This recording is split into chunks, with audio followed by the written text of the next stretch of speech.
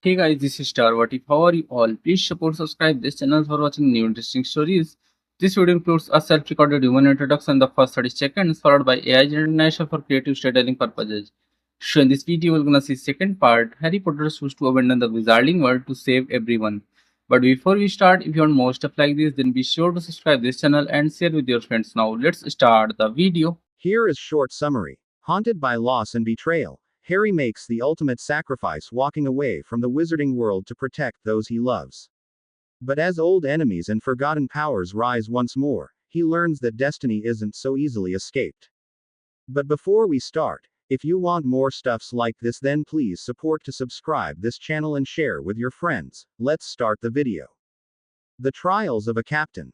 After a long talk with Sirius and Remus, Harry returned to the Gryffindor Tower extremely late, which meant that he had to wait to speak to Ron and Hermione until they left breakfast for herbology the following morning. The horrid weather of the weekend had vanished, only to be replaced by the strange mist that they had seen so much of in the past few months. Ron and Hermione had listened to the entire story in amazement, not saying a word until Harry was finished. They took their places around one of the gnarled Snargaluff stumps that formed this term's project and pulled on their protective gloves. The rest of the class was taking their positions, which meant any sort of conversation would have to be kept to whispers. It's quite scary, once you think about it, Ron said softly. But I don't get why Dumbledore's showing you all this. Wouldn't it be better to teach you spells? Harry inserted the gum shield. Sirius is doing that, he said with a shrug, then rested his hands against the sides of the stump. Dumbledore wouldn't be doing this if there wasn't a reason. I'll just have to be patient for now. You two ready? Ron and Hermione nodded. Closing his eyes, Harry concentrated on sending calming waves of reassurance while Ron and Hermione concentrated on getting the pod out. He felt the stump tense and concentrated harder of assuring the stump that there was no danger. It sounded stupid when you thought about it, but theoretically it should work. He could feel the stump relaxing and let out a sigh of relief.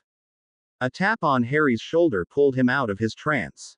He opened his eyes to see Hermione clutching an unpleasantly pulsating green object about the size of a grapefruit. He handed over a bowl, then grabbed something sharp to puncture it with while Hermione dropped the pod in. He handed that over and moved back to the stump when Hermione's voice stopped him. Actually, I think it's fascinating, Hermione said seriously. That had been the last thing Harry had been expecting to hear. Fascinating, Hermione? He asked. It's anything but fascinating. He was a monster even before he was 11 years old. He enjoyed hurting people. Hermione looked at Harry sympathetically. That's not what I meant, Harry, she said.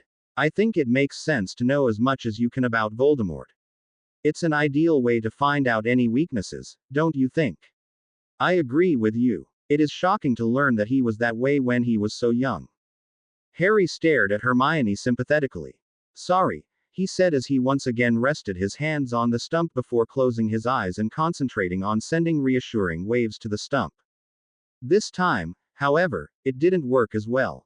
Harry and Ron were forced to fight away long and prickly vines that flew out of the top and whipped through the air. While Ron beat the vines again, Harry quickly plunged his arm into the hole and pulled out another pod as quickly as possible. Once he did, the vines shot back inside the stump, making it look like nothing other than a dead lump of wood. So how was Slughorn's party last night? Harry asked as he dropped his pod into another bowl. Hermione managed to puncture her pod, filling her bowl with tubers wriggling like pale green worms. Oh, it was actually quite fun, she said as she pulled off her goggles.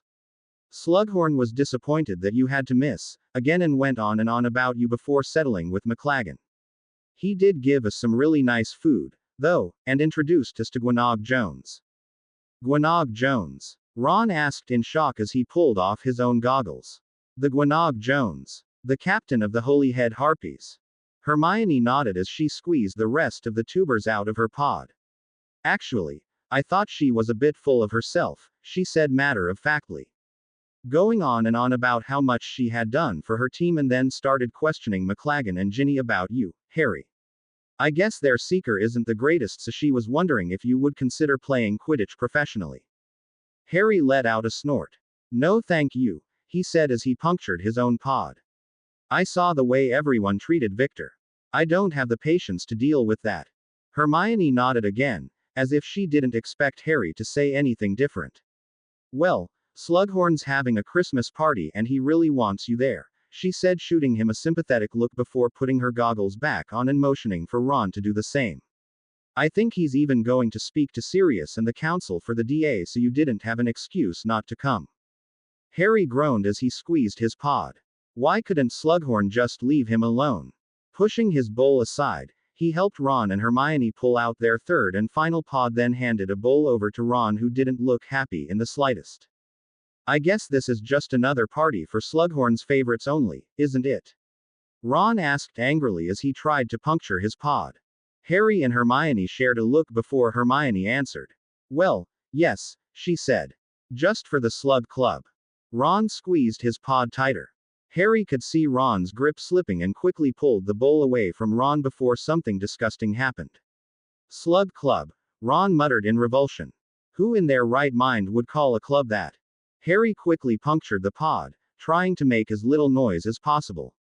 Strong waves of jealousy and anger were coming off Ron, making it impossible to ignore. Waves of aggravation from Hermione melded into the already present emotions. Harry knew an argument was coming and really didn't want to be caught in the middle of it. Look, Hermione said in annoyance. I didn't make up the name. Ron sneered at her. Well, I hope you have a grand time, he said through his teeth. Maybe you should hook up with McLaggen so you two can be King and Queen Slug. I'm sure Slughorn would love that. Harry winced as he squeezed the pod. That wasn't the smartest thing for Ron to say. Harry knew he should say something to stop them before this escalated to a shouting match, but he seriously doubted they would actually listen to him. Hermione's face was bright red. Actually, we're allowed to bring guests this time, and I was going to ask you, but since you think it's so stupid, then I won't bother, she said stiffly. Harry bit back a groan. Once again Ron had put his foot in his mouth, just like he had so many times before. It was going to be interesting to see how Ron was going to get himself out of this fix. Hermione and Ron never forgave and forgot quickly, especially with each other. There was an uncomfortable silence that fell among them. Harry had never felt so out of place as he did now. He desperately wanted to leave them alone, but there was no place to go without drawing attention to himself. Ron was the first to break the silence. You were really going to ask me? He asked in shock. Hermione glared at him. Yes, I was, she said angrily, but it's obvious you'd rather I went with McLaggen, so it doesn't matter now, does it? There was another uncomfortable silence before Ron answered. Well, no, I wouldn't, Ron said softly. Not another word was said about it for the remainder of class. Harry couldn't help feeling like a third wheel. He didn't find it surprising, considering all of the time they had spent together. It had become a pattern for them to be together, worrying about the latest obstacle that had injured Harry. Thinking about it, Harry was surprised they hadn't gotten together yet. But what did that mean for their friendship? What if something went wrong? What if Harry was forced to choose between Ron and Hermione? Don't think about it now. They haven't even gotten together yet. Harry was forced to put any concerns of Ron and Hermione to the back of his mind quickly as the time drew close for the first Quidditch game of the season. Dean was doing what he could to bring himself up to Katie's level, and everyone was doing what they could to help him out. Since he had been the reserve chaser, Dean hadn't had the chance to learn all of the plays yet.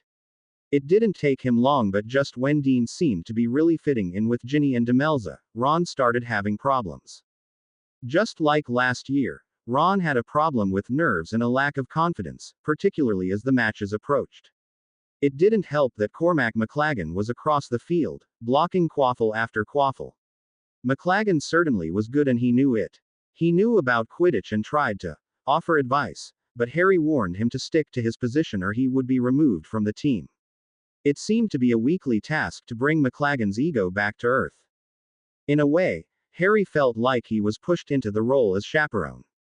He had to keep McLaggen in line, the beaters on track, and Ron from taking his frustration out on everyone. There had been a few times when Harry had to jump in and tell Ron to take a break before he exploded.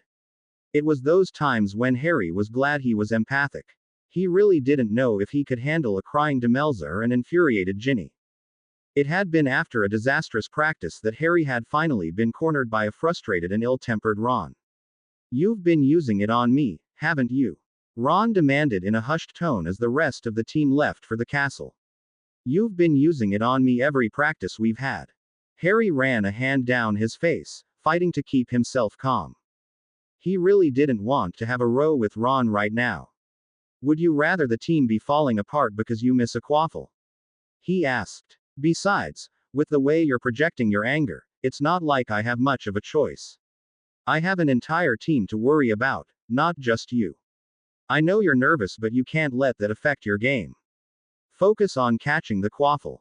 If you miss one, don't worry about it. Focus on catching the next.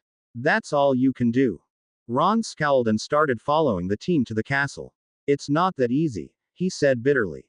"I'm not like you, Harry. I can't just ignore what everyone else is saying." Harry let out a long, frustrated sigh.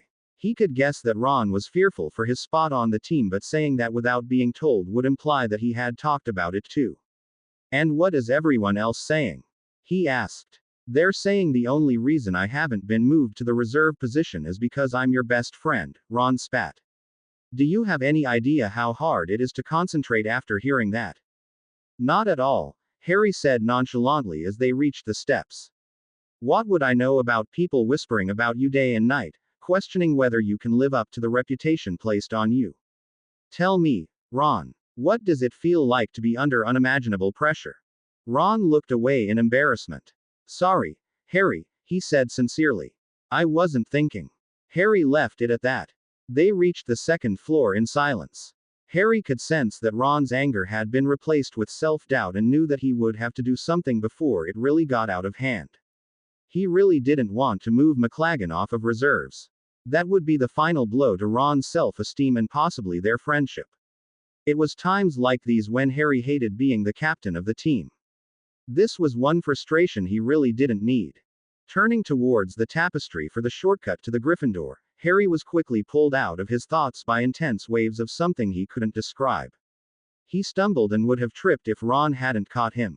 It was warm, tingly and intoxicating, but it vanished the moment Ron called out Harry's name in alarm. Regaining his senses, Harry looked around and found himself sitting on the floor with Ron, Ginny and Dean kneeling around him. "What happened, Harry?" Ginny asked worriedly. "Is it your scar?" Harry shook his head and moved to stand only to be quickly helped to his feet by Ron and Dean. "It's nothing," he said quickly, forcing himself not to look at Dean and Ginny.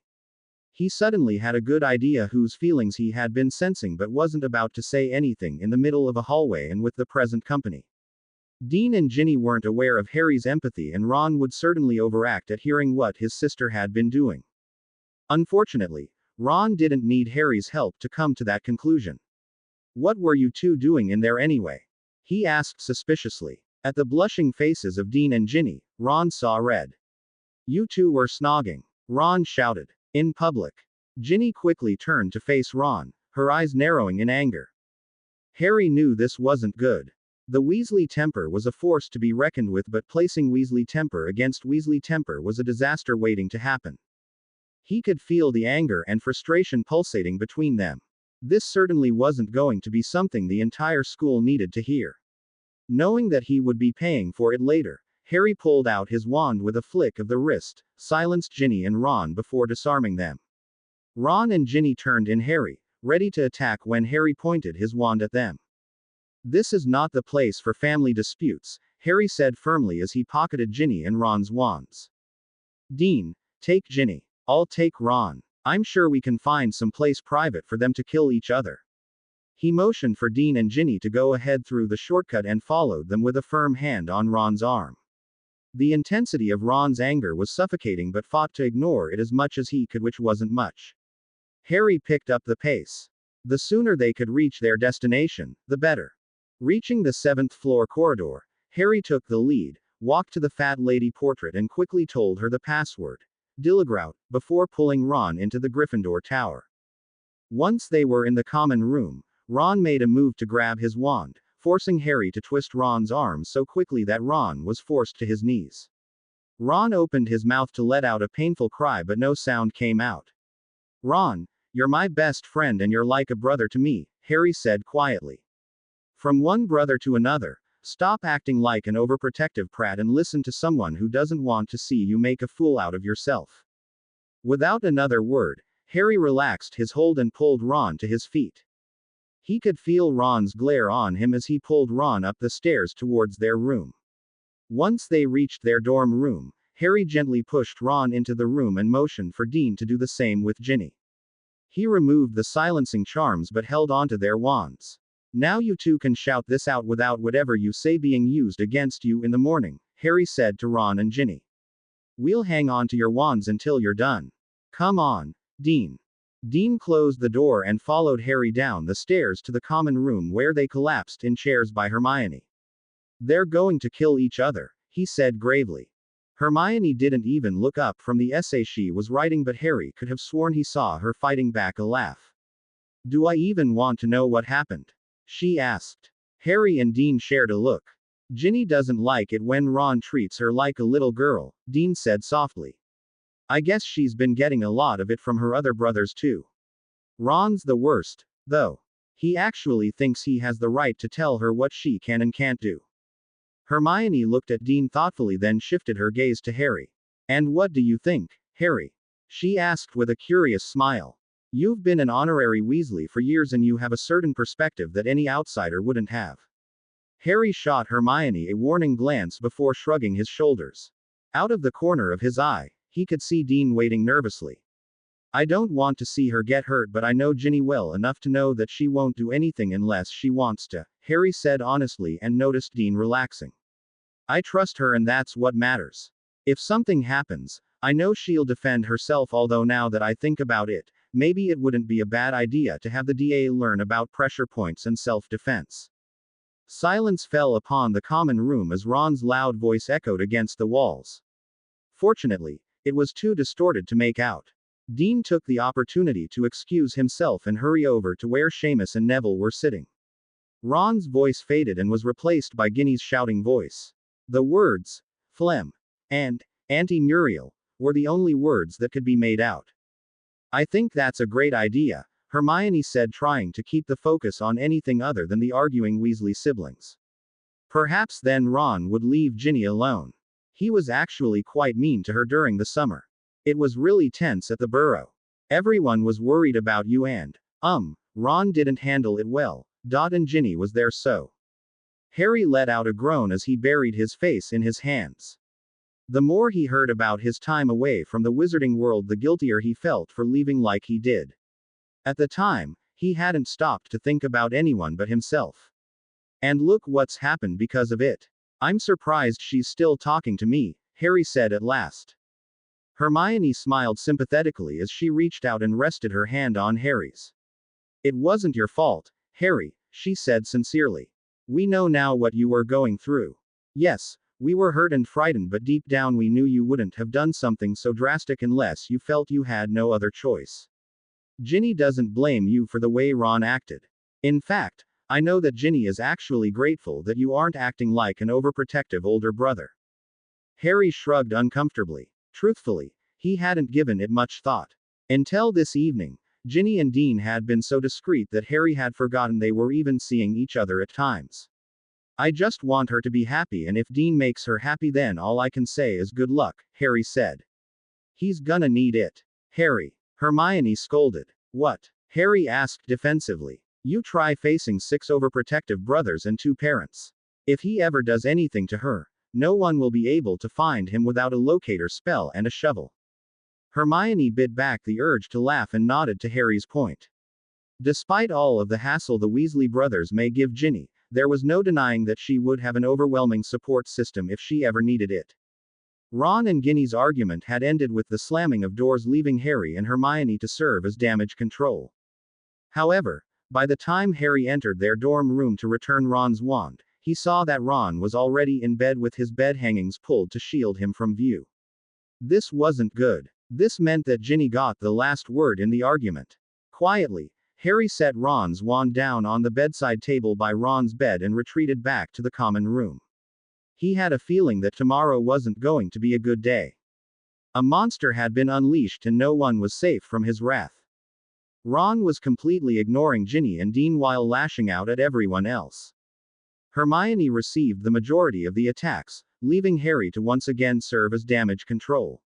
The worst of it was that Harry could sense all of the pain Ron was causing. His empathy seemed to be working in overdrive, making it very difficult for Harry not to hex Ron for being an absolute prat. He gave up on keeping the peace by the end of the day and stayed by Hermione's side. Ron was projecting too many negative emotions for Harry to think straight. Quidditch practice was even more unbearable. Ron took every opportunity to make his anger towards Ginny known. There had even been times when Harry had been forced to ground Ron and rely solely on McLaggen, something that only made Ron even more furious. At the final practice before the first Quidditch game of the season, Harry had to hold McLaggen back and tell him to suit up with the rest of the team in case Ron was unfit to play. It had been one of the hardest decisions Harry had ever made. He knew that he was jeopardizing his friendship with Ron, but he was jeopardizing his team by doing nothing. If Ron had to be pulled from the game to realize what he was actually doing to others, then Harry had no choice. Walking back up to the school alone, Harry tried to think of some way to fix everything before it became a disaster. There had to be a way to improve Ron's mood, remove the tension between Ron and, well, everyone else, and win against Slytherin tomorrow. This certainly wasn't in the job description for Captain. I have enough problems on my own. I don't need everyone else's. Harry entered the castle still deep in thought and mindlessly made his way for the moving staircases. He wished Ron could be empathic for one day so he could actually feel the damage he was doing to people, to Hermione and Ginny. Harry had been following Sirius and Remus' advice in letting Ron learn from his own mistakes, but this was really getting out of hand. How long did someone really have to hold on to a grudge without noticing what they were doing to other people? His thoughts ended abruptly when he felt something slamming into his back, sending him flying forward onto the hard floor. His entire back screamed in pain as Harry slowly rolled over while flicking his wrist to arm himself. All of the air had been knocked out of him, making his vision swim slightly. He could feel the warmth of the legacy pendants, alerting him that Sirius and Remus knew something was wrong. Harry blinked a few times and was able to make out his attacker. Draco Malfoy was approaching with his wand pointing at Harry and a smirk on his face. "I've been waiting for this, Potter," Malfoy sneered. "I'm going to make you pay for what you've done to my father, now that your little fan club isn't here to protect you." Soft waves of anger, pain and desperation brushed against Harry. He really wasn't surprised that Malfoy was seeking revenge. He was just amazed that Malfoy had waited this long to actually do something. "I didn't do anything to your father, Malfoy," Harry said as he slid backwards to put some more distance between them. "Your father made his own choices. He chose to join Voldemort. He chose to remain loyal to a half-blood hypocrite. If you want someone to blame for your father's actions, blame your father or even Voldemort for abandoning him." Malfoy's face contorted in anger. "You think you're so perfect," he spat. "Perfect Potter can do no wrong.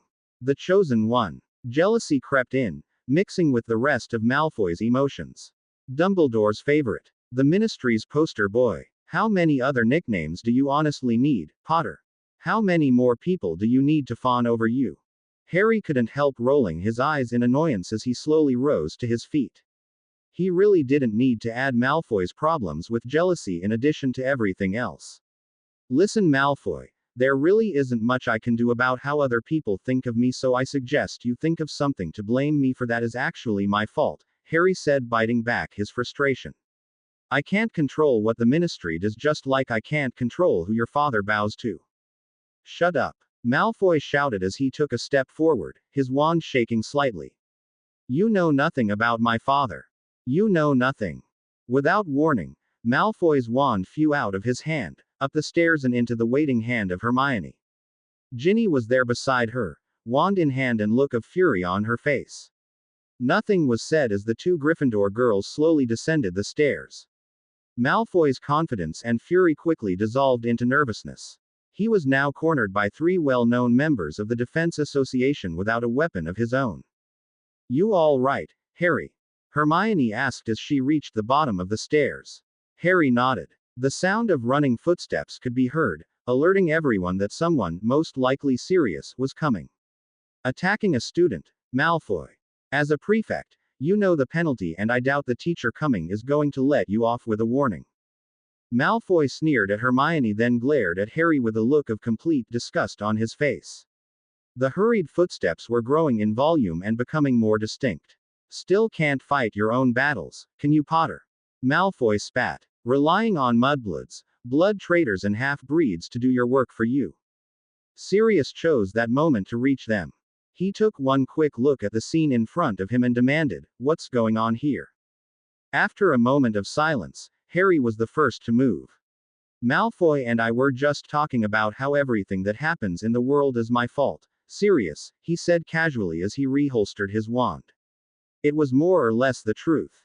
Harry knew Sirius wouldn't believe anything but the truth, particularly when Malfoy was concerned. Their rivalry and Malfoy's jealousy was well known by everyone in the castle. Sirius stared at Harry for a long moment before nodding and lowering his wand. "I see," he said, then looked directly at Malfoy. "I believe we have an appointment with Professor McGonagall, unless you want to keep this a family matter, Draco. After all, I adopted Harry, so that technically means you two are related." Malfoy paled in horror. He was caught between a rock and a hard place. Professor McGonagall was extremely protective of her Gryffindors, but that couldn't compare to how protective Sirius was of Harry. Malfoy's face quickly returned to a scowl as he enfolded his arms across his chest. "You can't do anything to me or you would lose your little position here," he said with a smirk. Sirius glared at Malfoy before grabbed him by the arm. "McGonagall's office it is then," he said firmly, then looked over at Harry. "Do you need to see Poppy?" Harry shook his head. "All right. Get to the Gryffindor Tower. We can talk about this tomorrow." Sirius glanced over at Hermione and Ginny and waited for Hermione to hand over Malfoy's wand. "Stay with him." Hermione and Ginny nodded and watched as Sirius pulled Malfoy in the direction of McGonagall's office. Once Sirius was out of sight, Harry let out a frustrated groan and started walking up the stairs. He really didn't need this now. He had no doubt that Sirius would begin his "Hogwarts isn't safe for Harry" campaign, but the fact of the matter was that Harry knew Malfoy wouldn't have done anything harmful. Malfoy seemed to need someone to yell at more than anything. He couldn't explain how he knew it, he just did. Malfoy needed someone to blame for the problems in his life, and Harry was the most logical choice. "Are you all right, Harry?" Hermione asked as she caught up to him. "If you're hurt." "I'm fine," Harry insisted tiredly. The pain from his back was only a dull ache now. Whatever Malfoy had hit him with had only been to grab his attention, nothing more. Sirius is just overacting again. Even the smallest bruise requires a visit to Madame Pomfrey. "Well, can you blame him for being that way?" Ginny asked from Harry's left as she caught with him. "The question I have is, how did he know you were in trouble?" Harry pulled out his legacy pendants from underneath his shirt and showed them to Ginny. "They're charmed to alert Sirius and Remus when I'm in trouble," he said before tucking the pendants under his shirt. "No matter how small. Or how big," Hermione said matter-of-factly. "I agree with Ginny. You can't blame Sirius for wanting to keep you safe, Harry. This was one of the reasons why Sirius didn't want you walking around alone. I can't believe Ron came back without you. This selfish behavior has to stop.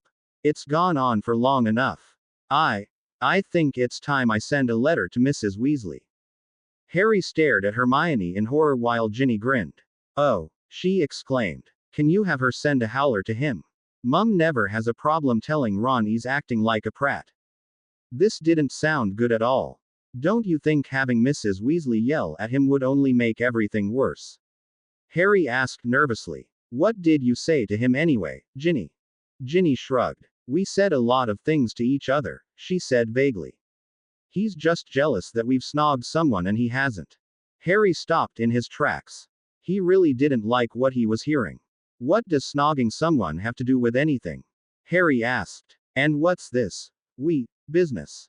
Your fight was supposed to be about Ron's problems with you and Dean." Ginny let out an annoyed sigh before she continued on her way with Harry and Hermione following suit.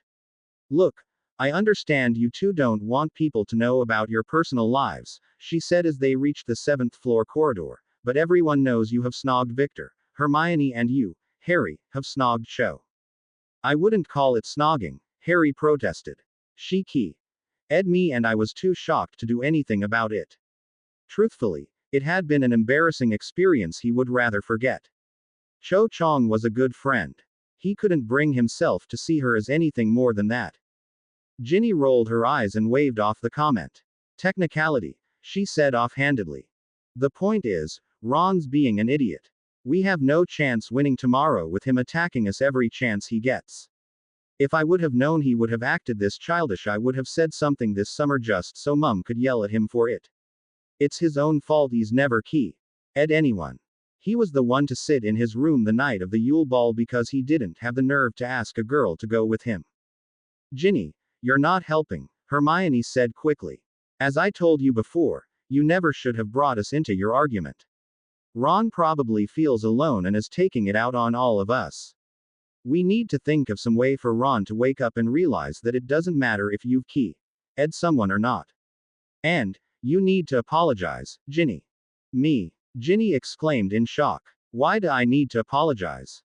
I did nothing wrong. Ron's the one who should apologize to me, calling me a Arlet woman along with a few other names I wouldn't dare repeating. I thought you would understand more than anyone. Before anything else could be said, Ginny picked up her pace, hurrying to the fat lady portrait, leaving Harry and Hermione in a stunned silence. As soon as the portrait entranced closed behind Ginny, Hermione let out an annoyed huff. Great, she exclaimed as she started pacing. Just what I need is two Weasleys mad at me. I don't know why I try anymore. The waves of distress pouring off of Hermione were almost suffocating. Hermione, you do have a point, Harry said helplessly. Ginny and Ron are just too stubborn to accept that they're wrong. They're never going to apologize to each other. What we need is to think of some way to improve Ron's mood so I don't have to kick him off the team tomorrow. Hermione let out a snort. Good luck on that one, she said sarcastically. I'm surprised he's still on the team with everything he's pulled. Harry pinched the bridge of his nose in frustration until he realized what Hermione had said. She was right. He needed luck to pull off a Gryffindor victory tomorrow. Fortunately, he had a bottle of luck packed securely in his trunk. Hermione, you're a genius, Harry said happily as he pulled her into a fierce embrace. You're right. We need luck tomorrow. Hermione pulled herself out of Harry's arms and looked at him in confusion. Why are you so happy about that? She asked. Harry quickly looked around in case anyone was listening along with reaching out to see if there were any stray emotions from anyone nearby. When he didn't sense anything other than Hermione's confusion and worry, Harry stepped towards her, unable to keep the grin off his face. Felix Felicis, he said simply. We've had the means to turn the around all along. Hermione stared at Harry in disbelief. Harry, she scolded. That's illegal. You heard Professor Slughorn. Harry quickly covered her mouth and looked around hastily. Are you trying to alert everyone we're out here? He asked quietly. I know using it in sporting events is illegal. All we have to do is make Ron think he had some. It'll boost his confidence in himself and hopefully make him forget about this entire mess with Ginny. At Hermione's uncertain look, Harry rested his hands on her shoulders and stared pleadingly into her eyes. Please say you'll help me with this, Hermione. This is for the benefit and sanity for everyone in Gryffindor. Don't you dare do that, Harry. Hermione said in a hushed voice. Although her tone was firm, it wasn't as forceful as it had been a moment ago. Don't you dare make me feel guilty. This is wrong and you know it. She turned away, her entire body tense for a long moment. Harry knew she was mentally debating his plea since Ron had been lashing out at her the most. What do you need me to do? Hermione asked finally. Just be yourself, Harry said with a smile. I'll make it look like I put something in Ron's drink at breakfast. You need to catch me and try to stop Ron from drinking it. Hermione looked at Harry skeptically. I don't know, Harry, she said uneasily. I don't see how this can fix everything. What if it backfires in our faces? Harry shrugged. He really didn't know what to say to that. There was a chance it could backfire. There was a chance that Ron would never speak to them again, but it wasn't that different than it was now. Ron wasn't talking to them except for the occasional sarcastic comment, and this was the only thing Harry could think of to change it. I'm willing to take the risk, Harry said finally. If it backfires, Tell Ron I made you do it. I'll take the blame. Hermione glared angrily at Harry. Since when have you made me do anything, Harry Potter? She asked as she poked Harry in the chest repeatedly. I make my own decisions and I choose to help you with this half-brained scheme that's bound to get you in trouble just like I always do. Harry stared at Hermione in surprise for a long moment before nodding. All right then, he said, unable to think of anything else to say. Shall we? Hermione nodded, then walked with Harry to the fat lady portrait. With every step, Harry could only hope that he was doing the right thing and that nothing went wrong tomorrow because he seriously couldn't think of anything else. The only other option was to give Ron Felix Felicis, which could lead to a number of problems. Once we get past the game tomorrow, I'll talk to him. I'll tell him he has to move on from this. Yes. Winning the Quidditch game to avoid an entire house of angry Gryffindors came first. Harry and Hermione were up and on their way to breakfast extremely early the next morning.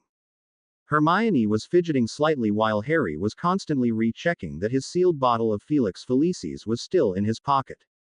He could feel the uncertainty surrounding Hermione and knew that she was having second thoughts about deceiving Ron but wasn't about to back out after giving Harry her word. Harry hated seeing Hermione like this and wondered if it had been a bad idea to ask for her help, but he couldn't imagine dealing with an angry Hermione on top of everything else. The Great Hall was nearly empty when they entered but didn't remain that way for long. Looking up at the ceiling, Harry noticed that the sky was a clear blue. He could use that. Excited Gryffindors slowly arrived, every one of them wishing Harry good luck at his first game as captain. Members of the DA followed suit, including Cho Chang, who told Harry he better win so they could face each other in the finals. Once again, Ravenclaw and Gryffindor were the two favorites to win the Quidditch Cup. Malfoy never returned to the Slytherin team after his suspension last year, and Hufflepuff's last decent seeker was Cedric Diggory. Ron finally arrived with the rest of the Quidditch team, receiving quite a few boos from the Slytherin table and loud cheers from the Gryffindor table. The entire team looked extremely nervous as they sat down. Ron sat next to Harry, lost in his own nervousness. He didn't even notice Lavender voicing her vote of confidence or anything anyone else said. Harry knew now was the time to act. How about something to drink, Ron? Harry asked casually. Tea, coffee, pumpkin juice. Ron just shrugged his shoulders. Harry took the opportunity to nudge Hermione with his elbow while taking Ron's goblet in one hand while pulling out the Felix Felicis with the other. Carefully, he pulled the goblet under the table and made it appear that he was putting some of the potion in it before placing the goblet back on the table and filling it with pumpkin juice. There you are, Ron. You better drink up. You need something in your system so you don't get lightheaded during the game. Harry. Hermione hissed loud enough for Ron to hear as Ron grabbed the goblet and raised it to his lips. What did you do? Nothing, Harry said through his teeth, but noticed Ron looking at him out of the corner of his eye. Hermione glared at him, then rose partially and moved to grab the goblet. Don't drink that, Ron, she said in a sharply. Ron's eyes narrowed at her. Hermione looked back at Harry in disbelief. You just put something in that drink, she said. I can't believe you. Harry looked at her innocently, something that Ron and Hermione knew he only did when he had indeed done something. I don't know what you're talking about, he said as he pocketed the potion bottle. Hermione gaped at him. I saw you, she insisted, then looked back at Ron. Ron, don't drink it. Ron shot her a glare before draining the goblet in one gulp. You're not my mother, Hermione, he said in annoyance. Stop bossing me around. Hermione stared at Ron in disbelief before sitting back down. Her shoulders slumped forward in defeat and pain. Ron's words had hurt her. That much was clear. Harry let out a sigh as he reached under the table and took a hold of her hand. Closing his eyes, Harry tried to send her waves of reassurance and sympathy. He had only tried sending out emotions a few times, but that had been to creatures from the forest. Humans were always more complicated, but he knew it had worked when he heard Hermione gasp and squeeze his hand slightly. Opening his eyes, Harry noticed Hermione's grateful smile before turning to Ron. I suppose we should get moving, he said as he released Hermione's hand and stood up. Ron grunted and rose to his feet. Harry took the opportunity to smile at Hermione before leaving with Ron. She had done her part. It was now up to him. The moment he stepped onto the frost-covered grass, Harry looked up at the sky and smiled. I suppose it's lucky for us that the weather's this good, he said nonchalantly. Ron didn't comment but did look up at the sky before looking around. There was no breeze whatsoever. It wasn't too cold either. It was a perfect day for Quidditch. As they reached the changing room, Ginny and Demelza hurried towards them with smiles on their faces. You're not going to believe this, Ginny exclaimed. The Slytherin chaser, Vazey, won't be playing today. He took a bludger to the head yesterday. Are we lucky or what? Harry couldn't have asked for better news or a better comment from Ginny. He smiled at her before pulling on his Arlet robes. Ron was doing the same, appearing to be lost in his own thoughts. Come on, Ron. Put it together. The clues are all there. Harry was starting to think that Ron was too caught up in his own nervousness to actually think about what others had said this morning. Ron was halfway through pulling on his keeper's gloves when he turned and looked quizzically at Harry. Did you put something in my pumpkin juice? He asked suspiciously. Harry stared at him in disbelief. It's just rather odd that Vazey isn't playing today. He's their best goal scorer. Harry continued to stare at Ron before standing. We'll be starting soon, he said evenly. You better get your boots on. The Gryffindor Quidditch team entered the pitch to a mixture of roars and boos. On the opposite end of the stadium was Slytherin team, waiting for them. There was so much excitement that it was impossible to ignore. Shaking his head, Harry tried to concentrate on his own emotions as he stepped up to the referee, Madam Hooch, who was ready to release the bludgers, Quaffle and Snitch from the crate that held them. Urquhart, the Slytherin captain, also approached, his hate-filled eyes never leaving Harry. Captains, shake hands, Madam Hooch said firmly. Urquhart gripped Harry's hand and tried to crush it, but with a flick of the wrist, Harry had the Slytherin captain's wrist at an awkward angle, making it impossible. Mount your brooms. Everyone did so. On the whistle then. 3, 2, 1. The whistle sounded and everyone kicked off hard. The bludgers and Snitch were released, followed by the Quaffle being thrown upwards. The whistle sounded, Harry and the others kicked off hard from the frozen ground, and they were away. The Gryffindor chasers instantly took the familiar offensive position they had worked on over the past weeks. Harry quickly turned his attention to searching for the Snitch. He let everything else wash over him and trusted that his senses and empathy would alert him to danger.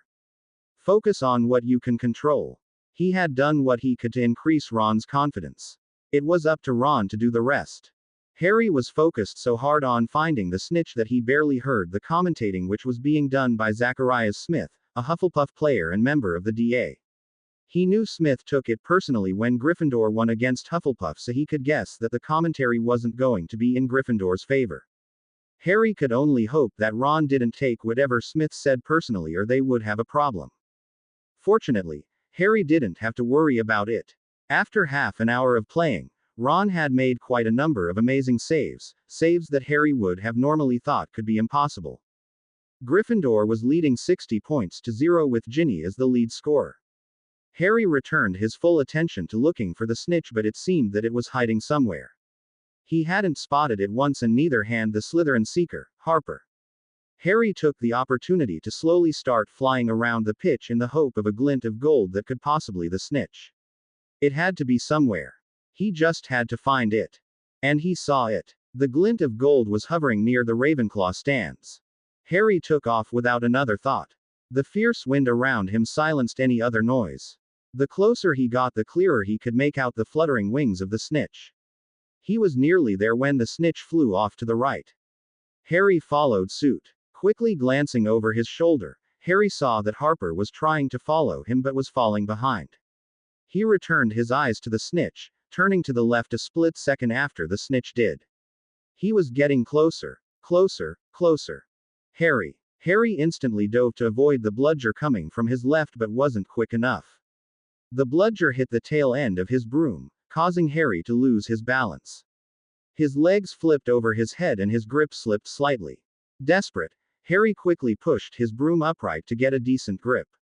With a quick glance around to see Harper dodging a bludger, Harry pulled himself back onto his broom to see that the Snitch had vanished from sight. It didn't take long for Harry to spot the Snitch again, this time high in the sky. He took off once again with Harper following close behind. Bludgers came from the left and the right, but Harry dodged as quickly as he could but noticed that his firebolt wasn't reacting as fast as it normally did. He would have been hit again if he hadn't pulled the broom up harshly, forcing him to flip backwards in the air. He was now flying beside Harper, neck and neck. Both of them reached out for the snitch. The snitch was at their fingertips. In an act of desperation, Harry jumped upwards, wrapped his fingers around the snitch and landed with one leg wrapped around his broom. He quickly repositioned himself and held up his snitch for everyone to see. The whistle blew, signaling the end of the game. A wide grin spread across his face as he finally noticed the deafening cheers coming from the crowd. Harry quickly landed and was immediately surrounded by the rest of the team, everyone congratulating him on a spectacular save. As soon as Harry saw Ron's smiling face, he finally let himself relax. It was the first smile Harry had seen on Ron's face in weeks. Ron slapped Harry on the back happily as they made their way to the changing room with the rest of the team, all hostility forgotten. Dean announced that there was a party in the common room and eventually people left for it, leaving Ron and Harry alone. They were nearly ready to leave when Hermione entered with a nervous look on her face. "Congratulations," Hermione said softly as she slowly edged towards Harry. "You both played really well." Ron glanced at Harry. "Yeah," he said softly. "And we all know why." Harry and Hermione looked at Ron curiously. "You played well," Harry said with a shrug. "That's all there's to it." He pulled out the bottle of Felix Felicis that was still sealed with wax and handed it over. "I didn't give you anything, Ron. We wanted you to think I'd done it. You saved everything because you felt lucky and had the confidence to do so. You've always had the talent. You just needed to get past the nerves." Ron stared at Harry and Hermione in disbelief as he handed the potion back to Harry. "There really wasn't anything in my pumpkin juice?" he asked, then looked at Hermione. "And you let me say those things to you?" At Harry and Hermione's smiles, Ron pulled them both into a fierce embrace. "I did it on my own." Without another word, Ron released Harry and Hermione before leaving the changing room in a hurry. Harry and Hermione shared a look before sharing a shrug. Hermione's face looked slightly flushed. "Well, that went well," she said uncomfortably. "I suppose we should get to the party."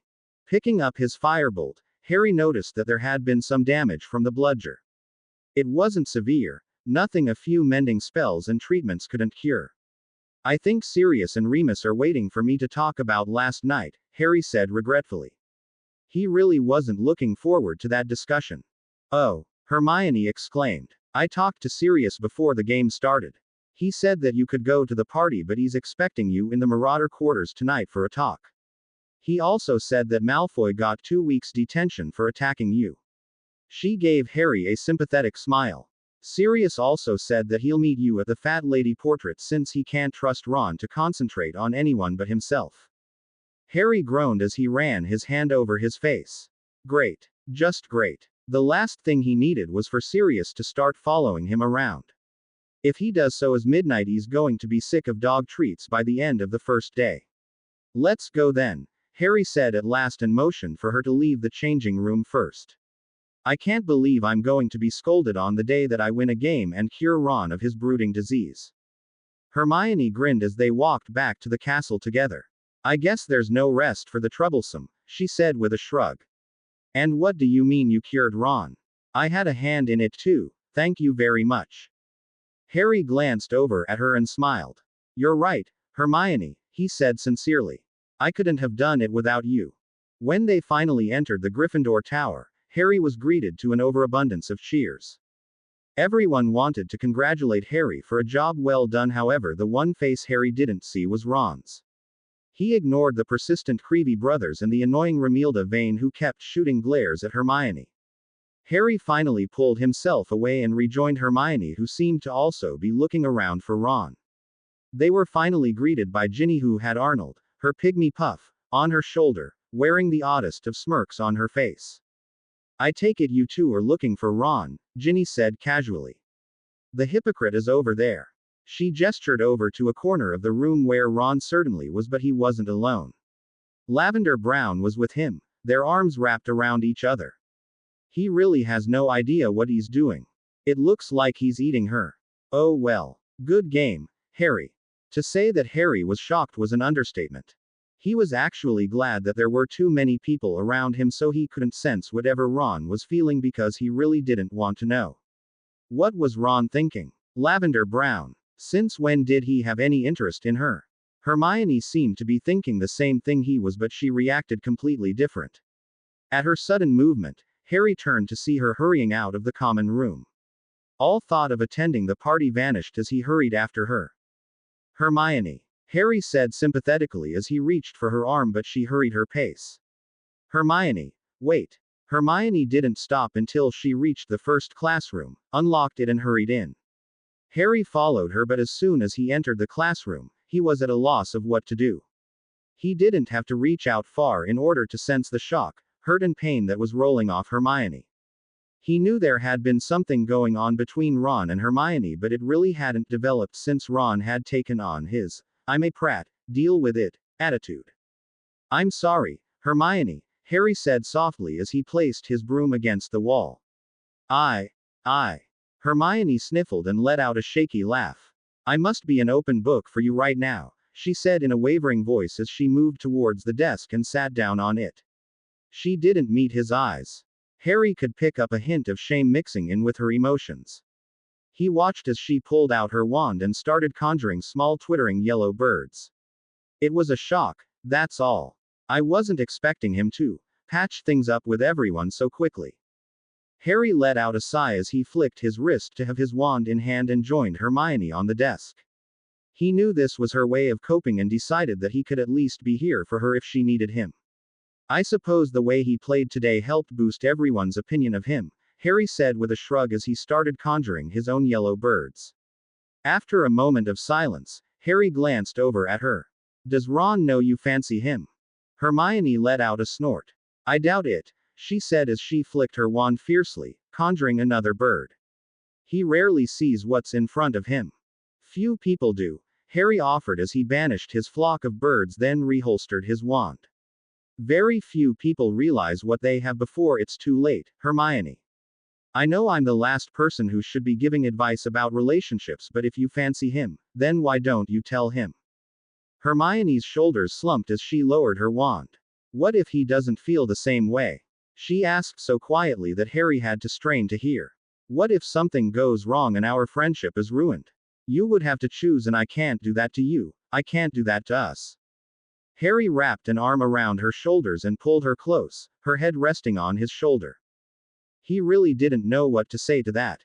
Choose between Ron and Hermione. They were his best friends. Each of them brought something unique to their group. Ron brought humor. Hermione brought common sense and, well, Harry was still trying to figure out what he brought other than endless adventures. He didn't want to choose between them, but could he really let Hermione not attempt a relationship with Ron because of him? "What do you want, Hermione?" Harry asked at last. "If there was nothing other than your own feelings to consider, would you, well, try and have a go at it? Would you?" Hermione countered. "Now that's a loaded question. The question could be answered two ways, serious or witty." Harry decided on witty. "No, I can't say I would," he said in all seriousness and noticed Hermione's shoulders hunch forward more. "Ron's really not my type, you know. I'm sure he's a great guy, but I just can't see myself with my brother. That's just wrong on so many levels." Hermione weakly jabbed Harry in the ribs while she let out a shaky laugh. "I can't believe you," she said and nudged him again. "You're horrible, Harry. You really are."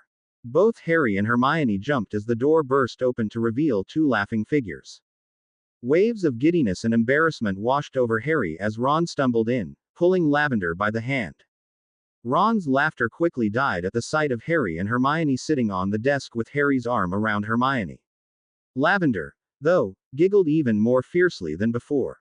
Noticing the waves of pain and anger rolling off Hermione, Harry jumped off the desk and extended his hand to Hermione to help her off. She accepted, refusing to look at Harry in the face, the twittering birds still circling over her head. "I think this is our cue to leave," Harry said to Hermione. "How about we visit Sirius and Remus?" Hermione nodded. "Maybe you can get me out of the lecture Sirius is bound to give me for last night," he offered. You have no idea how long-winded Sirius can be when he thinks I'm in danger. What are you talking about, Harry? Ron asked in confusion. What happened last night?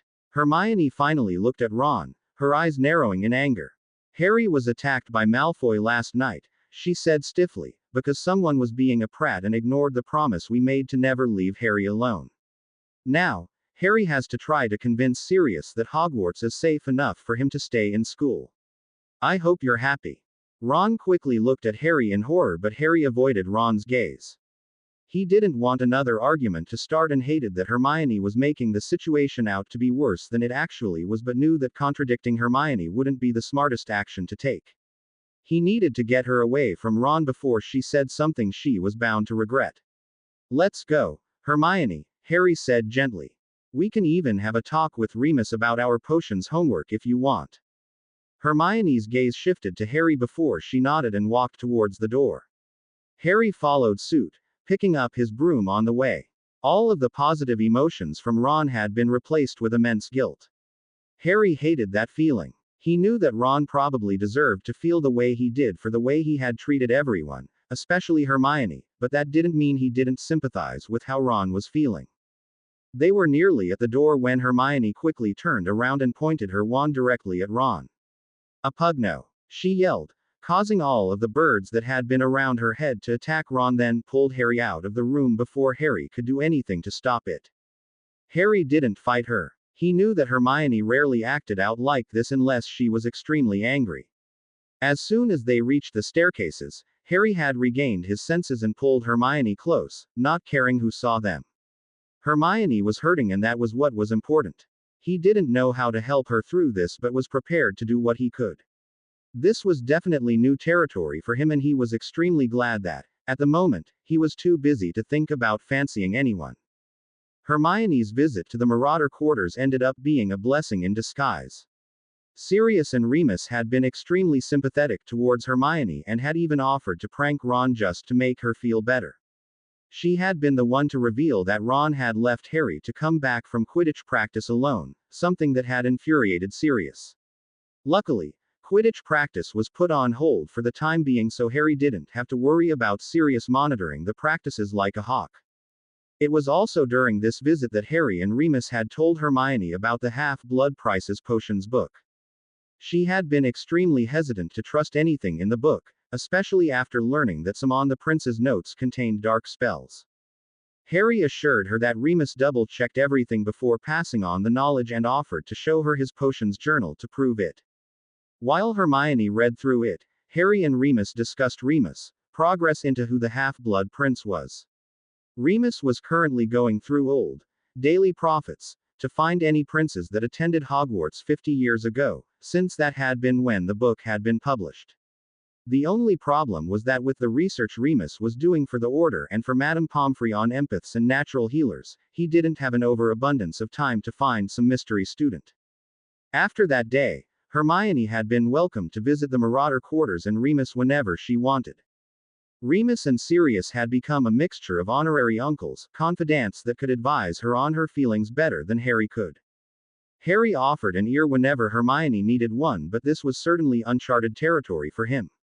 He was relieved that Sirius and Remus offered their help because some of the conversations that consisted of Hermione ranting and Harry listening were becoming too uncomfortable for him. Harry sympathized with Hermione's situation, but he wasn't about to abandon his friendship with Ron, even though Hermione was avoiding him at all costs.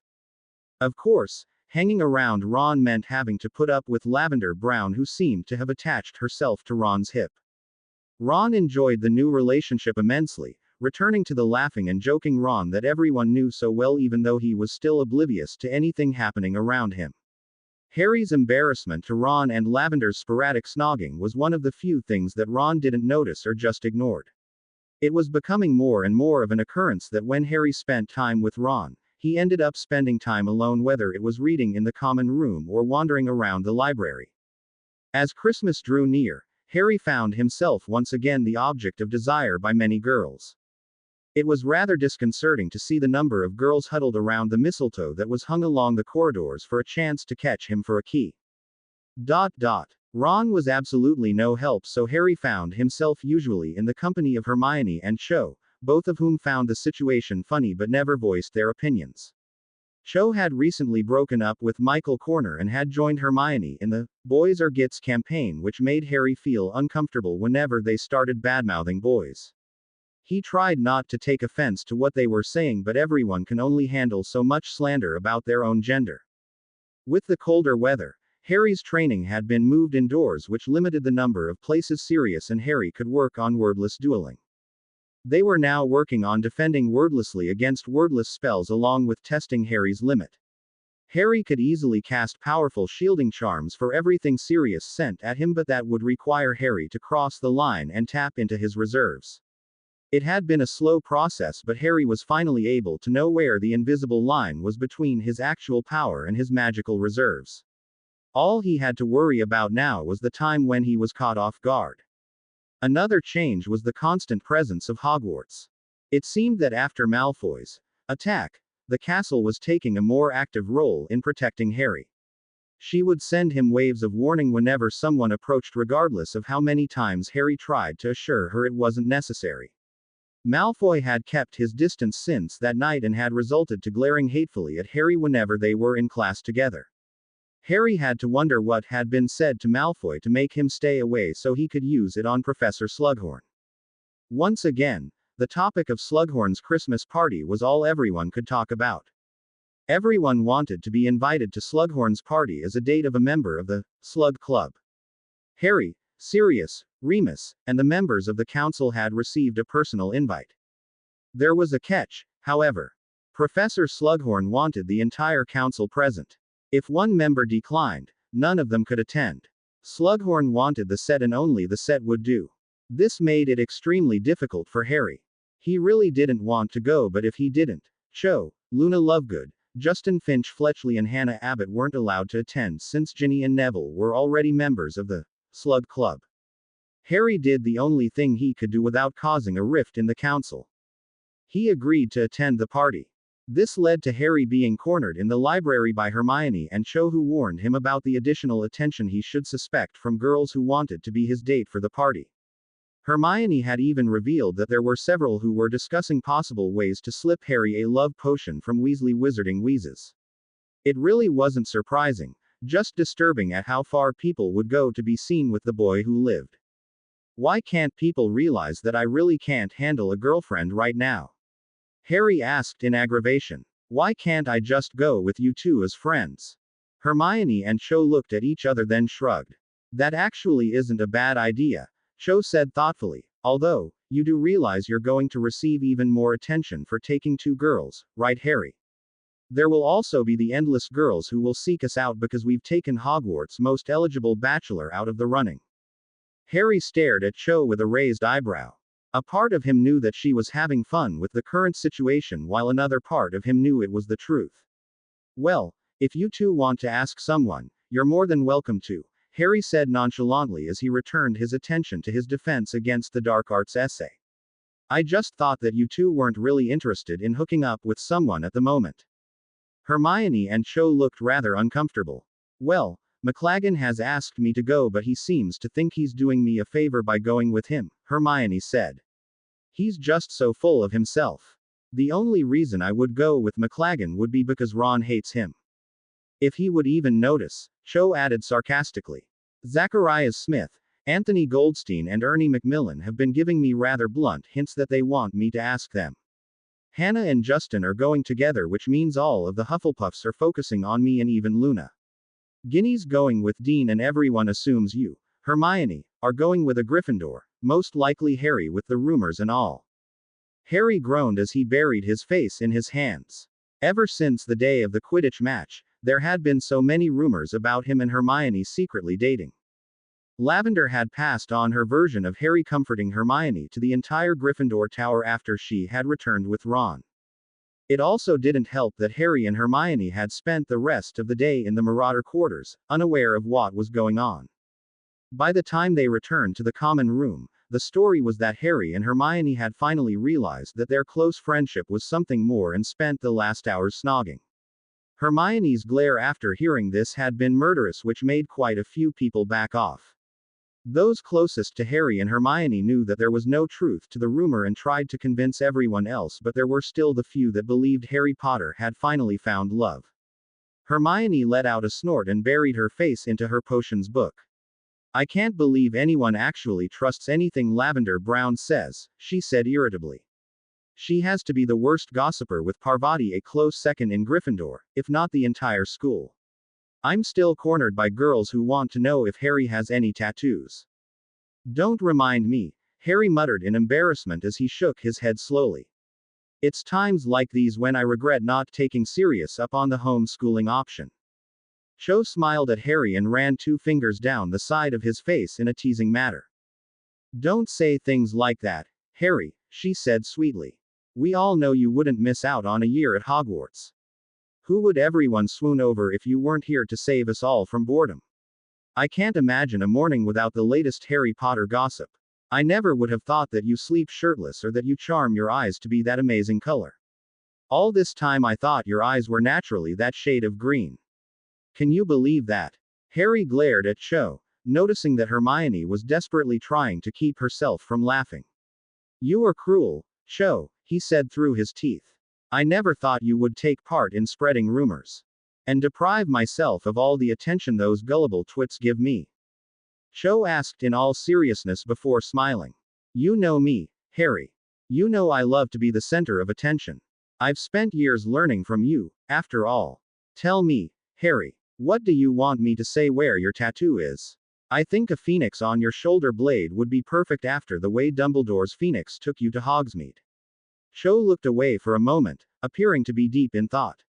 On the other hand, a dragon is very macho. Perhaps we can use that. Hermione was covering her mouth to silence her laughter, but the tears leaking out of her tightly closed eyes were enough to know that she was finding the banter hilarious. Cho had a remarkable gift of making all of the insanity surrounding Harry appear to be an everyday occurrence, but mixed it up with sarcasm and jokes for Harry and Hermione to know that she despised it just as much as Harry did. Harry continued to glare at Cho, but she only smiled innocently at him. And I thought I could trust you to be on my side, he said, then shook his head and returned his gaze to his essay. Oh well, I guess I won't show you my memory of that night at the Ministry. It had been a thought in his head for a while now. He wasn't comfortable with showing his duel with Voldemort to the entire DA, but he did trust the council enough to know they wouldn't spread what they witnessed. They, at least, should know what they're up against. Cho's smile faltered. Hermione's silent laughter died instantly. Seriously? Cho asked. Harry nodded. You're going to let us see, that night? I thought there was some sort of law of secrecy against it, by the Ministry I mean. She looked at Hermione as if seeking confirmation, then sat back in her chair. Wow. Hermione, however, wasn't as awestruck. Are you sure you want that many people seeing that, Harry? She asked uncertainly. It may bring up some questions that you don't want asked. Actually, that duel was one of the more normal duels I've had, Harry said with a shrug of the shoulders. He understood Hermione's nervousness. The last thing he needed was anyone viewing any of the outbursts he had. They had been hard enough to talk about with Ron and Hermione. Nothing was said that everyone doesn't already know. Thanks to the Prophet, everyone is aware that Voldemort was after a prophecy that night and that it was destroyed. The only other revelation from that night is that Voldemort is completely out of his mind, but we all know that already. Of course, you can be there too, Hermione. Hermione blinked a few times before smiling. I'd appreciate that, Harry, she said sincerely. When are you thinking of doing this? Harry shrugged again. Maybe the first council meeting after Christmas, he said, then looked at Cho, who now had a strange look on her face. Is there something wrong, Cho?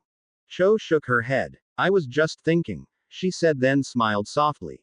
I think we should have something made up to ensure silence. I know you trust the council, Harry, but it doesn't hurt to be cautious. Luna's father is the editor of the Quibbler, and Justin doesn't hide the fact that he idolizes you. If what you're going to show us is what has Scrimgeour in such a hurry to speak with you, then chances are you don't want anyone else knowing about it, or whatever version is passed around the school. She has a point, Harry, Hermione added. Maybe we should talk to Sirius and Remus about this. They're bound to know something about secrecy spells. Harry massaged his temples as he shifted his gaze from Cho to Hermione. He had a feeling that the decision was already made no matter what he said. Well, when you two decide what I should do, please let me know, Harry said indignantly as he started to pack up his things. Merlin forbid, I actually think for myself for once. Hermione and Cho quickly rose to their feet, each grabbing a wrist to stop him. We didn't mean it like that and you know it, Harry, Cho said. We're just looking out for you. Secrets don't remain secrets at Hogwarts, especially your secrets. Have you talked to Mr. Black and Mr. Lupin about this? Harry shook his head. I may not know them that well, but I do know that Mr. Black is extremely overprotective of you. The entire school knows it. If we didn't suggest this, he would. Harry collapsed back in his chair and let out a resigned sigh.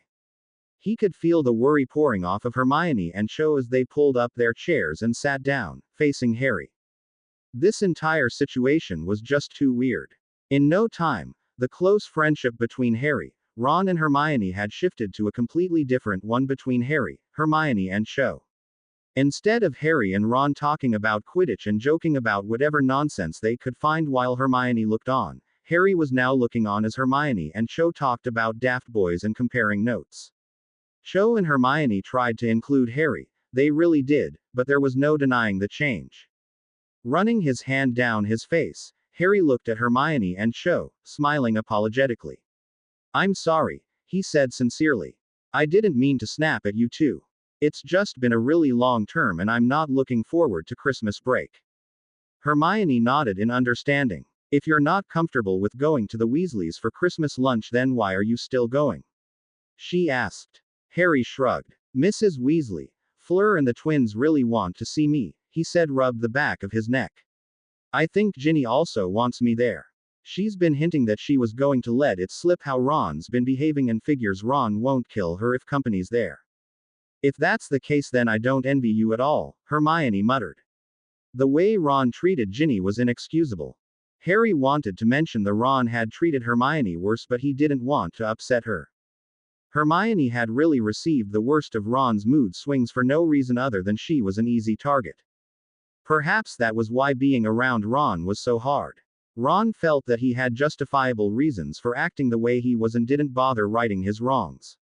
There had been no guilt, no remorse. Harry knew that for certain. Ron's emotions rested solely on either annoyance or a combination of giddiness and pleasure. That was why Harry did everything he could not to use his empathy around Ron. It wasn't long before they were chased out of the library by Madame Pants, claiming that the library was closed. Cho bid a cheery farewell before hurrying off for the Ravenclaw Tower. Harry and Hermione made their way back to the Gryffindor Tower in silence. Strong waves of annoyance, nervousness and dread were flowing off of Hermione with every step she took. It was clear that this entire situation with Ron was bothering her in more ways than she was expressing.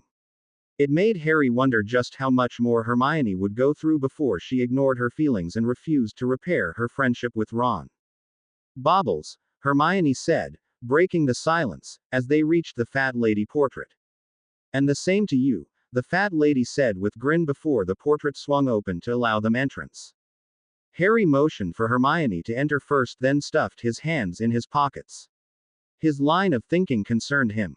What if their friendship with Ron could never be repaired to what it had been? Could he abandon Ron just because the emotions he was feeling from Ron made him uncomfortable? Perhaps it would be different if Harry had a girlfriend of his own, but he didn't think so. Sensing whatever Ron was feeling towards Lavender when they were snogging was just wrong. A loud voice quickly snapped Harry out of his thoughts. Hi, Harry! Romilda Vane exclaimed as she hurried towards him, a goblet in one hand and a box in another. Fancy a gilly water or perhaps some pumpkin juice. Harry glanced over at Hermione, who was biting her lower lip in an attempt to keep herself from laughing. No thanks, he said uncomfortably. I'm not thirsty, but thanks for the offer. He moved to follow Hermione to the nearest empty table but was blocked by Romilda. The persistent fourth year offered the box. How about some chocolate cauldrons? Romilda offered. My gran sent them to me, but she must have forgotten I don't like them. These have fire whiskey in them. Harry stared at Romilda with a raised eyebrow. He really didn't believe that. Pulling his hands out of his pockets, Harry had his wand in hand with a flick of the wrist and waved his wand over the box while thinking Specialis Revelio. A faint mist appeared along with what actually was in the chocolate cauldrons. Are you sure your grandmother sent those to you, Romilda? Harry asked as he reholstered his wand. Those are filled with a common love potion, not fire whiskey. It could be dangerous in the wrong hands. Romilda suddenly looked extremely nervous. Oh, she said as she took a step backwards. Thanks, Harry. I'll let my gran know. Harry watched her run off before joining Hermione, who was approaching a nearby table.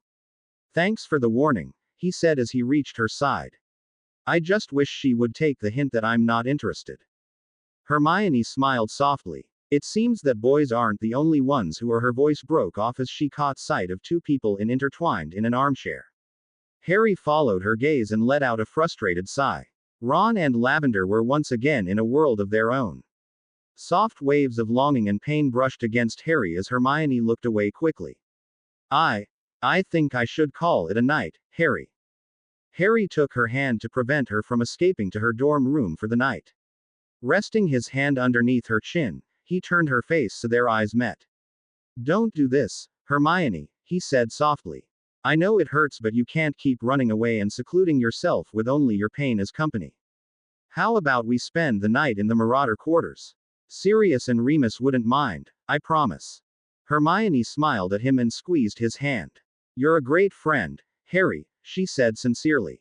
Not many boys would put up with what you've had over the past few weeks. I know Sirius and Remus wouldn't mind us visiting, but I can't keep running to them every time I'm unsettled. Sometimes you just have to work things out on your own. Rising herself up on her tiptoes, Hermione kissed Harry on the cheek. I'll be all right, Harry. I promise. Harry let her go with only one question on his mind. Why does everything always have to be so complicated? With the following day being the final day of lessons before Christmas break, there wasn't much time to do anything other than focus on classes and discuss Slughorn's party that evening. Sirius and Remus had been surprised to hear that Harry was escorting Hermione and Cho, even if it was just as friends, but they kept their comments to themselves, having heard more than their fair share of Hermione and Cho's predicament. During the past few months, the majority of the students had become comfortable with the famous Sirius Black as their advisor. Sirius' free time had certainly decreased as the weeks had passed. He had become well known for his lighthearted personality and insane suggestions, allowing people to come to their own rational solutions, unless a Sirius was needed. It didn't happen often, but there had been the rare occasion. Perhaps that was why the student body didn't react well when Professor Dumbledore announced that Remus would be returning to his role as advisor after Christmas. It wasn't like any disliked Remus. Sirius just had a tendency to act more like a teenager half the time, making it seem like the students were confiding in a friend rather than an adult. Remus had recovered a great deal over the past few months, which was partially because he had served as a test subject for Harry. Every week, Harry had tried to heal a particular ailment, and every week he had only been partially successful, but it was becoming easier for Harry to call upon the ability when he needed to. Harry now had some control over the ability instead of it controlling him. Remus wasn't completely healed yet and most likely wouldn't be for some time. He attended meals in the Great Hall and could also be seen walking down the halls with Sirius, but he certainly wouldn't be up for a game of Quidditch anytime soon. He would be able to fill the role as advisor, allowing Sirius to take a more active role in the order. What that role may be, Harry didn't know, but he had a feeling it would be discussed over Christmas. With all of Harry's concerns, Ron acting in his usual uncaring self towards Hermione was the last thing he needed, but it happened in Transfiguration. The entire class was working hard on human transfiguration in front of mirrors. The assignment was to change the color of your own eyebrows and was incredibly difficult. Ron's first attempt had been rather comical and quite shocking. Instead of changing his eyebrows, Ron had somehow managed to create an odd-looking handlebar mustache on himself. Hermione had laughed along with most of the people around Ron who had noticed, but Ron decided to take his revenge out on Hermione. For the remainder of class, Ron imitated Hermione, jumping up and down in her seat for every question Professor McGonagall asked.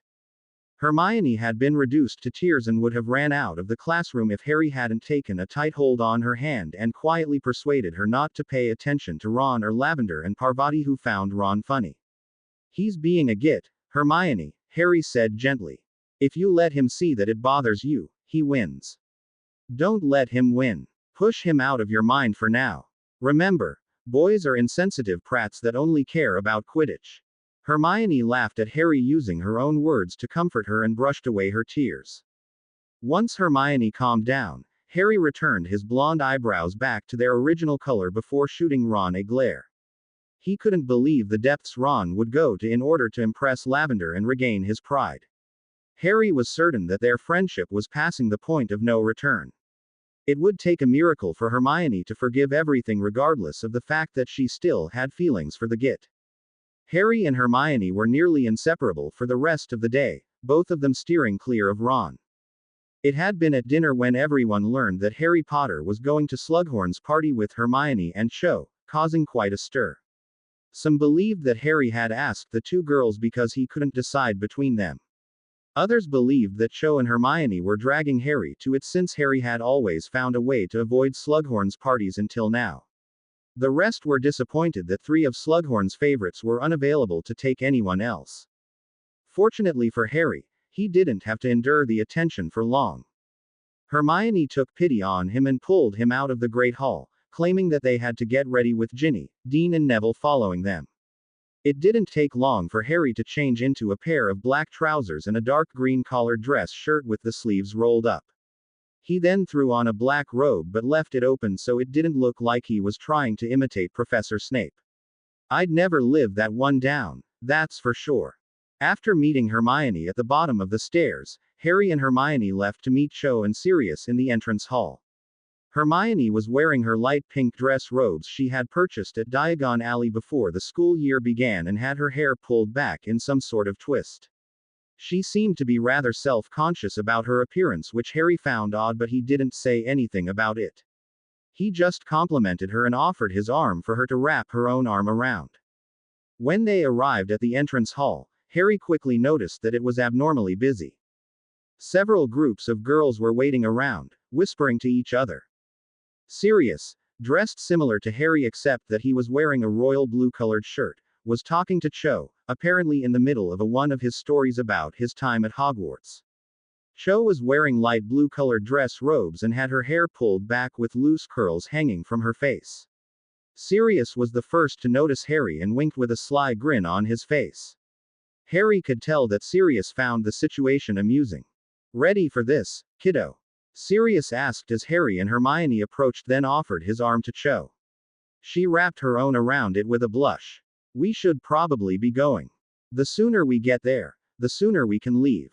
After all, Slughorn never said we had to stay all night, now did he?" Harry bit back a laugh. "Thank you, Sirius." He knew that Sirius was only going because Harry was going. Rumor had it that there was supposed to be a vampire at the party along with Professor Snape. It was still up for debate of who Sirius felt Harry needed more protection from. As they reached Slughorn's office, the sounds of laughter, music and loud voices were enough to give anyone a headache. Harry quickly concentrated on anything and everything other than the emotions around him. He couldn't risk being bombarded with too many emotions tonight. He doubted that he could push anything off as a magical fluctuation without raising suspicions now, no matter what Professor Dumbledore said. Harry and Hermione followed Sirius and Cho into Slughorn's crowded office. The room had clearly been charmed to be larger than it actually was to accommodate so many people. Green, red and gold hangings covered the ceiling and walls, making the place look like a rather large tent. Harry could only roll his eyes at the thought. Slughorn was obviously the ringmaster bringing forward his acts to dazzle the crowd. And I'm the star act. Great. Just great. The room was bathed in red light from an elaborate golden lamp hanging from the center of the ceiling. There even appeared to be real fairies fluttering around, each of them casting a distinct speck of light. Loud singing accompanied the music coming from the far corner of the room, which was too difficult to see with the haze caused by pipe smoke. People were all talking in groups, not paying attention to the house elves that were trying to maneuver their way around with heavy silver platters of food in their hands. Harry moved to follow Sirius to an empty corner when a dreaded voice called out for him. Harry, Emboy! Professor Slughorn exclaimed, his excitement clear in every line of his face. He was wearing a velvet hat with a matching smoking jacket. He looked like an overstuffed plum, but Harry wasn't about to say that out loud. Just the person I was waiting for. And you've brought Miss Granger. Good to see you, my dear. Sirius moved so he was standing directly behind Harry. Horace, he said with a nod. Slughorn's smile faltered for a brief moment before it returned just as wide as before. Sirius, he boomed. I didn't expect to see you here tonight. You've denied every one of my invitations.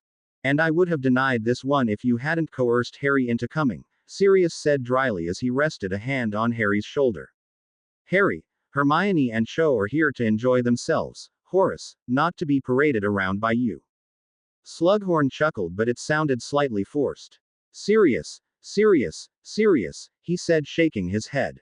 You never change. You are as protective of your godson as you were of your friends during your years here.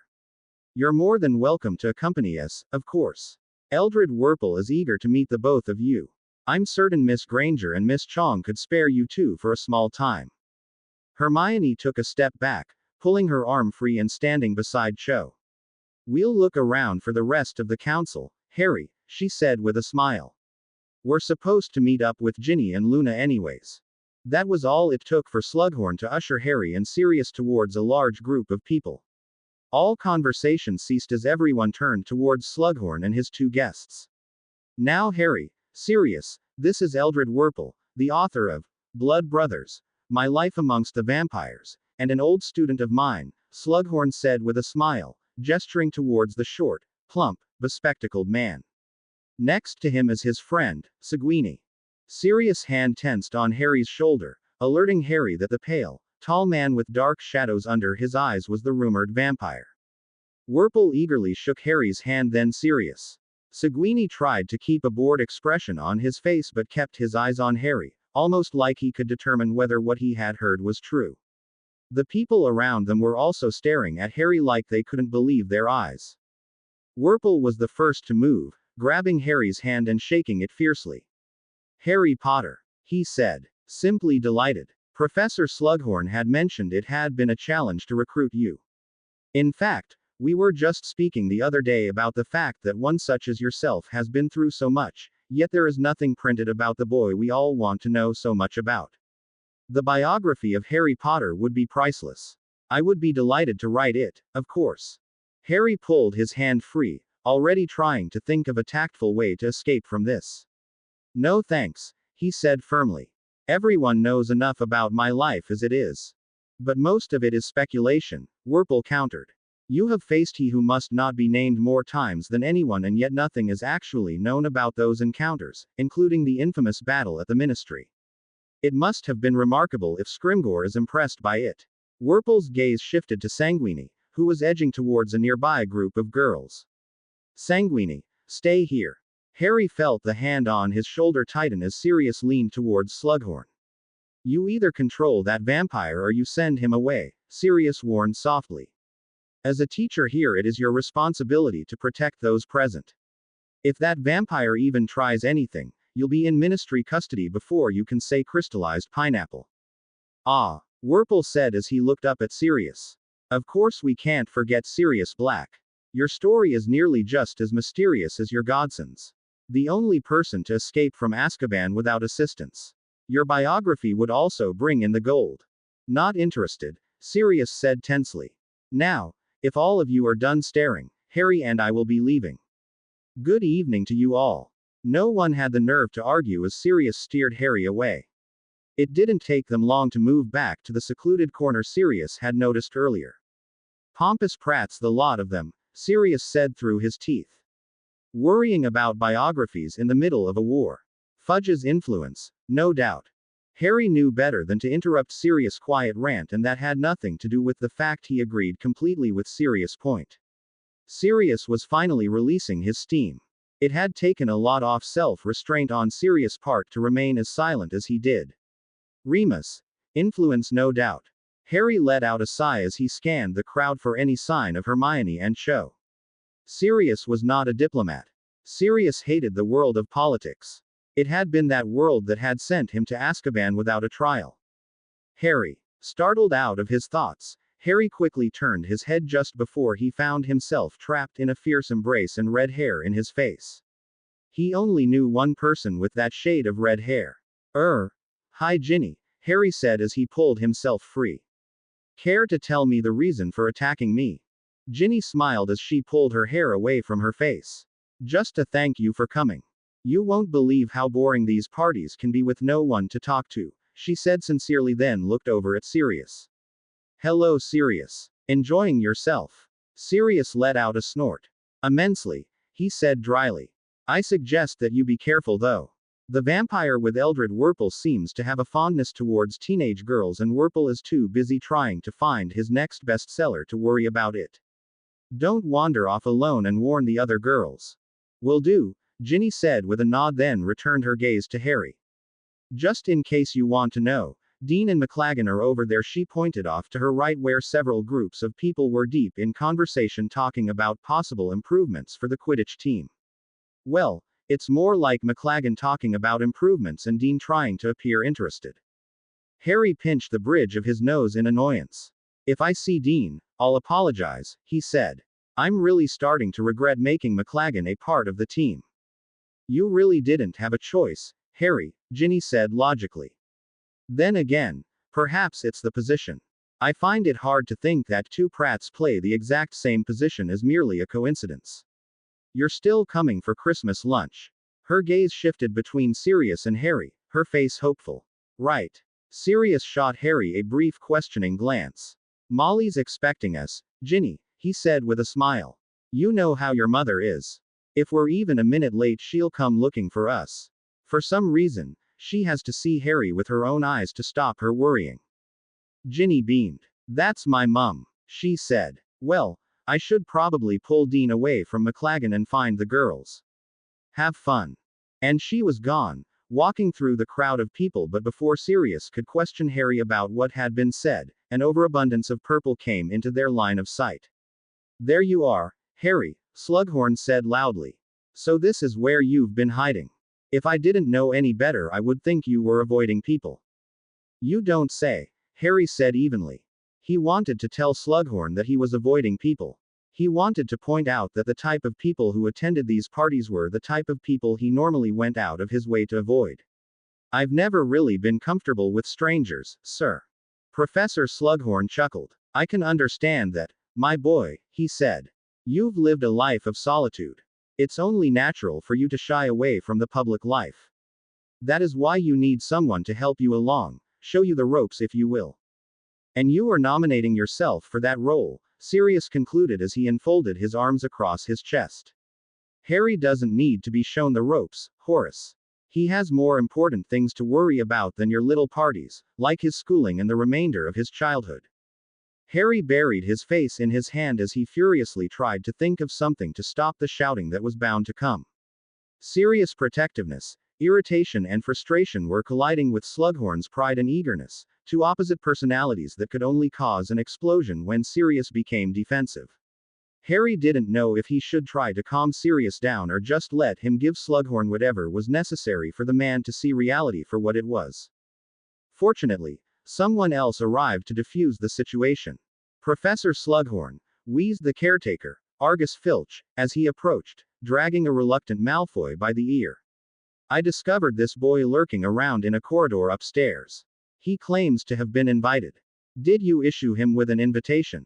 Harry once again felt Sirius' hand on his shoulder as Slughorn moved his overweight body between Harry and Malfoy.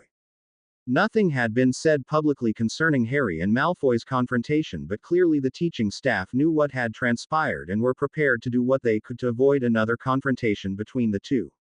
The problem with that was that Malfoy wasn't looking for Harry or to cause a scene. Harry could tell from the sensations of panic, exhaustion and frustration rolling off of Malfoy in strong waves. Whatever Malfoy had been up to, it had nothing to do with attending Slughorn's party. Malfoy pulled himself free and scowled at Filch.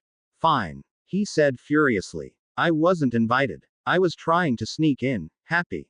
Filch smiled gleefully. As a matter of fact, I am, he said. No nighttime prowling without permission. Headmaster's orders. That'll be detention for you now. Now Argus. That's all right, Slughorn said pleasantly. It is Christmas after all, and it's not a crime to want to celebrate. I think just this once, we can forget any punishment. You may stay, Draco, but only if you refrain from causing any trouble. This is a social gathering, after all. Filch looked positively outraged, which wasn't surprising. What was surprising that Malfoy didn't look pleased in the slightest that Slughorn had gotten him out of trouble. If anything, Malfoy looked like it was Slughorn who had caught him sneaking around, not Filch. Harry looked over his shoulder at Sirius and noticed the guarded look on Sirius' face. Something was going on here, but what? What could possibly cause Malfoy to act this way? Before anyone could say anything, Harry saw a tall black figure moved from the corner of his eye towards Malfoy. Harry stepped to the side to get a better look and saw Professor Snape staring at Malfoy with a mixture of anger and something else Harry couldn't put his finger on. It wasn't surprising to see Professor Snape upset that Malfoy was causing more problems, but it was more than that. Concentrating on Professor Snape, Harry couldn't believe the waves of anger, frustration and nervousness pouring off of Snape. This only fueled Harry's belief that something was indeed going on. I wasn't aware you received an invite, Draco, Snape said coolly. Now, Severus, Slughorn said chuckling. The boy meant no harm. He looked at Malfoy and winked. I believe Blaise is a member of your house, Draco. He was speaking with Eldred Wurple the last time I saw him. There was no mistaking the discreet dismissal. Thank you, sir, Malfoy said, a smile appearing on his face. I appreciate it. Malfoy left to find Zabini with Snape disappearing into the crowd a short moment later. Harry partially turned and shared a glacé with Sirius, his eyes moving from Sirius to the door and back.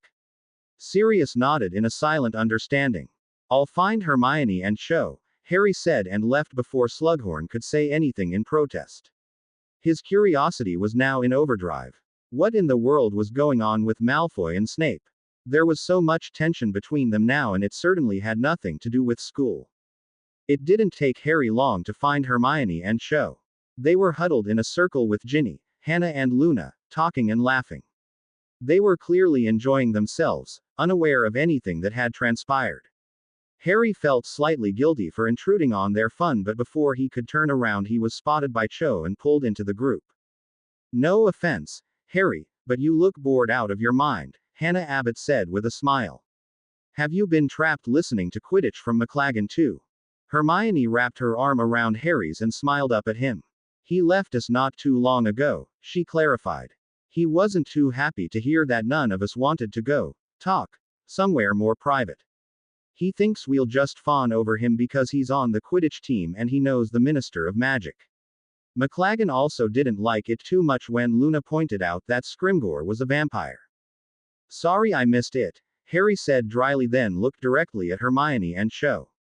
I didn't mean to interrupt, but I just wanted to let you two know Sirius and I are leaving. Malfoy came and we want to avoid any trouble. Malfoy gate crashed? Asked Ginny in surprise. And Slughorn let him stay.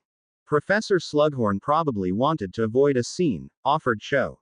Most likely to avoid being caught in the crossfire. She looked at Harry for a moment before smiling. I suppose we could leave too. It's not like we doing anything here we can't do any other time. That really isn't necessary, Harry insisted. Stay. Enjoy the party. Just because this sort of thing isn't my cup of tea doesn't mean you have to miss out. He knew that spending time with the girls was probably the best for Hermione. This way she didn't have a constant reminder of Ron and Lavender like she would if they were to return to the Gryffindor Tower. I just wanted to let you know so you didn't look for me later. Hermione and Cho shared a look. Well, if you're sure, Hermione said uncertainly. I'm sure, Harry said with a smile, then looked around the small group. Good evening, ladies. If I don't see you before the holidays, Happy Christmas. With a final wave, Harry left his classmates to rejoin Sirius. He didn't have to look back to know that Hermione was back to laughing with the girls. As much as Harry didn't want to, he couldn't help thinking of his nearly non-existent friendship with Ron. Nothing was as it should be. He should be laughing with Ron and Hermione, not wondering if the friendship that had seemed so unbreakable only months ago could be repaired. Both Ron and Hermione had made mistakes, but only Ron had been hurtful and cruel. Ron would have to be the one who apologized. Within this lifetime would be nice but unlikely. Harry finally found Sirius waiting alone by the door and followed him out. The hallway was dimply lit compared to Slughorn's office. Voices and music echoed throughout the halls until it was too distorted to make out. Everything grew muffled. Harry stumbled as his vision swam. He didn't know what was happening. He couldn't explain it. All he knew was he didn't like it. He was in a room, a dark classroom. Two people were standing face to face. The taller of the two had black, greasy hair, a hooked nose and a sallow face. The shorter of the two had a pale, pointed face and white blonde hair. He also looked ill with dark shadows under his eyes. The taller wizard was glaring at the shorter, but the shorter glared right back. They appeared to be in the heat of an argument, but no words were being said. The taller wizard was the first to break the silence. "You cannot afford any more of these mistakes, Draco," said the taller wizard, "because if you were to be expelled." "I didn't have anything to do with that, all right," the smaller wizard said in frustration, his hands clenched in fists. The taller wizard enfolded his arms across his chest as he sneered at the shorter wizard. "I hope you are being truthful, because that stunt was both clumsy and foolish," he spat. "It would be unfortunate if someone were to dig deeper into the situation and begin to suspect you." The shorter wizard's eyes narrowed. "For the last time, I didn't do it, all right?" he asked angrily. "I know what you're trying to do. As much as it may surprise you, I'm not stupid. Whatever you try won't work. This is my task. Mine. Stop acting like a spoilt child, Draco." The taller wizard snapped as he took a quick step towards the shorter wizard, forcing him to take a step backwards. "I grow tired of this. You have been avoiding me all term." The taller wizard forced himself to calm down slightly as he took a step backwards and glared at the shorter wizard. "I see now you won't tell me anything. Very well. I shall leave you to your fate then and tell your mother that you are too caught up in your own arrogance to listen to reason." The shorter wizard glared. "Leave my mother out of this," he spat.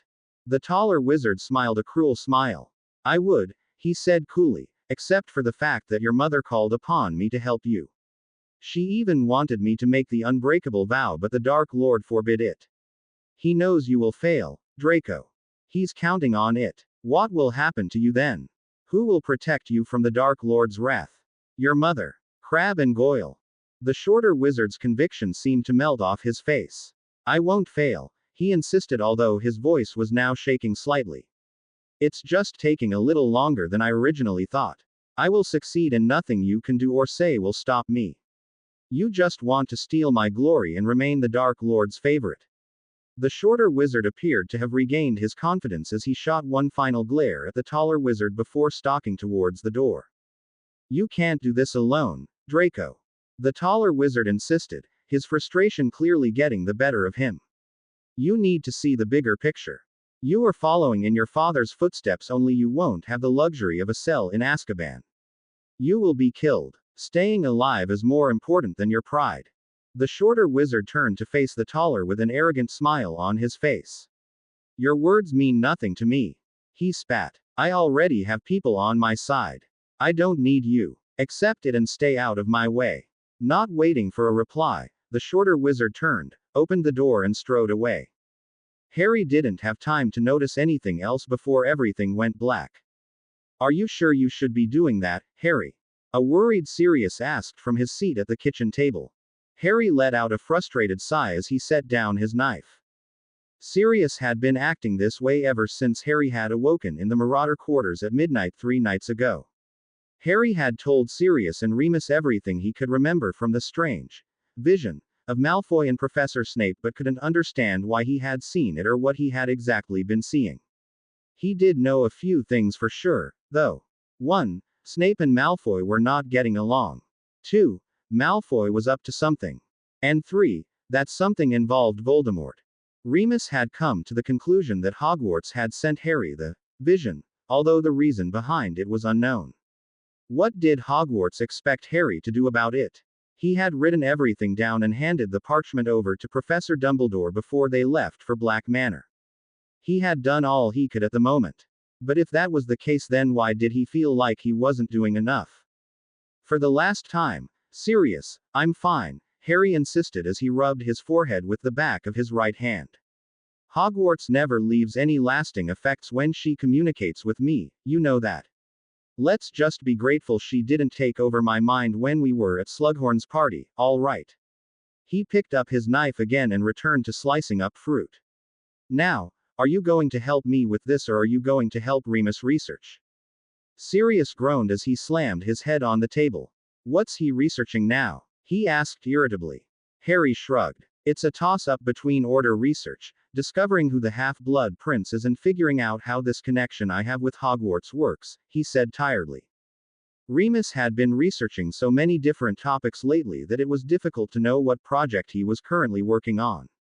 Harry had wanted to help, but Remus insisted that until he could figure out where he was supposed to be going, it would be better if he worked alone. Sirius rationalized that no one understood Moony logic in the beginning stages of research. Silence fell between them as Sirius debated his options. So what are you making anyways? Sirius asked at last. Harry bit back a smile. He knew Sirius would do anything to avoid research. It's a muggle dish, he said as he carefully sliced the fruit into small pieces. A fruity dessert that's fun to eat. Aunt Petunia rarely made it, but when she did, she always added fruit, ice cream or sorbet into it. I haven't seen it made at Hogwarts, so I'm assuming it isn't a well-known dish in the wizarding world. Sirius didn't look convinced but shrugged anyways. All right, well, I guess I'll have to trust you then, he said. What else are you making? Tart fine aux pommes, Harry said as he stood up from the table and walked over to the stove to check the pot of boiling water. Basically, it's a French apple pie.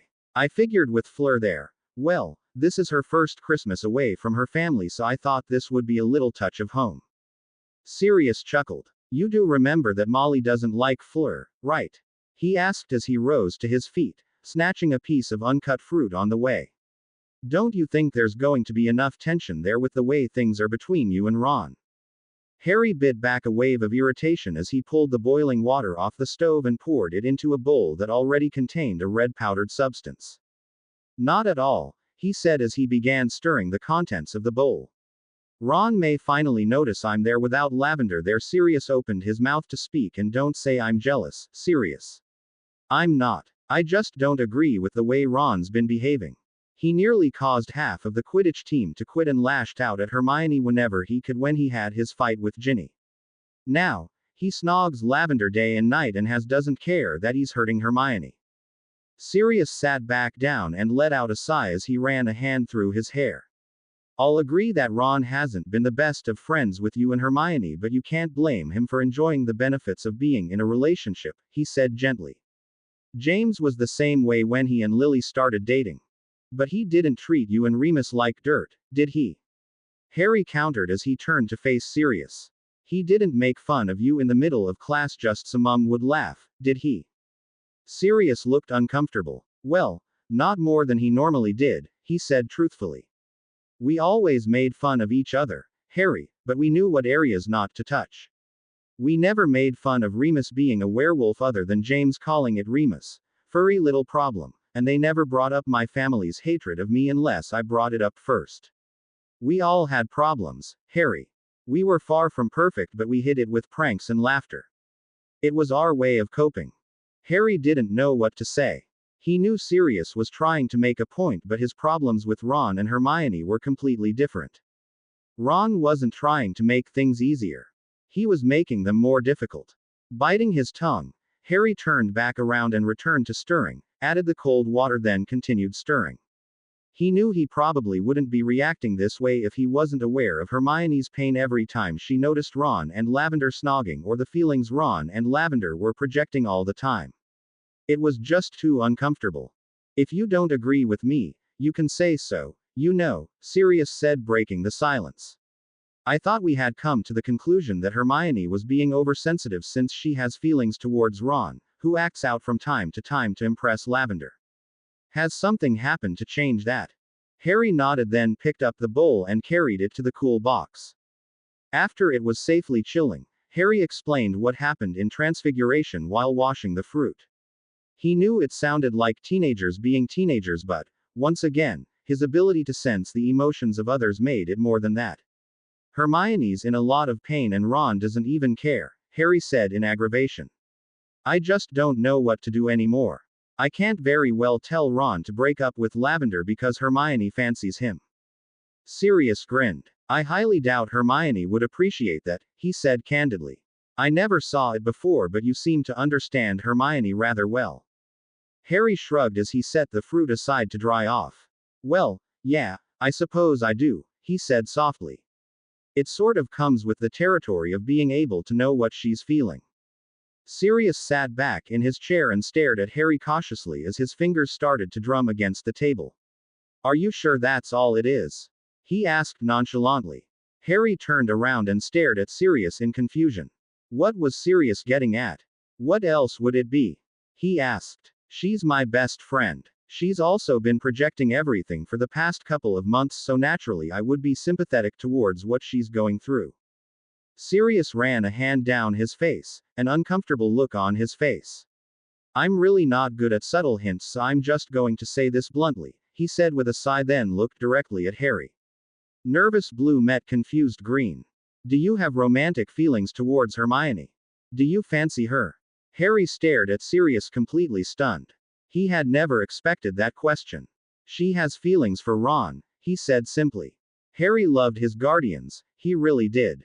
Sometimes, however, he just didn't understand the way their minds worked. How did they go from talking about his vision to this? That's not what I asked, Harry, Sirius said gently. No, it wasn't what Sirius asked, but, for Harry, it was the answer. He didn't think of Hermione in that sense, just like he didn't think of any girl in that sense. He refused to let himself get caught up like Ron had. He also really didn't have the time to spare anyways.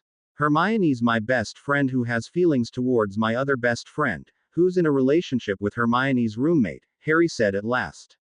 Don't you think it's complicated enough? Harry, I can relate to what she's going through, all right. Harry asked in frustration. Why couldn't Sirius just let this go? I can understand the longing she feels because I felt it for years. I felt it during every holiday at the Dursleys when they were a perfect little family and I had to be the dutiful house elf. I felt it every time Dudley was showered with gifts on his birthday but mine was ignored. Hermione longs for Ron's attention just like I long for a family for so many years. I don't know how I feel, but I do know that I will never do anything to jeopardize the relationship I have with Ron and Hermione. I have already put them through enough. In the blink of an eye, Harry found himself pulled into a fierce embrace. I'm sorry, kiddo, he said sincerely. I didn't mean to pry. I just hate that you always push your feelings aside for everyone else.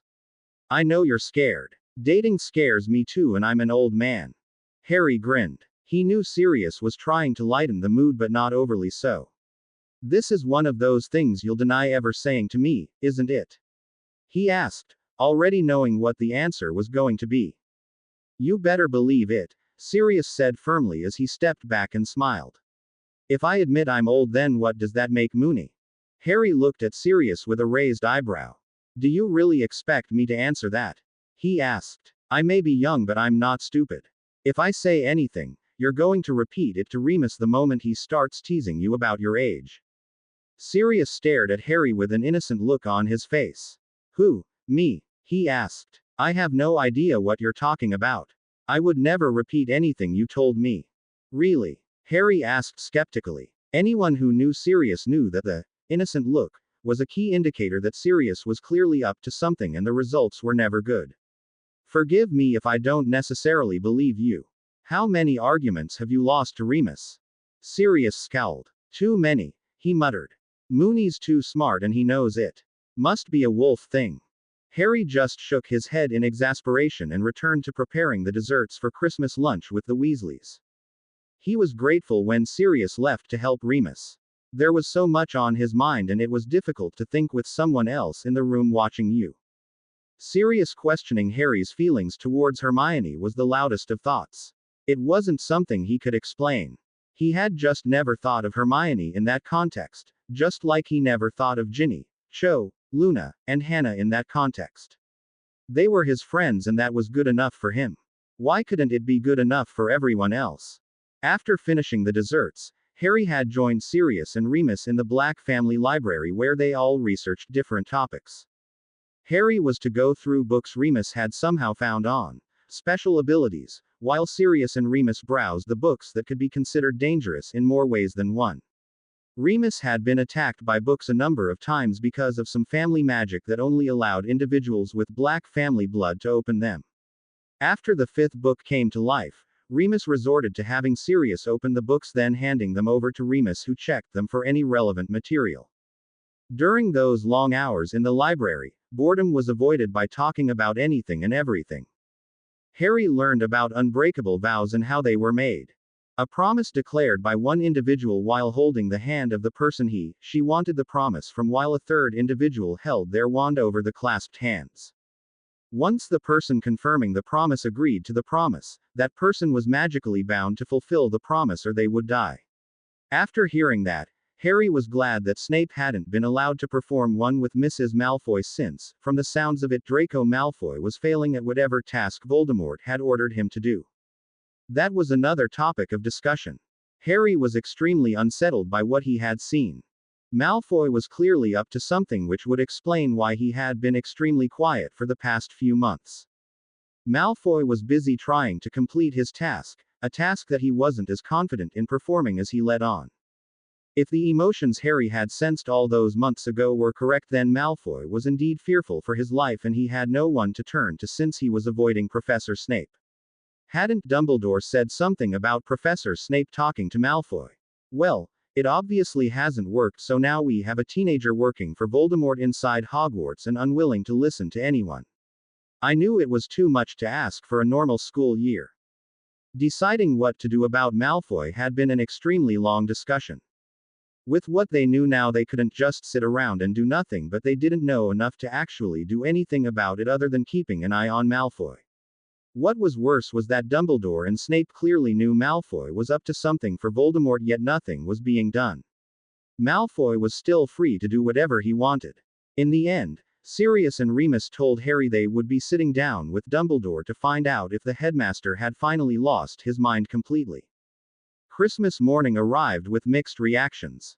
On one hand, Harry was eager for the break from the library and for a chance to actually concentrate on anything other than Malfoy, his connection to Hogwarts and his abilities.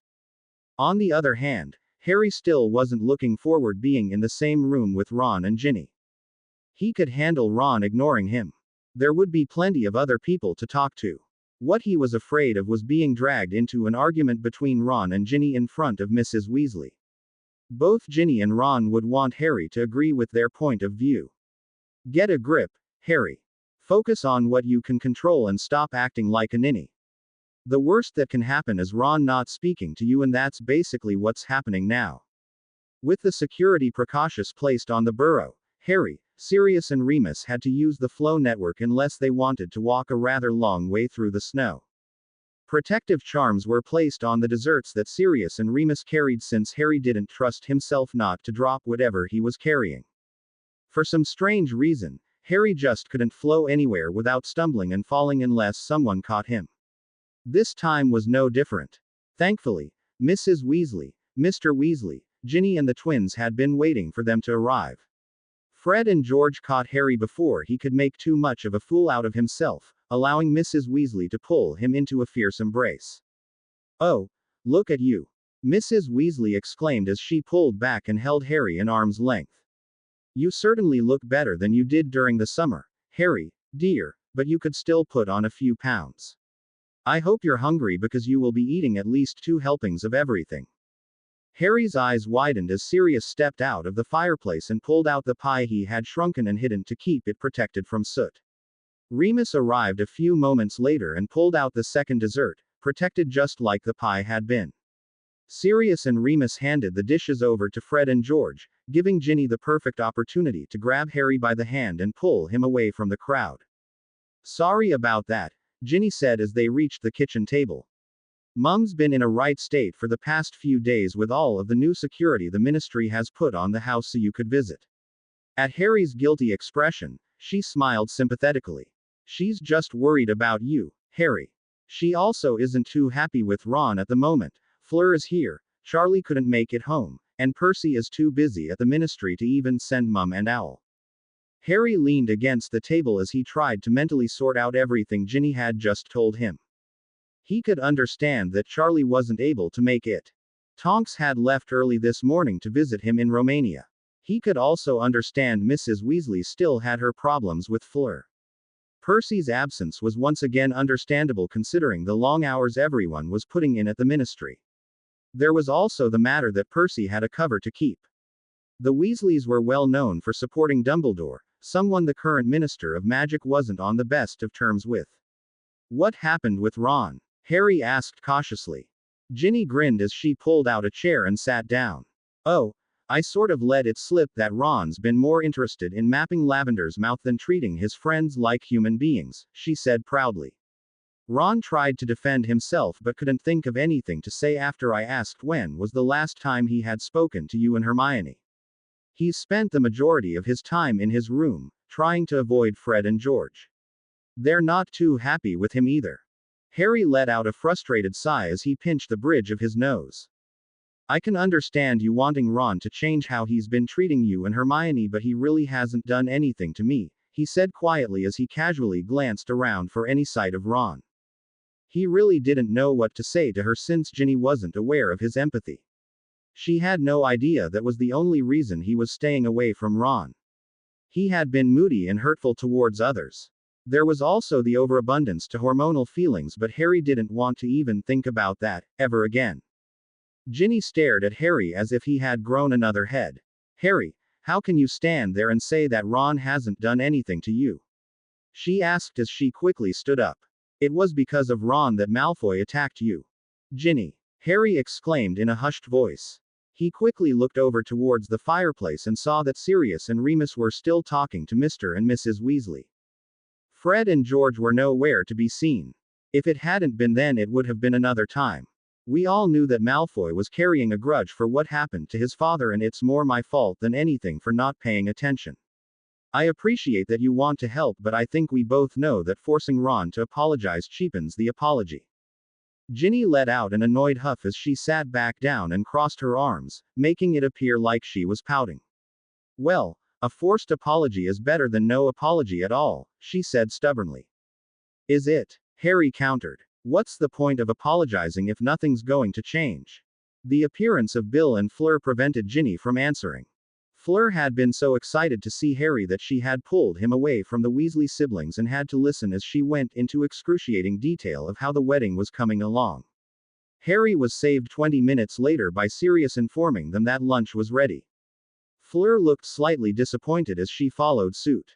Harry could understand why. Fleur's excitement was bouncing off the walls, but there was no one in the burrow to share it with. They reached the kitchen table just as Ron reached the bottom of the stairs. Harry and Ron stared at each other for a long moment, neither knowing what to say. Ron finally broke the silence. Hi Harry, he said nervously. How long have you been here? Not long, Harry said truthfully, trying to think of any way to relieve the tension. He hated that he couldn't even speak to his best friend anymore without feeling uncomfortable. In the past it had been because of the surge of hormonal emotions, but now it was because of the guilt and nervousness pouring off of Ron. So how have you been? Ron shrugged. All right, I guess, he said as they walked towards the table and sat down.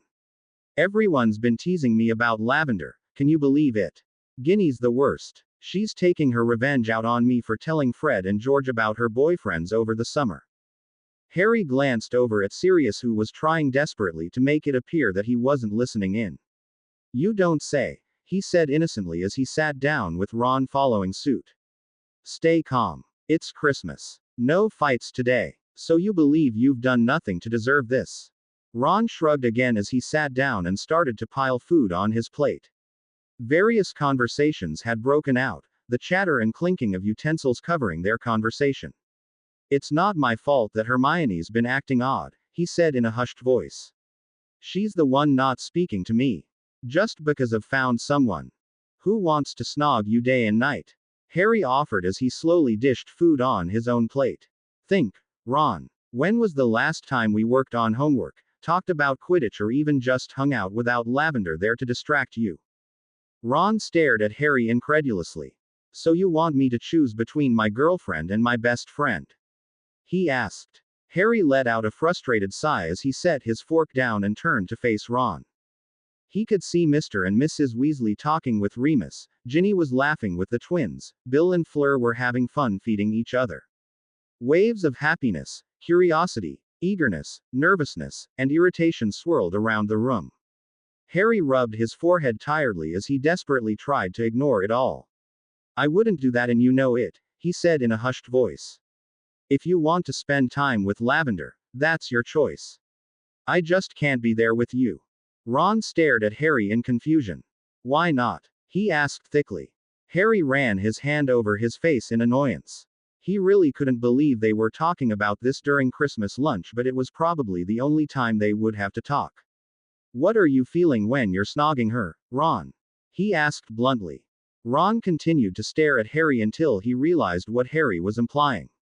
His eyes widened in horror as his face turned bright red. Oh, he said uncomfortably, then turned his gaze to his plate and ate his food in silence. There was no possible way to ignore the embarrassment that was coming off of Ron in strong waves. Evidently the thought had never crossed Ron's mind, just like acting out against Hermione. Harry knew this certainly wasn't a fix for the Ron-Hermione problem, but it was a small step in the right direction. Turning his attention to the other conversations, Harry listened as Mr. Weasley and Remus quietly talked about the werewolf problem and Fenrir Greyback. He quickly bit his tongue to keep himself from saying anything. Sirius had told Harry about Greyback, the werewolf that was a supporter of Voldemort. Greyback had a tendency to purposely attack children and attack as many as he could so the werewolves could overpower the wizards. Greyback had also been the werewolf that had bit Remus. Mr. Weasley and Remus didn't notice that Harry was listening as Remus revealed that Dumbledore had wanted a spy among the werewolves. Dumbledore didn't say as much, but I know he would have wanted me to be the spy if I was at full health, Remus said quietly. What Dumbledore doesn't realize is that the werewolves would take one look at me then kill me. I'm too publicly known. All of those articles from Rita Skeeter have caused a mixed reaction. Some of the werewolves have hope that they can lead normal lives while the others believe I'm a traitor for living in the wizarding world. Have you told him? Mr. Weasley asked in concern. I can't see Dumbledore sending you to a place where you would be in danger like that. Remus smiled softly. He wouldn't, Arthur, he said reassuringly. I'll admit have the werewolves on our side would be an advantage, but it isn't likely. Why would someone align themselves with the very organization that has made their life difficult? Harry couldn't believe what he was hearing. Irritation and anger joined in with all of the other emotions he was sensing. Harry tried to ignore it all, but it just wouldn't go away. He suddenly had no desire to eat. The sight and smell of food made his stomach churn. His head began to ache. Everyone's voices seemed to increase in volume, making it nothing more than noise. Why now? Why after all this time? As quickly and discreetly as possible, Harry excused himself and walked outside. He let out a long breath as he sat down on the front steps. Resting his head against his knees, Harry could do nothing but wait until the pain and confusion passed. Slowly, the overabundance of emotions faded until it was nothing more than a distant echo. He couldn't believe he had lost control like that. His own emotions had pushed his empathy to overload. It was the only explanation. At the sound of the door opening, Harry quickly turned around to see a familiar large black dog trot out and sit down next to him. Midnight's tongue was hanging out the side of his mouth as he grinned at Harry. It was extremely difficult not to laugh. The dog looked hilarious. Harry couldn't help smiling as he wrapped an arm around Midnight's neck. He had no doubt that Remus was inside at the moment, giving some sort of excuse to explain his behavior. Harry didn't envy Remus in the slightest. The entire Weasley family could be extremely demanding. The sound of feet crunching snow quickly pulled Harry out of his thoughts. Midnight tensed instantly as Harry raised his hand to block the sunlight. There were two people approaching, but they were too far away to make out. Midnight stood up and growled softly. Harry instantly had his wand in his hand and reached out to the emotions around him. Midnight's protectiveness and anger were the strongest, but the distant nervousness and eagerness certainly weren't coming from Midnight. Whoever these people were, they didn't mean any harm. Midnight, however, didn't agree. The dog started to bark loudly at the approaching figures, and before Harry could tell Midnight to stop, the front door had opened and a slew of people rushed out with their wands drawn. Remus quickly pulled Harry to his feet and pushed him towards the door. Mr. Weasley, Bill, Fred, and George blocked any possible view of the approaching figures, but it wasn't long before Mr. Weasley relaxed and put his wand away. Merlin, Percy, Mr. Weasley said in relief. You should have told us you were coming. Everyone else put their wands away, but they didn't move from the human barricade they had created to protect Harry. Midnight had stopped barking but was still growling at the visitors. Harry tentatively reached out again and could sense skepticism and protectiveness battling against nervousness and guilt. There were subtle hints of impatience and eagerness, which Harry figured was from Percy's companion. It was a spur-of-the-moment decision, Father, Percy said stiffly. An uncomfortable silence filled the air until Mrs. Weasley pushed her way through the crowd. Arthur, she scolded. Where are your manners? She turned to Percy and Scrimgeour and smiled. Would you two like to join us for turkey or maybe some pudding? No, my dear Molly, Scrimgeour said pleasantly. I wouldn't want to intrude on a family matter. We have a few minutes before we need to leave for our next engagement. I'll just stroll around your charming garden while you all catch up with Percy, and if the young man who had been sitting on the stairs would like to accompany me, I would appreciate it. I do owe him an apology for startling him. No one moved. Everyone knew that Scrimgeour very well knew who the young man actually was. Actually, I don't think that's possible, Minister, Remus said diplomatically. The young man isn't feeling well. We were just about to leave. It will only take a minute, Scrimgeour insisted, although it sounded more like a demand than a request. Harry moved towards Remus. This wasn't going to end well if he didn't do something. Scrimgeour was desperate enough to pull the Minister card, and Remus wasn't about to be intimidated by it. It's okay, Moony, Harry said softly. We might as well get this over with. He won't leave us alone until he talks to me. Remus reluctantly nodded before meeting Mr. Weasley's gaze and silently motioning for the Weasleys to go inside. Mr. Weasley nodded and ushered his sons into the house. Once all of the Weasleys were inside, Harry and Remus stood side by side with Midnight still growling at Scrimgeour, who kept his distance from the extremely large dog. Harry knew this wasn't what Scrimgeour had in mind, but he was glad Remus was still at his side. Remus was bound to catch the subtle hints that Harry would miss. Scrimgeour shifted his body so he was looking solely at Harry. Up close, it wasn't surprising that he used to be head of the Auror office.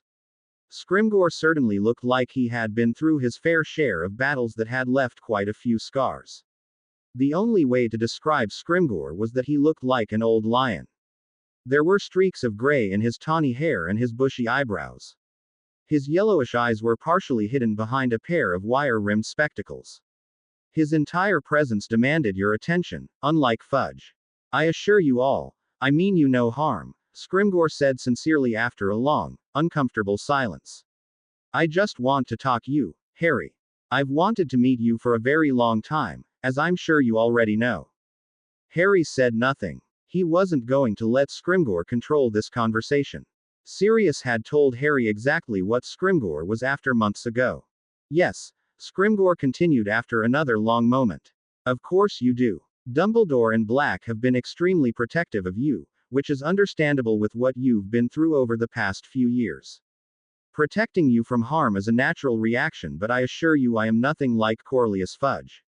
I'm trying to do what is best for the wizarding community, to prevent a state of panic.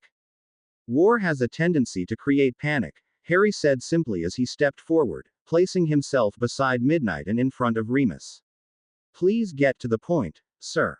Scrimgeour's lips pressed into a fine line for a brief second before he cleared his throat. Of course, he said in a business-like tone. I would like to discuss the rumors that have surfaced concerning you, a prophecy and of you being the chosen one. When Harry said nothing, Scrimgeour continued. I trust you have spoken about this with Dumbledore and your guardians. Harry unfolded his arms across his chest.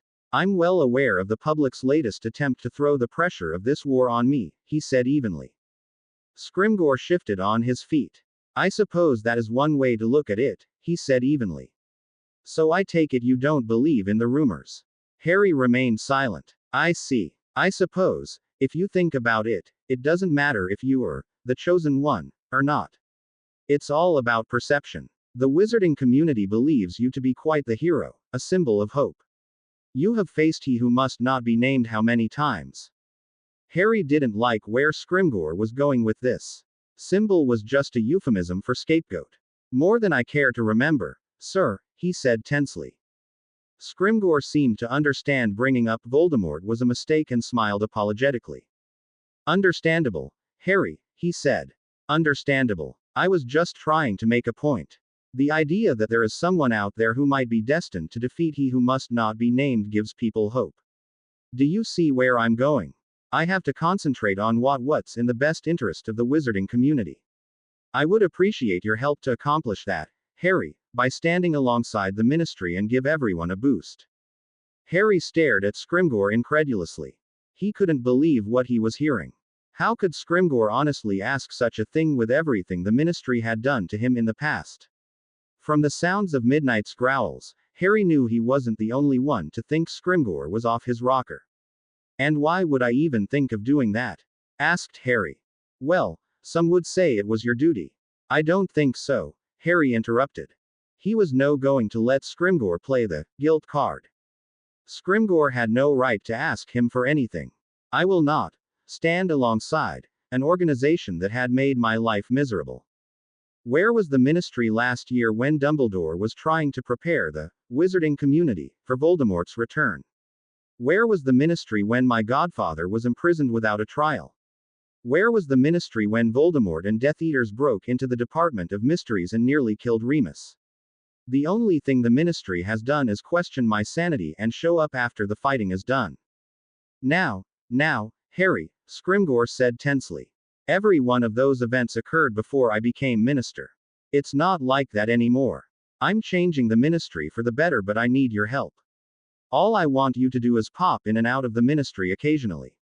It would give everyone a lift, don't you think?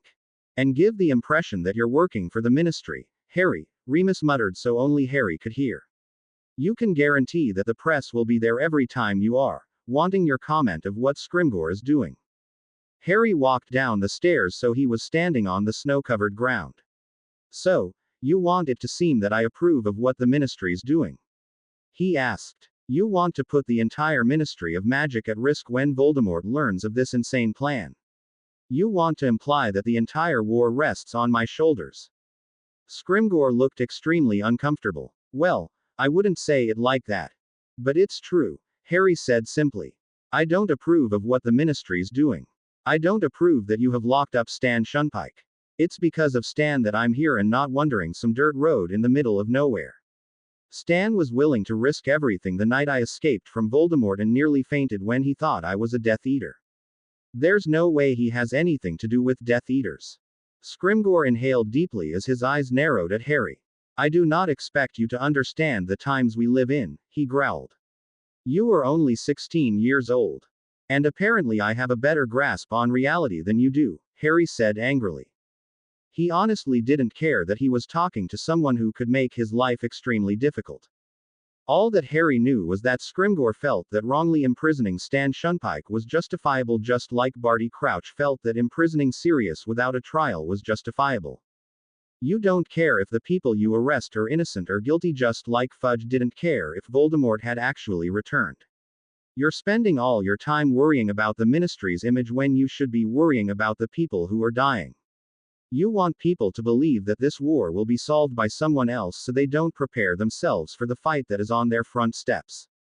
A tense silence fell between them until Scrimgeour appeared to regain his composure, but Harry could still sense the anger coursing in him. You expect women and children to stand against he who must not be named and his followers? Scrimgeour asked at last. You expect me to? Harry shot back. You just pointed out that I'm only 16, yet you expect me to stand in front of your trained adults who are supposed to know a lot more than me. You don't care about what happens to me, Minister. To you, I'm just an expandable mascot. Dumbledore, Sirius and Remus see me as a person with a future. They are making sure I at least have a chance at surviving this war. They understand the dangers of war. They are willing to go the extra mile to help students who want to prepare themselves. What have you done? Scrimgeour took a step towards Harry, looking like he was having a hard time keeping his anger in check. I'm preparing those who will be directly involved in the war, he said through his teeth. The wizarding community doesn't stand a chance if the Aurors aren't prepared. And what are people supposed to do while they're waiting for the Aurors to arrive? Harry asked with a laugh. Invite the Death Eaters to tea. Not bloody likely. Scrimgeour let out a long breath as he straightened his shoulders and tried to make himself appear more intimidating. I see, he said stiffly. You clearly prefer to follow your hero, Dumbledore, and your guardians instead of doing what is best for the wizarding community. Harry let out a laugh. He couldn't believe how pathetic Scrimgeour was acting. The man had said absolutely nothing that would change his beliefs. If anything, he had turned Harry further away from the ministry. I prefer to do what I can to assure that I stay alive, Harry corrected. They don't try to align themselves with me just because the public believes I'm something I'm not. They don't care about their image to the public. Perhaps it would be beneficial to take a page out of Dumbledore's book and focus on the real problem, Voldemort. Scrimgeour's gaze shifted from Harry to Remus and Midnight before returning back to Harry. I see this was a mistake, he said, his tone returning to the professional manner it had been at the beginning of the conversation. I apologize for offending you, Harry. I should have expected your devotion to those in your life. You'll protect the secrets of those in that circle no matter what, including where Dumbledore is going when he's absent from Hogwarts. Harry fought back the urge to roll his eyes at Scrimgeour's nerve. Did the man ever quit? Dumbledore really doesn't reveal his travel plans to me, he said honestly. If he doesn't say, then perhaps it is better not to ask. He doesn't force his way into your business. It would be wise to return the favor. Scrimgeour let out a snort as he took a few uneven steps backwards and took a good look at Harry. He's certainly done a thorough job with you, he said coolly. Dumbledore's man through and through. One has to wonder what he's done to instill such loyalty. He believed in me, Harry said simply. Respect is earned, Minister, and you have yet to earn mine. Without another word, Harry turned around and walked back inside with Remus and Midnight. He was well aware that he had probably just made everything even more difficult, but he didn't care.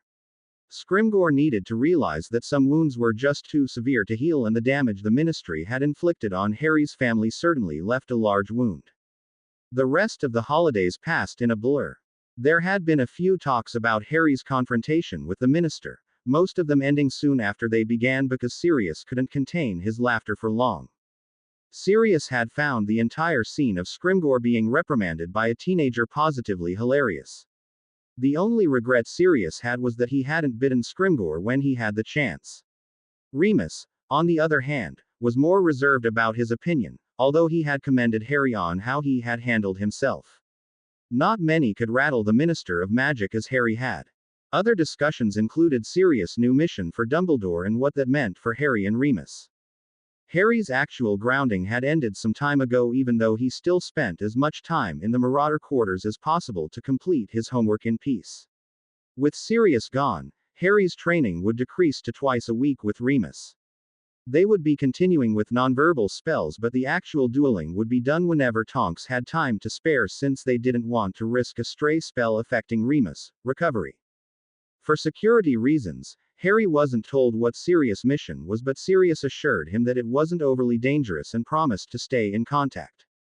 Harry fought back the uneasy feeling in his stomach and accepted Sirius' orders. With the war progressing, this was inevitable. Sirius was probably one of the most trusted and valuable Order members because he knew more. He was also one of the more dangerous. Sirius acted fast and hard, not bothering to take any risks on being proper. Harry had dueled against Sirius enough times to know that when Sirius was at the top of his game, opponents rarely stood a chance. It had been a relief to learn that the werewolf talk had occurred last year before Remus had been injured. It hadn't gone any further than a hypothetical possibility. Dumbledore had wanted nothing more than to understand what it would take to be accepted by the werewolves. Dumbledore had been optimistic that Remus could be a light of hope among werewolves who wanted a normal life. Of course, that had been before Remus, silver poisoning, and before Fenrir Greyback started becoming more of an active figure in Voldemort's reign. Harry had also talked to Sirius and Remus about showing the Council his memory of the duel with Voldemort at the Ministry. Sirius and Remus were extremely supportive to what Harry was trying to do and agreed that this was what was needed to prove that the Ministry standards weren't enough. If people wanted to survive this war, they had to go the extra mile. The DA had to go the extra mile, and with the Council's help, it would be possible. Before Harry knew it, it was time to return to Hogwarts. Harry, Sirius and Remus had traveled by prearranged portkey to the Marauder quarters early in the morning to avoid any scene. While Harry put on some finishing touches on his homework, Sirius and Remus met with Professor Dumbledore. In the end, it didn't matter because Sirius and Remus told Harry everything they were told and handed over the scroll of parchment that contained the date and time of Harry's next lesson with Dumbledore. Percy had passed on quite a bit of information about what was happening at the Ministry. Scrimgeour's move to gain Harry's allegiance was a final attempt to increase public acclaim and guarantee Harry's silence. Harry and Dumbledore weren't the only two questioning whether the few people captured were actually Death Eaters.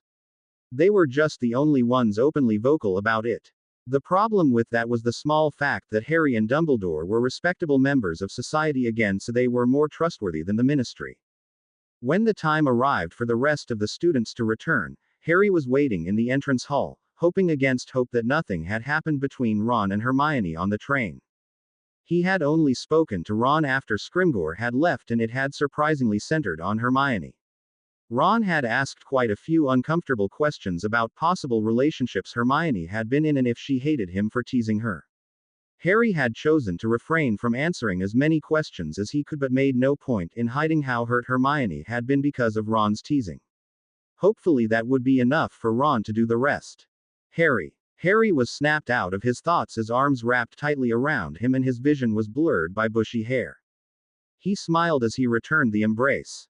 Waves of happiness and relief surrounded him, allowing Harry to relax. He moved his head to see past her hair and saw a pink-faced Cho smiling at him. He knew who Hermione sat with on the train and nodded his thanks to Cho, who, instead of nodding back, took a few steps forward and gave Harry a one-armed embrace as Hermione moved aside. "Have a good Christmas?" Harry asked as he noticed a certain tall redhead approaching. Hermione nodded as she pulled off her gloves.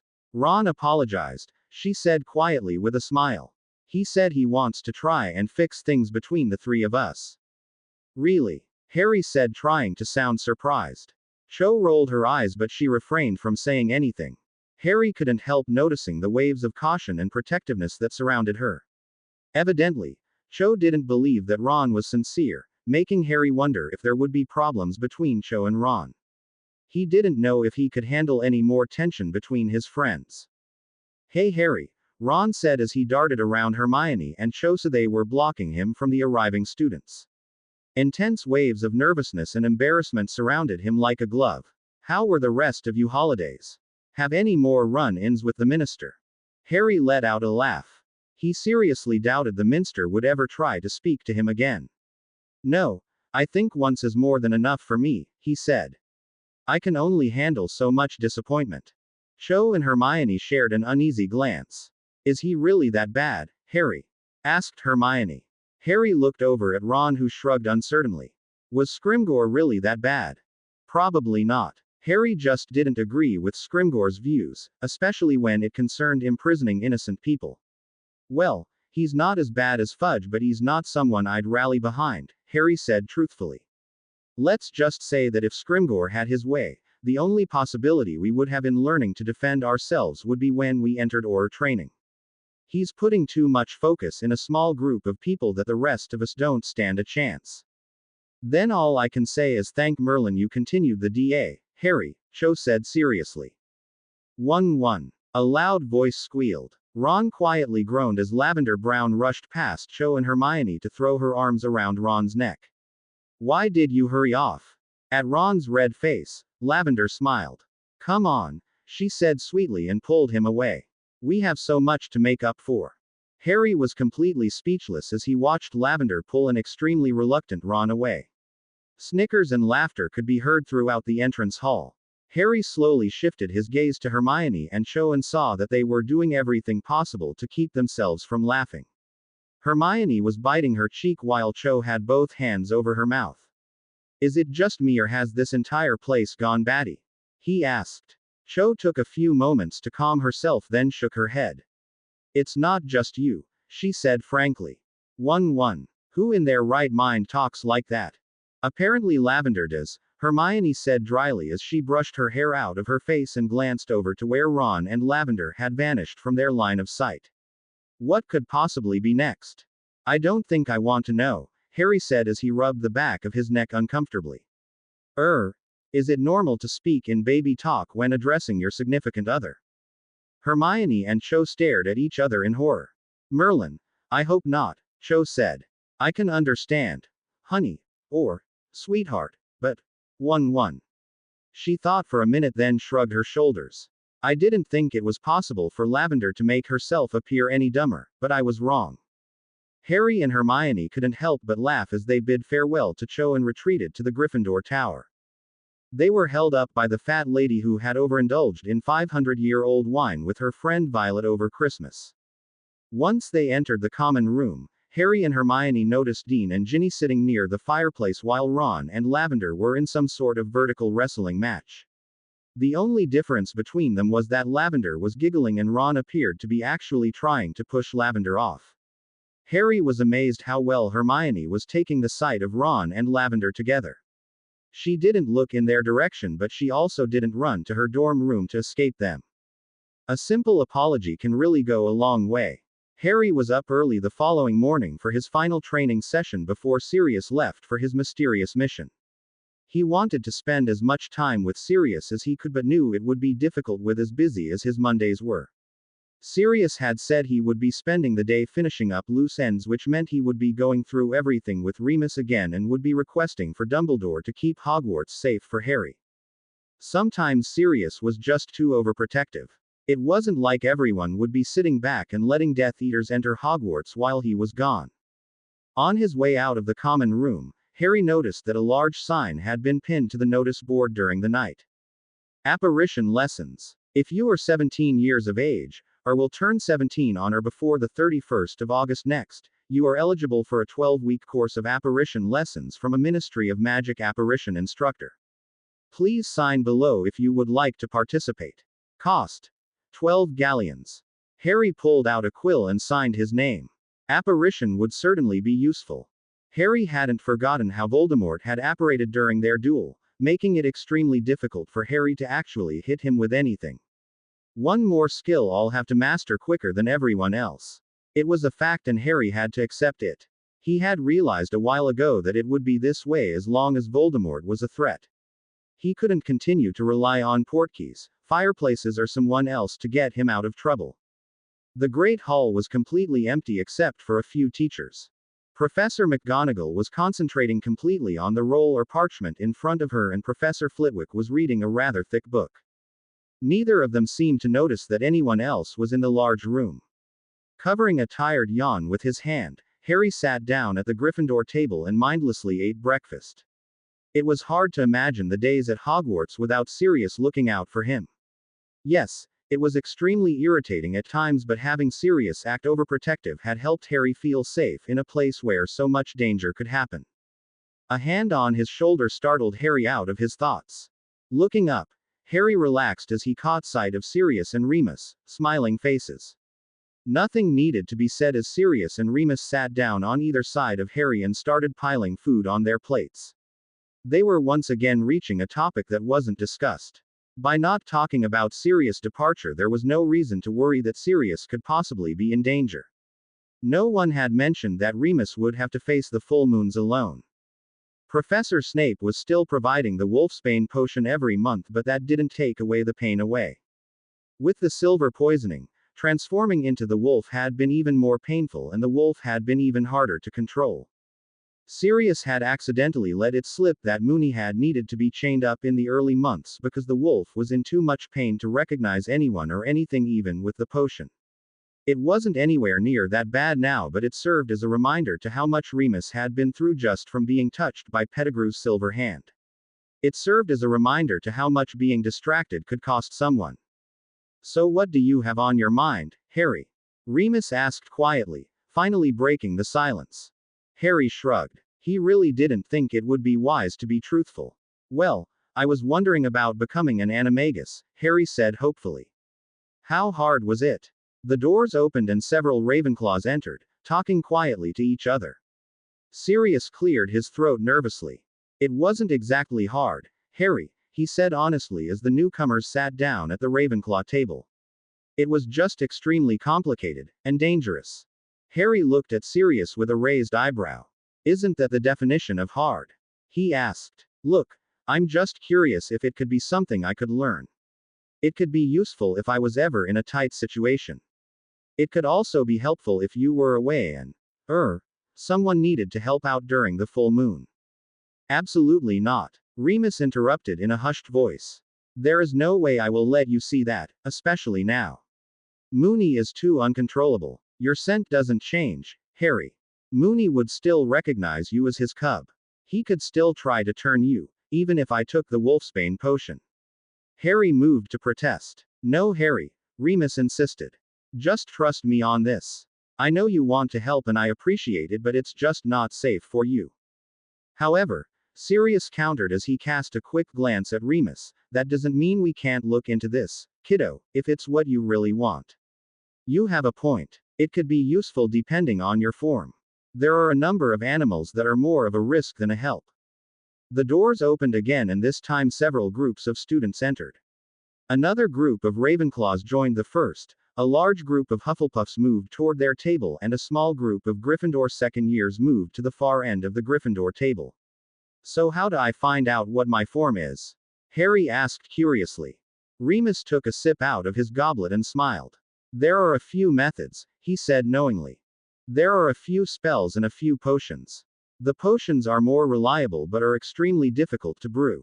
I believe we attempted to brew the potion 4 times before we got it right. It took 2 weeks to brew, which was extremely difficult with classes.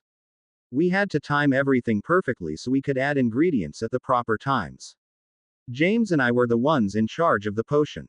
Peter was too skittish to be trusted with the ingredients, and Sirius detested potions with a passion." Sirius snorted. "That's putting it mildly," he said under his breath.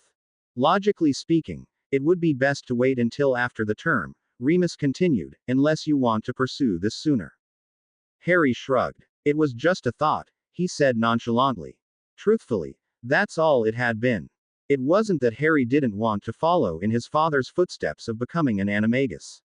It was that Harry didn't believe he had the time to follow through with it on his own. He wasn't about to have Sirius and Remus do all the work. They were already stressed enough as it was. Training was like one of the many sessions at Black Manor. At first, Harry and Sirius trained while Remus watched, giving his input from time to time. After a nonverbal duel, Remus took over and discussed strategies with Harry. They even walked through a few of them, but it was nothing like the intense physical dueling that Harry endured under Sirius' tutelage. Remus had always been a brains over brawn type of person, which countered Sirius' act first, think later mentality. It was still quite hilarious to see the two of them bicker when their point of views clashed. When Harry met up with Hermione and Neville for Charms class, everyone was talking about apparition lessons. Ron was standing beside Lavender, who was talking happily to Parvati. Harry was surprised to see that Ron didn't look happy to be where he was. He looked completely bored and was discreetly trying to pull his hand free of Lavender's. Glancing over at Hermione, Harry noticed that he wasn't the only one who had caught on to Ron's predicament. Hermione seemed to have a pleased look on her face, but before Harry could find out what she was feeling, Professor Flitwick opened the door and invited everyone into the classroom. Apparition was still on everyone's minds as they worked on producing a fountain of pure water during class. Everyone was curious on what apparition felt like, and Harry wisely kept his mouth shut. He had apparated before but only remembered what it felt like when Sirius had taken him for side-along apparition. He had been too focused on avoiding Voldemort's sword to worry about what apparating felt like at the Ministry. By the end of the day, Harry had heard so many different theories on apparition that he wasn't sure if he wanted to learn it anymore. Everyone seemed to have a different opinion on how it felt and what you had to do so you didn't splinch yourself. A number of sixth years were now positively terrified of apparition and were considering taking their names off of the lists. Harry was relieved to hear that it wasn't nearly as complicated as everyone was making it out to be when he met up with Sirius and Remus after dinner. Sirius had mentioned something about 3Ds, but Harry seriously doubted apparition had anything to do with the names of girls. Before Harry knew it, he was stepping out of Dumbledore's fireplace and into the steadying arms of the headmaster. The lamps in the office were already lit and the pervious headmasters were snoring quietly in their frames. Harry regained his balance and brushed the ash off his clothes. Waves of tiredness, protectiveness and uneasiness rolled off Dumbledore. Harry looked at Professor Dumbledore nervously, unsure of what to say, if he should say anything at all. Fortunately, Dumbledore broke the silence first. "I spent a few hours this morning with Sirius and Remus," he said as he motioned for Harry to take a seat with his blackened hand. "They allowed me the privilege of viewing the memory pertaining to your meeting with the Minister of Magic over Christmas." Dumbledore moved to his seat as Harry moved to his own. "I must say I appreciate you speaking on my defense. Your faith in me is overwhelming." Harry avoided Dumbledore's gaze as he sat down. He really didn't see why Dumbledore was making such a big deal out of it. "I spoke the truth, sir," Harry said with a shrug. "I don't trust the Ministry and I don't want to be there. Chosen one." Scrimgeour is nothing but a walking contradiction. He let out a long breath and forced himself to calm down. He wasn't here to rant on his opinions of the minister. "Sorry, sir. I just hate people who try to push their problems off on others." Dumbledore nodded. "No harm done, my boy," he said pleasantly. "Your reaction is completely understandable. Rufus was completely out of line, Harry. He was wrong to ask so much from you. You were right. Rufus tends to contradict himself. He speaks of following the guidelines concerning apprehending and imprisoning Death Eaters only to imprison 3 innocent men to improve the Ministry's image among the people. 3 arrests and imprisonments, however wrong they may be, sound much more appealing than 3 arrests and releases." Harry pinched the bridge of his nose in aggravation. He didn't care how appealing it sounded. It was still wrong. Stan shouldn't be in jail. "Maybe I should have another talk with Rita Skeeter," Harry muttered bitterly. "That seems to be the only way anything gets done." Dumbledore chuckled. "I shall refrain on commenting," he said wisely. "Now, I believe we should move on. We have much to discuss tonight. I read the letter you left me concerning your vision of Professor Snape and Draco Malfoy. I realize that you may have questions, Harry, but I must insist that you not worry about the situation. Actions are being taken to ensure Draco does not follow through with whatever plot he has been attempting." Harry bit back the countless questions that were on the tip of his tongue. It wasn't that Harry felt like disregarding authority. He just didn't believe that Hogwarts would show him the confrontation unless she had a reason behind it. "I'll leave the matter alone, sir," Harry said carefully, "but if Hogwarts shows me anything, I'll be forced to act. Hogwarts is trusting me to help protect her children. I just can't ignore her." Professor Dumbledore stared at Harry over his half-moon spectacles for a long moment before nodded. "Very well, Harry," he said softly. "I suppose that is all I can ask. I would never ask you to ignore your connection to Hogwarts. I only request if this were to happen again, you speak to someone before confronting those involved.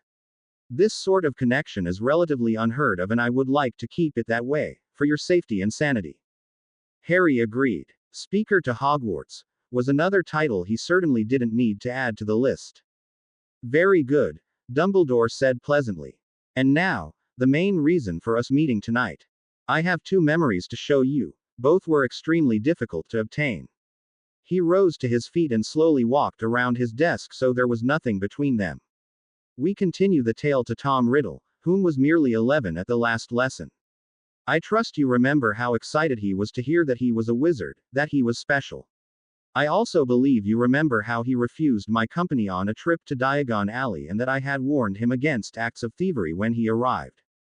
Harry nodded, knowing better than to interrupt when Dumbledore was on a roll. The start of the school year arrived, Dumbledore continued, along with Tom Riddle. He was a quiet boy in his second-hand robes. He was placed in Slytherin nearly the moment the Sorting Hat touched his head. He waved his blackened hand towards the shelf where the Sorting Hat was resting, worn and unmoving. I am not sure of how soon Riddle learned that the famous founder could speak to snakes, but I do not doubt the news provided him with a sense of self-importance. Whether he displayed his talent to his classmates or not, is guesswork. None of the staff were aware of any unique abilities from the talented and very good-looking orphan. He was polite, quiet and extremely thirsty for knowledge. Nearly the entire staff was extremely impressed by him. He manipulated them? Asked Harry. Dumbledore smiled. It was more so that he played on his strong points, Harry, he said. At first, it was a possibility that Riddle had felt sorry for the way he had behaved and decided to turn over a new leaf. I decided to give him that chance. However, I did keep a close eye on him, but I learned little. Riddle was very guarded with me, which led me to believe that he regretted revealing so much about himself. He could never take back what he and Mrs. Cole had told me. Therefore, Riddle never made the effort to charm me as he had charmed so many of my colleagues. The revelation didn't surprise Harry. He remembered the teenage Riddle all too well from the diary that had possessed Ginny. Riddle had known exactly what to say and show Harry to imply that Hagrid had opened the Chamber of Secrets over 50 years ago. Riddle had managed to convince Ginny that he was nothing more than a concerned diary instead of a memory that was slowly taking her life away. As the years passed, Riddle gathered a group of dedicated friends around him, Dumbledore said carefully. I call them friends, only because I cannot think of anything else to call them. Riddle felt no affection towards them. He simply enjoyed the power they gave him. This group consisted of a mixture of the weak seeking protection, the ambitious seeking some shared glory, and the thuggish gravitating toward a leader who could show them more refined forms of cruelty. They were the forerunners of the Death Eaters, some even becoming Death Eaters when they left Hogwarts. With Riddle as their leader, they were never caught in any actual wrongdoing, even though their years at Hogwarts were marked by a large number of horrible incidents, including the opening of the Chamber of Secrets, which caused the death of a girl and Hagrid to be wrongly accused. Dumbledore looked down at his pensieve for a moment before he returned his attention to Harry. It is difficult to find memories of Riddle during his time at Hogwarts, he said evenly. The few who knew him during that time are too terrified to talk about him. Most of my knowledge of him was recovered after he had left Hogwarts, and even then it was with much painstaking effort. I learned that Riddle was obsessed with his parentage, which was understandable considering his upbringing. Riddle searched for any trace of Tom Riddle Sr. throughout Hogwarts and was finally forced to accept that his father had been a Muggle. I believe that was when Riddle dropped his name and created the identity of Lord Voldemort. His search began into his despised mother's family. All he had was the name. Marvolo, which he had learned from those who ran the orphanage had been his maternal grandfather's name. After extensive research, Riddle had discovered the existence of Slytherin's surviving line. It was the summer of his 16th year when Riddle left the orphanage to find his gaunt relatives. Dumbledore pulled out a crystal bottle filled with a swirling, pearly substance. He poured the substance into the pensieve, then turned back to Harry. After you, my boy. Harry rose to his feet and approached the pensieve. He inhaled deeply as he reached out and touched the silvery substance. He instantly felt the familiar sensation of falling through darkness before he landed on a dirty stone floor. Looking around in the dim lighting, Harry realized he was standing in the gaunt house. It looked completely filthy, like it hadn't been cleaned in many years. Cobwebs were everywhere. The floor was covered in grime. The table was cluttered with moldy and crusted pots that had rotting food left in them. The only source of light was a single candle that was placed at the feet of a man with hair and beard that was so overgrown it was extremely difficult to see the man's eyes or mouth. He was slumped in the armchair by the fireplace, sleeping. Harry was so amazed by the sight in front of his eyes that he jumped in shock when Dumbledore landed beside him. There was a loud knock at the door, pulling Harry back at the scene as the man jerked awake. The man quickly raised his wand in his right hand and a short knife in his left, prepared to defend what was left of the gaunt home. The door slowly creaked open to reveal a tall, pale and dark-haired boy that Harry immediately recognized. It was the 16-year-old Voldemort. Voldemort spotted the man in the armchair and for a long moment they just stared at each other. Finally, the man stood upright, swaying slightly. Empty bottles on the floor clattered and rolled away from his feet.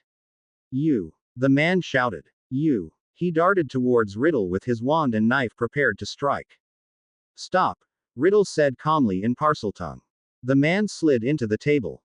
Moldy pots crashed to the floor as he stared at Riddle in utter disbelief. Once the crashing and clanging ended, silence filled the air as they studied each other. The man was the first to break it. "You speak it?" he asked. "Yes, I speak it," Riddle said as he moved forward into the room. The door closed behind him, making the room feel extremely small. Riddle looked around briefly before he returned his gaze to the man, disgust and disappointment clear on his face. "Where is Marvolo?" Whatever the man had been expecting, that certainly hadn't been it. "Dead," the man said. "Died years ago, didn't he?" Riddle frowned at the revelation. "Who are you, then?" he asked. The man straightened. "I'm Morfin, ain't I?" he said. Riddle stared at Morfin critically. "Marvolo's son?" he asked. Morfin pushed his hair out of his eyes to get a better look at Riddle. The motion allowed Harry to see that Morfin was now wearing Marvolo's black stoned ring on his right hand. "I thought you was that muggle," Morfin whispered. "You look mighty like that muggle." That caught Riddle's attention. "What muggle?" he asked sharply. Morfin snorted. "That muggle what my sister took a fancy to, that muggle what lives in the big house over the way," he said, then spat on the floor between them. "You look right like him." Riddle. "But he's older now. He's older and you." Now I think on it, Morfin had a far-off look on his face as he swayed slightly. He clutched the edge of the table to steady himself. "He come back, see?" Riddle's interest had heightened significantly. "Riddle came back?" he asked quietly but firmly as he stepped closer. He left her, and serve her right, marrying filth." Morfin said as he spat on the floor again. "Robbed us, mind, before she ran off.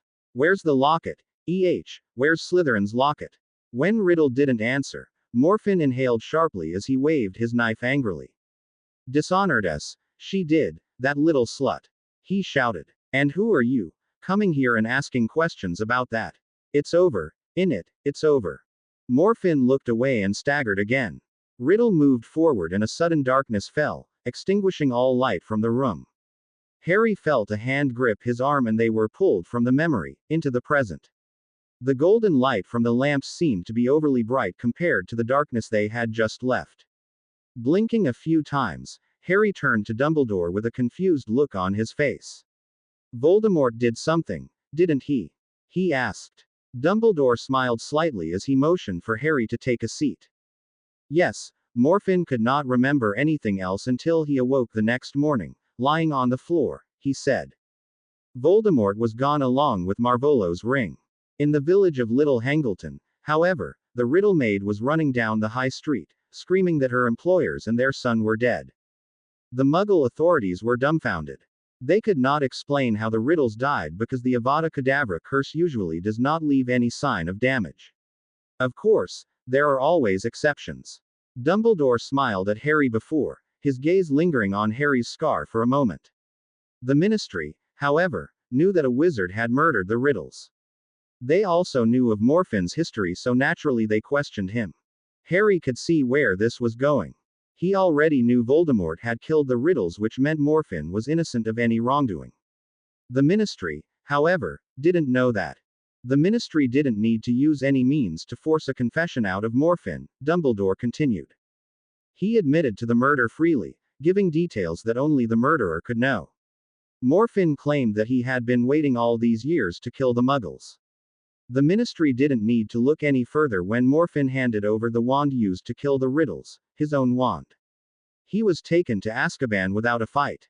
The only thing that disturbed him was that his father's ring had disappeared. Harry let out a bitter laugh. Riddle had certainly covered his tracks.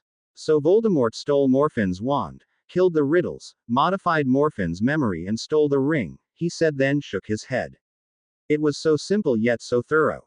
That's right, Harry, Dumbledore said proudly. Morphin lived out the remainder of his life in Azkaban and is buried beside the prison, alongside the others who have died within the walls. He never realized that he had not actually killed the Riddles. The only reason I have this memory is after using a great deal of legilimency to pry it out of him. Once I discovered the truth, I tried to secure Morphin's release, but unfortunately, Morphin died before the Ministry reached their decision. Why didn't the Ministry realize that someone other than Morphin had used magic? Harry asked curiously. Surely a magical signature can be traced with the proper charms. He had learned from Sirius that the Ministry could only track magic, not the caster. That was why no one had known Sirius had used Harry's wand the night he had taken Harry from Privet Drive until Vernon Dursley had told the Aurors present. That was also why the Ministry had believed that Harry had cast the hover charm when it had actually been Dobby over 4 years ago. Because Morphin confessed, Harry, Dumbledore said patiently. Why would you ask questions when you believe you already have the answers? Silence filled the room for a moment before Dumbledore spoke again. I believe it is getting late and I still have one more important memory to show you. Dumbledore pulled out another crystal phial from his pocket. This phial looked different from the others. Instead of the smooth liquid it should be, silvery substance seemed to have hardened slightly, causing the substance to enter the pensieve rather unevenly as Dumbledore poured it in. After you, Harry. Once again, Harry rose to his feet and entered the pensieve.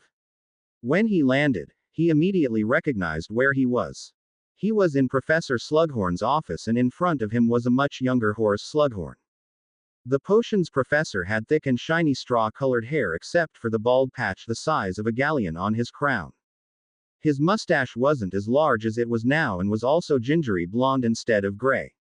The younger Slughorn wasn't as large as the current Slughorn, but he was still on the extremely overweight side. Slughorn was sitting in a comfortable winged armchair with his feet resting upon a velvet poof. He had a small glass of wine in one hand while the other was searching through a box of crystallized pineapple. Dumbledore arrived as Harry was taking in the sight of the 6 boys who were sitting around Slughorn. Voldemort was there among them, looking more relaxed than any teenager should be in a teacher's office. Harry quickly noticed the familiar gold and black ring on Voldemort's right hand. The Riddles were already dead. Voldemort finally spoke, breaking the silence. Sir, is it true that Professor Merrythought is retiring? He asked curiously. Slughorn shook his head ruefully. Tom, if I knew I couldn't tell you, he said, shaking a sugar-covered finger and Riddle before winking. I must say, I'd like to know where you get your information. Boy, more knowledgeable than half the staff, you are. Riddle smiled as the other boys chuckled. What with your uncanny ability to know things you shouldn't, and your careful flattery of the people who matter. Thank you for the pineapple. By the way, you're quite right, it is my favorite. Several boys snickered just as the entire room quickly filled with an extremely thick white fog. Harry could see absolutely nothing other than Dumbledore's face. Before Harry could question the oddity, Slughorn's voice echoed through the mist unnaturally loudly. You'll go wrong, boy, mark my words. The fog instantly vanished, but no one seemed to react to it. Harry had a feeling what was going on. This memory had been modified and Harry had a good idea who had done it. The clock standing on Slughorn's desk chimed 11 o'clock. Good gracious, is it that time already? Slughorn asked in amazement. You'd better get going, boys, or we'll all be in trouble. Lestrange, I want your essay by tomorrow or it's detention. Same goes for you, Avery. Slughorn struggled slightly in pulling himself out of his armchair as the boys left. One boy, however, remained. Voldemort purposely lagged behind, waiting for Slughorn to notice him. Look sharp, Tom, Slughorn said as he turned around. You don't want to be caught out of bed after hours, and you a prefect. Voldemort didn't seem fazed. Sir, I wanted to ask you something, he said casually. Slughorn smiled. Ask away. Then, boy, ask away, he said pleasantly. Voldemort inhaled deeply as if he was preparing himself for something big. Sir, I wondered what you know about Horcruxes, he said hesitantly. Harry froze as his breathing started to quicken. He had heard that word before, but where? Where had he heard such a term, and why did it fill him with such fear and dread? He barely noticed that the dense fog filled the room again, blocking everything except Professor Dumbledore. It took Slughorn's loud voice to snap Harry out of his troubling thoughts. I don't know anything about Horcruxes, and I wouldn't tell you if I did. Now get out of here at once and don't let me catch you mentioning them again. Time to go, Harry, Professor Dumbledore said gently, and they left the Pensieve. The moment they were back in Dumbledore's office, Harry returned to his seat, extremely confused. How could one word affect him so much, especially a word he had never heard before? Shaking away his questions, Harry returned his attention to Dumbledore, who was staring at Harry with a concerned look on his face. Why would Slughorn modify his own memory? Harry asked in confusion. Dumbledore smiled, but the concern was still present in his eyes and his emotions. I believe he is ashamed of what he remembers, he said pleasantly. As I am sure you noticed, the modification, if very crudely done. The actual memory is still there. It just needs a little more focus to be accessed. Dumbledore glanced at Harry worriedly for a brief moment before he continued. And now, I am giving you homework, Harry. It is your job to retrieve the actual memory from Professor Slughorn. This is extremely important, Harry. This information is vital. I would not ask if it were anything but. Harry stared at Dumbledore incredulously. He couldn't believe what Dumbledore was asking him to do. Sir, in case you haven't noticed, Professor Slughorn and I don't exactly get along, he said bluntly. He had to blackmail me to get me to attend one of his stupid parties. Professor Dumbledore simply smiled as he sat down behind his desk. I realize that, Harry, he said gently. I know I am asking a lot from you, but I truly have used all of the means available to me to retrieve the memory. Professor Slughorn knows I want the memory and is prepared to counter Legilimency and Veritaserum. I believe you are the one person who can penetrate his defenses. He does admire you, Harry. He is also envious of the public power you carry. Trust me, I have a feeling the relationship between you and Horace is not as bad as you make it out to be. Harry just shook his head in disbelief. He didn't agree, but he wasn't about to get in an argument over it. He would do what he could, but if it didn't work, Harry could at least say that he had tried. That's what important, right? With nothing else to say, they bid each other good night. Once again, these lessons had left Harry more confused than ever. It was amazing at how something as simple as looking into the past could leave Harry with a larger headache than one any of his classes could give him. With as late as his lesson with Dumbledore ran, Harry didn't have time to relay everything to Sirius and Remus before he needed to return to the Gryffindor Tower for the night. There was also the fact that Harry had been more worried about Sirius leaving than to retell everything he had witnessed. The mystery of Horcruxes and the task Dumbledore had given him could wait. He wasn't going to burden Sirius with anything that could distract him. Despite how often Sirius assured Harry that the mission wasn't dangerous, Harry wanted Sirius to remain focused on his task. After all, the more focused Sirius was, the sooner he would complete his mission and come home. Harry didn't sleep much that night. He spent the majority of it in the common room reading his schoolbooks in an attempt to get his mind off of everything. In addition to everything that had occurred in the past few hours, Harry had to speak with Hermione and showing the council the memory of his duel with Voldemort, work on a new lesson plan for the DA, and think up new plays for Quidditch. When reading didn't work, Harry tried working on a lesson plan for the DA. Perhaps it was time the DA had some of their own hands-on learning by the way of duels. That way they could incorporate everything they had learned and everyone else could see what not to do in a duel. By the time morning arrived, Harry had an agenda for the DA to propose to Remus and the council, along with a few plays for the Quidditch team. The only thing left to do was to stare out the window and think until everyone else woke. It seemed impossible to think of the days at Hogwarts without Sirius walking through the halls, joking around in an attempt to hide his overprotectiveness. Harry knew this was only the beginning and knew it was only going to get worse. The missions were only going to get more dangerous as time progressed. Don't think about that. Sirius knows what he's doing. He'll be fine. Hermione was the first to come down from the dorms and seemed to know immediately that Harry was preoccupied. They left together for the Great Hall, Harry quietly relaying everything from his lesson with Dumbledore the night before. To say Hermione was shocked at the task Dumbledore had given Harry was an understatement. Slughorn must be really desperate to hide what really happened if he was willing to modify his own memory, Hermione said thoughtfully as they entered the Great Hall. I admit that I've never heard of Horcruxes before. I have, Harry said quietly, causing Hermione to look at him in alarm. I just can't remember where. I can't explain it. It's like the information is locked away, but I know that whatever it is, it's bad. It's something that Voldemort doesn't want to be known. Hermione stared at Harry curiously as they sat down at the Gryffindor table. After a moment of silence, she let out a long breath. Harry, have you ever wondered what happened those days you were held prisoner? She asked cautiously. Harry stiffened slightly at the question. You said you were unconscious most of the time. Harry nodded. What if you weren't, or what if you had been partially conscious? People rarely remember anything they hear when they're not completely awake, but they can remember the mood that accompanied the words. That's why people are encouraged to talk to coma patients. Harry rubbed his hands together nervously. He remembered hearing something similar when he had worked at the hospital. The thought of what could have occurred when he had been unconscious made him shudder. To be able to pick up on moods and words meant he hadn't been alone. Someone had been either in his cell or close to it. Is there any way to remember? Hermione shrugged. I really don't know much about it, Harry, she said truthfully as she cast him a sympathetic glance. I only know what Madame Pomfrey told us after the third task. She said that hearing our voices would help reassure you that you were with people who cared about you. I know Sirius and Remus took her advice to heart. They talked to you all the time.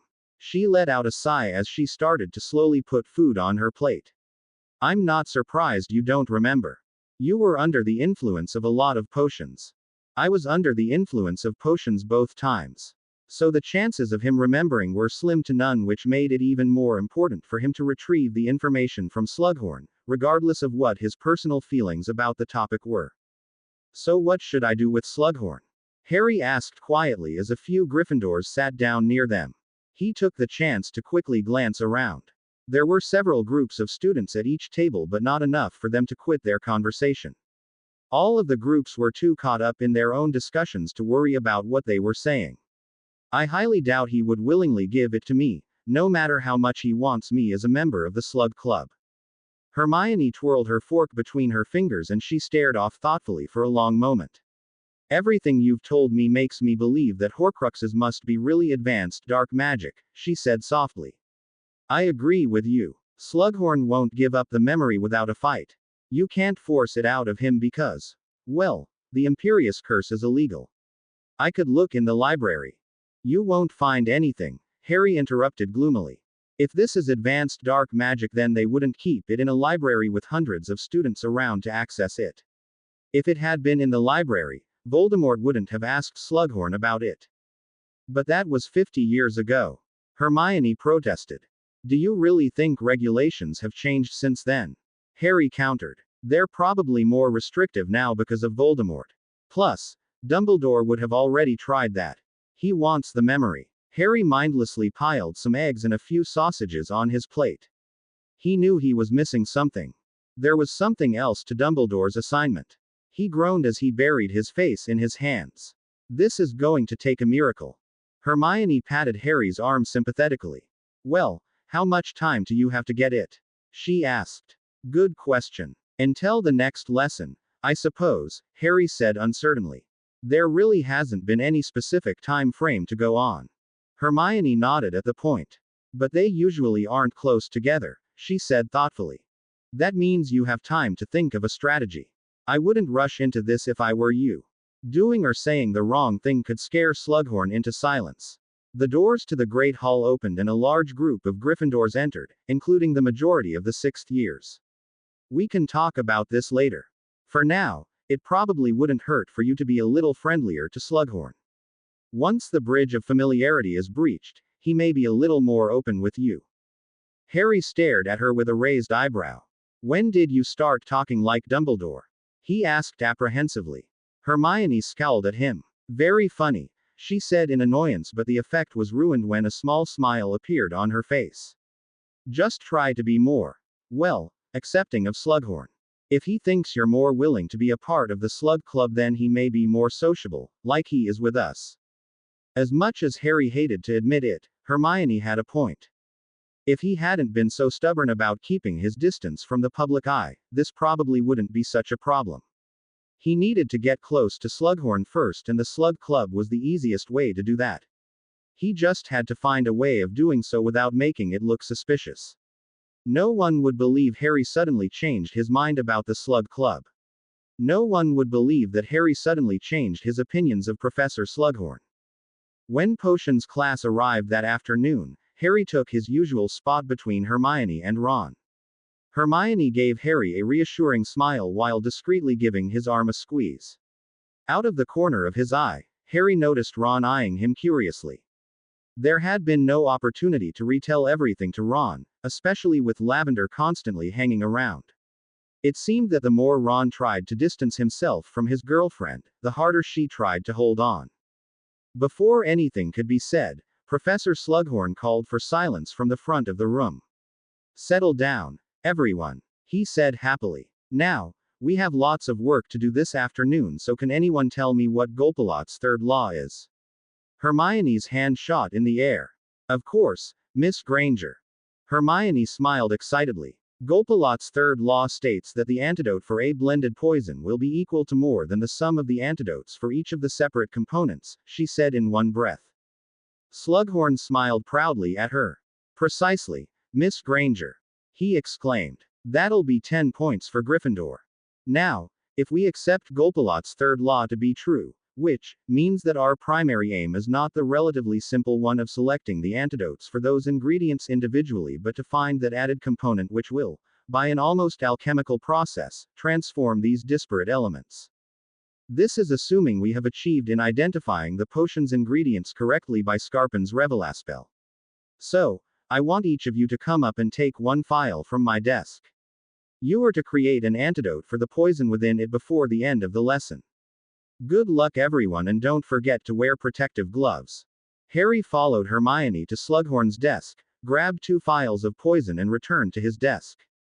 He handed one over to Ron, who was still trapped in a state of confusion. Ron clearly had no idea of what was going on. Harry had to admit he would be lost too if he hadn't already covered poisons with Remus and Madame Pomfrey. He had gone over Golpalot's third law months ago. Madame Pomfrey had insisted that knowing how to counter poisons was one of the most important and most overlooked skills in healing. Determined not to be distracted by those around him, Harry slowly poured the pink-tinted contents of his phial into his cauldron. He already had a few ideas of what the poison could be from the color and texture of it.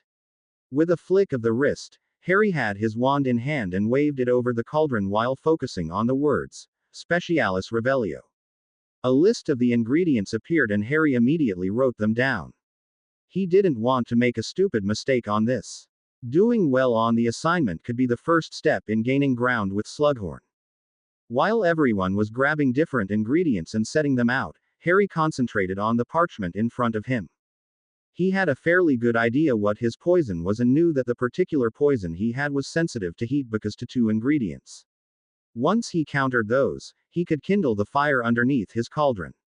Pulling out his supplies, Harry added the 5 ingredients that would counter the 2 in the poison and noticed the pinkish tint shift to more of a clear color. He carefully lit the fire underneath his cauldron just as Slughorn made his first round, checking everyone's progress. Slughorn didn't bother hiding his amusement at the horrid-smelling concoctions in Ron and Ernie's cauldrons or at the frantic pace Hermione was working it. When he reached Harry though, Slughorn's face changed from amusement to amazement, especially when he noticed the way Harry was tackling the assignment. Harry did his best to ignore Slughorn and focus on the remainder of his task. He still had plenty of ingredients to counter. The process was painstakingly slow, and before Harry knew it, Slughorn was reminding everyone that there were only 2 minutes left. It took every ounce of self-restraint not to speed up his pace like everyone else was doing. He didn't want to make a stupid mistake now. If he didn't finish, then he didn't finish.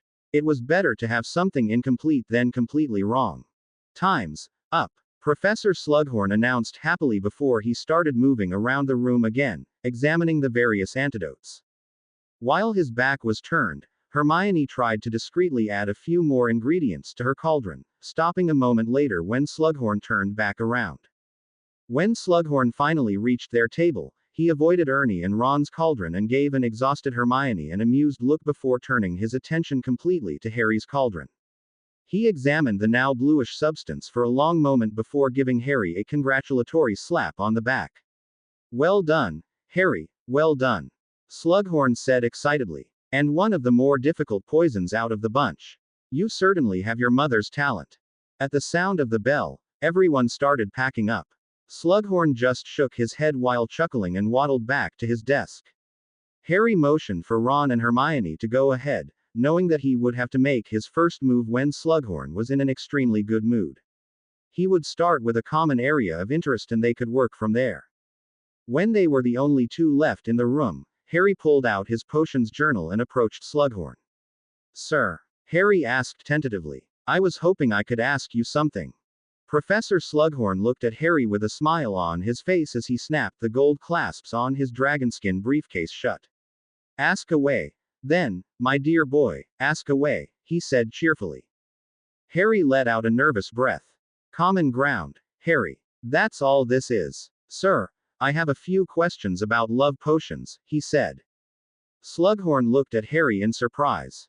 "Love potions?" he asked. "What would you need love potions for, my boy?" Harry stared at Slughorn, completely horrified at the accusation. "Oh, I don't need them, sir," he said quickly. "I was wondering about countering them. There isn't much in our textbook and they are rather popular this year. They're one of the more popular items stocked at Weasley Wizarding Wheezes." Slughorn smiled knowingly. "Ah," he said as he sat down. "I understand the problem, my boy. You see, there isn't much in the textbook about love potions to prevent young witches and wizards from using them. The antidotes can be extremely dangerous if they are brewed incorrectly because they, like love potions, alter someone's emotional state extremely quickly." Harry pulled out his quill from his school bag and started taking a few notes. "So if the antidote was too strong, it could send someone into depression?" he asked in amazement. Professor Slughorn nodded. "I'm afraid so," he said seriously. "There is also the problem with the strength of the love potion. Unlike most potions, love potions tend to strengthen with time. Imagine, my boy, going from an extreme high to an extreme low in a matter of seconds. If someone were to digest a strengthened love potion, that alters the composition of the antidote completely. I believe the antidote in the textbook is a mild version of the commonly used antidote for all love potions. Drinking the weaker antidote would dampen the infatuation to a more tolerable level. Of course, if the love potion was digested after the recommended date, it may be of little use." Harry asked a few more questions about identifying expired love potions, playing the role of the polite and inquisitive student. When he was finished, Harry apologized for taking up Slughorn's time, but Slughorn insisted that it had been a pleasure. "It's extremely rare to find someone with such a thirst for the specifics of potions at such a young age," Slughorn beamed. "If you have any more questions, my dear boy, you're more than welcome to ask." Leaving the dungeons, Harry could only think of one thing. Step 1. Completed. Before Harry knew it, it was time to show his memory of the night at the Ministry to the Council.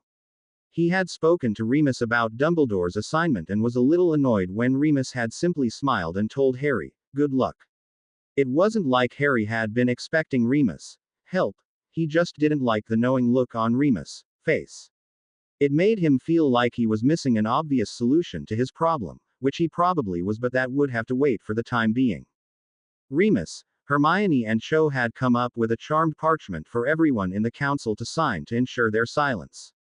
Harry thought it was a little extreme but knew better than to argue with Hermione and Cho again. What was the worst that could happen? Taunting from the Slytherins. Awestruck stares from the younger years. That wasn't anything new. Harry had been dealing with that for the past 5.5 years. As long as people saw him as anything other than a teenager, it wasn't going to change. Harry arrived first to the room of requirement with Ron and Hermione. In his hands, he carried the pensieve he had received from Sirius and Remus while Hermione held the crystal bottle containing his memory of that night. Ron and Hermione weren't exactly back to the close friendship they had before Ron's moods and Lavender Brown interfered, but at least they could be in each other's presence without World War III ensuing. Remus was next to arrive with a request for Harry to stay behind after the meeting was over. From the waves of relief and excitement pouring off Remus, Harry knew it wasn't anything to worry about, allowing him to focus on the meeting. The members of the council arrived in groups of two. Neville and Ginny arrived first, followed closely by Cho and Luna, then Justin and Hannah a few minutes later. Cho immediately moved to stand aside Hermione to support Harry if necessary. "Good evening, everyone," Remus said with a smile. "We have something different planned for tonight. Harry would like for you all to see an actual duel and learn from his experience. Tonight we will be going into his Pensieve to witness his duel with Voldemort at the Ministry." There were several gasps. "Now, what we will be seeing is not something we want the entire school knowing about, so we will need you all to sign." Remus set the charmed parchment and a quill on a small table that appeared out of thin air. "This parchment contains several secrecy spells.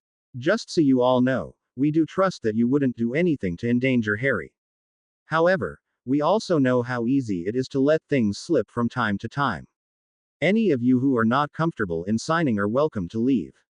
We are not forcing any of you to do this." Ginny was the first to step forward. "Hand over the quill, Remus," she said with a grin. Once Ginny signed the parchment, everyone else followed suit. When everyone had signed, Remus rolled up the parchment and pocketed it. Everyone waited eagerly as Hermione handed over the crystal bottle and Harry poured the contents into the Pensieve. Looking around at everyone's eager faces, Harry let out a long breath and pulled up his sleeves. "I'll see you soon," he said, then vanished into darkness only to reappear in the dimly lit atrium of the Ministry. The golden fountain was in one piece and everything looked peaceful. Hermione was the first to arrive, followed by Ron, the members of the council, and lastly Remus. Before anyone could say anything, they heard the sounds of someone approaching. They all turned to see a slightly younger, bespectacled Harry Potter enter the atrium with a wand in each hand. He was breathing heavily with several bruises on his face. He let out a wince of pain just as another figure entered the atrium. Several members of the council gasped while others fought to hold back terrified screams at the snake-like appearance of the black-hooded Voldemort. "Harry Potter," Voldemort said in his high-pitched voice. "We meet again." The younger Harry turned to face Voldemort, who pulled out his wand and twirled it between his fingers. "You almost look like you were searching for me, Harry," Voldemort said curiously. "Have you finally realized that only I can help you see your true potential? Or perhaps you were hoping to merely delay me from killing your precious guardians?" Everyone watched in amazement as the younger Harry kept his wits about him while Voldemort circled him like a vulture. No one who was watching moved a muscle. They watched as Voldemort tried to learn of the prophecy and tried to negotiate with the younger Harry. When that failed, the duel began. They watched as Harry hid behind the fountain to avoid the killing curse. Hermione gripped firmly on Harry's right arm as Voldemort attacked the fountain. Harry tried to ignore the painful hold, but it was difficult when your arm starts to go numb. Everyone quickly saw that Voldemort had the advantage with apparition and nonverbal spells. No one could believe how Harry had managed to hit Voldemort while flipping backwards, and were even in more shock when the sword fight began. Harry could easily see the desperation in his younger self, especially when the younger Harry slammed his elbow into Voldemort's jaw. The sword fight became more frantic until the younger Harry avoided a killing blow by apparating. Several members of the council gasped in surprise while others stared at the observing Harry in awe, since Harry had refrained from mentioning that he had apparated before. "Impressive, Harry," Voldemort said, pulling everyone back to the scene in front of them. Their swords collided at Harry's right. "You clearly have just begun to tap into your potential." Voldemort was pushed back a few steps. "I underestimated you again, Crucio." Harry jumped out of the way. "Now I see why Dumbledore fears you." Cho had grabbed Harry's left arm as they watched the younger Harry stubbornly counter every attempt Voldemort made to make Harry doubt himself.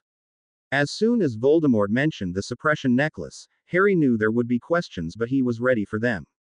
After all, just because a question was asked didn't mean a specific answer needed to be given. Harry watched as Voldemort tried to convince his younger self to join him before the duel turned frantic. Everyone could see that the younger Harry was slowly losing ground. He looked exhausted and was drenched with sweat. Several people cried out in alarm when Voldemort managed to hit Harry with the purple-colored spell. The grips on his arms tightened as the younger Harry hit Voldemort with a reductor curse, causing Voldemort to stagger slightly. However, no one had been prepared to see what happened next. They watched as the younger Harry cast a strong protection spell a moment before Voldemort sent white light at Harry. They watched as the white-colored spell hit Harry's shield, pushing him backwards until the shield broke down. Hermione tearfully bit back a scream as the younger Harry flew backwards into the wall and landed on the floor with a thud. Several of the girls had tears falling down their faces as Voldemort approached. "So this is how you shall die," Voldemort said as he pointed his wand at Harry. "Alone and defenseless. I'll be certain to pass on the news to your precious guardians as well as your mentor." "He's not alone, Tom," Dumbledore said firmly as he entered the atrium, causing several members of the council to relax. Voldemort to quickly turn around and stared hatefully at the old man. "Harry will never be alone. There are too many who care about him for that to happen." Everyone watched in awe as Voldemort and Dumbledore dueled. The style was completely different. They relied completely on magic and apparition. These were two powerful wizards that knew each other too well, including each other's feelings towards Harry. Before anyone realized what was going on, Voldemort had silently sent a killing curse at Harry, but it never hit the target. Out of nowhere, a flash of flames appeared as Fawkes arrived, grabbed hold of Harry's robes and transported both of them by fire travel behind Dumbledore. Voldemort let out a frustrated cry and vanished. "I think we should return," Harry said, and the memory darkened as they were pulled out of the Pensieve. The room of requirement had changed. Before, it was nothing more than an empty room with a table to hold Harry's Pensieve. The table that had appeared for everyone to sign the charmed parchment had vanished. The room was now filled with comfortable sofas and armchairs for everyone to sit in. There was also a fireplace with a roaring fire that created flickering shadows along the dark wood walls. Everyone mindlessly sat down in the nearest available seat. Hermione, Cho and Ginny were sharing a sofa looking a little worse for wear. They all had tear-streaked faces and appeared to be in a state of shock. Ron was sitting next to Neville in the sofa across from the three girls, looking a little sick to his stomach.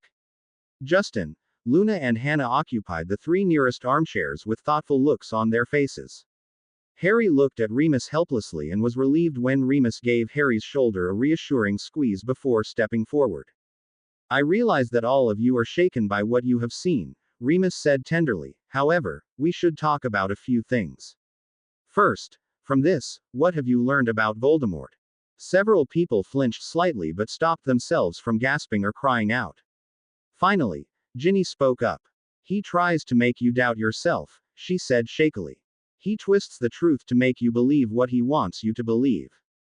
"Very good," Remus said encouragingly. "Distraction is a very common tactic since it can be used in so many different ways. Humans tend to react first and think later.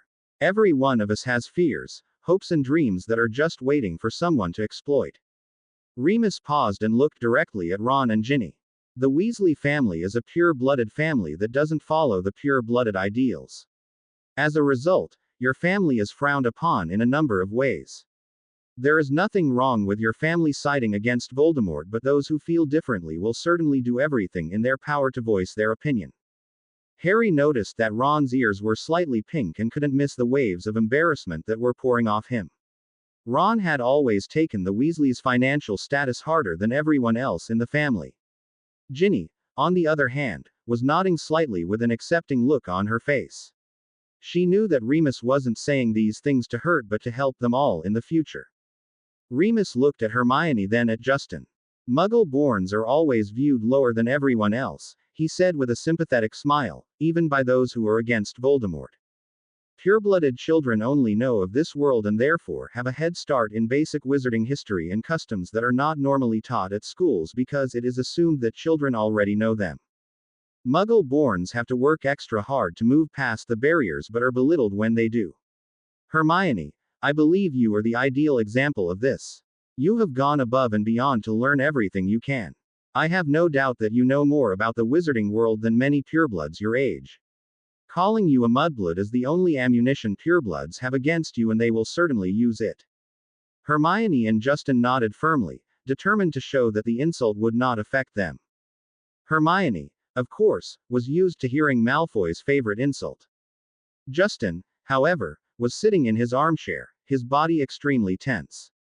He clearly had heard the term before but wasn't accustomed to hearing it used so effortlessly in a sentence. Then again, Hufflepuffs were usually the most ignored house at Hogwarts. It was common to see Muggle-borns there, so no one thought anything of it. Hermione, being in Gryffindor and Harry's friend, had gained quite a bit of attention over the years, so it was natural that the purebloods would attack who they feel threatened them. Remus grinned at Luna, who smiled dreamily back at him.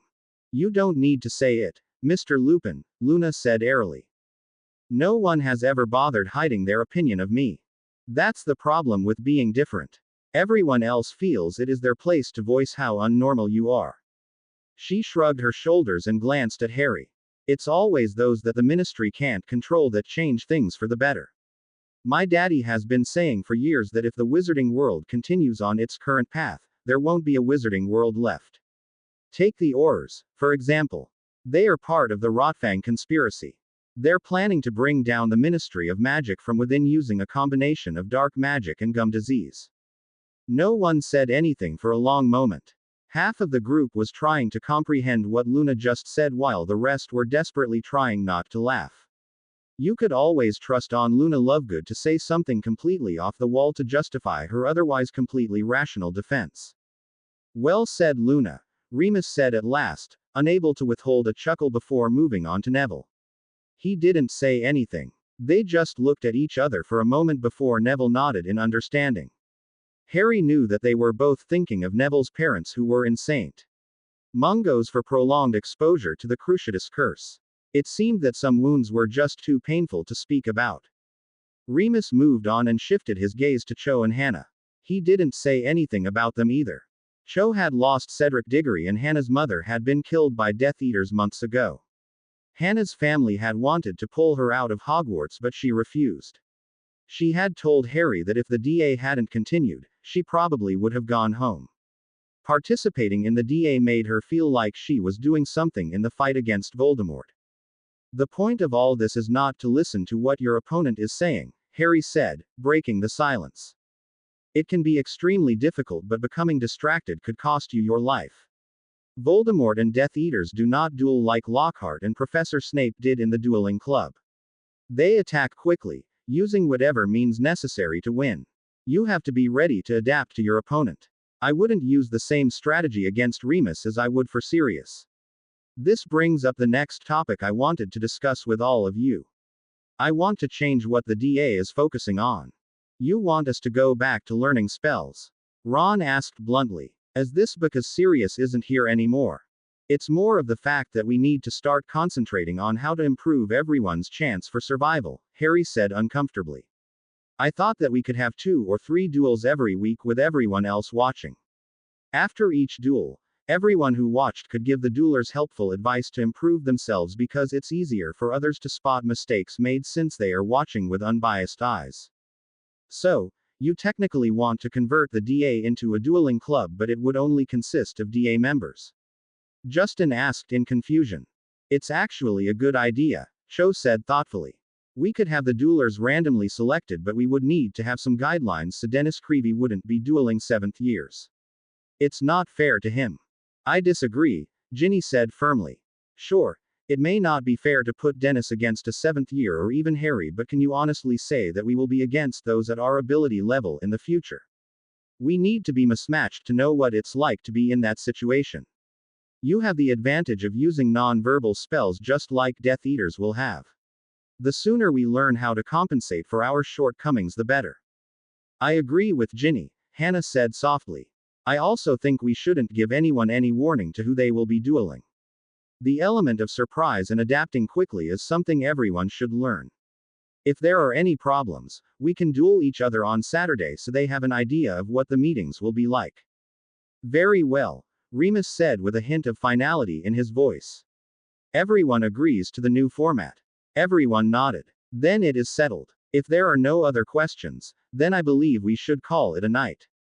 Harry seriously doubted no one had any questions. They were just too overwhelmed to voice them. Once by one, the council left the room of requirement. Cho and Ginny had pulled Harry into a fierce embrace before they left the room somewhat quickly, which left Harry extremely confused. Cho had never acted that way with him, and Ginny hadn't acted that way in years. It took a little persuasion to convince Ron and Hermione that they didn't have to wait for him, but eventually he was alone with Remus. Getting a closer look at Remus, Harry couldn't help noticing the shadows under Remus' eyes. He tentatively reached out and wasn't surprised to touch waves of tiredness mixed with relief and excitement. Remus met Harry's concerned gaze and smiled reassuringly. No words needed to be said. Remus knew that Harry knew what emotions couldn't hide. Despite how healthy Remus pretended to be, he was still in the final stages of recovery and couldn't run himself down. "I'm fine, Cub," Remus insisted as he sat down in a nearby armchair. "It'll just take some time to adapt to everything. This is an adjustment for all of us." He reached in his pocket and pulled a very old piece of newsprint out of his pocket. "I found something in the library this afternoon." Harry took the crumbling piece of paper out of Remus' hand and squinted to make out the moving photograph. It was a picture of a thin girl around the age of 15. She certainly wasn't pretty. If anything, she looked irritated and gloomy at the same time. She had thick eyebrows and a long pale face. Underneath the photograph was the caption, "Eileen Prince, captain of the Hogwarts Gobstones team." He looked up at Remus in surprise.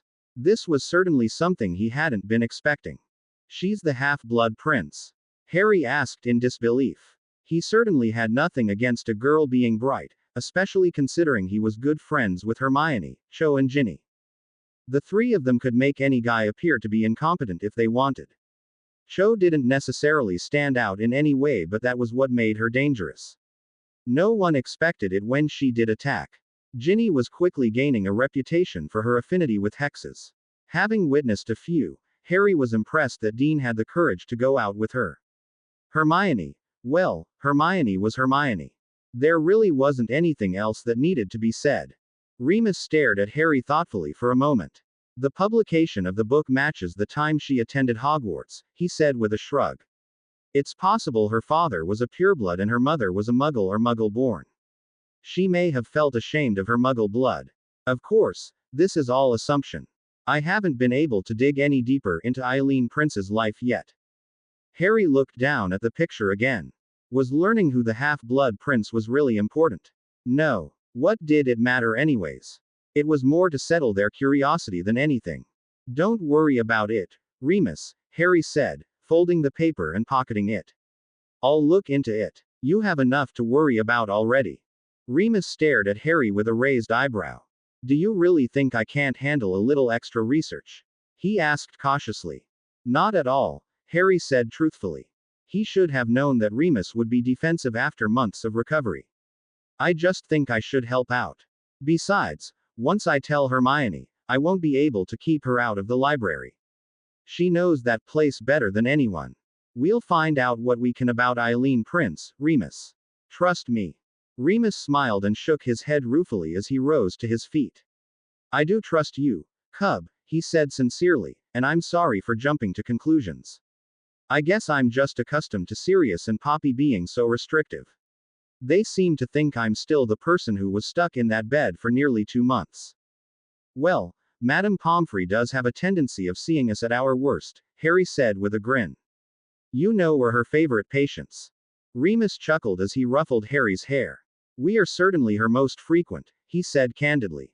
"Come on. We should get you back to the Gryffindor Tower before it's too late." Harry nodded, carefully picked up his pensieve and followed Remus out of the room of requirement. They walked in silence until they reached the fat lady portrait and bid each other goodnight. Harry gave the fat lady the password, abstinence, and tiredly waited for the portrait to swing open enough for him to enter. He wanted nothing more than a long night's rest, however, it seemed like it wasn't meant to be. Upon entering the common room, Harry was surprised to see that it was extremely crowded and everyone was staring at a furious Lavender glaring at an annoyed Ron and Hermione. Waves of nervousness and eagerness completely overpowered the faint waves of embarrassment and anger. Harry was trapped. Here he was with a pensieve in his hands in front of an entire tower of students. Thinking quickly, Harry set his pensieve down, pulled out his wand and shrunk the pensieve. He also cast a few protective charms so it couldn't tip over. He was now able to hold the pensieve in one hand and no one was the wiser. "Don't you try lying to me, Ronald Weasley," Lavender cried. "You're not part of the council." "Harry asked us to come," Ron interrupted. "We're his best friends, Lavender. We came back with Ginny and Neville. Where else would we be?" "Where else?" Lavender spat as she took a step closer and poked Ron in the chest. "You were snogging her, weren't you? All this time you've been seeing her behind my back.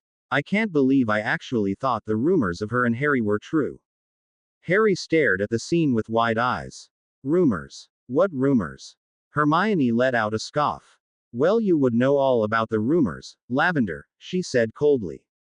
"You started them. You and Parvati seem to have nothing better to do than pass rumors because your lives are simply too boring to talk about. Ron and I were at the council meeting. Build a bridge and get over your jealousy.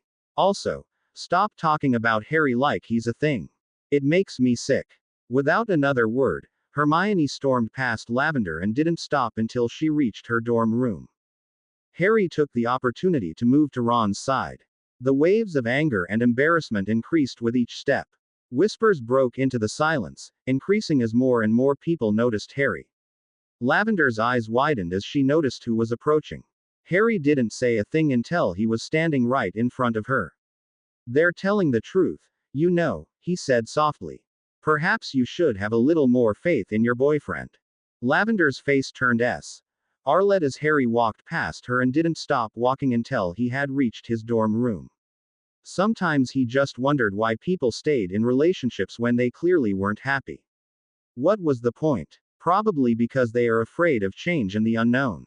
Merlin only knew. Harry awoke with a start the following morning. He was covered in sweat, breathing heavily and shaking uncontrollably. Pulling his bed hangings open quickly, Harry looked around the somewhat blurry room frantically, trying to find the source of his distress but couldn't see anything. The room was still dark and was silent except from Ron and Neville's snoring. Instinctively, Harry reached out to see if there were any stray emotions but couldn't sense anything, which was expected.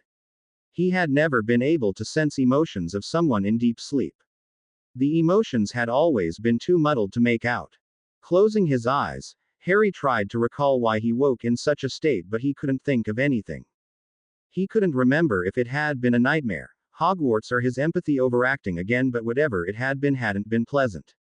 Nothing that caused this much fear and distress ever was. Concentrating harder, Harry could vaguely remember screams and pain but nothing else.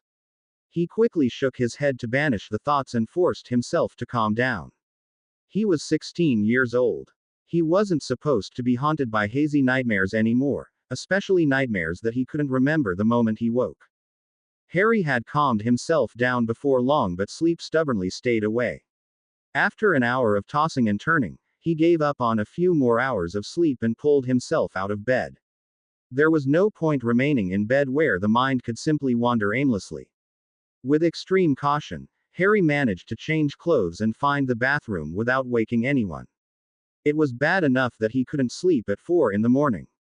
Why make anyone else suffer? It wasn't a surprise to find the Great Hall completely empty at 4:30 in the morning. The silence was a little eerie, but it was better than waiting around in the common room for someone to wake. The lamps provided the only source of light for quite some time as Harry double-checked his Transfiguration homework. It was tedious and allowed him to think of what had happened the night before. In addition to learning that the Half-Blood Prince was possibly a girl, Harry had also learned that there were rumors about him and one of his best friends. He couldn't believe he hadn't heard anything before now. However, considering his lack of free time, it wasn't that much of a surprise. He barely had time to hear the daily chapter in the Ron, Lavender, Hermione drama. That was what it boiled down to. He had no time to do anything other than training, studying, the DA and Quidditch. He wasn't complaining. He enjoyed his sessions with Madame Pomfrey. He knew training was a necessity. Professor Dumbledore insisted that the lessons with him would help in the fight against Voldemort. He couldn't even think of abandoning his teammates or the DA, and studying just came with school. There was no way he could get around that. He was clearly stretching himself too thin but couldn't think of a way to remedy that. Note to self: find a way to make more hours in the day. Good morning, Harry, Hermione said cheerfully as she sat down beside him.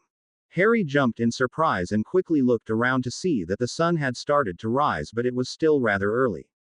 There were a few students sitting at each table, which was a surprise. Another note: start paying attention to your surroundings. Food, plates, goblets, and utensils started appearing on each table, immediately filling the great hall with the aroma of freshly cooked bacon, sausages, and the spicy scent of pumpkin juice. Good morning, Hermione, Harry said as he relaxed and set his homework aside. You're up early. So are you, Hermione said matter-of-factly. I actually went up to your dorm room to wake you. Imagine my surprise to find your bed cold. Harry glanced at her with a raised eyebrow. And what were you doing in my bed? He asked curiously. Hermione gawked at him as she swatted the back of his head. For your information, I was checking to see how long ago you left your bed, she said stiffly, then smirked. Of course, if you want to insinuate that there is something else going on. Harry raised his hands in surrender. You win, he said, then started to pile food on his plate. So what are these rumors that Lavender mentioned last night? Hermione let out a sigh as she also started putting food on her plate. Well, they started after Slughorn's party, she said softly. Since we went together, everyone thinks we're seeing each other. Things have been pretty quiet here, so everyone's grabbing onto what gossip they can. People have noticed how much time we're spending together, Harry. Harry rolled his eyes in annoyance. We're not spending any more time together than we have in the past, he countered.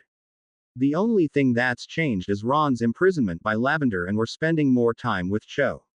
If anything, there should be rumors about her. There are, Hermione said bluntly. Harry, the entire school thinks you're either romantically seeing one of us or waiting to see which one of us you like better. Harry groaned as he buried his face in his hands. Hermione laughed. It's not the end of the world, Harry, she said good-naturedly.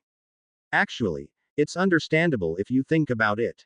No one here knows about your, well, ability. They don't understand that you're hanging around us because Ron's being overly hormonal. Harry looked at Hermione in shock. Is that what you really think? He asked in disbelief. That the only reason I'm spending time with you is because Ron can't stop snogging Lavender. Hermione smiled reassuringly at Harry. That's not what I meant, she said as she started cutting her bacon. You've been a great friend, Harry. All I'm saying is that people don't care what brought about the change. They just notice that something has changed. You weren't on the train before Christmas, so you didn't hear what everyone was saying. The fact that the chosen one went to one of Slughorn's parties with 2 girls was slightly more interesting than how many girls McLaggen tried to snog. Harry snorted at the comment. I don't know if I should be flattered or offended, he muttered, then let out a sigh. I'm really sorry, Hermione. I should have been there to tell everyone that we're just friends and that anything more than that is impossible because you fancy a certain Weasley. Hermione swatted Harry on the back of the head again. It's not your fault, so stop blaming yourself, she said, then swatted him again, and stop teasing me. If the situation was reversed, I wouldn't be giving you such a hard time about whoever you fancied. Hermione's face turned pensive for a moment until she looked at Harry curiously. By the way, who do you fancy? To say that Harry was caught off guard would be an understatement. Hermione had never expressed any interest in his love life, or lack thereof, before. It had never been a problem, so they didn't talk about it. They didn't worry about it.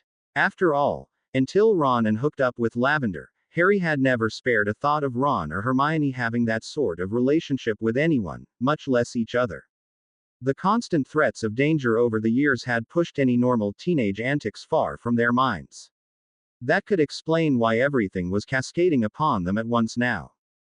Harry, Hermione asked in concern. Harry, are you all right? Snapping out of his thoughts, Harry quickly shifted his gaze to his plate, determined not to meet Hermione's eyes. I'm fine, he said, sounding more confident than he felt. Change the subject. I just have a lot on my mind. Reaching into his school bag, Harry pulled out the folded piece of paper Remus had given him the night before and handed it over. Hermione unfolded the piece of paper and took a long look at it before blinking in surprise. Well, that's unexpected, she said, then glanced at Harry.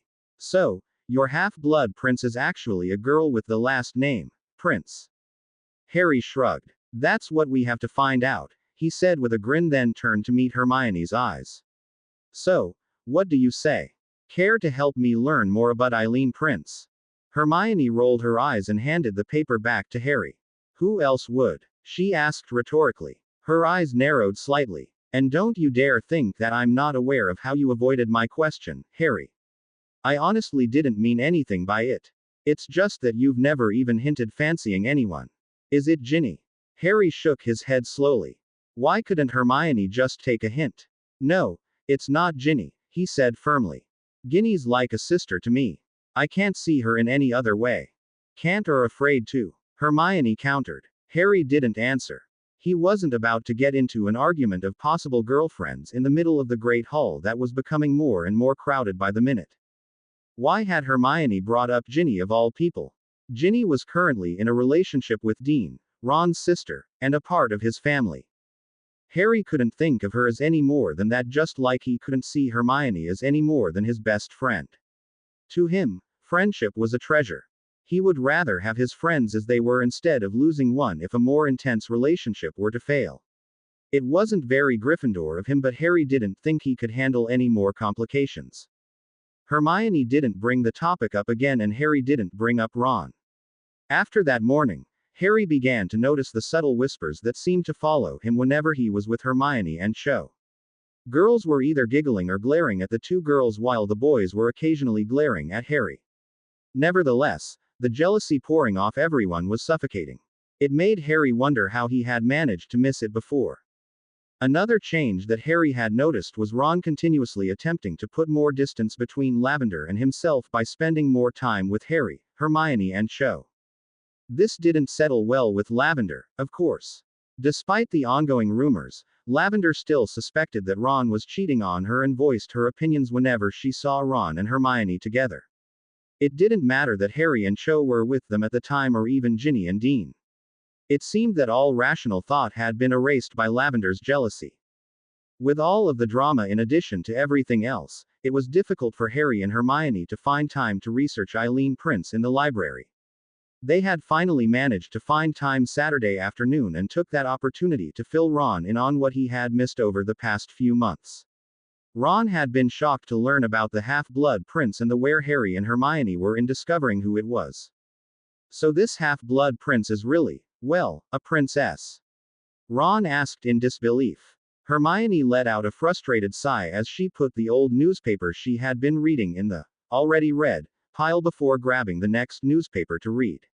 Is it really that unbelievable that a girl can be brilliant at potions? She asked. Honestly, Ron, I never thought you would be so closed-minded. I never said that. Ron protested. Bloody hell, Hermione. It was just a joke. I'm friends with you. How can I not think a girl can be smart after 5.5 years of you knowing the answers to everything? Hermione stared at Ron in shock before returning her attention to the newspaper, her face slightly red. Ron seemed to realize what he had just said and also blushed. An uncomfortable silence fell between them, which Harry quickly broke by telling Ron about his latest lesson with Dumbledore and the assignment to obtain the memory from Slughorn. There was so much awkwardness between them at the moment. Ron clearly didn't like the way his relationship with Lavender was going, but didn't have the courage to end it.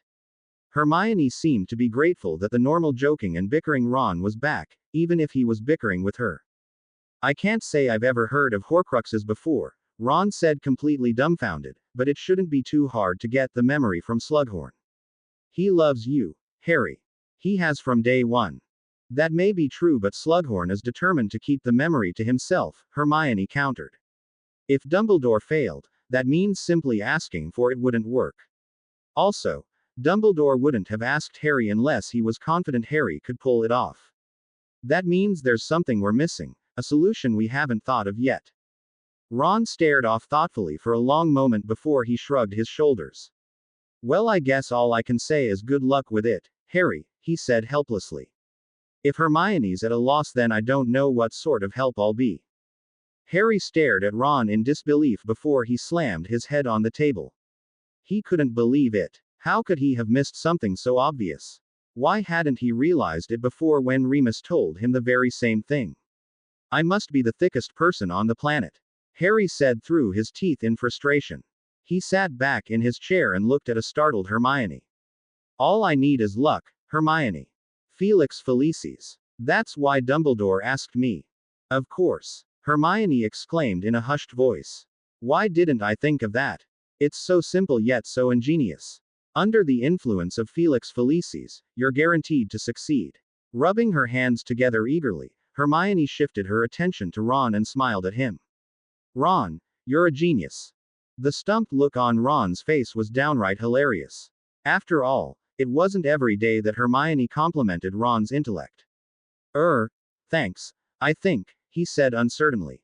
So let's say Harry takes the potion and somehow convinces Slughorn to hand over the memory. Then what? Slughorn doesn't seem to be the type of person to forget something like that. So I'll just have to catch him after he's had too much of that mead that he's so fond of, Harry offered.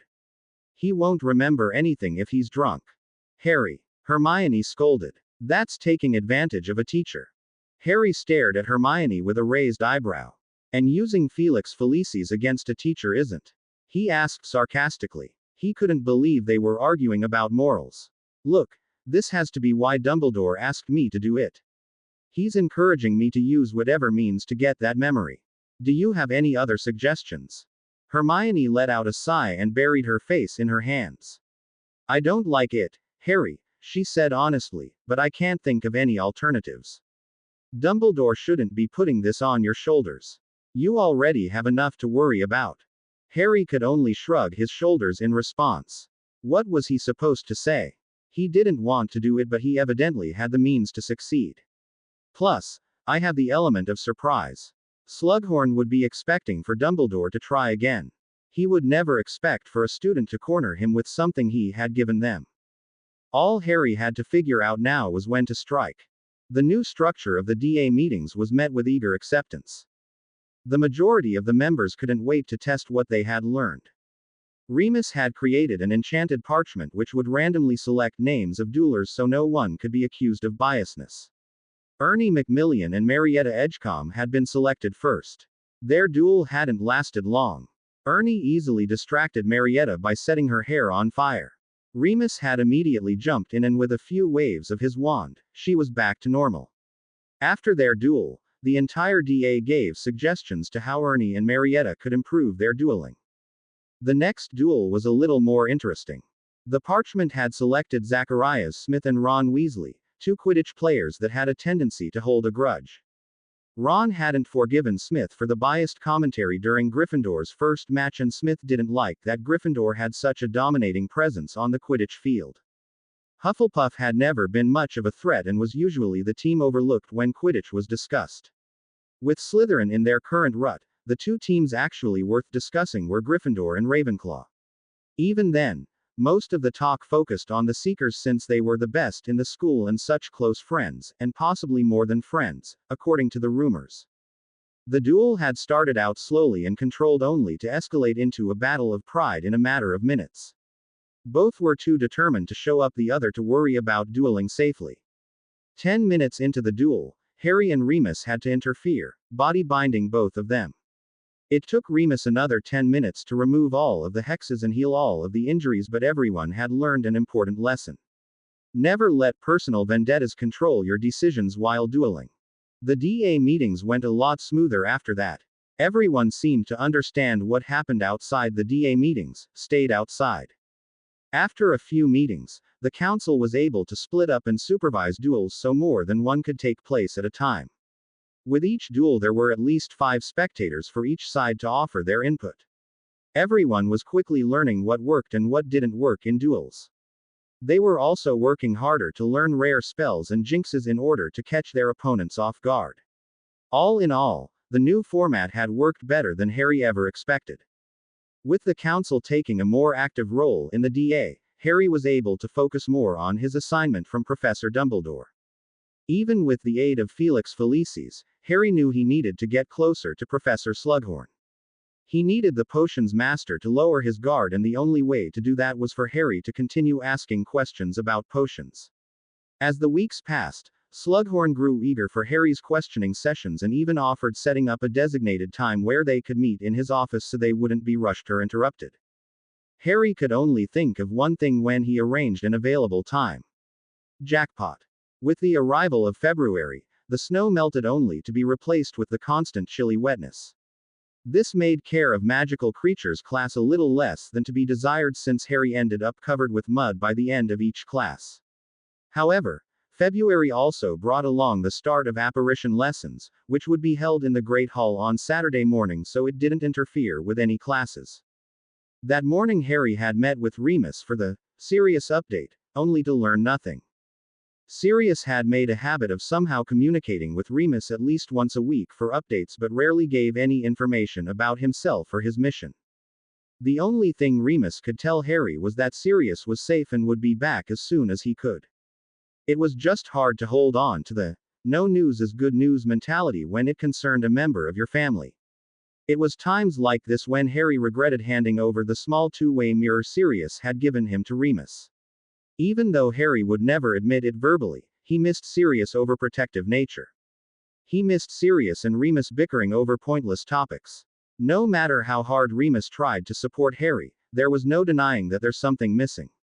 Harry and Hermione reached the Great Hall together, although Ron was closely behind them with Lavender holding onto his arm tightly. All of the tables had vanished, leaving the large room extremely bare. Rain hit the high windows and dark clouds covered the enchanted ceiling.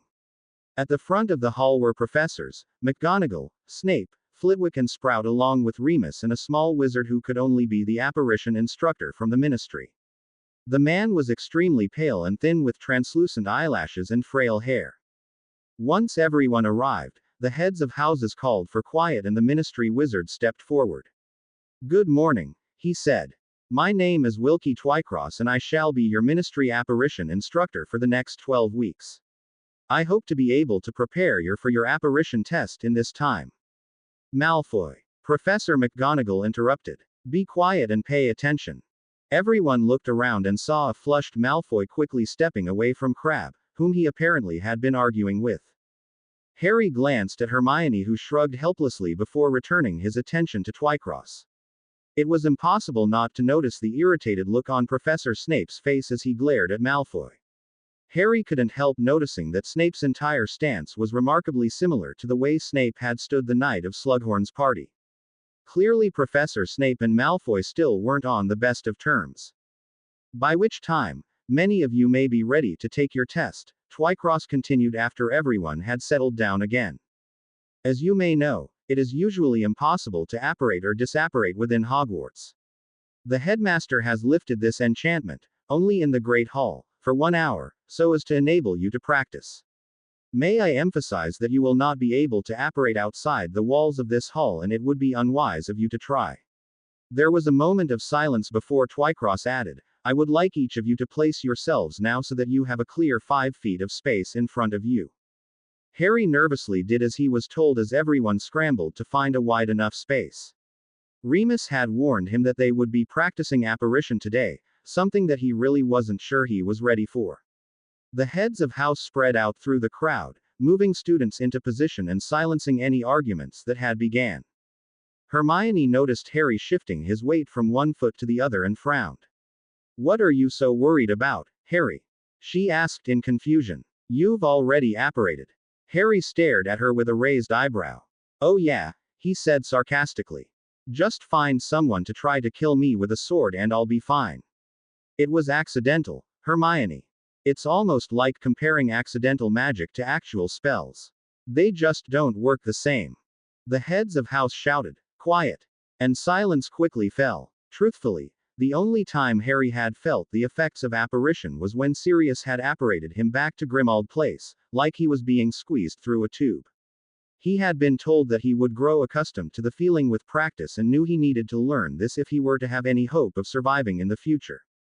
He couldn't keep relying on others to get him out of trouble. "Thank you," Twycross said with a nod. Now then he waved his wand, conjuring old-fashioned wooden hoops to appear on the floor in front of every student. the important things to remember when apparating are the 3 Ds. Destination, determination, and deliberation. Step 1. Fix your mind firmly upon the desired destination. In this case, the interior of your hoop. Kindly concentrate upon that destination now. Harry did as he was told, lowering his gaze to his hoop and the patch of dusty floor inside it. He desperately pushed all of his worries to the back of his mind. Self-doubt would only result in failure or worse, splinching. Step 2. Twycross continued, focus your determination to occupy the visualized space.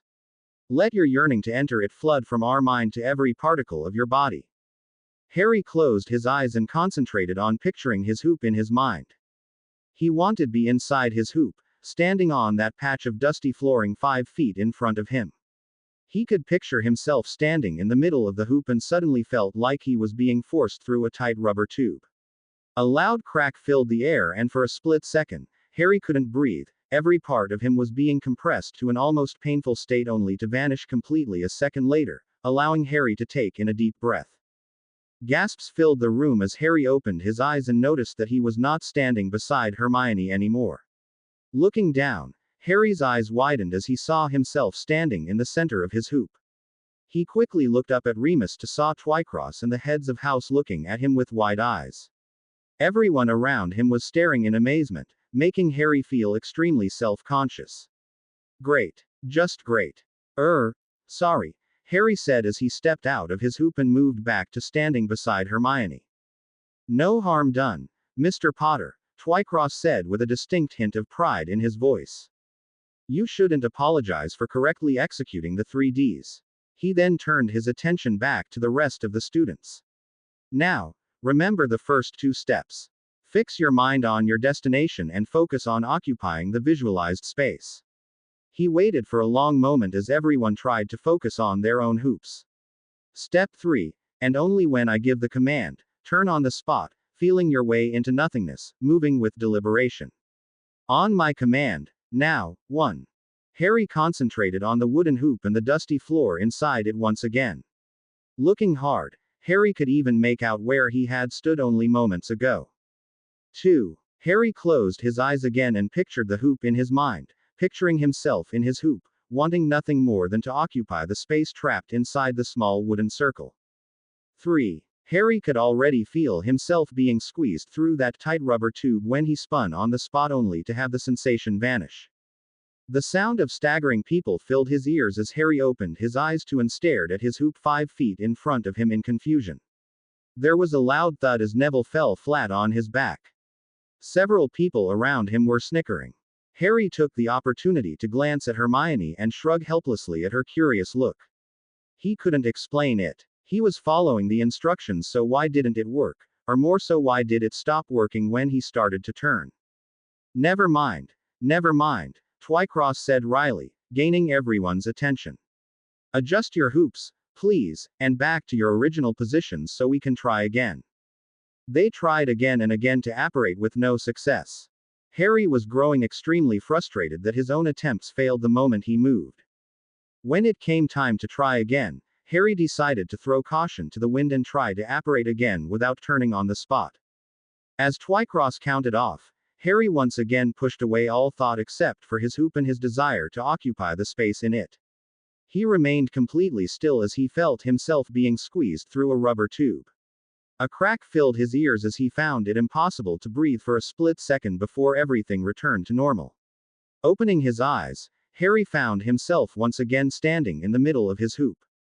A terrible shriek of pain forced Harry to quickly turn and see Susan Bones of Hufflepuff wobbling in her hoop, but something was missing. Her left leg apparently didn't make the journey and was standing 5 feet behind her. The heads of house immediately moved to help, and with a great bang followed by a puff of purple smoke, Susan was whole again, although it looked like she wouldn't attempt apparition anytime soon. Splinching, or the separation of random body parts, Wilkie Twycross said impassively, occurs when the mind is insufficiently determined. You must concentrate continually upon your destination, and move, without haste, but with deliberation, thus. Without further ado, Twycross stepped forward and, with his arms extended, turned on the spot, silently vanishing only to reappear at the back of the hall.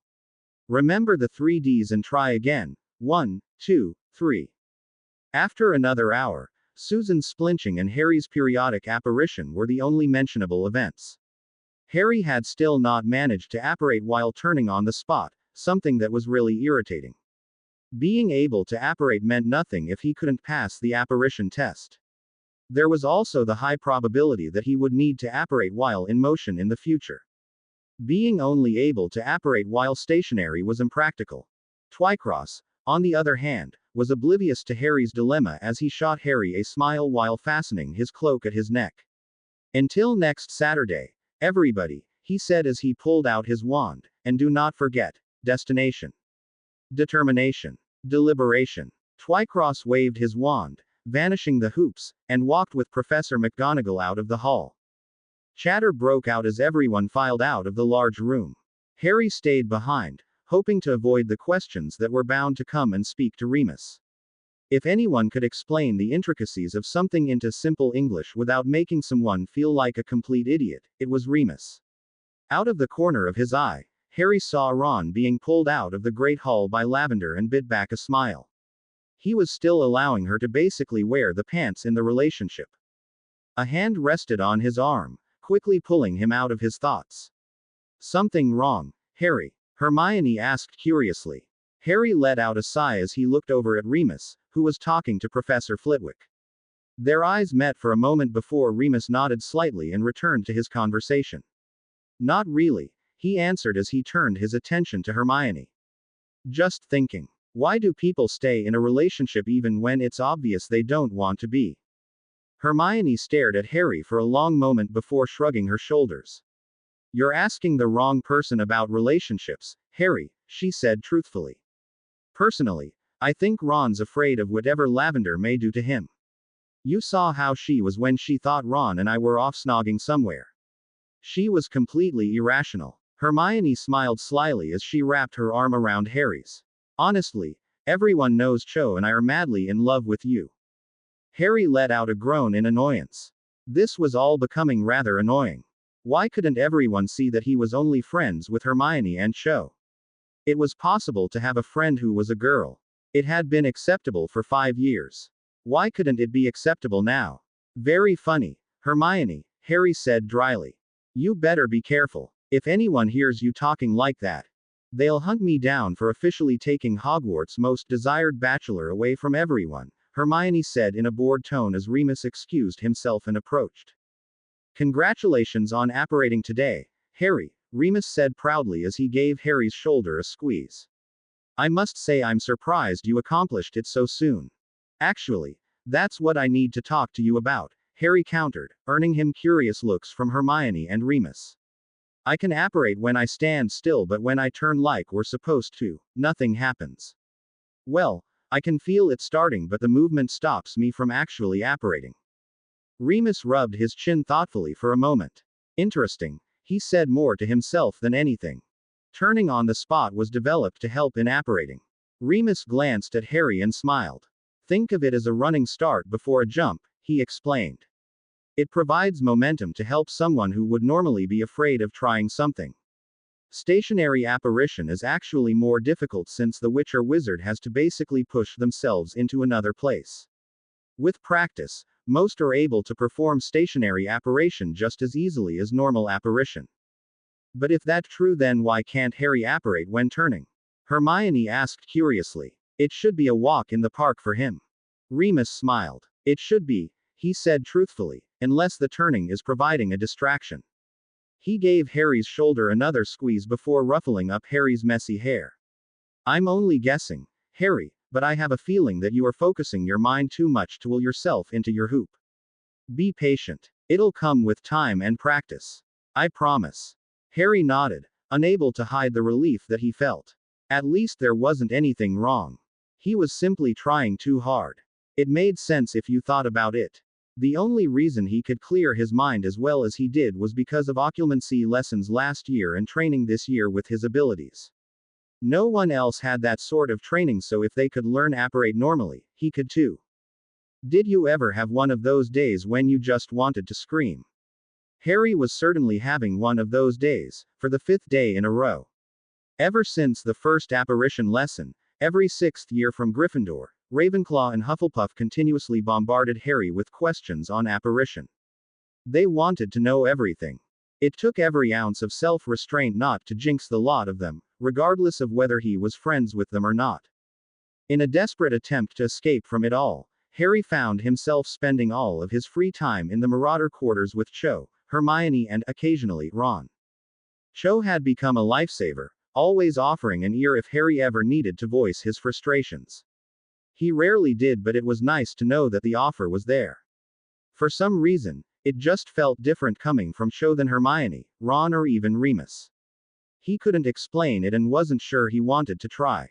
Explaining would bring about more questions that Harry didn't even want to touch. In addition to all of the insanity, Harry was still suffering from periodic nightmares that made him jump at any shadow after waking. It took him a long while to calm down, which was even more unnerving since he couldn't remember anything except for screams, distorted voices and immense pain. At first, Harry thought that he was suffering from visions again, but his scar wasn't hurting, not one bit. So if it wasn't a vision, what was it and why was it affecting him so? With all of the chaos that was Harry's schedule, he had barely enough time to ponder anything for a long period of time. His nightmares were pushed aside so he could focus on schoolwork, the DA, training, healing sessions, and obtaining the memory from Slughorn. In fact, nightmares seemed to be rather low on the priority list if you thought about it, so Harry didn't. They would pass in time like they always did. He just wished they would pass sooner rather than later. The second session of apparition was no better than the first, except Harry didn't force himself to apparate this time.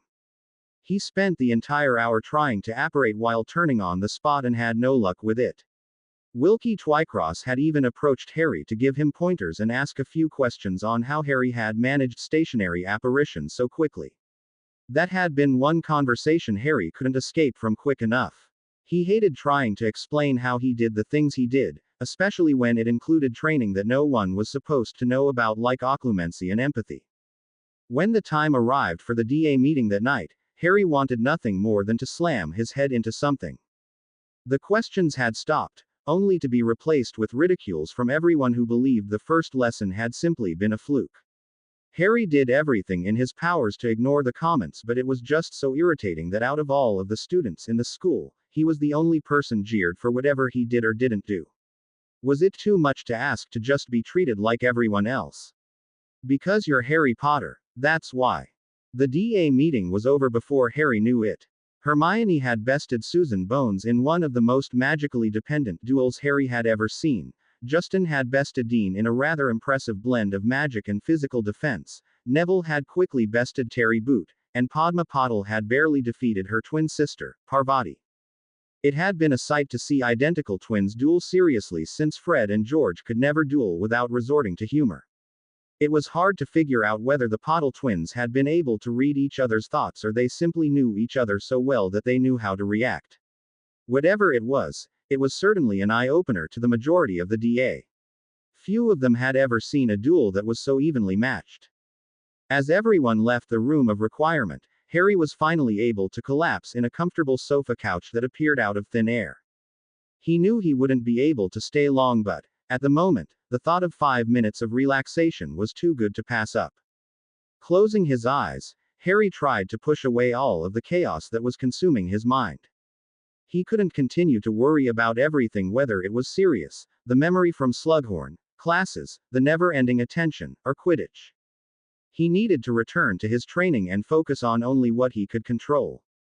As much as he hated it, there was nothing he could do about Sirius or about the fact that everyone felt it was their place to criticize him. The sooner he obtained the memory, the sooner he could put Horace Slughorn out of his mind. I should stop putting it off. If he doesn't give it to me now, he never will. Harry couldn't stop himself from jumping in alarm as he quickly opened his eyes and turned to see Cho standing nervously behind the sofa. Cautiously, Harry glanced around and saw that everyone else had left. It wasn't surprising. Ever since Sirius had left, Remus had given Harry a little more freedom as long as Harry remained on guard. Of course, if anything happened, Harry would most likely be restricted to the Marauder quarters for the rest of the term. Something wrong, Cho? Harry asked curiously. Cho fidgeted slightly as she bit her lower lip. Could we talk? She asked tentatively. Harry stared at Cho uncertainly for a moment. This wasn't the girl he knew and had spent so much time with. Cho had always been extremely outspoken around him and Hermione. That was why he trusted her opinion. She didn't bother hiding her opinions in order to make someone feel better. Aren't we already talking? Harry asked simply, a grin appearing on his face. Cho rolled her eyes before walking around and sitting down beside Harry. I'm serious, Harry, she said firmly as she stared at him, her dark eyes urging him to believe her sincerity. I don't know how to say this without being blunt, so I'm just going to say it. She let out a long breath, appearing to gather up her courage. Harry, the past few months have been a dream come true for me. I've gotten to know the real Harry. I saw how you helped Hermione through the Ron Lavender situation. It was almost like you knew exactly what she was feeling. Harry let out an uncomfortable laugh. Imagine that, he muttered while his mind started working frantically. Cho had noticed. Was there anyone else? What was he going to do? Suddenly, the ridiculing he had been receiving didn't seem so bad. If people were to ask the wrong questions, Harry didn't want to even think about it. The wizarding world already treated him different because of the entire boy who lived to become the chosen one rubbish. If they learned he was empathic, if Voldemort found out. A hand took hold of his, snapping Harry out of his thoughts. His eyes slowly moved down to the clasped hands. He suddenly realized where this was going. Oh, please no. The last thing I need right now is one of my friends fancying me. Harry slowly raised his gaze to see Cho smiling at him. Waves of relief and happiness rolled off her. This is not happening. Harry opened his mouth, but before he could say anything, soft lips touched his. Fingers ran through his hair and the effect was instantaneous. His eyes closed and his body relaxed. Pleasurable waves washed over him with such intensity that it was impossible to fight. He was vaguely aware that his body was moving backwards until it rested against a cushioned surface. Through the fog of emotions, Harry thought he felt something caress his tongue, but the sensation was gone before he knew it. He started to feel dizzy even though he was already lying down. The haze started to slowly lift, allowing Harry to regain control over his empathy. Turning his face away, Harry gently pushed Cho away and quickly moved to the far end of the sofa couch. He forced himself to ignore the confused look on Cho's face and focused on finding something to say that wouldn't destroy their friendship. Yes, Cho was everything anyone could possibly want in a girlfriend. The problem, however, was that Harry wasn't looking for a girlfriend now or anytime soon. If Ron's relationship with Lavender was anything to go by, Harry certainly didn't need an additional complication. Listen, Cho, Harry said at last. I'm extremely flattered that you, well, feel this way about me, but right now, I can't feel the same way. Cho's shoulders slumped and her head bowed in disappointment. Harry knew he needed to think of something quickly or their friendship would be over. Sliding forward, Harry gently rested his fingers under Cho's chin and lifted her head so their eyes met. You're a beautiful person, Cho, both inside and out. You deserve so much more than what I can give you. But I want you, Cho protested weakly. Harry let out a long sigh as he cautiously rested a hand on Cho's. Sometimes we can't have what we want, Cho, he said sincerely. It's not you, trust me. I just can't be involved with anyone. I barely have time for my friends at the moment. You know that. Cho closed her eyes and nodded as tears started to fall. Soft waves of sorrow and disappointment brushed against Harry. He hated causing her pain, but he didn't know what else to do. How could he tell her that she deserved to be with someone normal? How could he make her see that being involved with Harry Potter was only asking for trouble? Pulling away, Harry ran his hand over his face as he tried to think of something, anything to say that would ease Cho's pain, but nothing came to mind. What else could he say? If the circumstances were different, Harry knew his reaction to everything would probably be different, but he wasn't sure if his answer would be. Cho was a good friend and he didn't want to lose that. Did that make him a coward? Probably. Cho shakily brushed away her tears and rose to her feet. I understand, Harry, she said as steady as she possibly could. I wish you would give it a chance, but if you're sure. Their eyes met again, which was all the confirmation Cho needed. Without another word, Harry watched her walk out of the room of requirement before letting a groan escape his lips while burying his face in his hands. For some reason, he knew he had just lost a friend and would most likely have a lot of explaining to do to Hermione tomorrow morning. With Ginny so wrapped up in her relationship with Dean, Cho was her closest friend of the female variety. Harry hated the thought of making Hermione choose between him and Cho. Don't get ahead of yourself. There is the chance everything could go back to normal. A very small chance, if any at all. If history could prove anything, Harry knew that Cho didn't take rejection well at all. It had taken her weeks to move on after her previous relationship with Michael Corner, and they still weren't speaking to each other. Harry groaned again as he rose to his feet. Everything had been so much simpler when he had been 11 years old and everyone thought he was a small and skinny kid with glasses. He missed the days when he only had to worry about schoolwork and finding his classes on time. But I wouldn't trade Sirius and Remus for that life with the Dursleys. I couldn't imagine life without them. With curfew nearing, did what he could to push his fears out of his mind and hurried off to the Gryffindor Tower in the hope of a decent night's sleep. He would talk to Cho tomorrow and try to work this out, after talking to Remus, and possibly Hermione.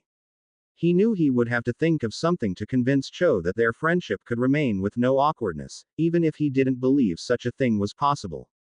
No amount of words could chance the fact one of his close friends fancied him and that he had rejected her. Harry was out of the Gryffindor Tower at dawn, which was saying a lot since it was a Sunday. The halls were completely empty as he took the familiar path to the Marauder quarters. The first rays of sunlight peeked through the windows, casting shadows along the walls. The majority of the portraits were still asleep, which only intensified the silence. Every noise echoed throughout the halls and the moving staircases felt like they could wake the entire castle. It felt strange seeing the normally busy hallways so bare. It's amazing what difference the presence of student body can make. The Marauder quarters were still completely dark when Harry entered, which was somewhat of a surprise. Remus usually was an early riser since Sirius always had to be pried out of bed by any means necessary. But Sirius isn't here. He's off on some top-secret mission for Dumbledore, risking his life. Harry shook the train of thought out of his head as he sat down in front of the dying fire in the fireplace. He wasn't going to start thinking about that, he couldn't. Focus on the matter at hand. Burying his face in his hands, Harry forced his thoughts to shift from one headache to another. He had spent the majority of the night tossing and turning in bed, his mind frantically thinking of every sort of reaction imaginable from Cho and Hermione. Logically, Harry knew that Hermione would remain friends, but he didn't want her to be in the position he had been in only months ago, having to choose between two people because she didn't want to lose either as a friend. It was a headache that Harry wouldn't wish on anyone. Harry. Snapping out of his thoughts, Harry quickly turned around to see a drowsy Remus approaching. His hair was disheveled and his night clothes were wrinkled. Remus blinked the tiredness out of his eyes as he snapped his fingers, causing the room to light up and the fire to roar to life in the fireplace. Reflexively blinking away the sudden brightness, Harry felt the sofa couch shift on his right and a hand rest on his shoulder. "What's bothering you, Harry?" Remus asked gently. "You look like you have the weight of the world on your shoulders." Harry's shoulders slumped forward as his gaze fell. This wasn't going to be easy. "Something happened last night between Cho and me," he said softly.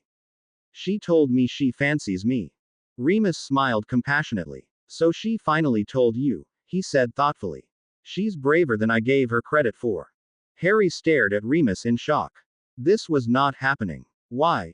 You knew," he cried. "You knew she fancied me and didn't tell me." Remus let out a chuckle.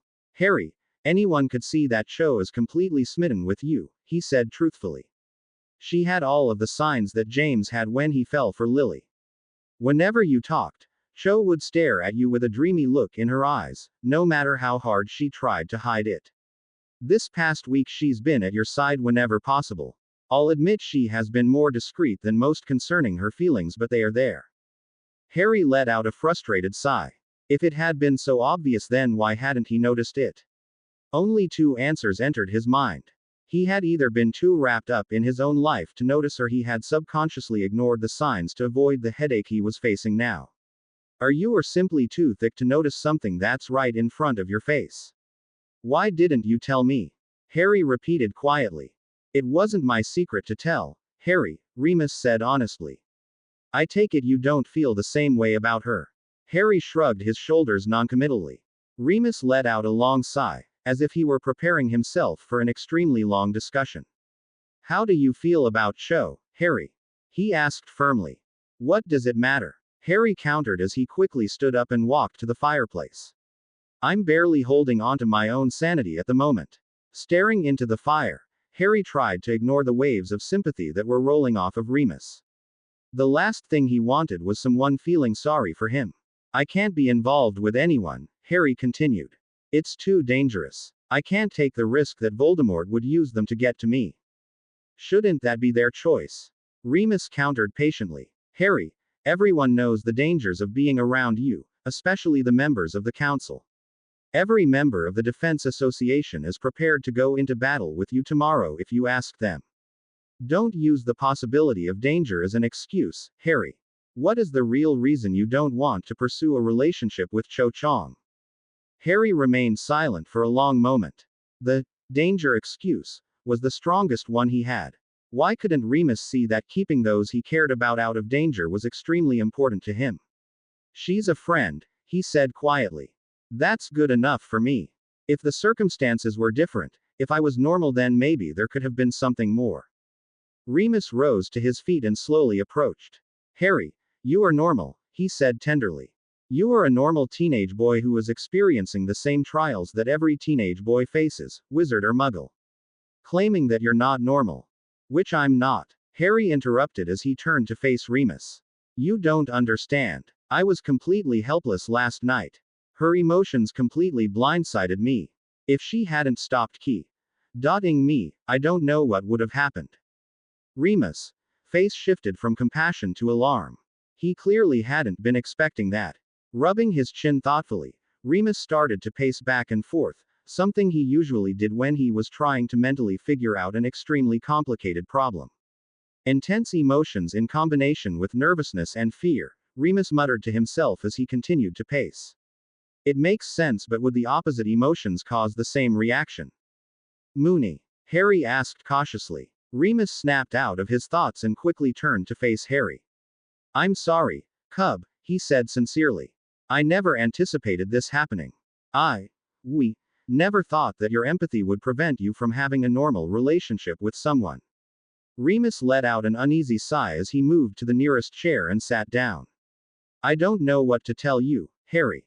This is something completely different. I take it you didn't tell Cho about this. Harry shook his head as he bit his lower lip nervously. I know you're trying to make me feel better, Remus, but we have to accept that I'm not normal, he said softly. Even though I've managed to tone the ability down, it's still there. I'm still susceptible to it getting out of control like it did last night. I don't even know what she did. Remus let out a chuckle. I wouldn't let her hear you say that if I were you, he said candidly before he turned serious. I'm sorry. This isn't a laughing matter. He cleared his throat as he straightened in his chair. I'll talk to Poppy about this. At Harry's horrified look, Remus clarified. She's the only one who can help us, Harry. Poppy knows more about your abilities than anyone else. If we can discover a way to prevent this from happening again, then that's what we need to do. Harry could see the point Remus was making, but he still hated the thought of Madame Pomfrey, or anyone for that matter, finding out about this. This is so ironic. The one person every girl in school is trying to date can't date anyone because of an ability that isn't supposed to exist. Fine, Harry said tiredly, but if she starts laughing at me. She won't, Remus said firmly. She never has. Harry rubbed the back of his neck nervously as he moved over to the sofa couch and sat back down. Deep down he knew that Madame Pomfrey would never openly laugh at any discomforts Harry had as a result of his newfound abilities, but that didn't mean he was eager to reveal experiences he'd rather forget. What about Cho? Harry asked at last. I don't want to lose her as a friend. Then you have two choices, Remus said honestly as he leaned forward in his chair. You can either tell her the truth or you can think of an extremely feasible excuse for why you two can't be involved. Cho is 17 years old, Harry. She's old enough to make her own choices on who she wants to be involved with and the dangers that come with the relationship. Harry stared into the fire, mentally weighing both choices. He hated lying to Cho, but to tell her the secret that he had worked so hard to keep was something he wasn't sure he was ready to do. He trusted Cho, but he also trusted the Weasleys, the Order, and the majority of the teachers at Hogwarts, all who still had no idea that Harry had any sort of special abilities. No, he couldn't tell her. Revealing a rather large secret to make someone feel better wasn't the answer. He would talk to her and figure out where to go from there. At the moment, it was his only choice. Being Harry Potter was an absolute nightmare. By Sunday night, the majority of the school noticed that Cho Chang had rejoined her Ravenclaw friends, abandoning Harry and Hermione. This brought about a new slew of rumors.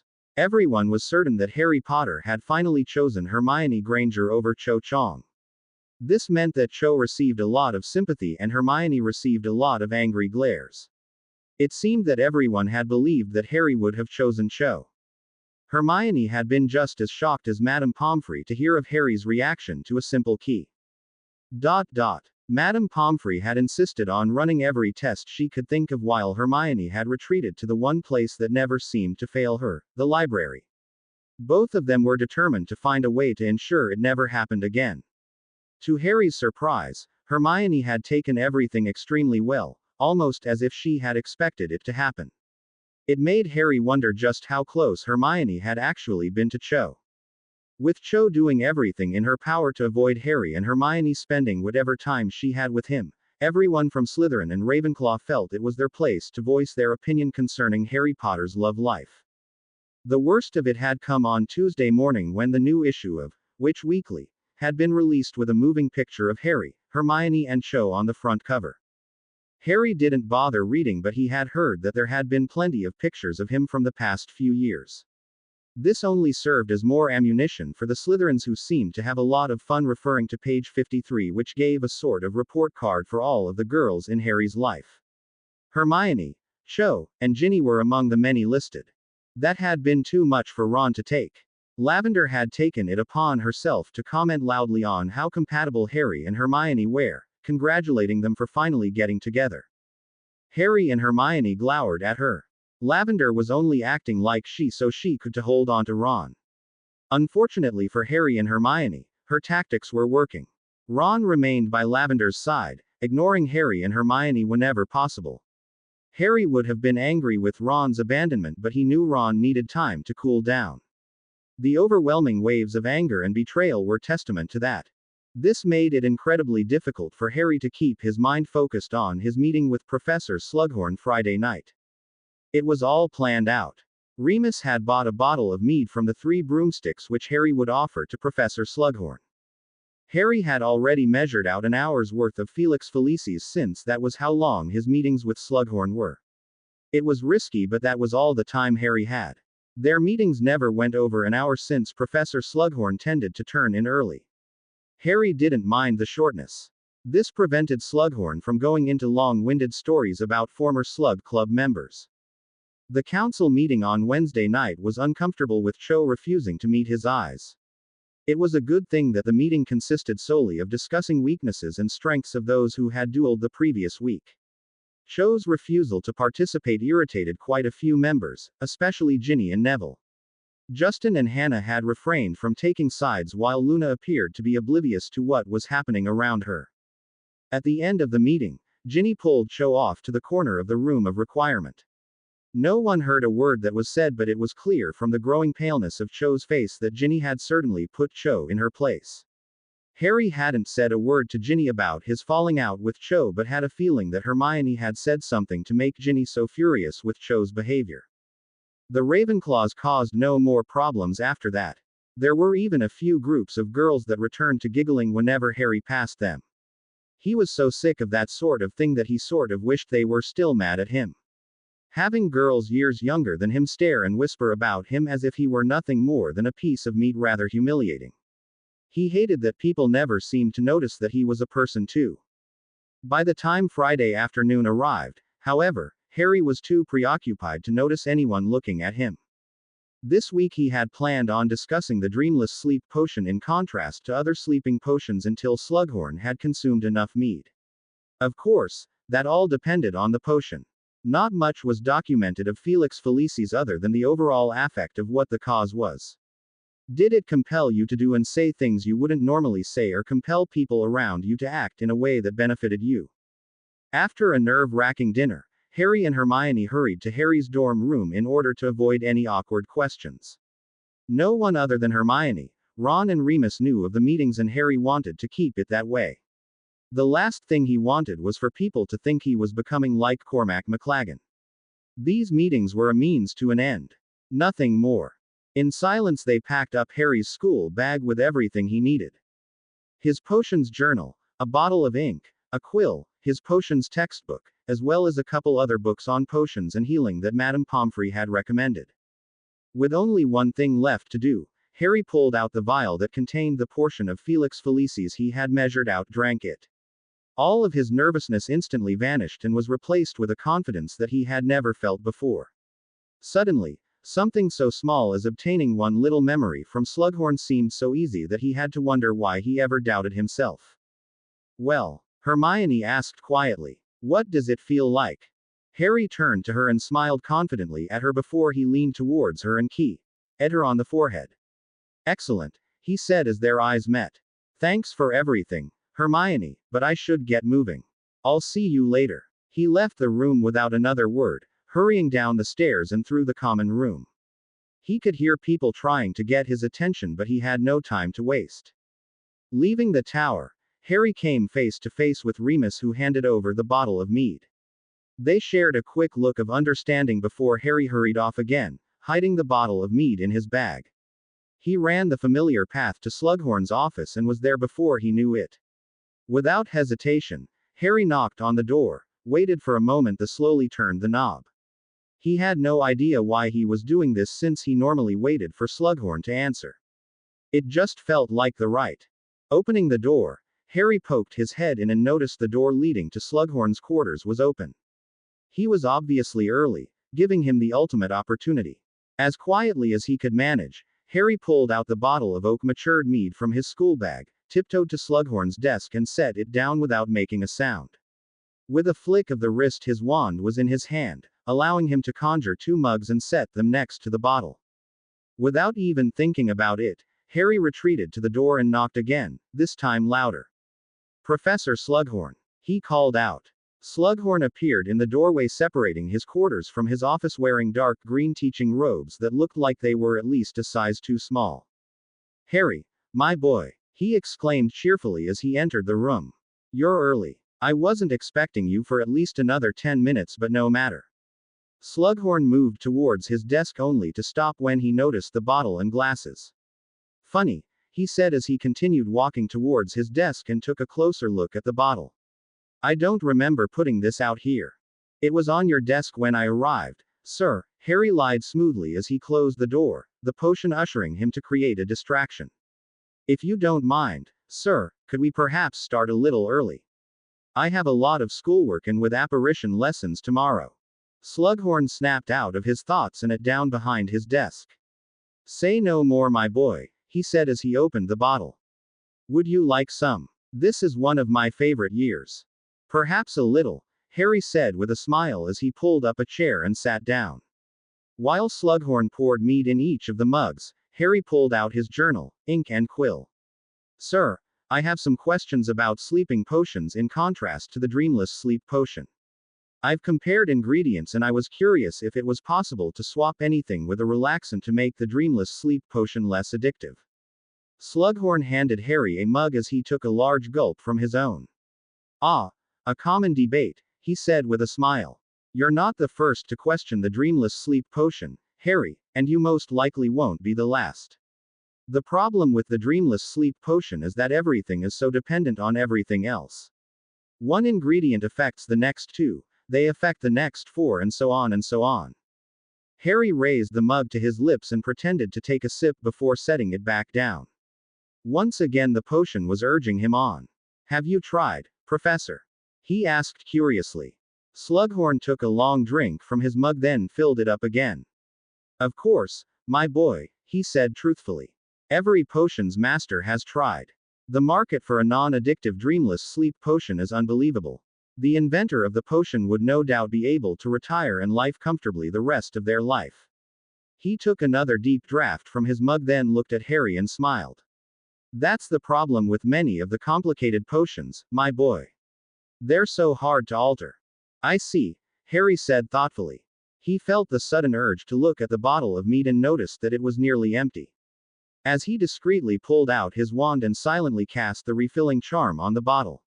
What variations have you tried, sir?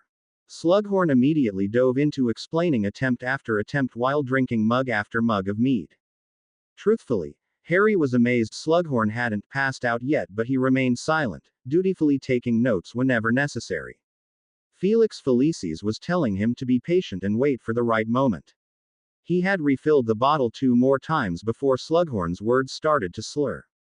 Quietly, Harry closed his journal and put everything back in his bag, doing what he could not to disrupt Slughorn.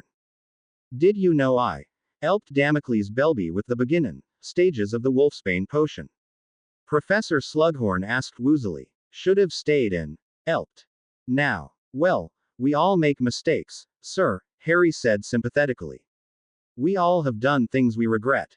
Slughorn nodded. That's what makes us human. Unfortunately, there are people in the world who like to use our mistakes against us. Voldemort is notorious for doing exactly that. Slughorn flinched at the name. Too right you are, he said and took another drink from his mug. Harry sat back in his chair with a thoughtful look on his face. He felt an urge to continue on with the guilt card. Of course, if I were to make a mistake, I would do everything I could to correct it, he said sincerely. Wouldn't you, Professor? Of course, my boy, Slughorn said quickly. Well, as quickly as possible for someone as intoxicated as Slughorn. We all must correct our mistakes. Would you really? Harry asked as he rose to his feet. Would you do what was necessary to correct a mistake made? Would you help countless people even if it meant revealing a painful secret? Slughorn stared at Harry in confusion. As a teacher and a member of the wizarding community, would you do everything you could to help rid the world of Voldemort? Slughorn flinched again, but it wasn't as noticeable as before. I'm just an old man, my boy, he said woozily. What can I do? Harry rested his hands on Slughorn's desk as leaned forward. Felix Felicis was urging him to be direct now, forceful even. After all, Slughorn wouldn't remember any of this in the morning. You have information, Professor, Harry said seriously. Information that can help the Chosen One stand against Voldemort and his followers. Aren't you tired of hiding in fear? Don't you want to return to a normal life?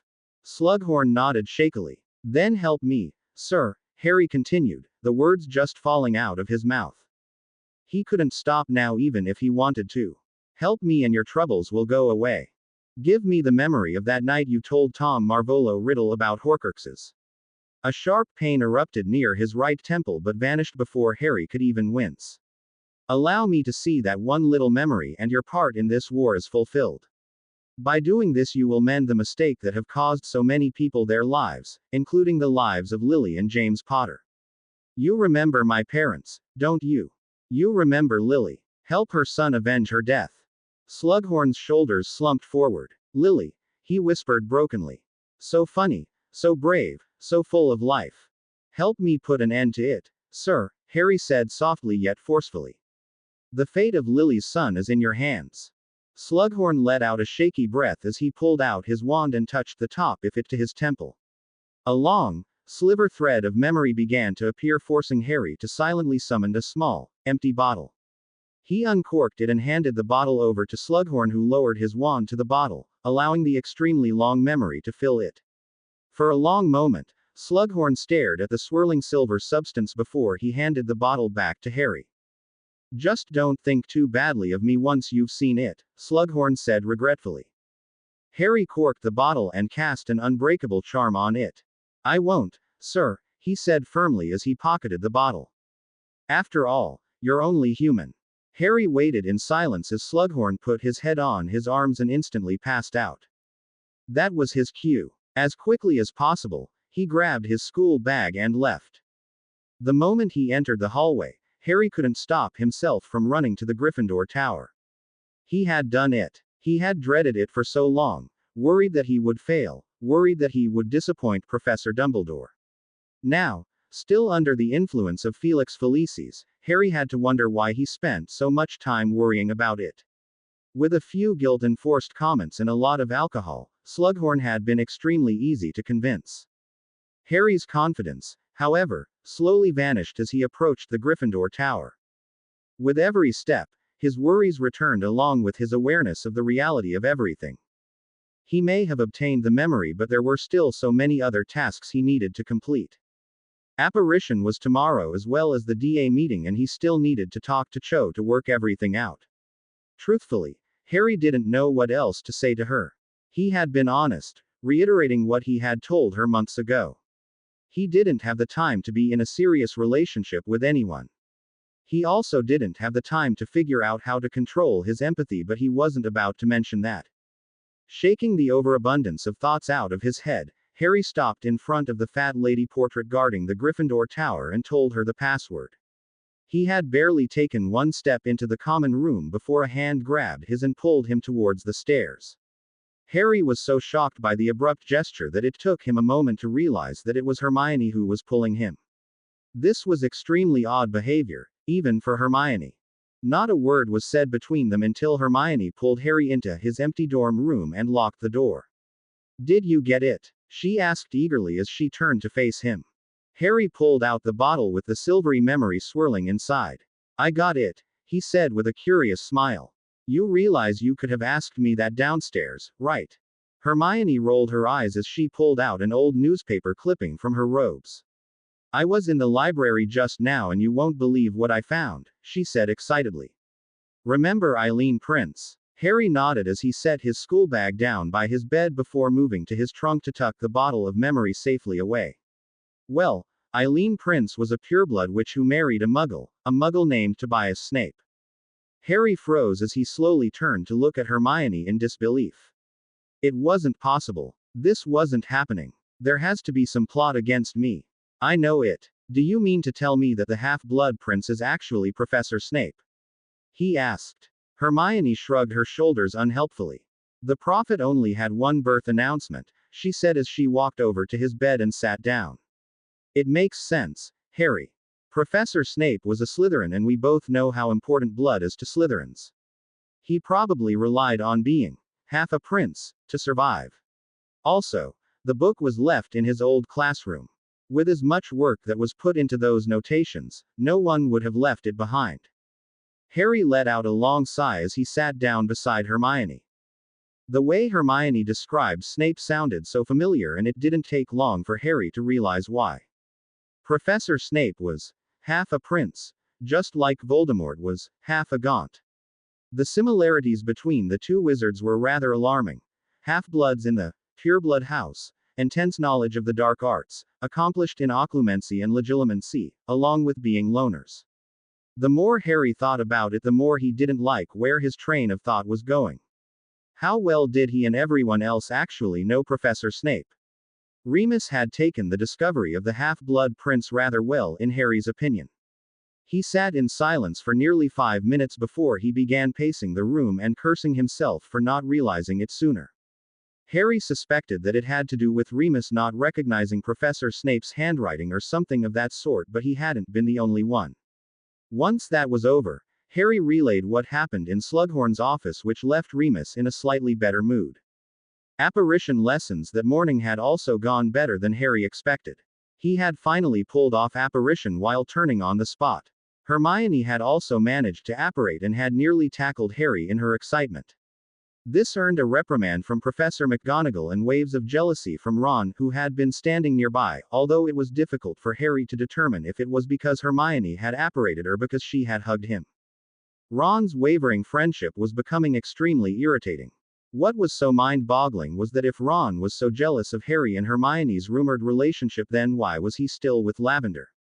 It just didn't make any sense. How could Ron actually believe Lavender's gossip over his best friends?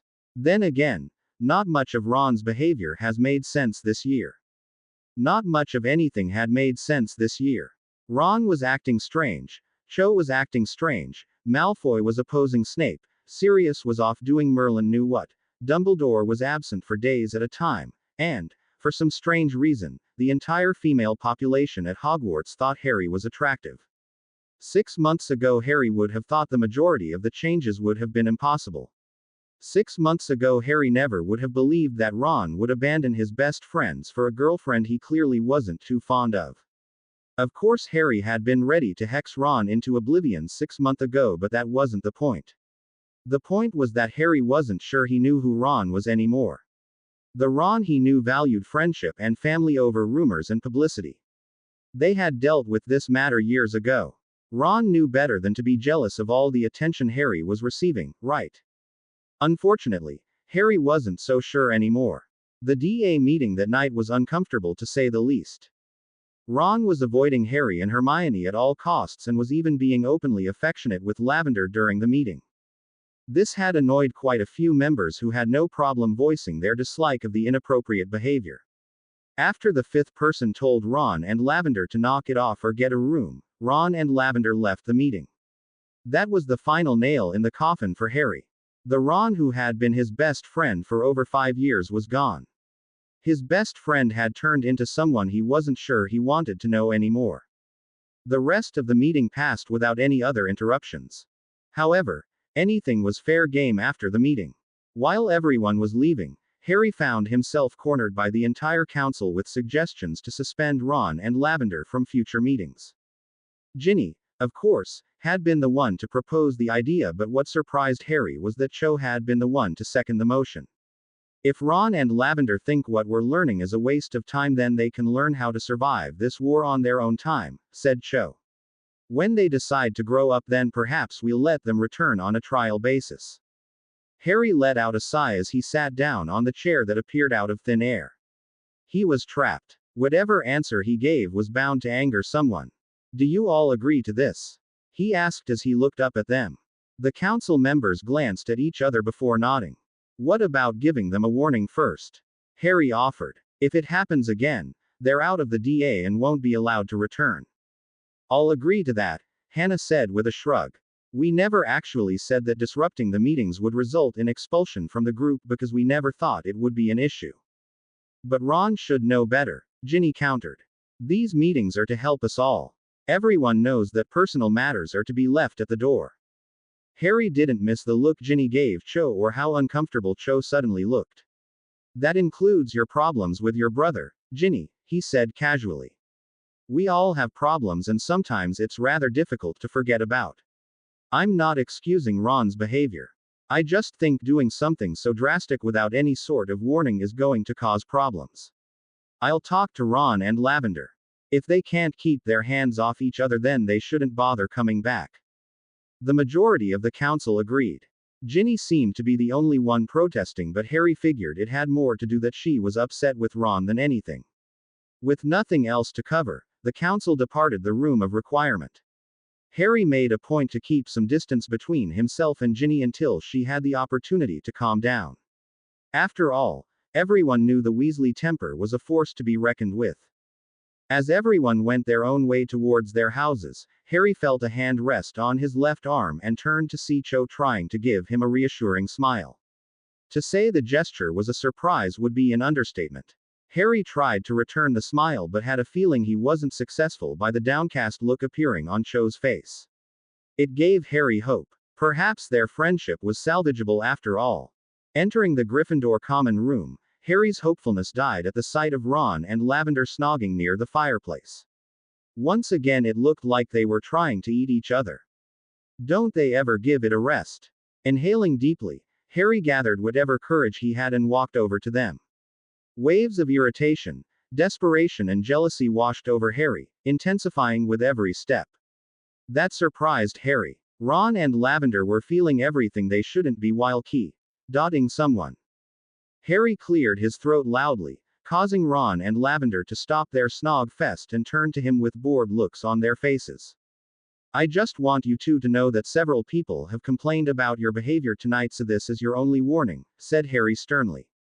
The DA is for those who want to practice their skills in hope to survive the war. If you two feel that is a waste of time, then don't come back.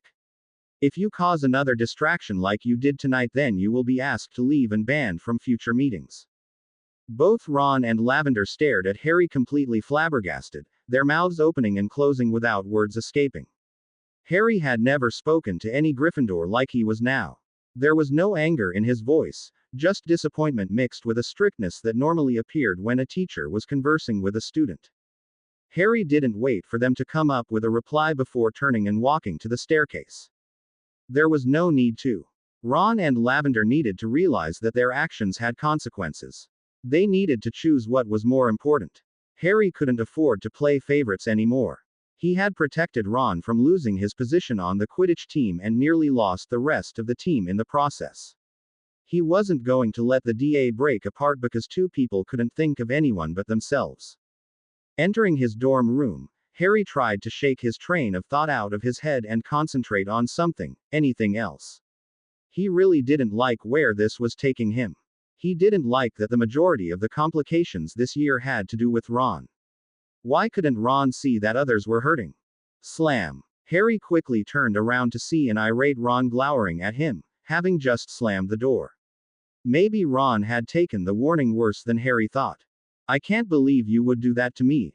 To us, Ron hissed angrily as he approached until they were standing nose to nose, well, as close to nose as they could be. We're your friends. Did Ginny put you up to this? His eyes narrowed suspiciously. She did, didn't she? Harry couldn't believe what he was hearing.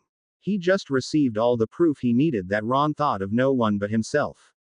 Actually, the council wanted you two out of the DA, Harry said firmly. They are working hard to learn what they can to make sure everyone benefits from the DA. Remember the DA, Ron? The group that you and Hermione coerced me into being a part of last year. Stepping back, Harry took a good look at Ron before shaking his head. I don't even know who you are anymore, he said in amazement. The Ron I knew stood by his friends and his family. He never would have abandoned us for a gossiper like Lavender. Ron inhaled sharply. At least she doesn't lie to me, he shot back. When were you and Hermione going to tell me you were snogging behind my back?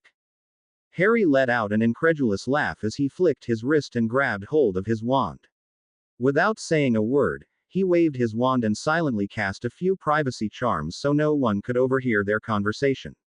We're doing nothing of the sort, he said as he reholstered his wand. Hermione and I are just friends. She's been there to help me because my best friend decided to believe rumors instead of asking for the truth. Ron stared at Harry suspiciously and enfolded his arms across his chest. You're just friends? He asked. Harry raised his arms in frustration before walking over to the window and staring out into the darkness. If you don't believe me, then there is nothing else to say, he said irritably. I'm sick and tired of waiting for you to wake up and realize that you are destroying something that has taken 5 years to build. I used to trust you with my life. Now, I can't say the same. Their eyes met for a split second before Ron looked away. You weren't there when Hermione, Remus and I worked on a way to obtain the memory from Slughorn. You weren't there when I succeeded. You weren't there when Cho threw herself on me, then couldn't understand why I refused to attempt anything other than friendship with her. Harry, I don't want to hear it. Harry interrupted as he quickly turned around and faced Ron. Nothing you say can excuse the way you've treated Hermione and me. Weeks ago you couldn't get rid of Lavender fast enough, but the moment a few rumors begin, you're back snogging her and ignoring us again. Make up your mind. If you want to be with her, then be with her, but don't expect us to wait around for you. Hermione has her own life to live and I have a war to survive. Ron's eyes widened in shock as he moved to the nearest bed and sat down. So you're expecting me to choose, he concluded. Harry let out a snort. How could Ron be so thick? I would never dream of making you do that, he said sarcastically. I'm simply telling you that we won't wait around for you. Hermione needs someone who'll treat her better, and I need someone who'll stand by my side when I'll need them. Obviously, you're not that person. Ron was instantly on his feet, staring at Harry in horror. I can't believe you're going to push aside our friendship like it was nothing. You already did, Ron, Harry said calmly. You tossed us aside the moment you and Lavender got together, and then again when the rumors started. Because I was afraid, all right. Ron bellowed. Harry stared at Ron in confusion. That was probably the last thing he had been expecting to hear. Afraid of what? Asked Harry. Ron ran his hat over his face as he sat back down. I was afraid you two didn't need me anymore, he said quietly, his gaze falling to the floor. I was afraid of being left behind. Like you did to us. Harry interrupted dryly as he walked over to his own bed and sat down. His frustration with the entire situation was starting to make his head ache. All of this could have been avoided if you talked to us. Instead, you trusted Lavender, who has never hidden her dislike of Hermione, over your two best friends. That's something I can't forget. Why do you think Lavender started those rumors in the first place? She was jealous you were spending more time with us. She was afraid she would lose you to Hermione. Ron stared at Harry completely dumbfounded. But, Hermione and I are just friends, he protested weakly. Harry let out an annoyed sigh as he rubbed his forehead. If we were going any slower, we would be going backwards. People see what they want to see, Ron, he said tiredly. People think I'm the chosen one who's going to save them all from Voldemort. They see the boy who lived, their savior. They don't see me. Harry cast one more glance at Ron before he lied down on his bed and closed his eyes. Before this year, I thought you were one of the few that knew better than to believe what people said about me. I guess I was wrong. Harry turned on his side so his back was facing Ron. There was nothing else to say. Ron could either change his ways or realize that their friendship was on the verge of being destroyed. Even though it sounded horrible, Harry couldn't bring himself to feel bad at the possibility of losing his best friend. He just wanted the entire mess to be over with. The following morning would be one etched into permanent memory for the majority of the Gryffindor house. It had been the morning that Ron had ended his relationship with Lavender and was jinxed beyond recognition because of it.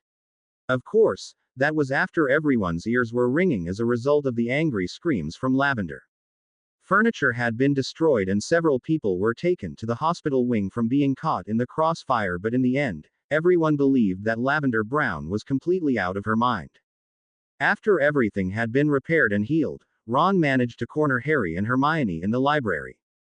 Harry remained silent as Ron tried to apologize for his behavior, insisting that he never wanted to hurt his best friends. The apology had gone on for nearly 30 minutes before Hermione told him to stop. Ron had clearly taken everything Harry said the night before to heart and felt it was necessary to reiterate what a git he had been in every way possible. Desperation and remorse poured off him in strong waves, but Harry and Hermione weren't about to forgive and forget, yet. Ron certainly had his work cut out for him. The rest of February flew by with very little to complain about. Cho had approached Harry and apologized for her behavior, asking if it were to be possible for them to remain friends. Harry had agreed to try to mend their friendship even though he knew there would always be some tension between them, no matter how small. He still shuddered at the memory of the key he shared with her and what it did to him. Apparition lessons were becoming more bearable with more people successfully apparating and more than that managing to splinch themselves. Ron still hadn't managed to apparate yet, which frustrated him, but he kept it to himself for the most part. He did have a tendency of calling Wilkie Twycross quite a few names in response to the annoying 3Ds along with the majority of the 6th years. It was amazing how many insults people could come up with that began with the letter D. The arrival of March brought Ron's 17th birthday. There was still tension between Harry and Ron, but they had settled into a temporary acceptance. Harry accepted that Ron was sincerely trying to repair their friendship, and Ron accepted that their friendship may never be what it had been in the past. Quidditch practice wasn't a dreaded 2 hours anymore, even though there was still some tension between Ron and Ginny. Apparently, Ron's new attitude was only directed towards Harry and Hermione. Harry was up early and out of the dorm on the morning of the first, like he was every Saturday morning. He had timed it perfectly so he could receive the weekly update on Sirius from Remus and hurry back to the tower before Ron woke to wish him a happy birthday. The news was the same as last time. Sirius was fine and the mission was progressing. After so many weeks of the same information, Harry couldn't help feeling slightly disappointed. He missed Sirius and had hoped to hear that his godfather was on his way home. It was still extremely quiet when Harry returned to the Gryffindor Tower. Students were slowly filtering down from their dorms, still half asleep. He passed Dean and Seamus on his way up to his dorm room, followed by Neville, who looked like he had an extremely long night. Entering the dorm room, Harry moved directly towards Ron's bed and pulled the hangings open. Ron had his face buried in his pillow and his legs pulled up to allow the small pile of presents that were at the foot of his bed. "Come on, Ron," Harry said cheerfully as he moved over to his trunk, pulled out a present and tossed it onto Ron's bed. "Time to get up. It's your birthday." Ron let out a groan and buried his face deeper into his pillow. "Too early," he said tiredly. Harry shrugged his shoulders as he turned to leave. "I'll be downstairs then until Hermione comes down," he said nonchalantly. "We'll meet you in the Great Hall." Ron let out another groan as pulled himself out of his pillow and slowly sat up. All right, he said as he rubbed the remaining tiredness out of his eyes.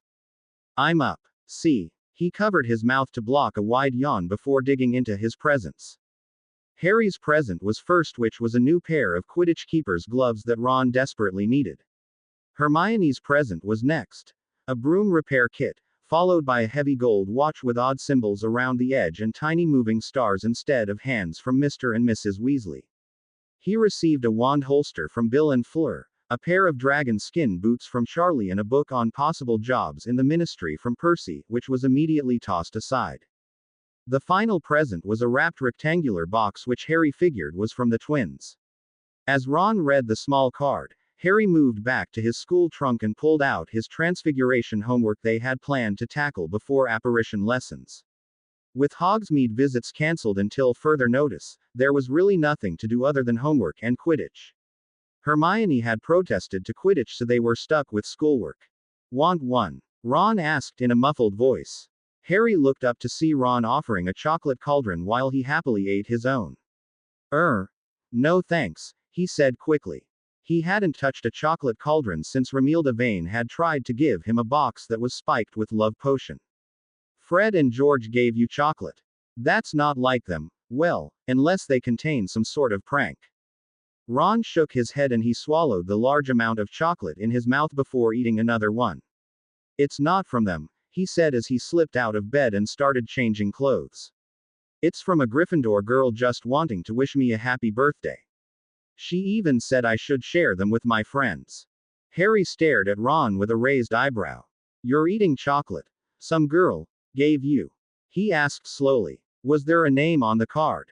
Ron nodded as he tossed a third chocolate cauldron in his mouth. "She's the girl that fancies you," he said offhandedly. "The one with the long black hair." Harry didn't like the sound of this one bit. "Romilda Vane?" he asked nervously. "You're eating chocolate cauldrons from Romilda Vane?" Ron didn't answer. Harry quickly reached out and was alarmed to sense absolutely nothing except for a single wave of something he couldn't describe. It was like a mixture of happiness, pleasure and contentment mixed up into one powerful wave. It wasn't natural. "Ron?" Harry asked again. "Ron, say something." Ron slowly turned to face Harry with an unfocused look on his face but still said nothing. It was almost like Ron wasn't completely there, like something had taken a hold of him. Almost like the Imperious Curse. Taking a cautious step forward, Harry reached for the box of chocolate cauldrons only to have Ron quickly snatch them away and hold them protectively to his chest. "You can't have them!" Ron exclaimed frantically. "Romilda gave them to me." Harry groaned as he pinched the bridge of his nose in frustration. "Great. Just great. I'm not going to eat them, Ron," he said tensely. "I just want to look at them, all right." Ron stared at Harry suspiciously for a long moment before he slowly handed the box over. With a flick of his wrist, Harry had his wand in hand and waved it over the box while nonverbally casting Scarpin's Revelaspell. He wasn't surprised to see that they were indeed spiked with love potion just like the ones Romilda Vane had tried to give him months ago. Or perhaps the same ones. "Give them back," Ron snarled as he snatched the box from Harry. "You've had them long enough." Harry raised his hands in surrender, his mind frantically thinking of some way to fix this before Ron made a fool out of himself. "Ron, I think we should go see Madame Pomfrey," he said cautiously. "Just to make sure everything's all right. You want to be completely healthy when you see Romilda, don't you?" Unfortunately, only one word registered in Ron's mind. "Romilda. Ron said dreamily, then looked positively depressed as he sat down on his bed, clutching the box of chocolates to his chest. I don't know what to do. I think. I love her, but she doesn't know I even exist. Harry bit back the urge to point out the obvious. He had a feeling that Romilda Vane was simply using Ron to get to him. Harry had never suspected that Romilda was that desperate, but evidently he was wrong. Focus on the matter at hand. Help Ron now, hex Romilda later. Ron, how can you possibly love her? He asked. What do you know about her? Ron jumped to his feet. How dare you question my love for her? He shouted angrily. You were the same way with Lavender. Okay. So much for trying to bring some logic to the situation. I'm not questioning your love, Ron, Harry insisted, his mind working quickly to think of a new tactic. Just your sanity. When nothing came to mind, Harry knew he would have to play along with the insane notion that Ron actually loved someone he didn't even know. I was just curious. I don't know Romilda, and you're my best friend, so naturally I would want to know more about the new girl in your life. Ron stared at Harry suspiciously for a long moment. I don't believe you, he said at last. You want her for yourself, don't you? Well, you can't have her. Harry forced himself not to cringe at the comment. He wanted absolutely nothing to do with Romilda Vane, but he wasn't about to let Ron know that in fear of Ron's retaliation in defense of Romilda's honor, fear at what he may have to do to defend himself. I don't want Romilda, Ron, Harry said as patiently as he possibly could. She's all yours. Now, let's go to Madame Pomfrey and then we can find your girlfriend, all right? As if on cue, there was a knock on the door before it opened and Hermione poked her head in. Happy birthday, Ron, she said cheerfully as she pushed the door open and stepped into the room. Come on, you two, what's taking so long? I thought you would have been downstairs ages ago. Ron let out a snort. Harry thinks he's too good for the love of my life, he said angrily. I never said that, Harry shot back. I said I wasn't interested in her. You were upset when you thought I would take her from you, and now you're upset that I don't want to take her from you. Would you make up your bloody mind? Ron stalked up to Harry and glared down at him. You're just jealous that she wants me and not the chosen one, he snarled. Ron, Hermione scolded. I can't believe you said that. And who are you talking about? Romilda Vane, Harry answered through his teeth while trying to bury the urge to punch Ron in the face. Apparently, Ron has come to the realization that he's in love with her after eating some of the chocolate cauldrons she had given him for his birthday. Oh, Hermione said thoughtfully before her eyes widened. Oh, Harry, move out of the way. Harry complied as he looked over his shoulder to see her pulling her wand out. Ron, I'm really sorry about this, but it's for your own good. She pointed her wand at Ron, and with a flash of red light, Ron collapsed to the ground, unconscious. I swear I'm going to hex Romilda for this. Get in line, Harry said as he knelt down and checked Ron's pulse to find it calm and steady. We should really take him to Madame Pomfrey to get the antidote. I swear I'm going to have a long talk with Fred and George about this. These love potions are exactly like the Imperious Curse. Hermione knelt down beside Harry and rested a hand on his shoulder. Harry, please calm down, she said. We'll deal with Romilda and the twins later, all right? Harry nodded before closing his eyes and mentally calling out for Fawkes. They needed to get Ron to the hospital wing quickly and discreetly. When there was no answer, Harry reached out to the faint presence of Hogwarts and was instantly surrounded by soothing waves of magic, calming him better than any words ever could. His body instantly relaxed as his mind cleared of worries. Feeling his connection with the castle intensify, Harry tried to mentally relay what he needed. A gasp from Hermione pulled Harry out of his thoughts as he opened his eyes to see a door appearing where solid wall had been. Thank you, my friend. Waves of acceptance brushed against him before the powerful presence pulled back. The lack of Hogwarts' calming support made Harry feel rather empty, like he was missing a piece of himself. Pushing the feeling out of his mind, Harry quickly turned to Hermione, who was still staring at the newly created door in alarm. Hermione, find Professor McGonagall and meet us in the hospital wing, he said as he picked up the box of chocolate cauldrons and rose to his feet. As Hermione rose to her feet, Harry waved his wand over Ron's body. Mobilicorpus. Ron's body slowly rose in the air, allowing Harry to direct it towards the door with his wand. As they drew near, the door opened on its own accord, allowing Harry to see the familiar white walls of the hospital wing. Harry spared one last glance at Hermione before he led Ron through the doorway, the door closing behind him and vanishing to leave only solid wall. Now that he was in the hospital wing, Harry's healer training took over. He quickly levitated Ron's body to the nearest bed and called out for Madame Pomfrey while he began running through the steps of preparing a patient for examination. He was suddenly glad that he had been having lessons with Madame Pomfrey since September. He didn't think he would be able to handle just standing around and waiting anymore. Doing something took his mind off of worrying. "Mr. Potter," Madame Pomfrey exclaimed as she hurried towards him. "What happened?" Harry turned to Madame Pomfrey, forcing himself to remain calm. "Ron swallowed a love potion," he said. He was completely irrational, so Hermione stunned him. "We didn't know what else to do." Harry handed over the box of chocolate cauldrons and waited as Madame Pomfrey opened the box and pulled one out. A deafening silence fell between them as Madame Pomfrey stared at the piece of chocolate. Finally, Madame Pomfrey looked at Harry and nodded. "Very well," she said in a professional tone. "Let's get to work, Mr. Potter." For the next 10 minutes, Harry followed instruction after instruction as they extracted the potion from the chocolate and identified what particular love potion it was. They were able to confirm that the potion was indeed out of date by at least 2 months. Remus, Professors McGonagall and Dumbledore arrived with Hermione shortly after Harry and Madame Pomfrey started creating the proper antidote. Thankfully, they waited until the antidote was finished and Harry had administered it to Ron before asking their questions. Hermione had already an overview, so Harry just had to give a few details while Madame Pomfrey revived Ron. Ron awoke with a groan. Everyone waited as Ron's eyes slowly focused and he took everything in. As expected, Ron took one look around before pulling his pillow out from underneath his head and covered his face with it.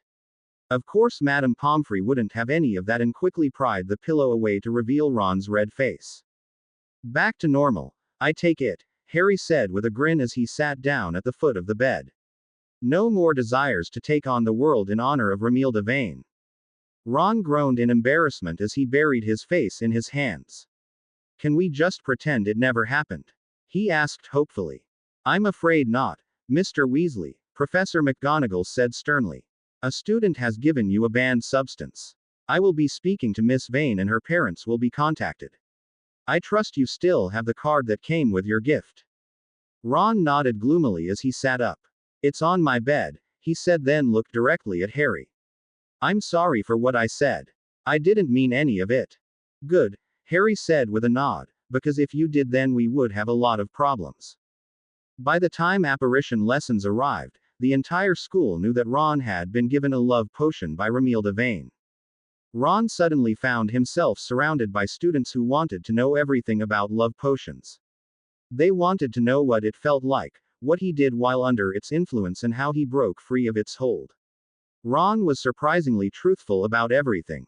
Quite a few people winced at hearing that Ron had been willing to take on his best friend for someone he didn't even know.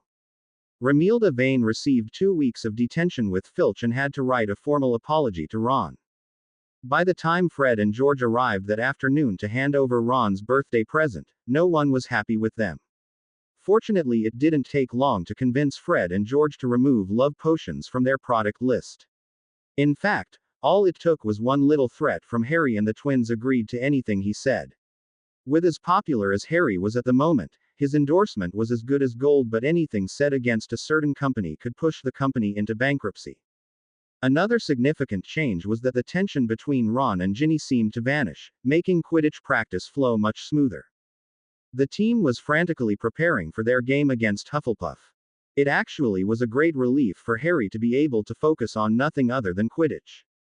For 1 week, Harry didn't find himself worrying about Voldemort, the war, the Ministry, repairing friendships, avoiding admirers, and finishing difficult assignments. The entire Quidditch team was, for once in a long time, working as a team. Plays were being devised to include not only the chasers but also the beaters and keeper. To an outsider, the plays looked like absolute chaos, and before they knew it, one of the chasers had scored. When the morning of the game arrived, the excitement was so thick that you could taste it.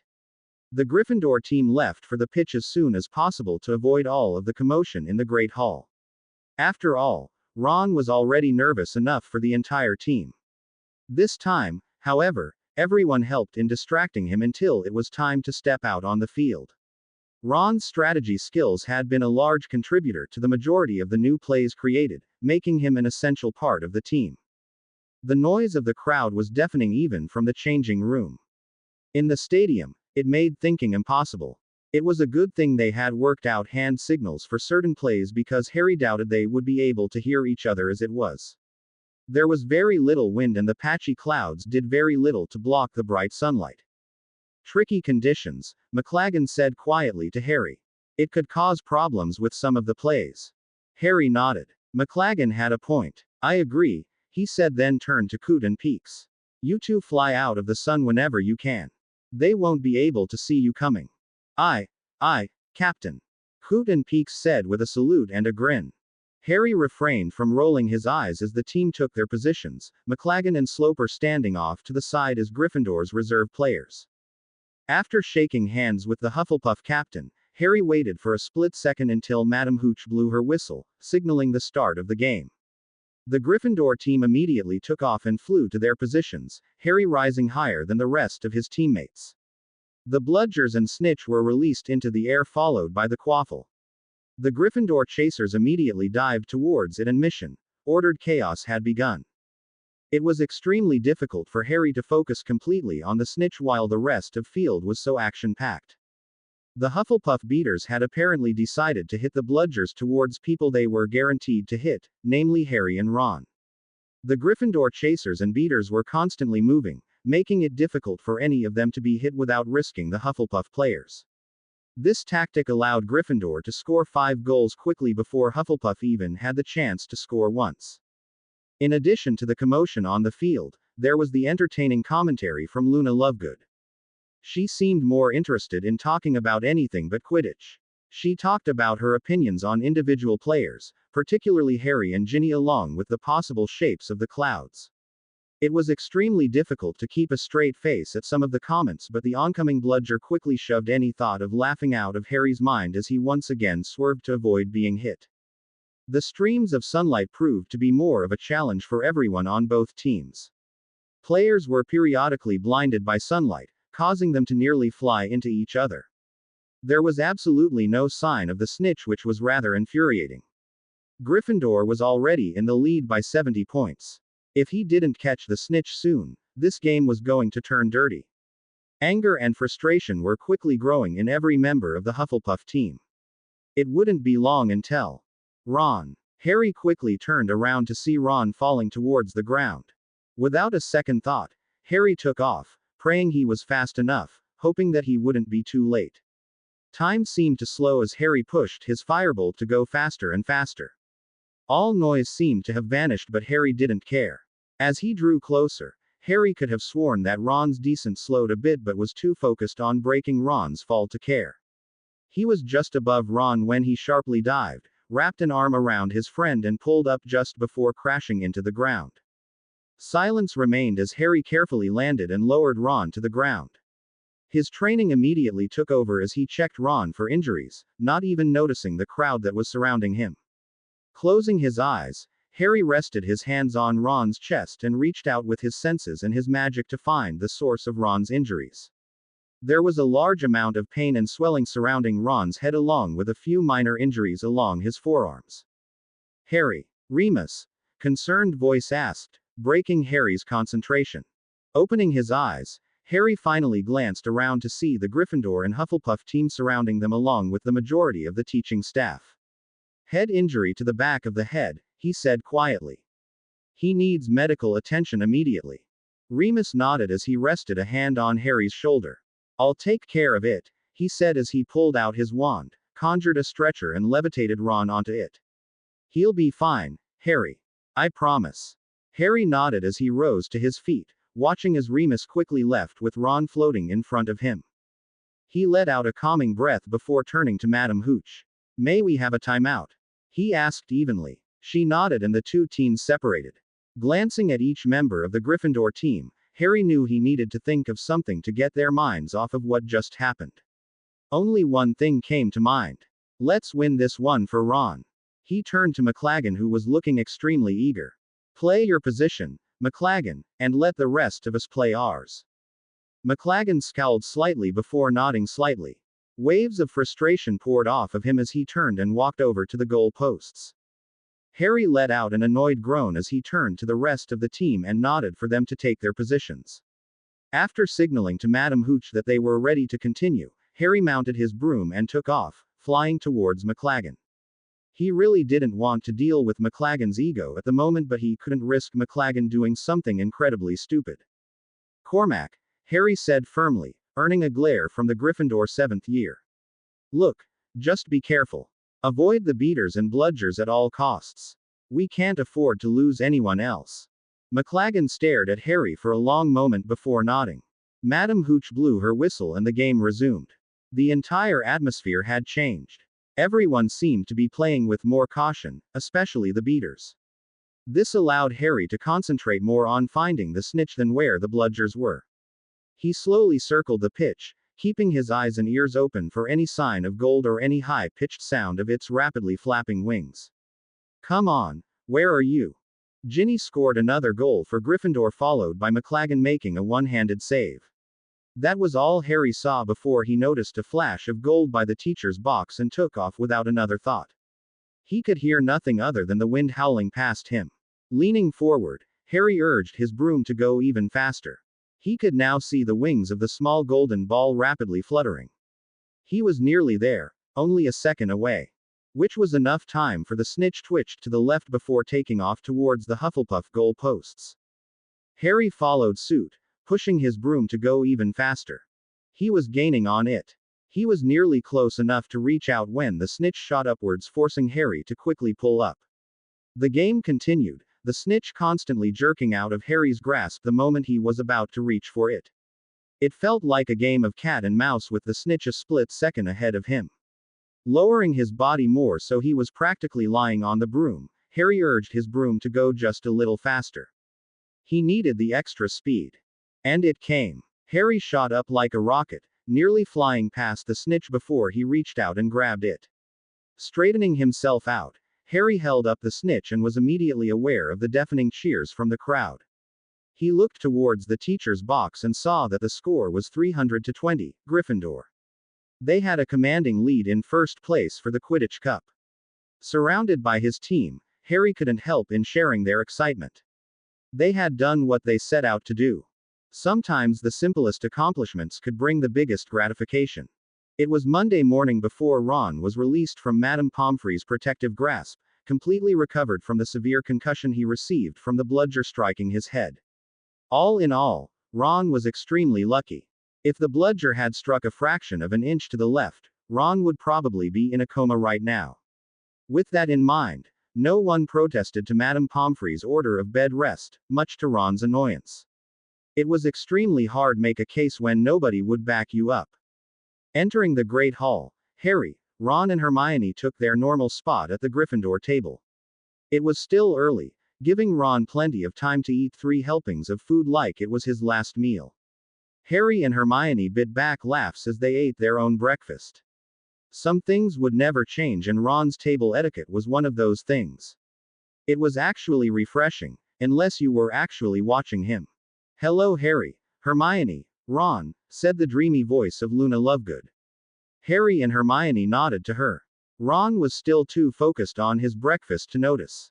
Luna pulled a grubby scroll of parchment and handed it over to Harry. "I was told to give you this." Harry immediately recognized that this was notice of his next lesson with Professor Dumbledore and quickly pocketed the roll of parchment. "Thanks, Luna," he said sincerely.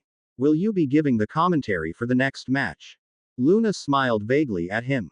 "Oh, I don't think so," she said. "Everyone says I was dreadful. It's not their fault, though." They were all confounded by gulping plimpies. Luna reached into her bag and pulled out what appeared to be a large green onion.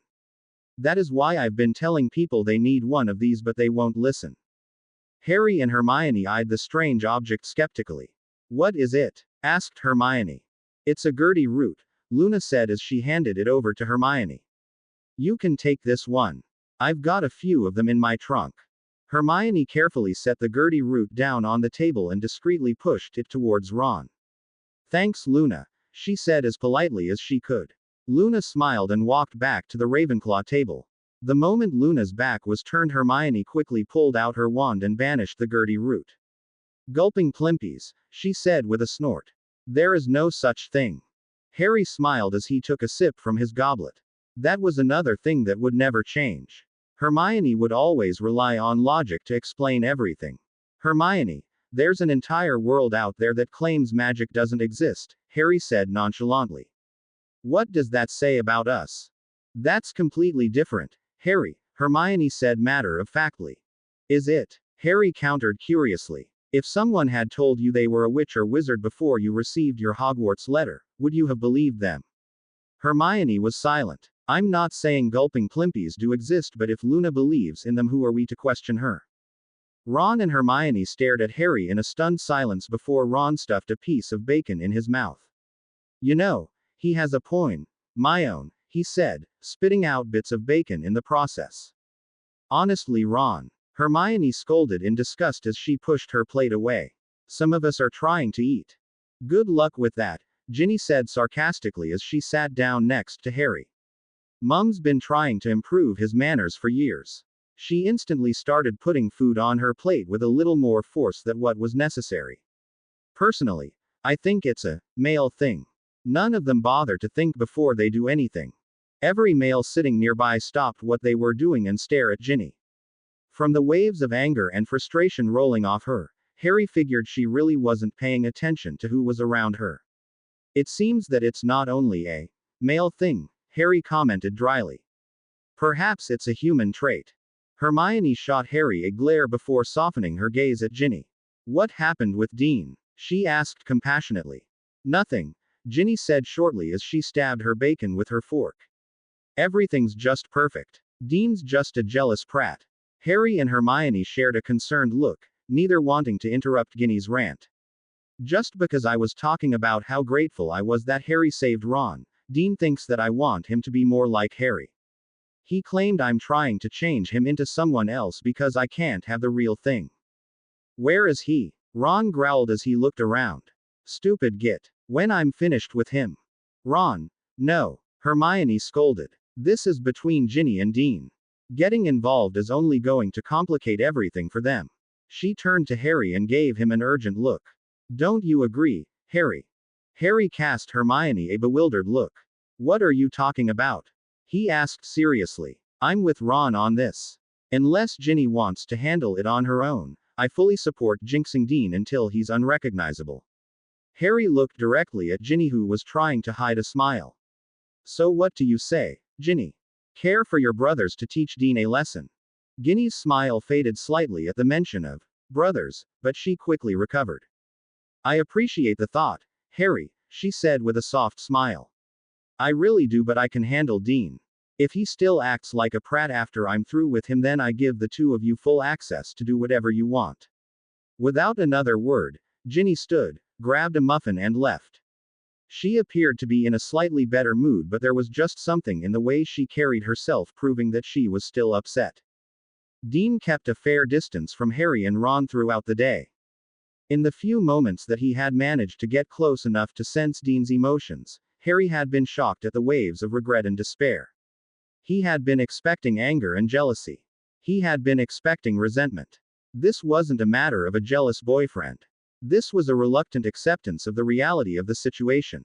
Dean wasn't punishing Ginny because of her close relationship with Harry. He was letting her go because he believed she would be happier with someone else. Unfortunately, Harry wasn't able to speak to Dean about his hypothesis due to his lesson with Professor Dumbledore at 8 o'clock. He had barely managed to complete his herbology essay before running up to his dorm room, grabbing the bottle containing Slughorn's memory from his trunk and hurrying off to Dumbledore's office. Harry knew the way along with all of the shortcuts in order to give the gargoyle the password, hurry up the stairs and knock just as the clock inside Dumbledore's office chimed 8. Enter. Professor Dumbledore called out. Harry pushed open the door and came face to face with a suspicious Professor Trelawney. Waves of resentment and fear poured off her so strongly that Harry needed to step back.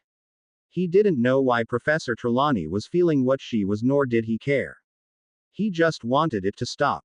I see, Professor Trelawney said dramatically as she pointed at Harry, staring at him through her magnifying spectacles. So, you call upon students to throw me out of your office, Dumbledore. Dumbledore let out a weary sigh. My dear Sybil, he said as he rose to his feet. I certainly am not throwing you out of my office, but Harry does have an appointment with me. You have given me your opinions and I will take them under advisement. Now, would you please allow Harry to enter? Professor Trelawney moved out of the way and watched through narrowed eyes as Harry walked past her towards Dumbledore's desk. Very well, she said at last.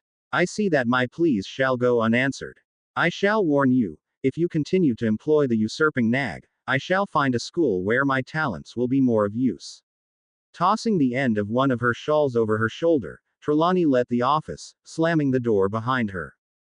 Professor Dumbledore shook his head slowly as he sat back down. Please take a seat, Harry, he said tiredly. I must say I am grateful you arrived on time. I fear if I were required to listen any more I would have to do something I most likely should regret.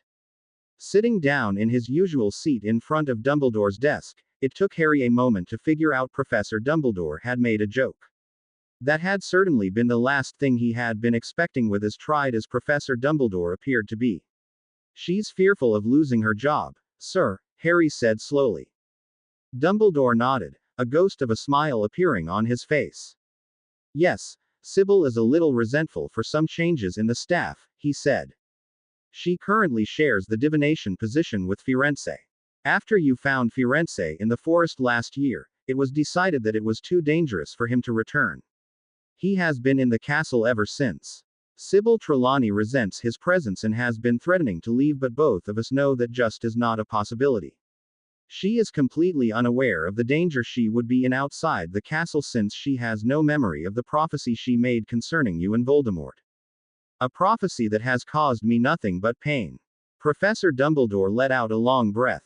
On to the reason you are here, he said with a smile. Have you managed to complete the task I assigned you? Yes, sir, Harry said as he pulled the glass bottle containing the swirling silver memory out of his pocket and placed it next to the two other bottles full of swirling silver by Dumbledore's pensieve. At least Professor Slughorn claimed that it was the memory you asked about. Dumbledore smiled proudly. Then we shall find out when the time arrives, he said. I think we will view that memory last, for it will put all of the pieces together. I am sure you remember where we left off, Harry. Tom had just killed his father and grandparents, framing his uncle for the crime. We will now be diving into greater guesswork. These two memories take place after Tom left Hogwarts. Upon graduation, everyone expected great things from Tom Riddle. He had been a prefect, head boy and winner of the award for special services to the school. Many believed that he would join the Ministry of Magic. Voldemort, however, refused, and the next thing the staff knew, the bright young boy was working at Borgin and Burke's. Now that was a surprise, although it actually made sense if you thought about it. Harry knew firsthand what types of objects were sold at Borgin and Burke's. How could he forget his first attempt with flow powder when he was 12? The store had contained many cursed and dark items that no one in their right mind should own. Perhaps that was what attracted Voldemort. I see you are not surprised by the revelation, Professor Dumbledore said with a smile. Voldemort was attracted to the small shop for a particular reason, a reason that will become clear after we view the memory of Hoki, the house elf. It was not Voldemort's first choice of employment, but it was the first he was accepted to. Voldemort had originally asked Professor Dippet to remain at Hogwarts as a teacher. Now that surprised Harry. He really couldn't see Tom Riddle as a man with the patience required for teaching. Of course the same could be said for Professor Snape, but he was here teaching students and frightening them day after day. Why would he want to stay here? Asked Harry. I believe there were several reasons, although most of them are speculation, Dumbledore said casually. I believe Voldemort felt more attached to this school than he has ever been to anyone or anything else. Hogwarts was the first and only place he felt at home, and being the heir of Slytherin only influenced that. Hogwarts is also a stronghold of ancient magic, which you are well aware of. Voldemort never had the actual connection you have to Hogwarts, but he still believed there were plenty of secrets and stories he had yet to discover. There is also the fact that as a teacher he would have a large amount of power and influence over the young students here. I believe Voldemort saw the position as a useful recruiting ground in order to build himself an army. Harry shuddered at the thought. With as charming as Tom Riddle could be, there was no doubt that the arm could have been formed in just a few years. His experience with Tom Riddle's diary was all the proof he needed to know how dangerous such an appointment could be. What position did he want, sir? Asked Harry, mentally dreading the answer. Defense against the dark arts, Professor Dumbledore said plainly. The current teacher, Galatea Merrythought, had been at Hogwarts for nearly 50 years and was retiring. Voldemort discovered this and decided to use the opportunity to his advantage. Professor Dippet, however, did not agree. He believed that 18 was too young, so Voldemort went off to Borgin and Berks. During his employment, Voldemort was given particular jobs that relied on his cleverness and persuasion to obtain objects with unusual and powerful properties. Dumbledore rose to his feet, waked around his desk and picked up one of the bottles. And now I believe it is time to hear from Hoki the house elf, who worked for Hepzibah Smith, a very old and very rich witch, he said as he uncorked the bottle with his wand and poured the contents into the pensieve. After you, Harry. Harry obediently got to his feet and reached into the swirling silver contents. He immediately tumbled through darkness until he landed in a sitting room in front of an extremely fat old lady who was wearing a sophisticated ginger wig that seemed to clash with the extremely bright pink set of robes she wore. Dumbledore arrived at his side a second later, but Harry's gaze remained on the woman. She was looking at herself in a small jeweled mirror, dabbing a bit of rouge on her already red cheeks with a large powder puff. Looking down, Harry noticed the tiniest house elf he had ever seen was lacing tight satin slippers onto the woman's feet. That can't be comfortable. Hurry up, Hoki, Hepzibah said with a hint of urgency in her voice. He said he'd come at 4, it's only a couple of minutes to and he's never been late yet. Harry watched curiously as Hepzibah finished preparing herself just as the doorbell rang. The room was completely full of trinkets, boxes and books. There were cabinets against the walls that seemed to be overflowing with gold-embossed books, shelves of orbs and celestial globes. It was a wonder how anyone could maneuver in such a room, especially someone of Hepzibah's size. Hoki left to answer the door and returned a few minutes later with a man that could only be Tom Riddle. He was dressed in a black suit with hair slightly longer from what Harry remembered. His face was different. It was the only way to describe it. Tom looked like he had lost weight recently, giving his cheeks a hollowed look. Riddle made his way through the cramped room with ease before bowing low, taking Hepzibah's hand and keying it. Harry watched as Riddle charmed Hepzibah Smith, saying exactly the right thing at exactly the right time. There was a comfortable air around them that was usually reserved for close friends. It was difficult to determine if Riddle had something to do with it or if Hepzibah was just that trusting of people. Maybe it's just Riddle she trusts. Perhaps Riddle had spent many visits working on gaining Hepzibah's trust because it certainly paid off. Hepzibah Smith decided that this visit was the chance to show Voldemort two of her most priceless treasures. At first, Harry didn't think anything on the small golden cup that Hepzibah pulled out of the protected box. It wasn't until Riddle took a better look at it and pointed out the presence of a badger on the cup. The dark red gleam in his eyes was unmistakable. He looked like Christmas had come early for him. Harry instantly understood. The cup was Helga Hufflepuff's. It had belonged to one of the founders of Hogwarts, just like the ring Riddle stole from his uncle belonged to Salazar Slytherin. Didn't I tell you I was distantly descended? Hepzibah asked curiously. This has been handed down in the family for years and years. Lovely, isn't it? And all sorts of powers it's supposed to possess too, but I haven't tested them thoroughly. I just keep it nice and safe in here. If Harry had been surprised by the first treasure, he was absolutely shocked to see the second. From a small flat box, Hepzibah revealed familiar-looking locket that Riddle didn't even hesitate to reach into the box and pull out the locket. He held it up to the light, staring completely transfixed by it. It had the mark of Slytherin on it, the Serpentine, S. It had to pay an arm and a leg for it, but I couldn't let it pass, not a real treasure like that, Had to have it for my collection, Hepzibah said excitedly. Burke bought it, apparently, from a ragged-looking woman who seemed to have stolen it, but had no idea of its true value. Once again, Riddle's eyes flashed red as his grip on the chain of the locket tightened so his knuckles turned white. Hepzibah didn't notice this, of course, but Harry did. For a split second, Harry wondered if Riddle was going to hex Hepzibah right there. I dare say Burke paid her a pittance, but there you are, Hepzibah continued. Pretty, isn't it? And again, all kids of powers attributed to it, though I just keep it nice and safe. She took the locket back and put it in the red velvet cushion of the thin box. So there you are, Tom, dear, and I hope you enjoyed that. It was then that Hepzibah noticed the strange look on Tom's face. Are you all right, dear? Oh yes, Riddle said quietly. Yes, I'm very well. I thought. But a trick of the light, I suppose, Hepzibah said offhandedly as she handed the small box over to the small house elf. Here, Hokey, take these away and lock them up again, the usual enchantments. Time to leave, Harry, Professor Dumbledore said quietly as he took hold of Harry above the elbow and together they returned to Dumbledore's office. I shall tell you that Hepzibah Smith died 2 days after that visit. He took his seat and motioned for Harry to do the same. Hokey the house elf was discovered to be the culprit, poisoning her mistress Coco by accident. Harry stared at Dumbledore in surprise as he sat down. That had been the last thing he suspected to hear. Hokey had seemed so content with serving Hepzibah Smith. That's not possible, he said at last. How could she? I shared your doubt, Harry, Dumbledore said seriously. I am sure you recognize the similarities between this death and the death of the Riddles. In both instances, somebody else took the blame, confessing to the crime.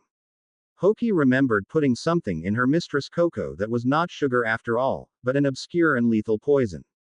It was concluded that Hokey had not meant to do it, but she was old and confused. Harry sat back in his chair as he took everything in. With the way the wizarding world treated house elves, it wasn't surprising. Hokey was the obvious suspect, so there was no need to look any further. So Voldemort modified her memory in order to take what he believed was rightfully his, Harry concluded. Dumbledore nodded. I agree, he said, but the locket was not the only artifact missing. Hepzibah's family searched her entire house only to discover that 2 of her most precious treasures were missing, the locket and the cup. Since Hepzibah had so many hiding places, it took her family long to be certain, and by then, the assistant from Borgin and Burke's had resigned from his post and vanished. No one could find him and, for a long time, no one heard from him. But why? Harry asked in confusion. I can understand why Voldemort felt a need to take the locket, but why the cup? What was the point? The cup came from a founder of Hogwarts, Harry, said Dumbledore. I believe Voldemort still felt a great pull toward the school and could not resist the object. I also believe there were other reasons, but I ask you to be patient for now. As you can see from this memory, Voldemort had committed another murder, but this time it was not for revenge but for personal gain. He stole those 2 objects just as he had once robbed the other children at his orphanage, just as he had stolen his uncle's ring. So Voldemort was a kleptomaniac. That was actually rather disturbing. Being a mass murderer was one thing, but being a mass murderer who collected items from those murders was just sick. And now for the next recollection, Dumbledore continued as he rose to his feet, walked around the desk and picked up a glass bottle, leaving Harry's on the desk. 10 years separate Hokey's memory from this one, a span of time that we can only guess what Lord Voldemort had been up to. We now go into one of my memories, Harry, for this was possibly my last meeting with Voldemort before the war began. Harry rose to his feet as Dumbledore poured the silvery contents into the pensieve. He didn't miss the somber tone in Dumbledore's voice or the look on Dumbledore's face that made him appear to be so old. Shaking his head, Harry followed Dumbledore into the pensieve, landing in the very office he had just left. Fawkes was sleeping on his perch and sitting behind his desk was Dumbledore, looking nearly identical to the Dumbledore standing beside Harry. The only difference was that there were 2 healthy hands on the Dumbledore they were watching and his face was slightly younger. The office appeared to be exactly like the present-day office except for the presence of snow drifting past the window and building up on the outside ledge. There was a knock at the door followed by the younger Dumbledore saying, "Enter." The door opened to reveal a very different Voldemort. He appeared to be a strange mixture of Tom Riddle and the current-day Voldemort. The eyes were not snake-like or as S. Arlette, and the face still looked human, but any sign of the handsome Tom Riddle was gone. It was almost like his features had become permanently distorted and waxy. The long black cloak he was wearing made his face appear even paler than what it probably was. Voldemort looked like he was dying. There was really no other way to explain it. "Good evening, Tom," the younger Dumbledore said easily. "Won't you sit down?" "Thank you," Voldemort said as he took the seat in front of Dumbledore's desk. "I heard that you had become headmaster." His voice held a higher pitch and was colder than what Harry remembered. "A worthy choice. I am glad you approve," Professor Dumbledore said with a polite smile on his face. "May I offer you a drink?"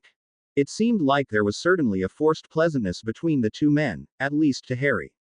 Here were two men who clearly had different points of view and didn't trust the other, but instead of being honest of what they believed to be true, they were dancing around with small talk. "That would be welcome," Voldemort said. "I have come a long way."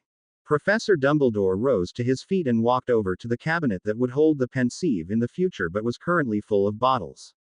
When Dumbledore handed Voldemort a goblet of wine and poured one for himself, he returned to his seat with the polite smile still on his face.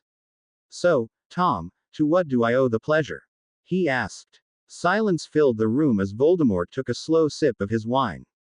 "They do not call me Tom anymore," he said at last.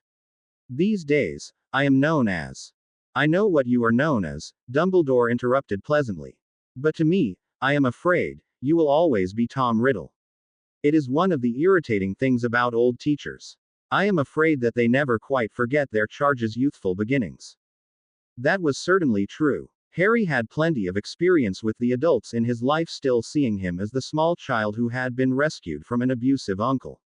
Voldemort, on the other hand, wasn't so accepting of the comment. Even though Voldemort kept his face impartial, his entire body was extremely tense. It was clear Voldemort hated his birth name, and Dumbledore's rejection to acknowledge the name proved that Dumbledore still had some power over Voldemort.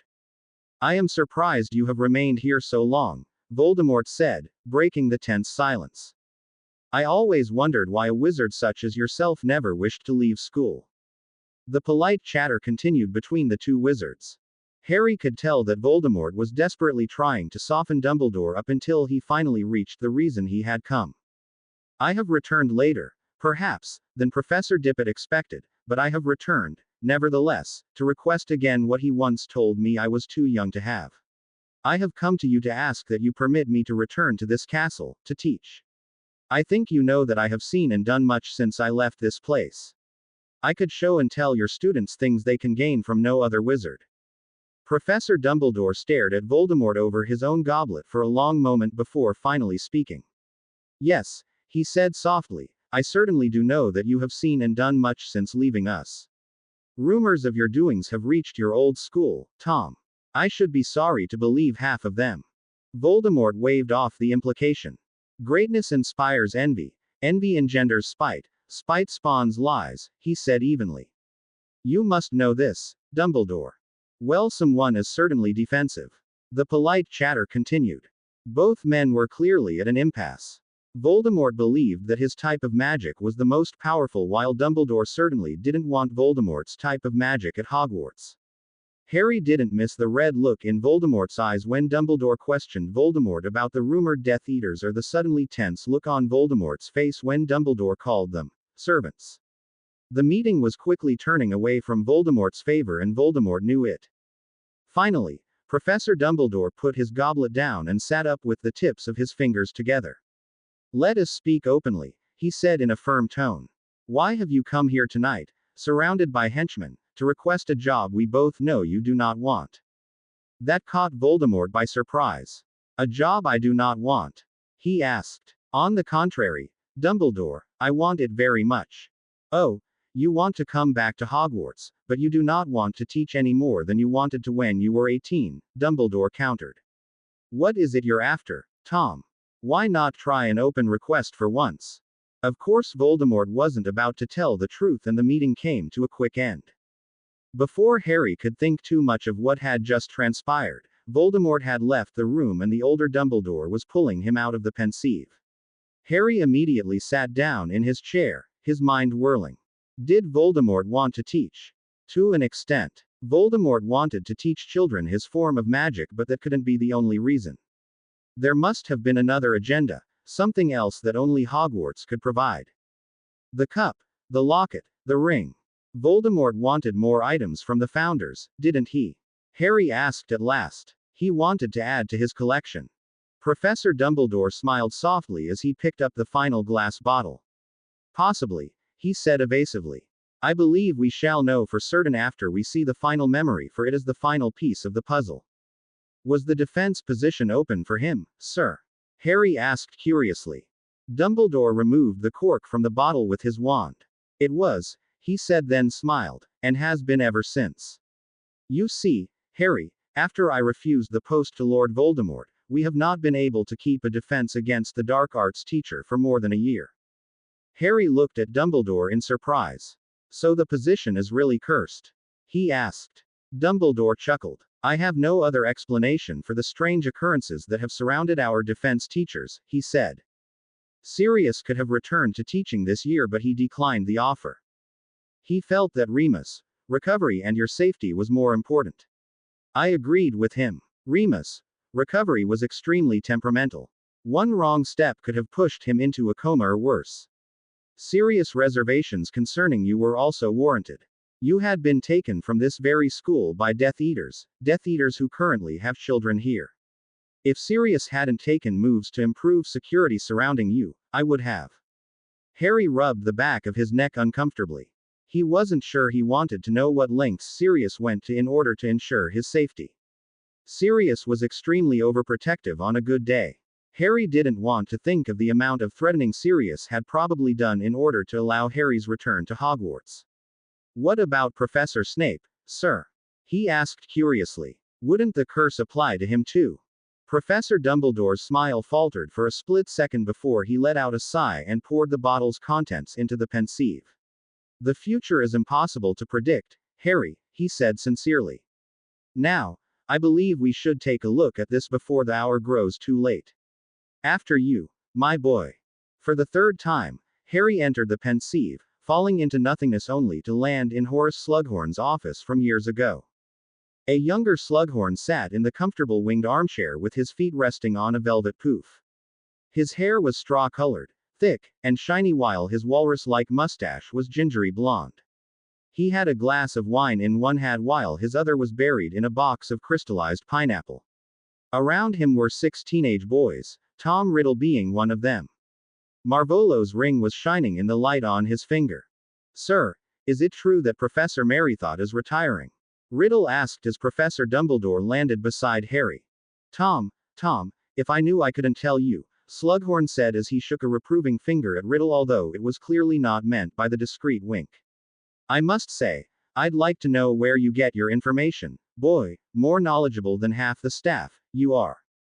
Riddle simply smiled while the boys around him laughed. These teenagers were nothing more than lackeys, reminding Harry of how Crabbe and Goyle acted around Malfoy. Riddle certainly wasn't the oldest of the group of teenagers, but it was clear there was no dispute he was their leader.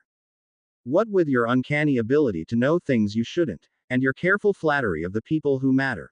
Thank you for the pineapple, by the way, you're quite right, it is my favorite, Slughorn rambled on as a few of the boys chuckled.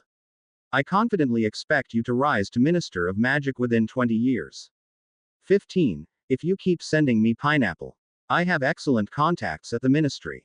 And Riddle would certainly be an excellent contact for Slughorn to have, if he hadn't turned into a mass murderer. Riddle smiled. I don't know that politics would suit me, sir, he said.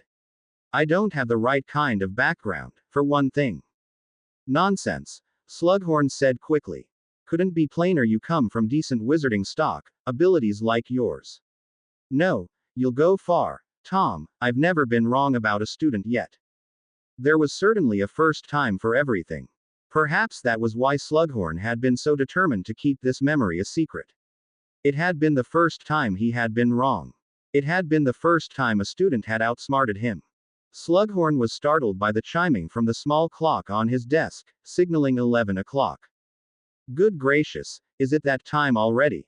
He asked in surprise. You'd better get going, boys, or we'll all be in trouble. Lestrange, I want you essay in by tomorrow or it's detention. Same goes for you, Avery. All of the boys slowly left the room except for Riddle while Slughorn extracted himself from his armchair. He wasn't aware of Riddle's presence until Riddle moved, causing Slughorn to turn around. Look sharp, Tom, you don't want to be caught out of bed out of hours, and you a prefect. Sir, Riddle said carefully, I wanted to ask you something. Slughorn smiled. Ask away. Then, Emboy, ask away. Sir, I wondered what you know about. Riddle paused, a nervous look appeared on his face, about Horcruxes. A sharp pain erupted from Harry's right temple. Waves of fear, frustration and anger surrounded him. He felt cold and ill. Grabbing his head, Harry tried to push away the pain and the emotions away and focus on what he should be watching. What's going on? Project for Defense Against the Dark Arts, is it? Slughorn asked. Not exactly, sir, Riddle said politely. I came across the term while reading and I didn't fully understand it. No, well, you'd be hard pushed to find a book at Hogwarts that'll give you details on Horcruxes, Tom. That's very dark stuff, very dark indeed, said Slughorn. The pain intensified slightly. Harry tried to shake the pain away as he blinked repeatedly at Slughorn and Riddle. But you obviously know all about them, sir. Riddle asked hopefully. I mean, a wizard like you. Sorry, I mean if you can't tell me, obviously, I just knew if anyone could tell me, you could, so I just thought I'd ask. Well, Slughorn said uncomfortably as he played with the ribbon from the box of crystallized pineapple, well, it can't hurt to give you an overview, of course. Just so that you understand the term. A Horcrux is the word used for an object in which a person has concealed part of their soul.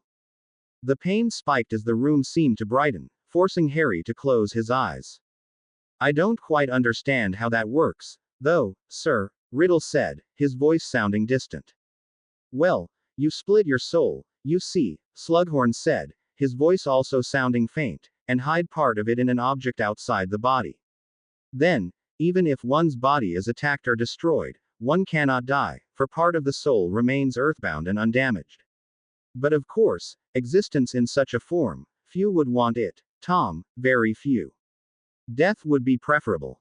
How do you split your soul? Asked Riddle eagerly. No matter how far away the voice sounded, there was no mistaking that Riddle was now hungry for the information. Well, Slughorn said uneasily, you must understand that the soul is supposed to remain intact and whole. Splitting it is an act of violation, it is against nature. But how do it? Asked Riddle, his voice losing the fight against the pain pounding in Harry's head. Act of evil, supreme act of evil, killing rips the soul, creating a Horcrux, damage to his advantage, encase the torn portion. The pain had become too much. Harry grabbed his head with both hands as he fell to his knees. What was going on? He couldn't think. He couldn't move. Voices filled his ears, strange distorted voices that sounded familiar yet so foreign. Pain surrounded him as his body convulsed. He was barely aware of a hand resting on his back and the words surrounding him. What do you mean he was gone? It's impossible. Listen to me, I want Horace Slughorn dead. Do whatever it takes or you too will be killed in his place. You have 1 week. There was a scatter of feet hitting a stone floor. I don't believe in coincidences. The old fool has to suspect, but how? It's impossible. Dumbledore never knew Slughorn said anything about Horcruxes. Would one Horcrux be much use? Can you only split your soul once? Stronger, to have your soul in more pieces, 7 the most powerfully magical number.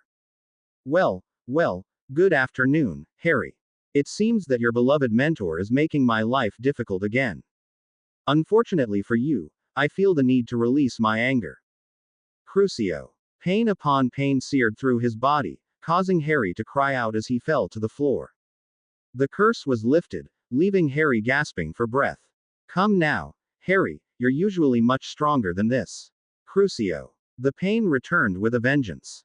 It felt like every muscle, every nerve was being ripped into pieces. Harry couldn't prevent the pain-filled screams that escaped his lips. At that moment, Harry was willing to do anything to make the pain stop. He wanted to die. Why couldn't he just die? The pain vanished once again, leaving Harry convulsing on the floor. As enjoyable as this had been, Harry, I fear you cannot be trusted with what you have heard. Obliviate. Harry. Harry, please look at me. Slowly, Harry opened his eyes to see that he wasn't lying on the floor but being held in Remus, arms on the floor in Professor Dumbledore's office. His head was throbbing, but it was nowhere near as painful as it had been moments ago. His entire body felt like lead. Dumbledore and Madame Pomfrey entered his line of sight. Professor Dumbledore's lips were moving, but Harry couldn't understand what was being said. His mind was a clouded mess, making it impossible to process anything that had happened and what was happening now. Harry felt someone tilting his head backwards while a hand pried his mouth open. A cold liquid was poured down his throat, and almost instantly Harry felt his head clear. He was able to think. He was able to understand that he just remembered a memory that Voldemort had stolen from him while being held captive. Had it been the only one? Were there others where Voldemort tortured him just because he had been there? A hand rested on his forehead, snapping him out of his thoughts. Harry, please say something, Remus pleaded. Harry groaned as he tried to move to sit upright, but his body was still extremely heavy. Remus and Professor Dumbledore instantly helped Harry into the nearest chair, remaining at his side just in case. I'm okay, I think, Harry croaked. His throat ached with each word.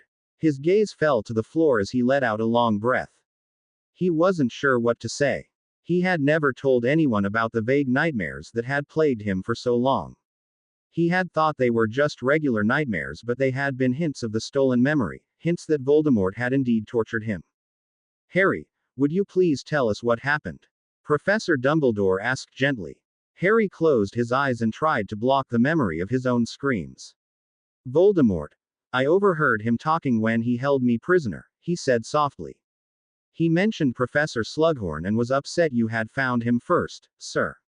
He mentioned what he discussed with Horace years ago, Professor Dumbledore said compassionately as he rested a hand on Harry's shoulder. It's all right, Harry. Voldemort cannot hurt you here. It was just a memory.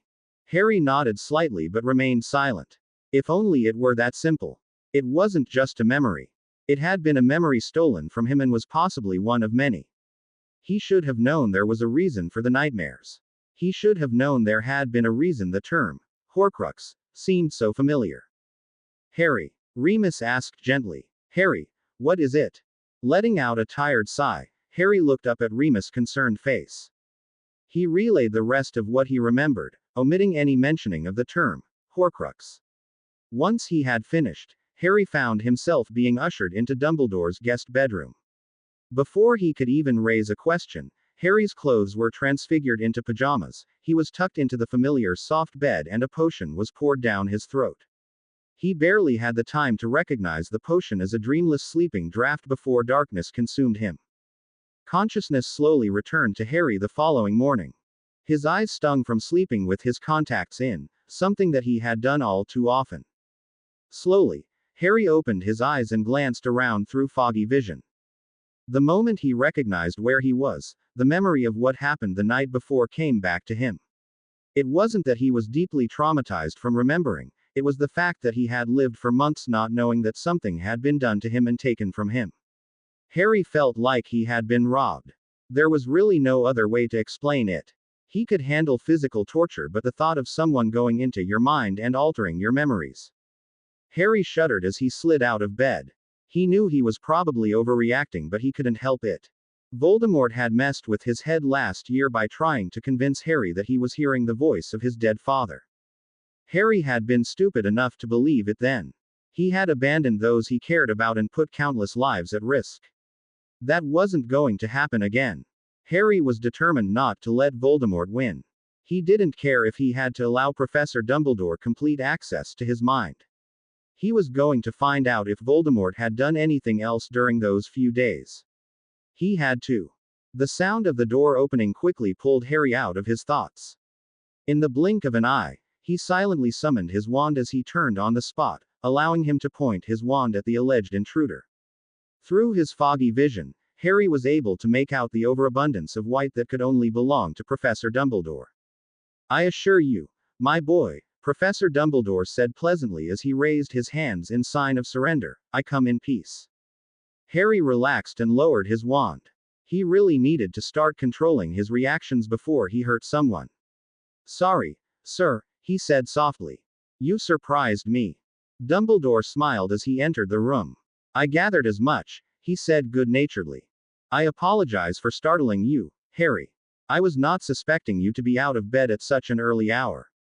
However, it is probably good that you are.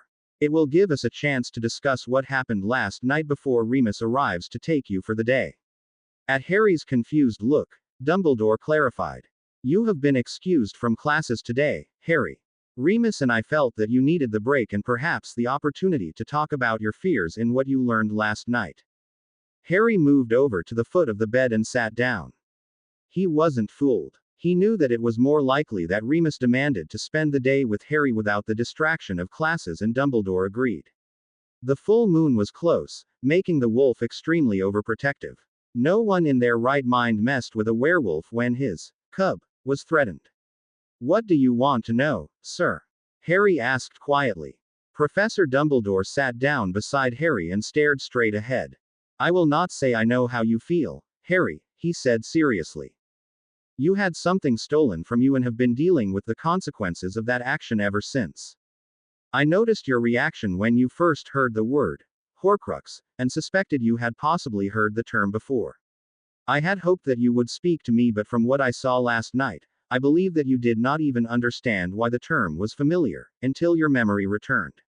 I am sorry that you had to suffer because of my actions, my boy. I never suspected Voldemort would learn of Horace's appointment so soon. It's not your fault, sir, Harry said quickly. Dumbledore smiled softly at Harry. Nevertheless, he said serenely. I am sorry. You have had to face so much in the last year, more than anyone could ever imagine. It is a true declaration of how strong you actually are, Harry. I believe that is why Voldemort is still so obsessed with you. To him, you are the ultimate achievement. If he can break you, he can break anyone. Harry shifted uncomfortably. He didn't feel strong. Truthfully, he had never felt so vulnerable before. His recovered memory only proved that he wasn't anything special. He was just as vulnerable as everyone else. Dumbledore gave Harry's shoulder a reassuring squeeze. I know it may not feel that way, Harry, but it is the truth, he said, then shifted so he could face Harry. Now, I just have a few matters to discuss with you about the memories we viewed last night, if that is all right. Harry looked at Dumbledore and nodded. Very well. I should let you know that Slughorn's memory provided the last piece of the puzzle. It confirms a theory I have had for some time, proving how very far there is yet to go. I am not sure how much you remember, Harry, since you were in quite a bit of pain. Know this, when Tom Riddle was your age, he was doing everything in his power to discover a way to make himself immortal by creating Horcruxes. Harry remembered that much. He also vaguely remembered Riddle mentioning the number 7, which would coincide with the plural use of the word Horcrux. Do you think he succeeded in making 7, sir? Harry asked softly. I believe he was close to accomplishing it, Harry, Dumbledore said seriously. 4 years ago, you gave me the first shred of evidence that Voldemort had been successful in creating a Horcrux. At Harry's thoughtful look, Dumbledore continued. The diary, Harry. You handed me Riddle's diary, an object that had been able to possess a little girl to act on its behalf. A mere memory would never be able to act that way, or I would never enter my Pensieve. No, that diary contained a portion of Voldemort's soul, a portion that discarded as if it were nothing. Which proves Voldemort created more than one, Harry concluded. Precisely, Harry, Dumbledore said seriously. The point of a Horcrux is to keep it hidden and safe, not to hand it off to somebody else, risking the chance of it being destroyed. There is more proof to aid this conclusion. Voldemort had grown less human over the passing years, which is only explainable if his soul was being mutilated by usual evil. I do not believe Voldemort managed his goal of creating 7 Horcruxes, but he had been close. I believe he had created 6. The 7th part of his soul is the small part that is in his regenerated body. It is that part which must be destroyed last. Harry let out a long sigh as he ran his hand over his face. He didn't know if he could face off against a memory of Voldemort 5 more times before facing the actual Voldemort. Facing one Voldemort was bad enough. Sirius is looking for them, isn't he? Harry asked softly. Dumbledore stared at Harry for a moment before nodding. Yes, Harry, he said. Sirius is helping me find the remaining 4 Horcruxes. At Harry's startled look, Dumbledore smiled. Yes, I believe there are only 4 left. You destroyed the Horcrux hidden in the diary, and I have destroyed the Horcrux hidden in Marvolo Gaunt's ring. He raised his blackened, burned-looking hand. There was a terrible curse upon it which, if it had not been for you and Severus, I might not have lived to tell the tale. Harry swallowed uncomfortably. But sir, if there are 4 left. Ah, well, I trust that we have learned from my mistake, Professor Dumbledore said with a smile as he buried his injured hand in his robes. Voldemort cast powerful enchantments on the shack where his ancestors had once resided, so we must suspect he has done the same with the remaining Horcruxes. Harry's mind seemed to be working in overdrive as he tried to piece everything he had learned together. So this was why Voldemort was collecting items of importance. He was trying to find objects with powerful properties to serve as his Horcruxes. So that means that Slytherin's locket and Hufflepuff's cup are also Horcruxes? Asked Harry. Dumbledore nodded. I suspect they became Horcruxes 3 and 4, he said. It is the other 2, assuming Voldemort was successful in creating 6, that are more of a problem. I believe Voldemort set out to find other objects from the remaining founders. I do not know if he was successful in finding an object belonging to Rowena Ravenclaw, but I do know that the only known relic of Godric Gryffindor is safe. The Sword of Gryffindor remains protected in my office. Harry rose to his feet and started to pace back and forth. This was just too much. How do you find something when you don't even know what it is? Harry seriously doubted he could summon a Horcrux or use a point me spell. Stopping in his tracks, Harry reached up, rested his hand against the wall and closed his eyes. Calming waves washed over him as a soothing voice filled his ears. Do not fret, my child, I shall aid you in any way I can. You are not alone, remember that. A smile slowly appeared on Harry's face. Hogwarts was right. Even though the situation seemed dire, Harry didn't have to face it alone. There were people who were willing to help him end this threat. Sirius and Professor Dumbledore were already doing everything they could to help him. Thank you, Hogwarts. I don't know what I'd do without you. Pulling his hand away, Harry turned to Professor Dumbledore, who was staring at Harry with wide eyes. May I ask what just happened, Harry? Dumbledore asked curiously. Harry let out an uncomfortable breath. He couldn't imagine how odd communicating with Hogwarts must look to the observer. Hogwarts just wanted to remind me that I'm not alone in this, he said with a shrug. She told me she would do everything she can to help. Dumbledore blinked before his face broke out in a proud smile. That is wonderful news, my boy, he said, and you are right. You are not alone in this. I know how grave this may sound, but I assure you the Order will do everything to aid you, Harry. For now, let us conclude that Voldemort was successful in finding an object from Rowena Ravenclaw. That leaves the 6th Horcrux, which I believe to actually be Voldemort's snake, Nagini. It is, of course, inadvisable to use animals, but I believe that he used her because, to him, she is the closest friend he has ever had. Voldemort also seems to have an unusual amount of control over her, even for a Parselmouth. It still didn't make sense, but Harry wasn't going to argue. Making Nagini a Horcrux was taking an extremely large risk in Harry's opinion. She was mortal. She could die at any time. How could Voldemort take such a risk with a piece of his soul? None of it made any rational sense. Then again, whoever said that Voldemort was rational? It sort of defeats the purpose of the insane mass murderer label. You are allowed to disagree with me, Harry, Professor Dumbledore said, breaking the silence. My assumptions are simply that, assumptions. It's not that, sir, Harry said as he rubbed the back of his neck uncomfortably. I'm still having a problem wrapping my head around all this and seeing it all from an unbiased point of view. Dumbledore smiled sympathetically. It is completely understandable, My boy, he said. Think of it this way. Would you trust a part of your soul with Sirius and Remus? Harry didn't even have to think about it before nodding. How could he not trust Sirius and Remus? They had given up everything for him. They were his family. So how can these Horcruxes be destroyed? Asked Harry. I doubt a basilisk fang will work on all of them. You are correct, Harry, Professor Dumbledore said with a nod. The basilisk fang worked for you because the diary was something that could be damaged with that particular object.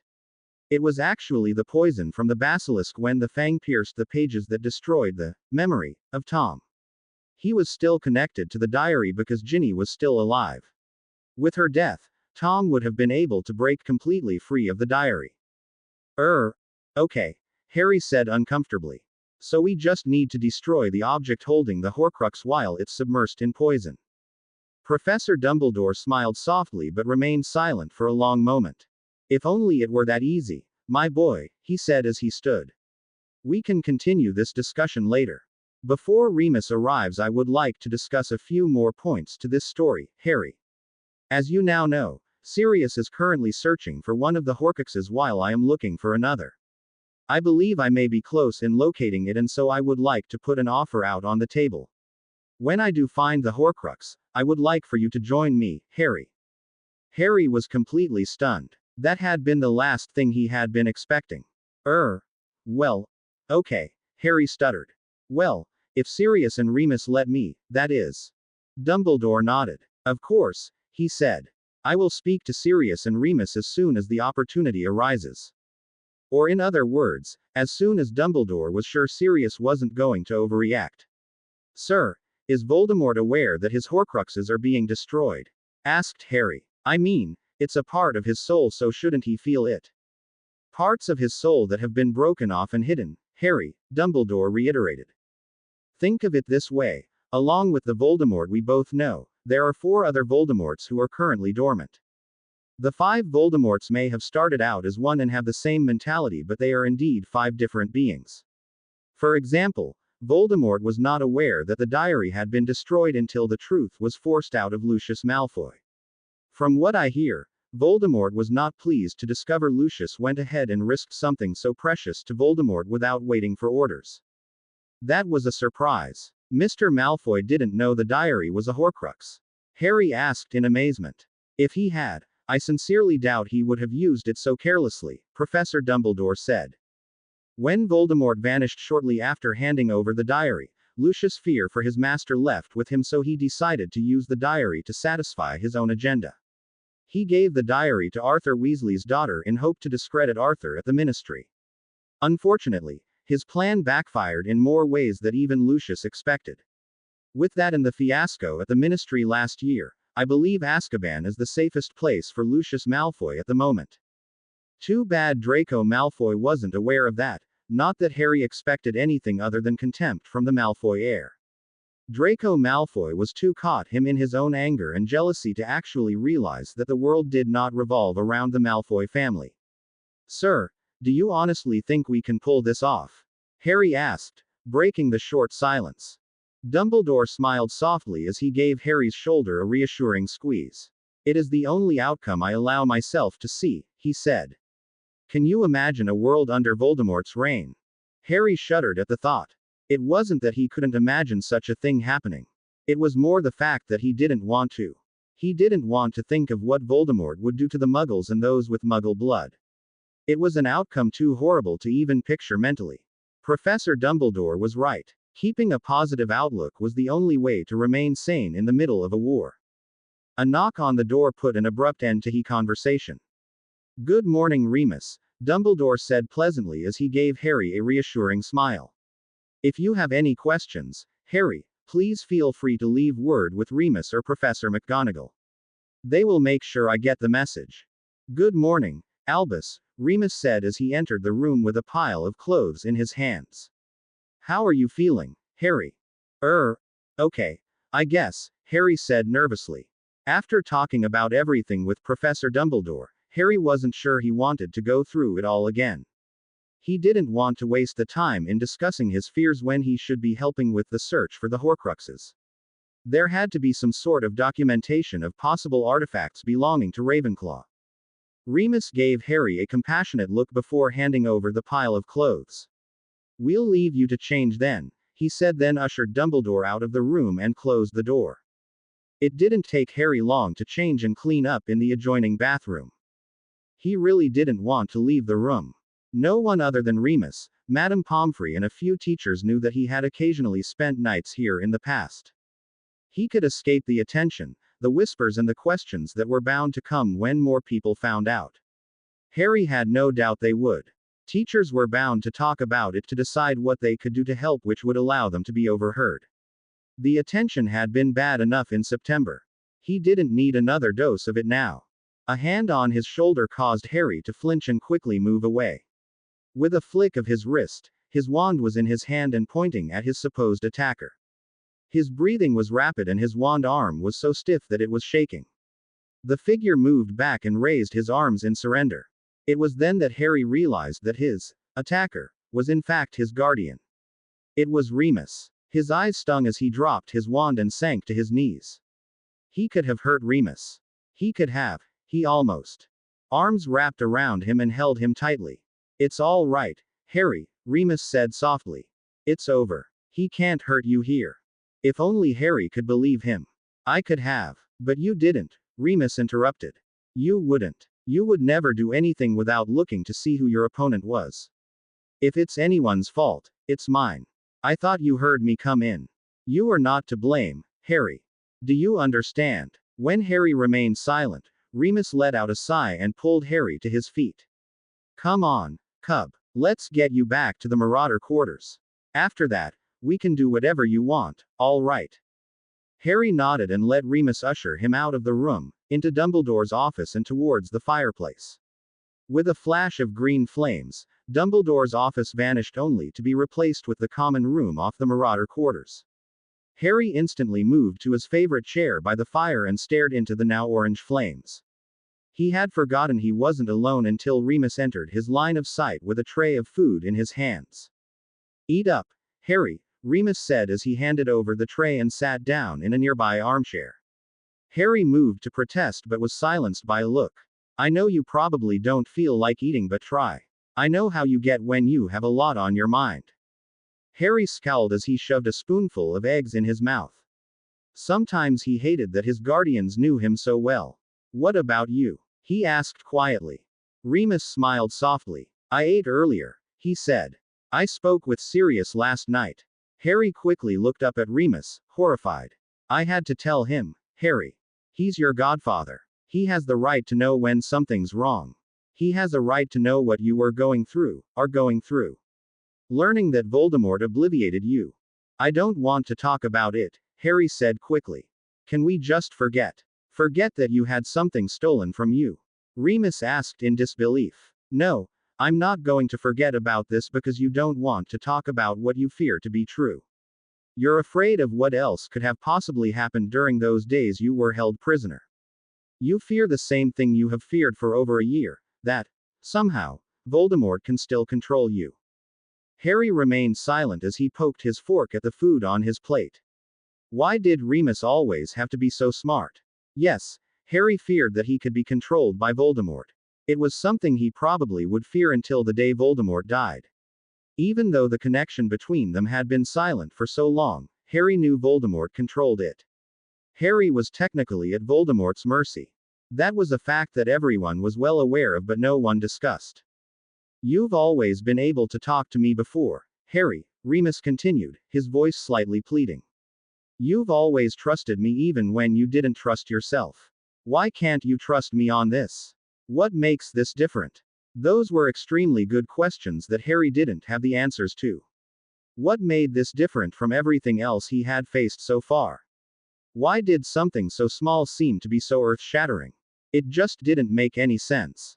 He had been through worse physically, mentally, and emotionally. He had overcome so much. Why couldn't he just push this aside and move on? "I don't know what I'm supposed to say," Harry said at last, unable to think of anything else to say. "I think I just need time to work everything out." Remus let out a quiet breath as he sat back in his chair. "I'll give you some time, Harry," but we are going to talk about this today, he said firmly. Considering your reaction earlier, I can't let you go back to Gryffindor Tower until you're a little less jumpy. Harry wanted to argue but bit his tongue instead. Remus had a point. Even though Harry's dorm mates had been extremely understanding over the past years, the rest of the Gryffindors weren't. They would most likely misinterpret Harry's jumpiness or even provoke it, especially the younger years. They still thought of Harry as the boy who lived instead of a regular person trying to make it through the day. The majority of the day was spent in silence.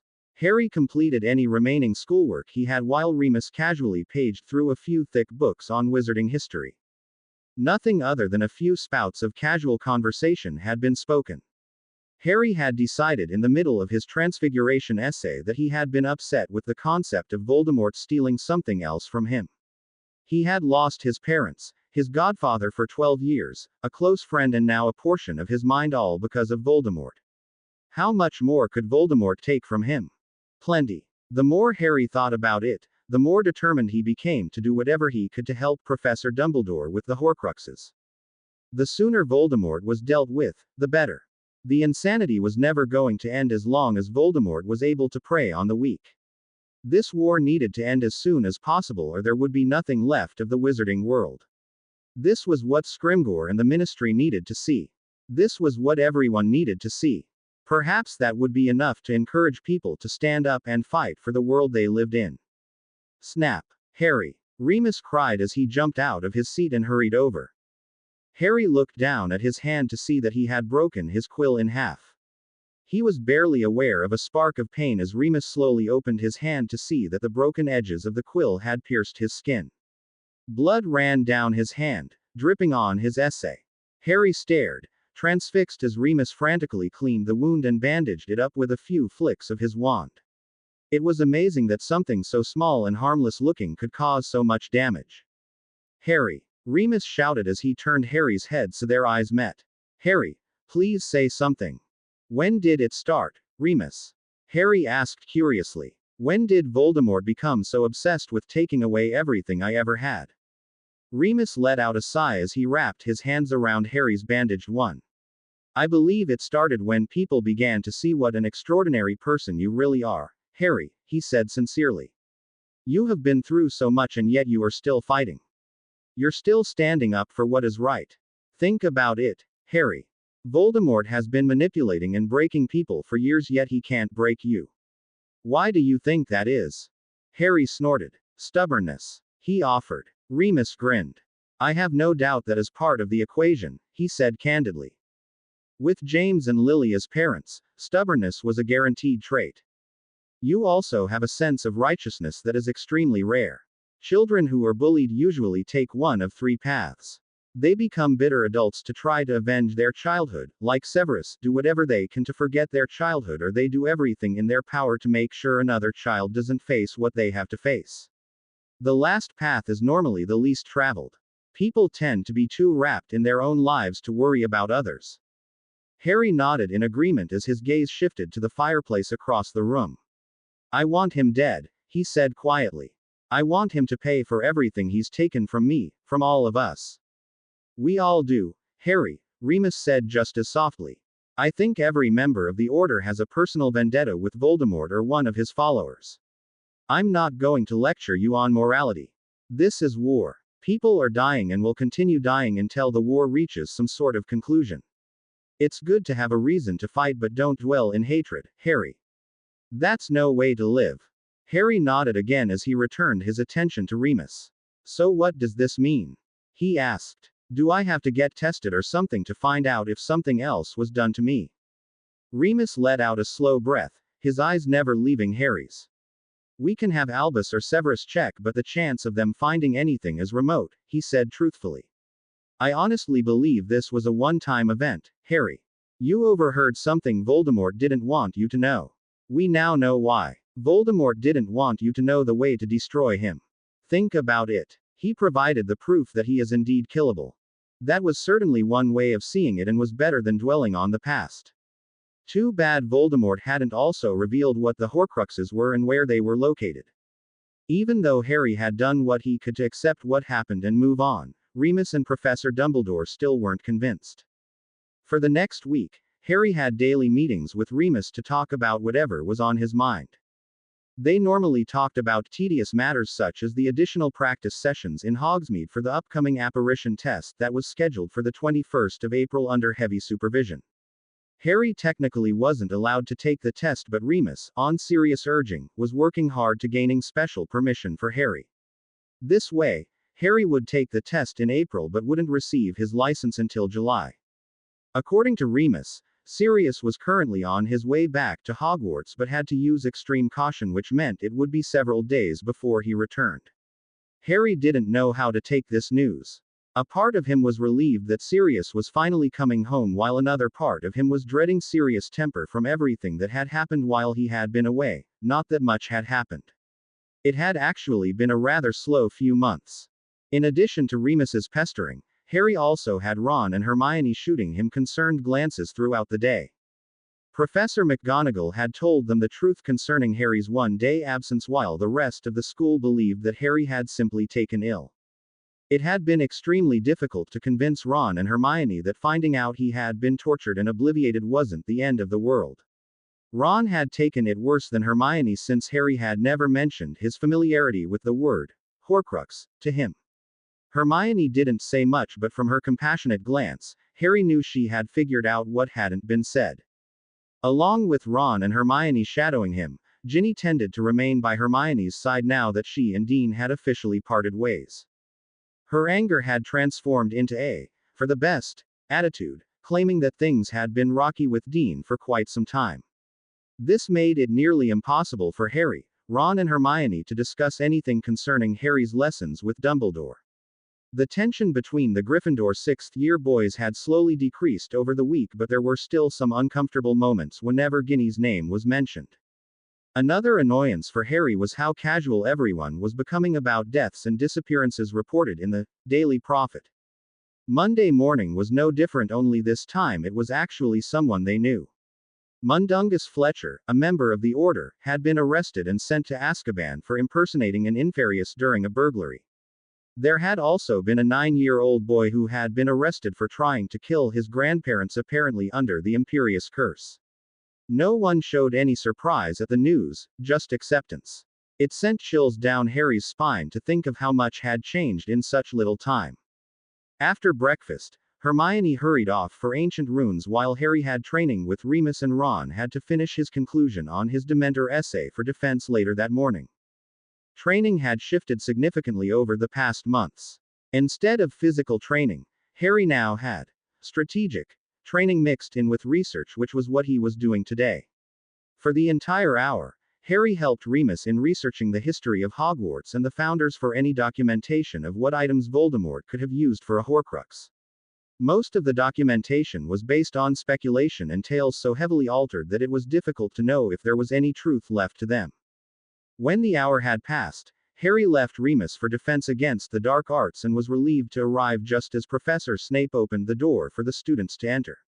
He had learned years ago never to be late to any of Snape's classes unless he wanted to lose points for Gryffindor or be given a detention, and with Harry's hectic schedule, a detention was the last thing he could have. Taking his seat beside Ron, Harry took out his book, supplies and homework. Quiet chatter bounced around the room as his classmates did the same. Out of the corner of his eye, Harry noticed Hermione sitting next to Neville while casting him curious glances. He met her gaze with a raised eyebrow as if to silently urge her to stop it. Hermione got the hint and turned her attention to Professor Snape, who was walking towards the front of the classroom, his robes billowing behind him. Silence. Snape sneered as he turned to face the class and pulled out his wand. Before we start today, I want your Dementor essays. He waved his wand impatiently, causing 25 scrolls of parchment to soar into the air and land in a neat pile on his desk, and you better hope they are better than pitiful attempts you handed in on resisting the Imperius curse. Now, open your books to, what is it, Mr. Finnegan? Harry looked over his shoulder to see Seamus lowering his hand and sitting forward in his seat. Sir, Seamus said eagerly, I've been wondering. How do you tell the difference between an Inferius and a ghost?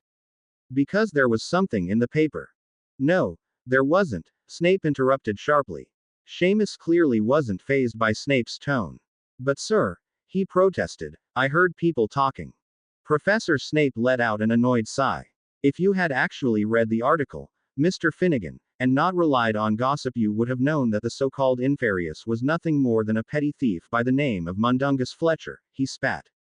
Harry blinked in amazement at the obvious hatred in Snape's voice. That sort of loathing had normally been reserved for Harry and his guardians. Yes, Mundungus had been extremely stupid in doing what he did, but he was in the order because of his shady contacts in being a thief.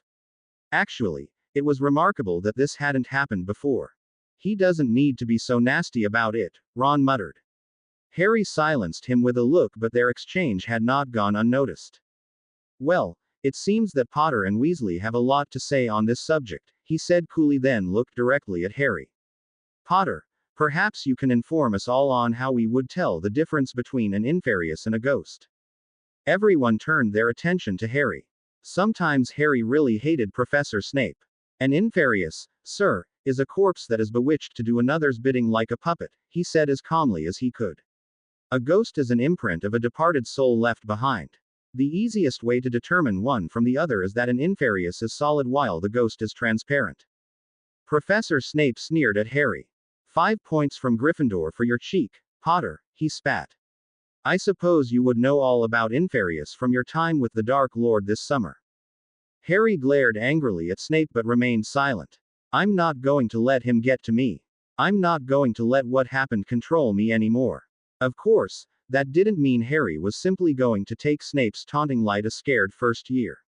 What was the point of having 2 marauders as your guardians if you never used their years of experience in pranking? Now, Snape said as he turned his attention to the entire class, open your books to page 213 and read the first 2 paragraphs on the Cruciatus Curse. To say Remus had been angry to learn of Professor Snape's words would be a drastic understatement. It also didn't help that Ron and Hermione were there to add how Snape was smirking at Harry for the remainder of the class. Seeing Remus' eyes flashing angrily, Harry quickly redirected Remus to his plan on revenge. With as jumpy as everyone in the wizarding world was, especially towards werewolves, it was imperative to keep Remus from acting on his protective urges. For the remainder of the week, Professor Snape was at wit's end with the amount of periodic pranks aimed at him. One morning he woke up with red and gold hair charmed to change to bright pink every time someone tried to alter it. One day during lunch, Snape stood up and proclaimed his love for all Gryffindors. Another day, Snape couldn't stop himself from skipping every 4th step. The 4th day was the most memorable. Snape's robes been charmed to have the words, I'm a bitter git, flashing on the back of them, which Snape couldn't remove no matter how hard he tried, along with a wonderful hex Remus had found preventing Snape from saying anything horrible to anyone. It had been hilarious to see Snape's face contorted with anger as he loudly told a group of first-year Gryffindors what a pleasure it was to have them in his class. Surprisingly, no one came to Snape's defense, not even any of the teachers. Harry had no doubt that they too had felt that Snape deserved everything that was happening to him, and thanks to a friendly house elf, no one could be blamed for the pranks, although it was clear from the hate-filled glares that Snape suspected Harry had something to do with it. Fortunately for Harry, Snape seemed to realize that cornering him would only bring more trouble. The arrival of the weekend brought about the practice session for the 6th years who would be taking their apparition tests in a fortnight. Security around Harry was the tightest he had ever seen. Mad-Eye Moody was already in Hogsmeade while Harry was to take the last carriage with Ron, Hermione, Remus and Tonks. His 2 emergency port keys were in place in case they were needed. The clear sky and faint spring breeze was a welcome change from the dreary weather that had plagued Hogwarts for so long. Reaching Hogsmeade brought a wave of excitement for all of the students. With Hogsmeade weekends cancelled, this was the first opportunity for really any student to leave Hogwarts grounds. No one was going to take advantage of this. Wilkie Twycross was standing in front of the 3 broomsticks with 3 other thin, elderly wizards and Moody, his magical eye constantly moving. There were also at least 4 Aurors standing at various points with their wands in hand and a stern look on their faces. Students gathered around the 4 wizards, chattering quietly.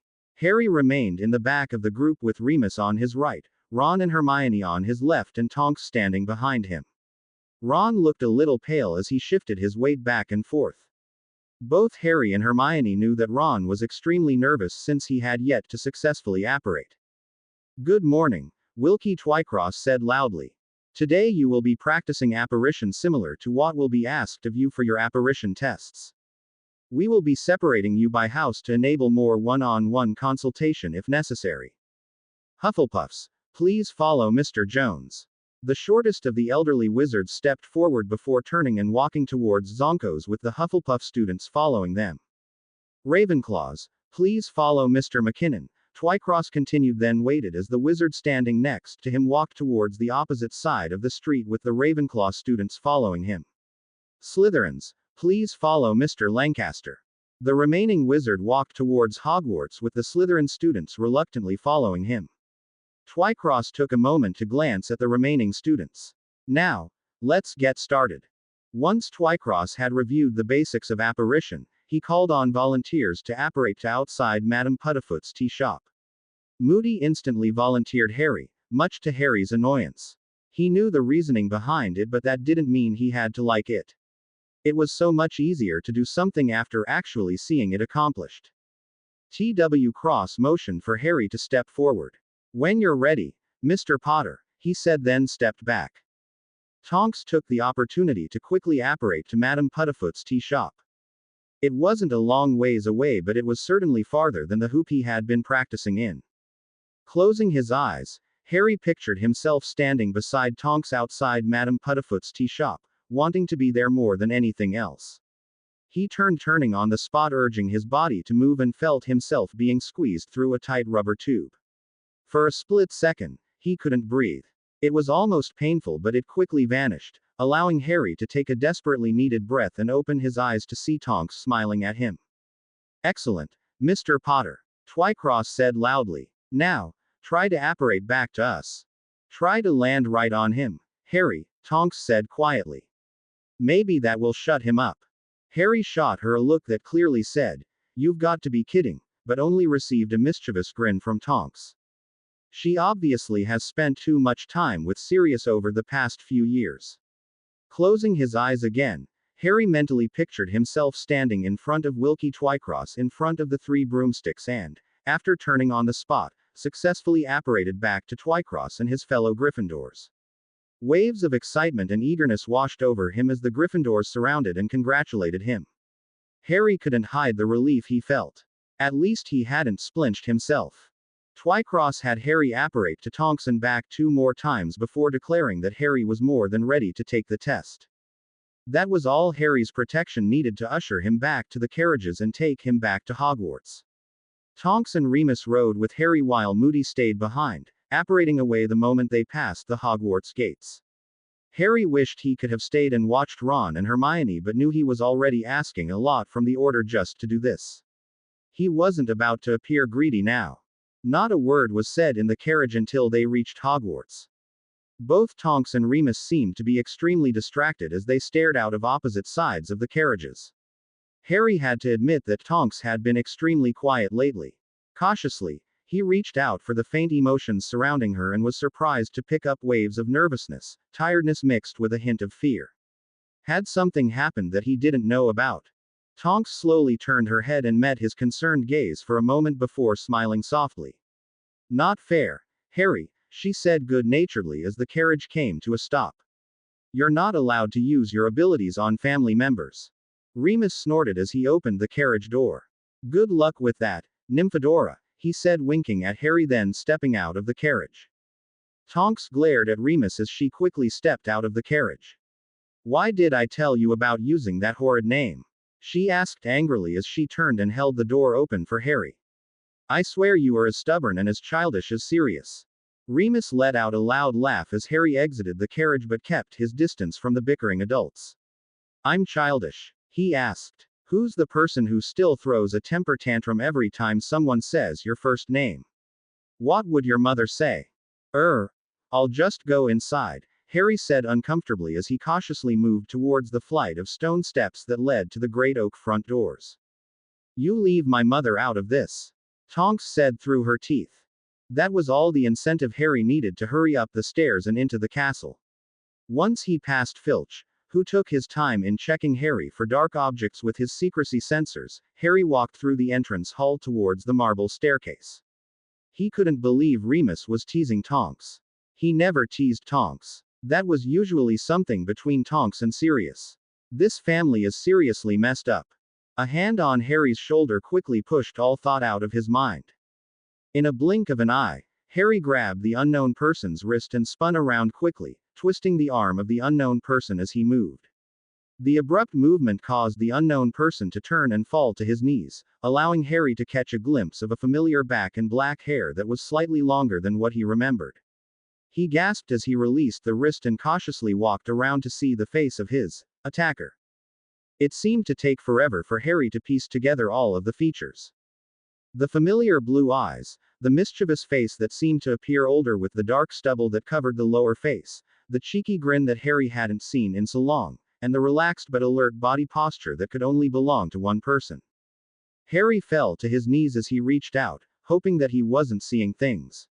When his fingers touched Sirius' cheek, Harry let out a choked laugh and he threw his arms around the man, holding on like there was no tomorrow. He couldn't believe it. Sirius was finally home. "I missed you too, kiddo," Sirius said softly as he wrapped his arms around Harry. Waves of relief and happiness were pouring off of him. "I'm so sorry I wasn't here to help you. I'm sorry it took me so long to get back, but I'm here now and I'm not going anywhere."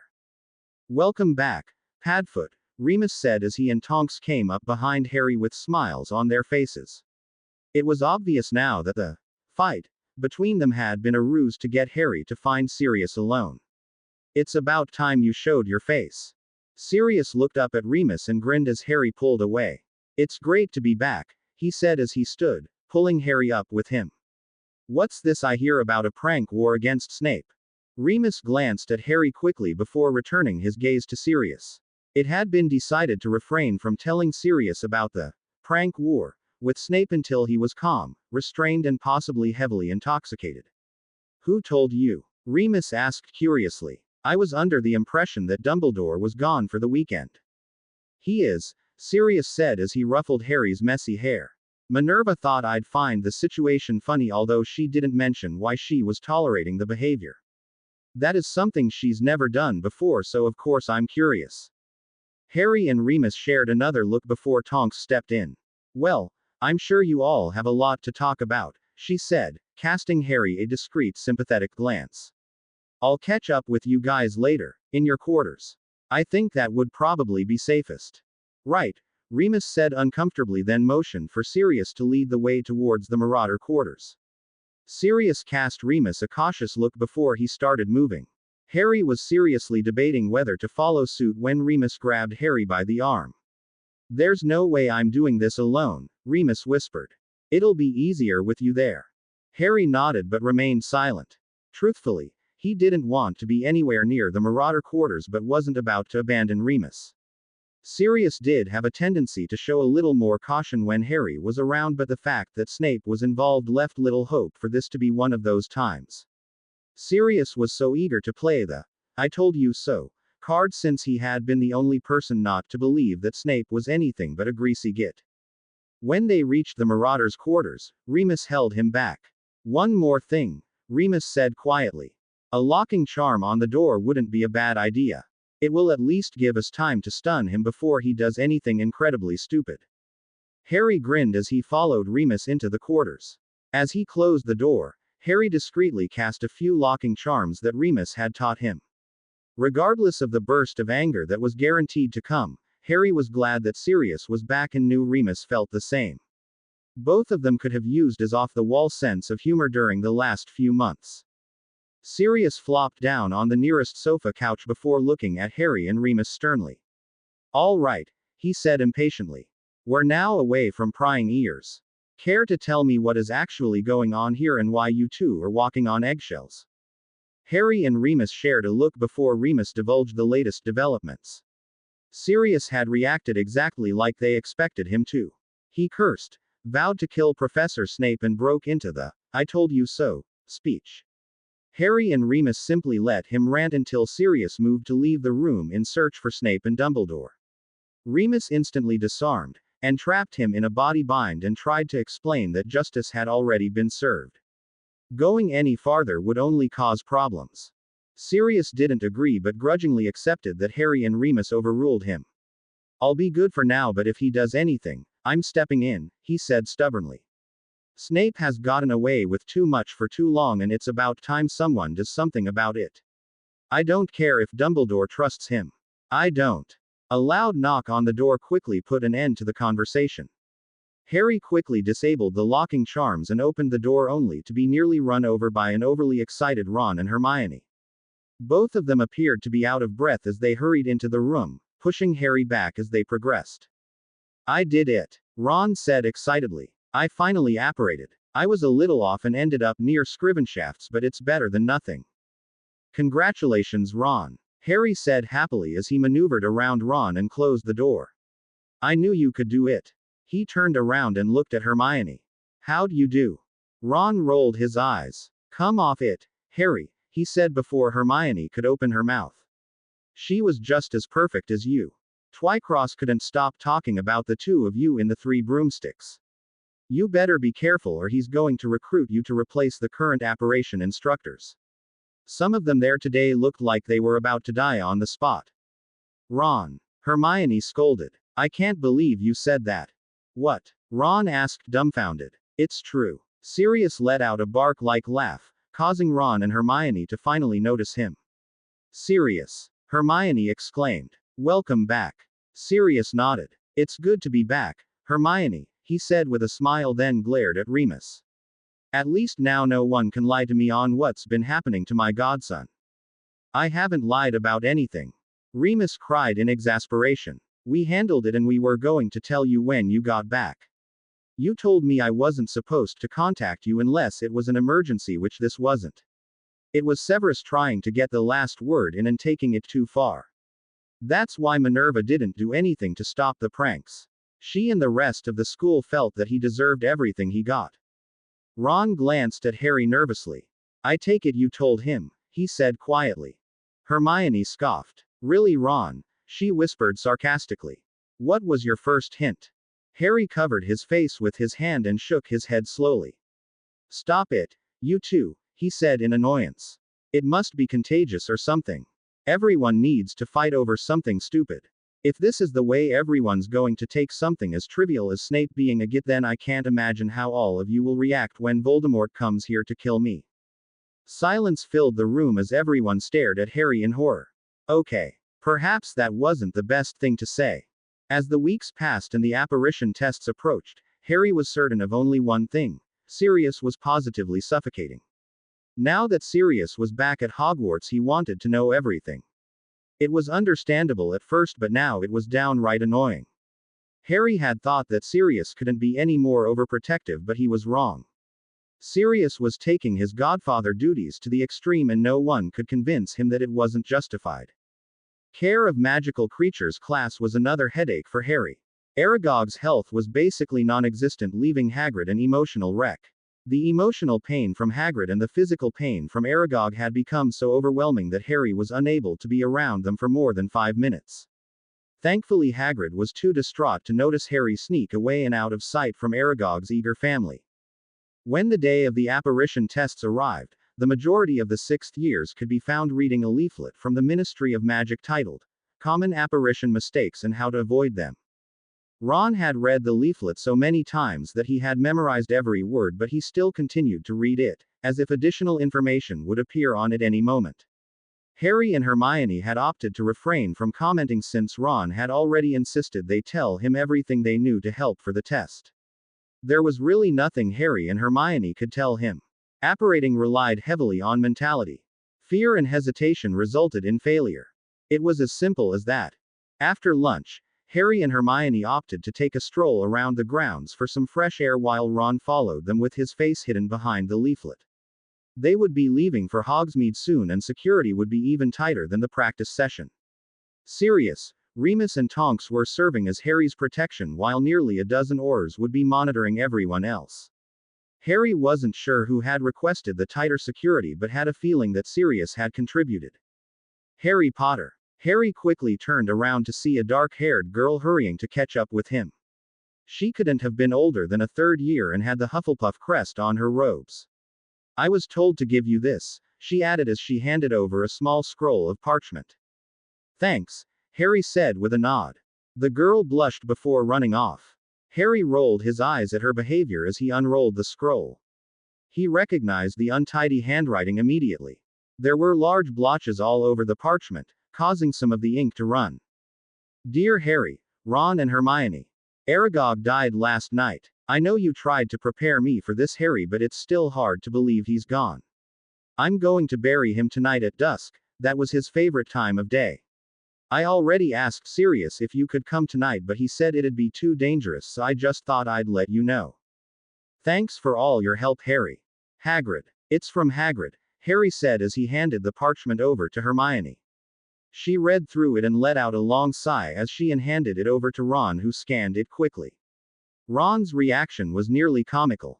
He shuddered as a look of disgust appeared on his face as he quickly handed the parchment back to Harry, as if touching it would cause spiders to come. Well, I'm glad Sirius said you couldn't go, Hermione said matter-of-factly. We would be in so much trouble if we were caught.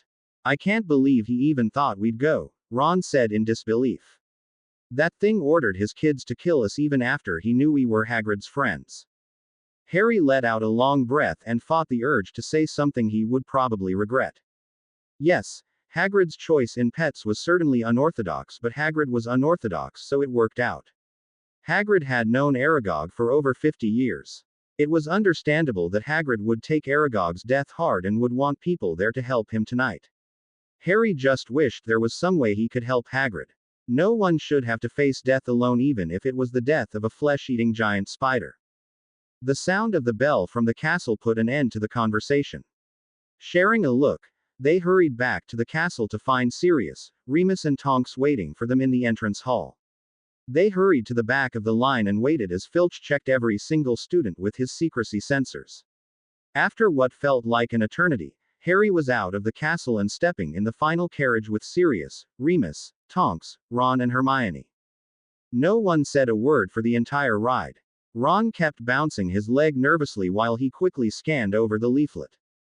Hermione was rubbing her hands together as she silently repeated the 3 Ds over and over again. Tonks kept her attention outside as she twirled her wand while Sirius was looking out in the opposite direction. Harry was seriously tempted to shout out, "Boo! Surprise!" or something of that nature, and from the amused look on Remus' face, he wasn't the only one.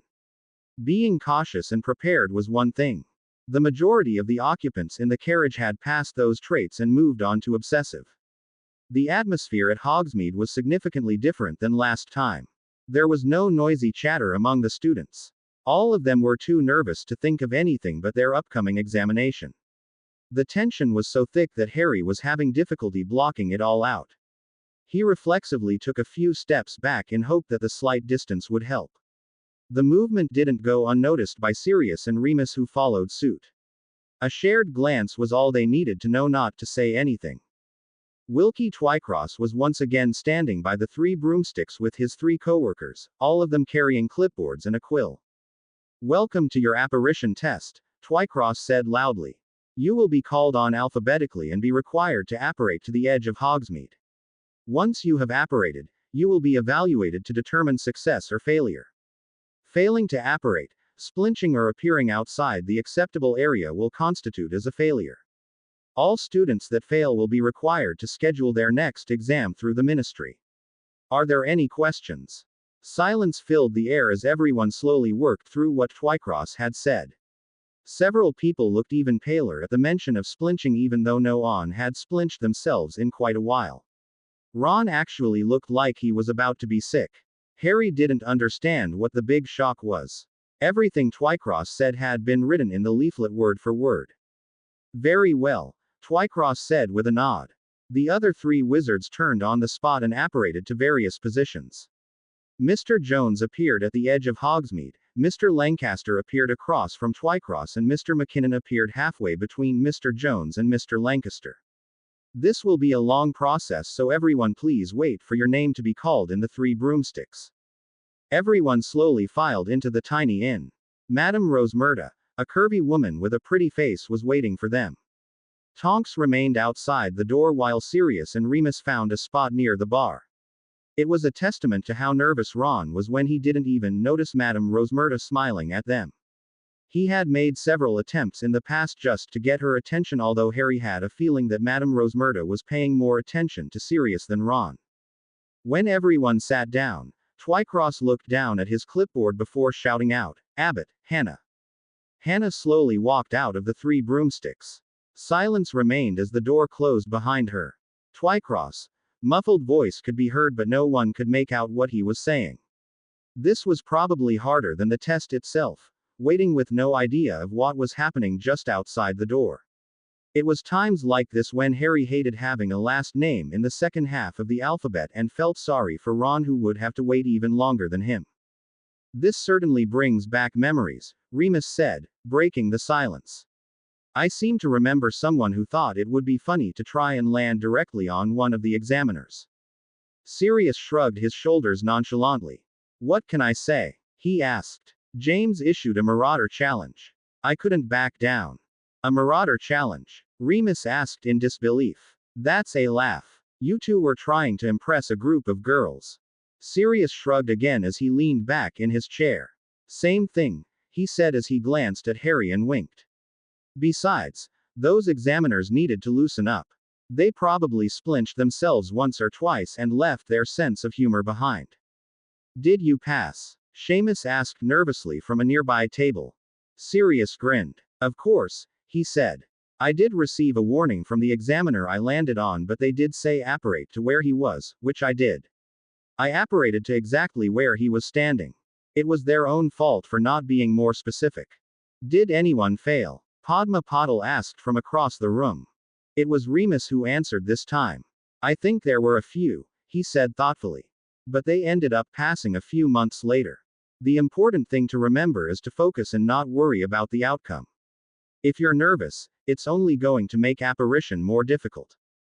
The door opened, startling nearly everyone. Wilkie Twycross entered the inn with his eyes fixed on his clipboard. "Bones, Susan," he announced, and waited as she rose from her seat and followed him out of the inn. "Where's Hannah?" Justin asked curiously. "I suspect she's waiting in Madame Puddifoot's," Remus said in an amused tone. "This way she won't distract those who still need to go." Terry Boot followed Susan, who was then followed by Mandy Brocklehurst. Lavender followed him, and she looked like she was about to collapse. The process was extremely slow. Finally, after nearly an hour of waiting, Hermione was called. The entire table wished her luck and watched as she left, trying to calm her nerves with every step. When the door closed, the silence returned and the anxious waiting continued. The group had thinned out considerably already, making those who were still waiting even more nervous. Nearly another hour passed before Harry's name was called, only he wasn't the only person who left. Sirius followed him while Remus remained behind to be of some support for Ron, not that he was aware of anything going on around him. Harry had noticed that Ron had stopped paying attention around the time Hermione left. He wished there was something he could say or do, but his mind was completely blank. He was too worried about his own apparition test at the moment. Stepping out of the three broomsticks and into the sunlight, Harry let out a long breath as he followed Twycross to the center of the street. He spared one final look at Sirius and noticed Tonks moving towards Mr. Jones. Sirius gave Harry a reassuring nod, and Harry forced himself to return his attention to Twycross. "Mr. Potter," Twycross said with a slight smile. "When I give the word, please turn on the spot and apparate to where Mr. Jones is standing and remain still while we evaluate your apparition. This may take some time since need to be absolutely sure there was no splinching." Harry nodded and shifted his gaze to the edge of Hogsmeade, taking in everything. He needed to concentrate. He needed to pass this test. Closing his eyes, Harry pictured the street where Mr. Jones was standing in his mind. That was where he wanted to be, where he needed to be. He opened his eyes and waited as Twycross jotted down a few notes before returning his attention to Harry. "When you're ready, Mr. Potter," Twycross said. Closing his eyes again, Harry concentrated completely on his destination, wanting to be there more than anything else. He turned on the spot and immediately felt the familiar sensation of being forced through a tight rubber tube, compressed to an almost unimaginable state. A crack filled his ears, and a split second later Harry inhaled deeply as he opened his eyes to see that he was standing beside Mr. Jones. Mr. Jones moved so they were face to face and slowly waved his wand back and forth in front of Harry, starting at his head and moving downward. Harry forced himself to remain silent and still, which was extremely difficult since all he wanted to do was celebrate. He waited as the examiners checked their area before apparating to the middle of Hogsmeade and conversing quietly. Harry took that opportunity to glance over Tonks, who was smiling proudly at him. Sirius took that opportunity to apparate next to Harry and wrapped an arm around Harry's shoulders. "Congrats, kiddo," he said quietly. "I knew you could do it." Finally, Wilkie Twycross emerged from the group of elderly wizards and approached them.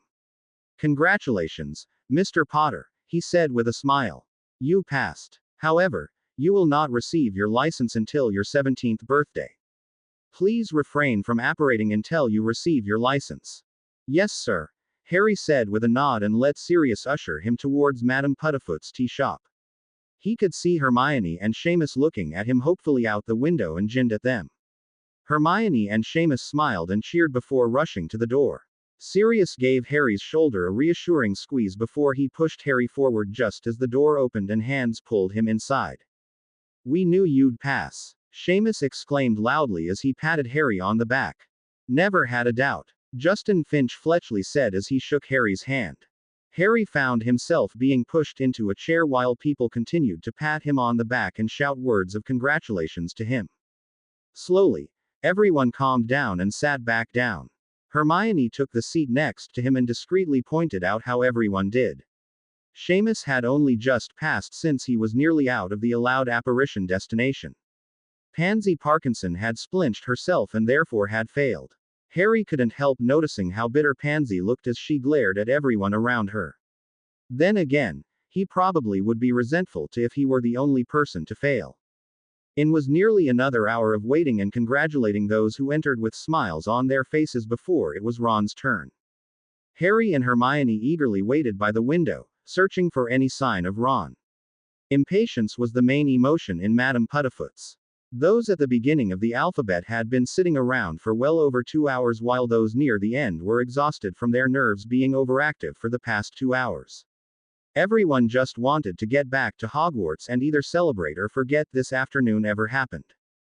It seemed to take forever for Ron to appear at the end of Hogsmeade and even longer for the apparition official to check Ron over and converse with his colleagues. Remus appeared beside Ron while the officials were talking and tried to reassure Ron, but Ron was too focused on the outcome of his test to notice. Finally, Twycross broke away from the group and slowly approached Ron and Remus. Hermione's hand was gripping Harry's arm so hard that she was cutting off the circulation, but Harry was too focused on the scene before them to say anything. They waited eagerly as Twycross spoke to Ron, hoping for some sign of the outcome. Time seemed to stand still. There was no possible way it had taken them that long to find out if they had passed or failed. Finally, Twycross turned and walked away, leaving Ron and Remus alone. Ron slowly turned to Remus, blocking Harry and Hermione's view of his face. It was almost like there was some conspiracy to prevent them from finding out if Ron had passed or failed. It was positively maddening, and Harry clearly wasn't the only one feeling this way. "Oh, this is ridiculous," Hermione said in frustration as she released her grip on Harry's arm and hurried towards the door. The action surprised Harry so much that it took him a moment to realize what Hermione was about to do and hurried after her.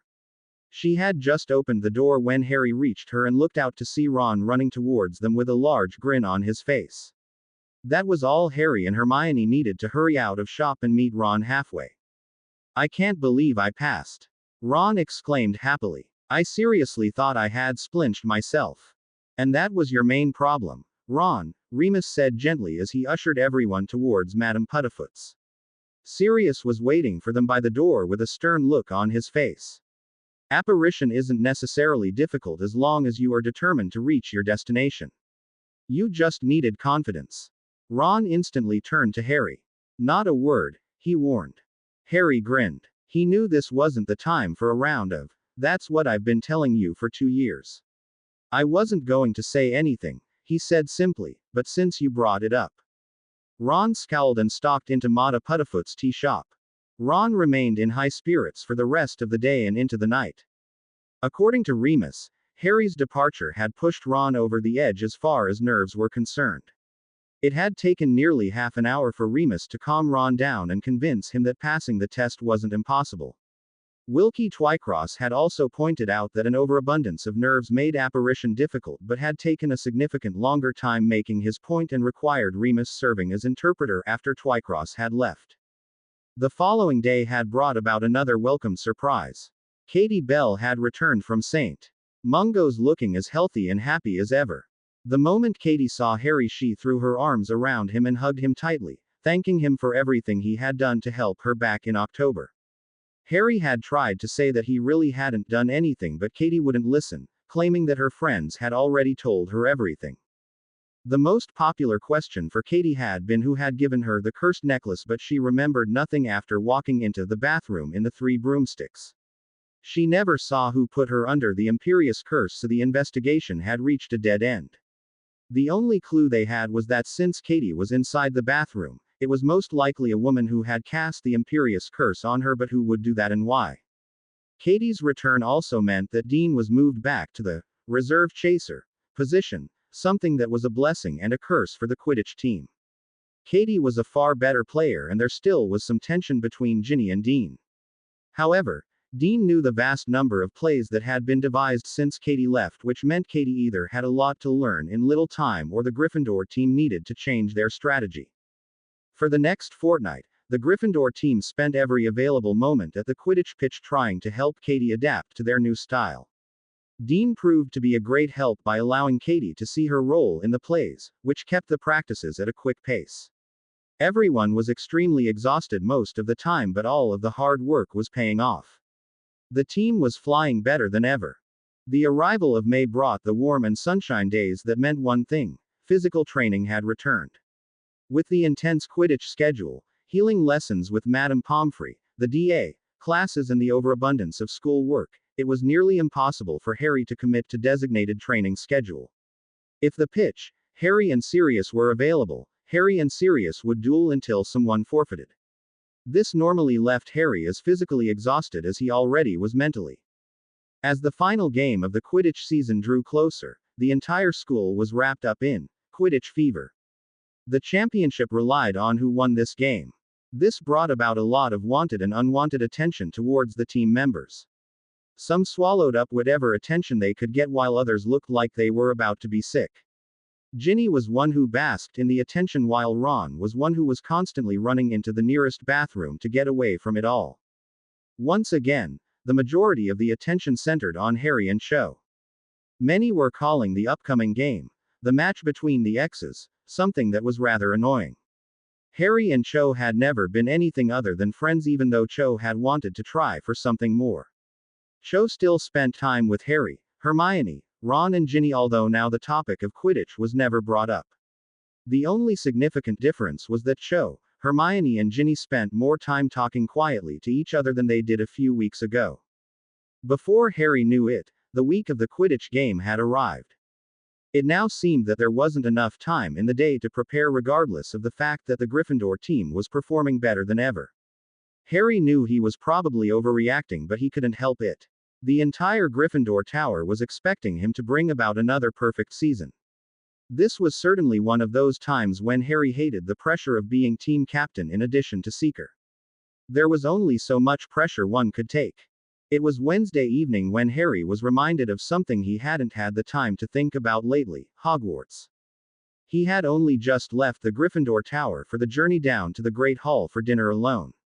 Ron had left for the nearest bathroom once again. Hermione was speaking to Professor Vector and Ginny had left not too long ago to speak with a few of her friends. Powerful waves of concern and nervousness caused Harry to come to an abrupt halt. The last time he had felt something this strong, a student had needed his help. Fearing the worst, Harry allowed Hogwarts to direct him to the staircases. He slowly walked down the stairs, receiving another gentle push after he descended only one flight and continued moving along the passageway. The waves of emotions intensified with each step, and before Harry knew it, he was standing outside a bathroom. Gathering his courage, Harry slowly pushed the door open and was greeted by the sight of Mo, Ning Myrtle trying to console a distraught Draco Malfoy. Malfoy had his back to the door as his hands clutched the sides of a sink with his head bowed, but Harry didn't need to see Malfoy's face. Anxiety, dread and fear were pouring off him in tidal waves. "Don't," Myrtle said sympathetically as she floated towards Malfoy. "Don't. Tell me what's wrong. I can help you." "No one can help me," Malfoy said miserably as his body began to shake. "I can't do it. I can't. It won't work, and unless I do it soon, he says he'll kill me." Harry was at a complete loss. What was he supposed to do about this? How could Hogwarts expect him to be able to help the one person at Hogwarts who hated him more than anything in the world? At least it's not Professor Snape. That would be even more awkward after the pranks we pulled. Harry wanted nothing more than to find a teacher, but seriously doubted any teacher would be nearby. "Why does it have to be me?" Malfoy raised his head slightly, allowing Harry to see that Malfoy had tears streaming down his face in the mirror attached to the wall. That was something for the record books.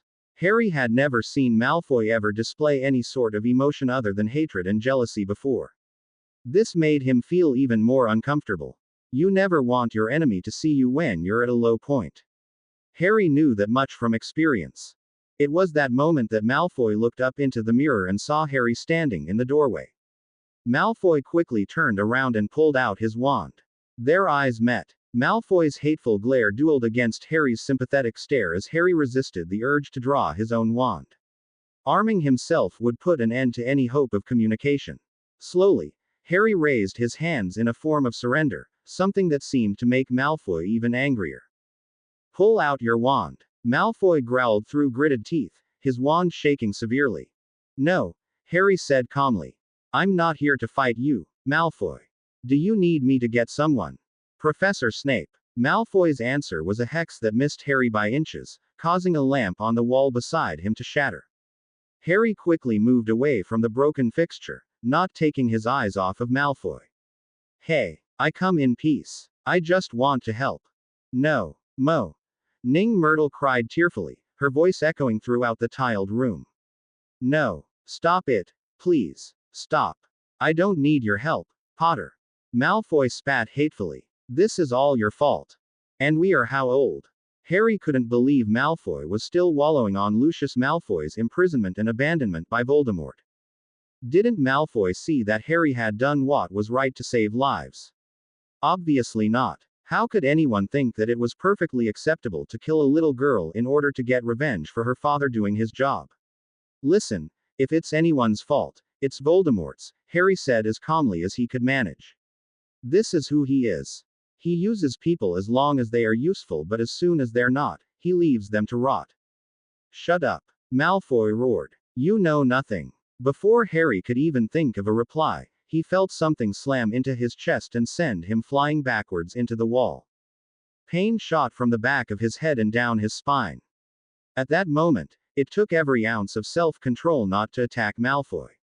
"I know a lot more than you think," Harry said as he took a few steps towards Malfoy while trying to ignore the pain shooting from his back and ribs. "I may not know what it's like for your family, but I know Voldemort. He doesn't care about anyone but himself. Just shut up," Malfoy shouted as he took a step towards Harry. Crucio. Instinct took over any thought of trying to calm Malfoy down. Harry quickly raised his hands as if to block the unforgivable curse and was shocked to see a semi-transparent shield form.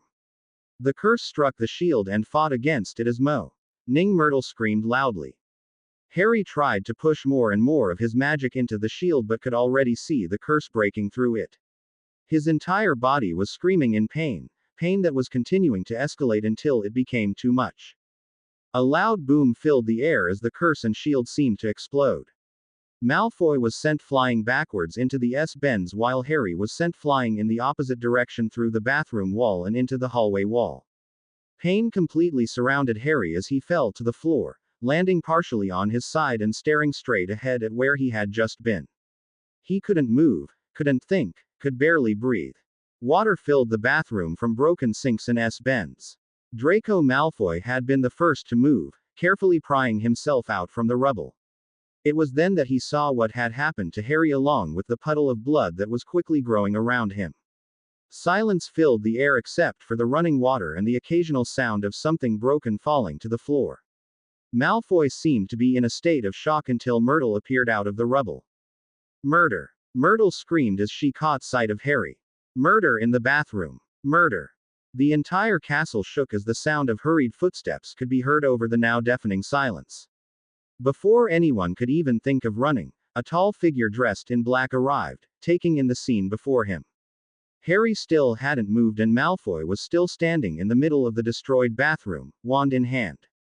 Echoing footsteps filled the air again, alerting them that more people were coming. Professor Snape was standing in front of Malfoy in a heartbeat, taking hold of Malfoy's wand and pocketing it.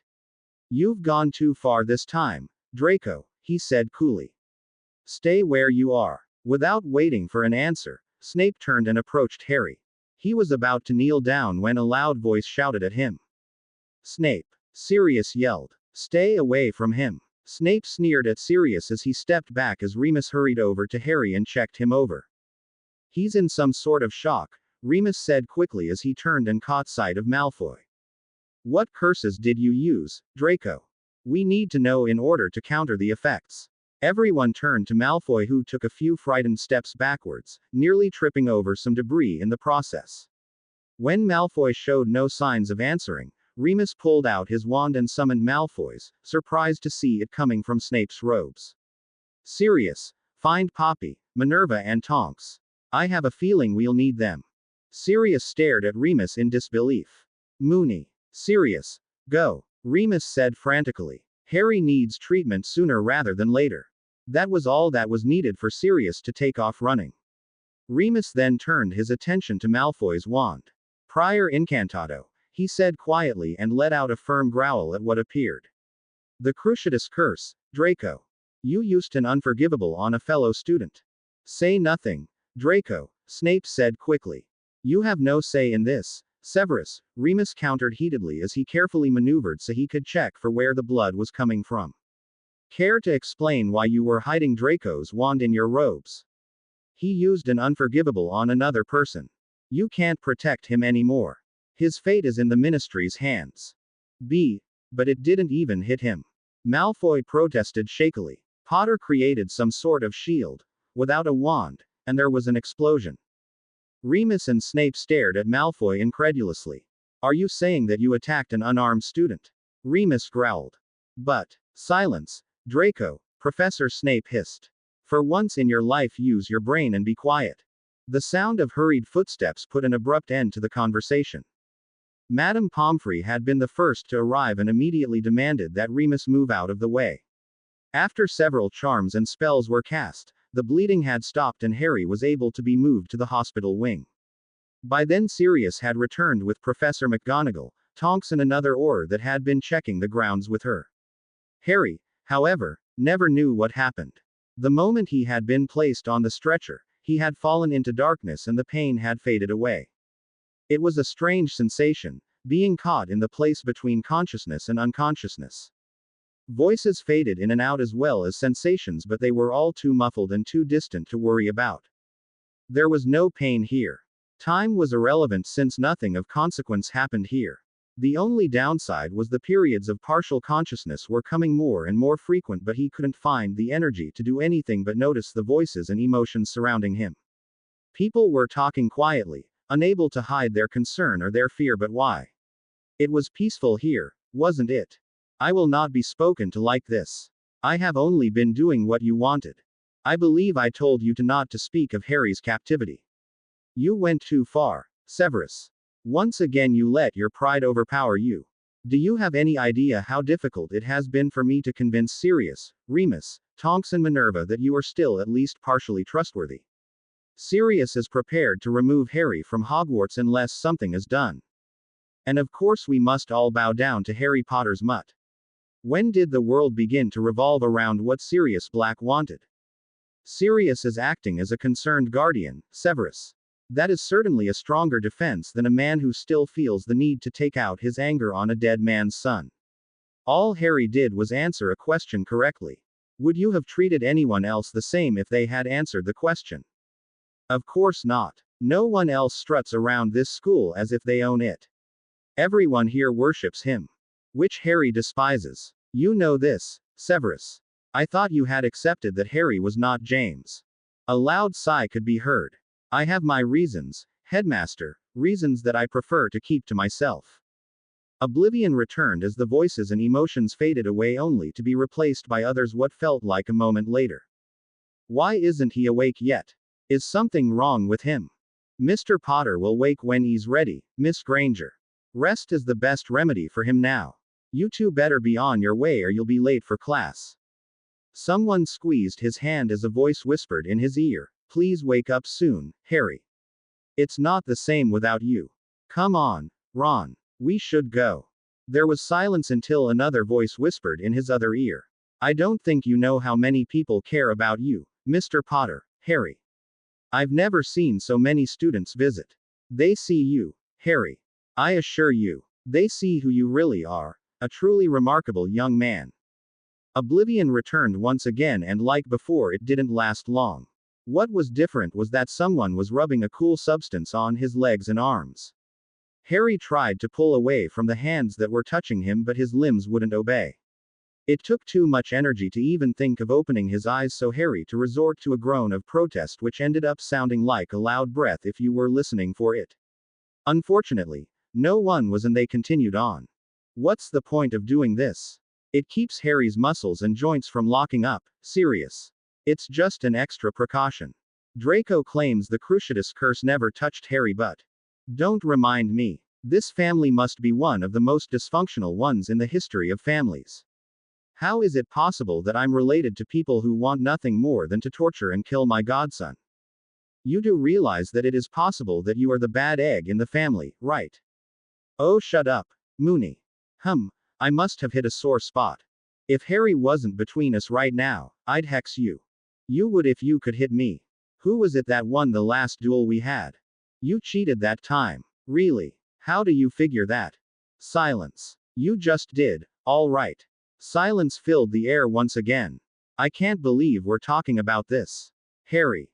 I know, Padfoot. I know. It's completely unfair that these sort of things keep happening to Harry. I think his empathy is really starting to impair his judgment. Perhaps it would be best to remove him from here. Moony, that's usually my line. I'm supposed to be the one threatening to remove Harry from Hogwarts, and you're supposed to tell me I'm overreacting, okay? Good. Now, should we try this again? Oh, shut up. Sirius. You can be such a git. I resent that. I'm not a git. Snape's a git. However, am a prat. I am so glad we cleared that up. Voices faded into nothing. Warm and soothing waves surrounded him, protecting him. Waves of sympathy mixed in with the warmth, begging Harry to forgive something that the entity had no control over. She had asked for his help to aid one of her children, but the child had been beyond help. There was nothing else he could have done. Not all children can be saved. It was a harsh truth, but it was an undeniable truth. Draco Malfoy had made his choice when he refused help from Professor Snape. The comforting waves slowly pulled back, allowing Harry to open his eyes and look around the blurry, dimly lit room. Even though he couldn't see, Harry knew he was in the hospital wing. The smell was unmistakable. He let out a sigh as he closed his eyes and recalled why he was back in one of the hospital beds, something that remarkably had been an odd occurrence this year. Malfoy had tried to cast the Cruciatus curse just like Umbridge had done over a year ago. What was it with people wanting to torture him? Why did he always allow himself to be put in that position? Because you think you can handle everything by yourself, that's why. Opening his eyes again, Harry propped himself up and took another look around. It was then that he noticed a black blur at the foot of his bed. Cautiously, Harry tapped the blur with his foot and received a sleepy grunt from the thing. Reaching towards the bedside table, Harry felt around for his glasses and is relieved to find them along with his wand.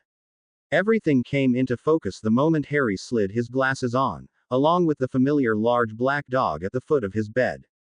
He should have known that Midnight would never leave his side after what happened.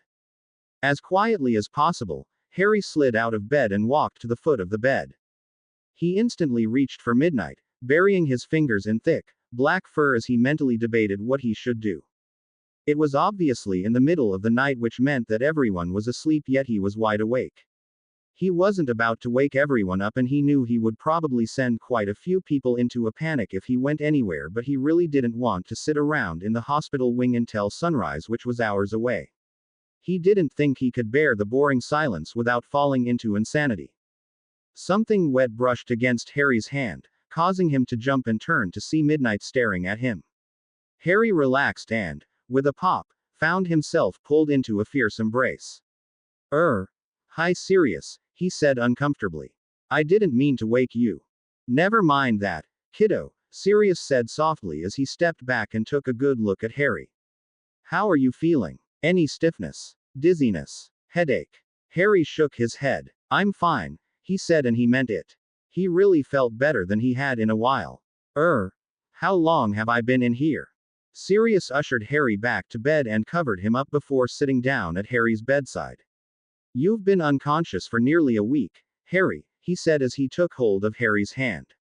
For a while we were afraid that you would never wake. You had a severe concussion that caused your brain to start swelling. We were lucky Poppy stopped it when she did. Harry let out a long breath as he took in everything Sirius said. A week. He had lost an entire week because he underestimated Malfoy's hatred and jealousy. I'm sorry, Harry said quietly. I was just trying to help. I didn't even know it was him. Hogwarts just asked for my help and he noticed me before. I know, kiddo, Sirius interrupted. Myrtle told us everything. We know that Malfoy attacked you and that you were trying to avoid a fight. The fact that your wand was still in your holster also proved that you were technically unarmed.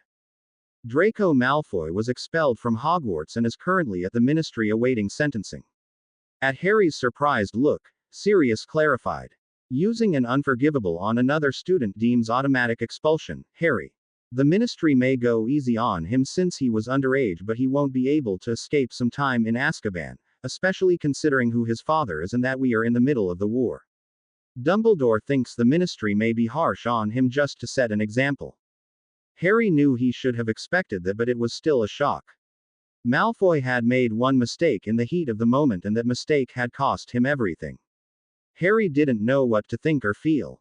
He had never gotten along with Malfoy to say the least, but he never would have wished a sentence at Azkaban on him. Although, now that the Dementors have left, it's probably the safest place for him, just like his father. Oh, Sirius added. You'll be happy to know that Gryffindor beat Ravenclaw for the Quidditch Cup.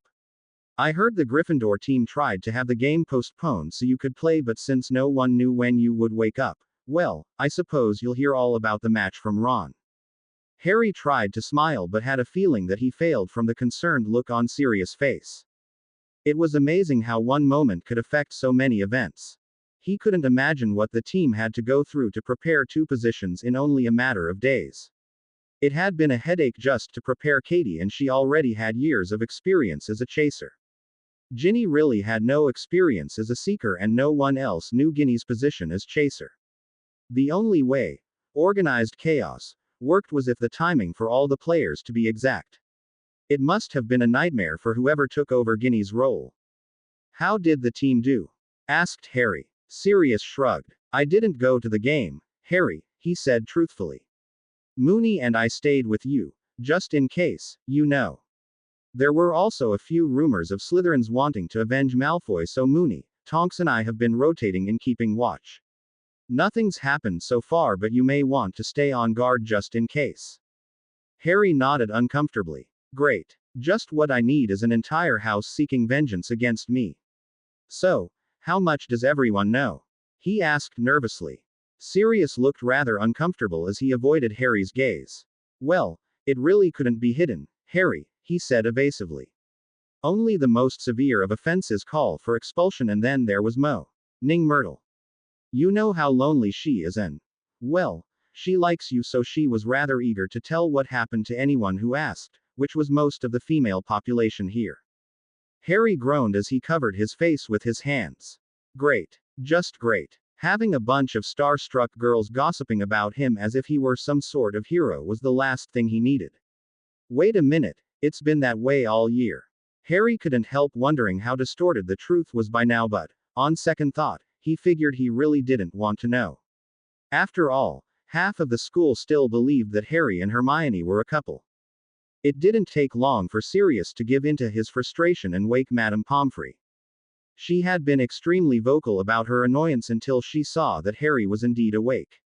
Evidently, Sirius had a history of waking Madame Pomfrey in the middle of the night over the past week because he thought he saw signs that Harry was waking.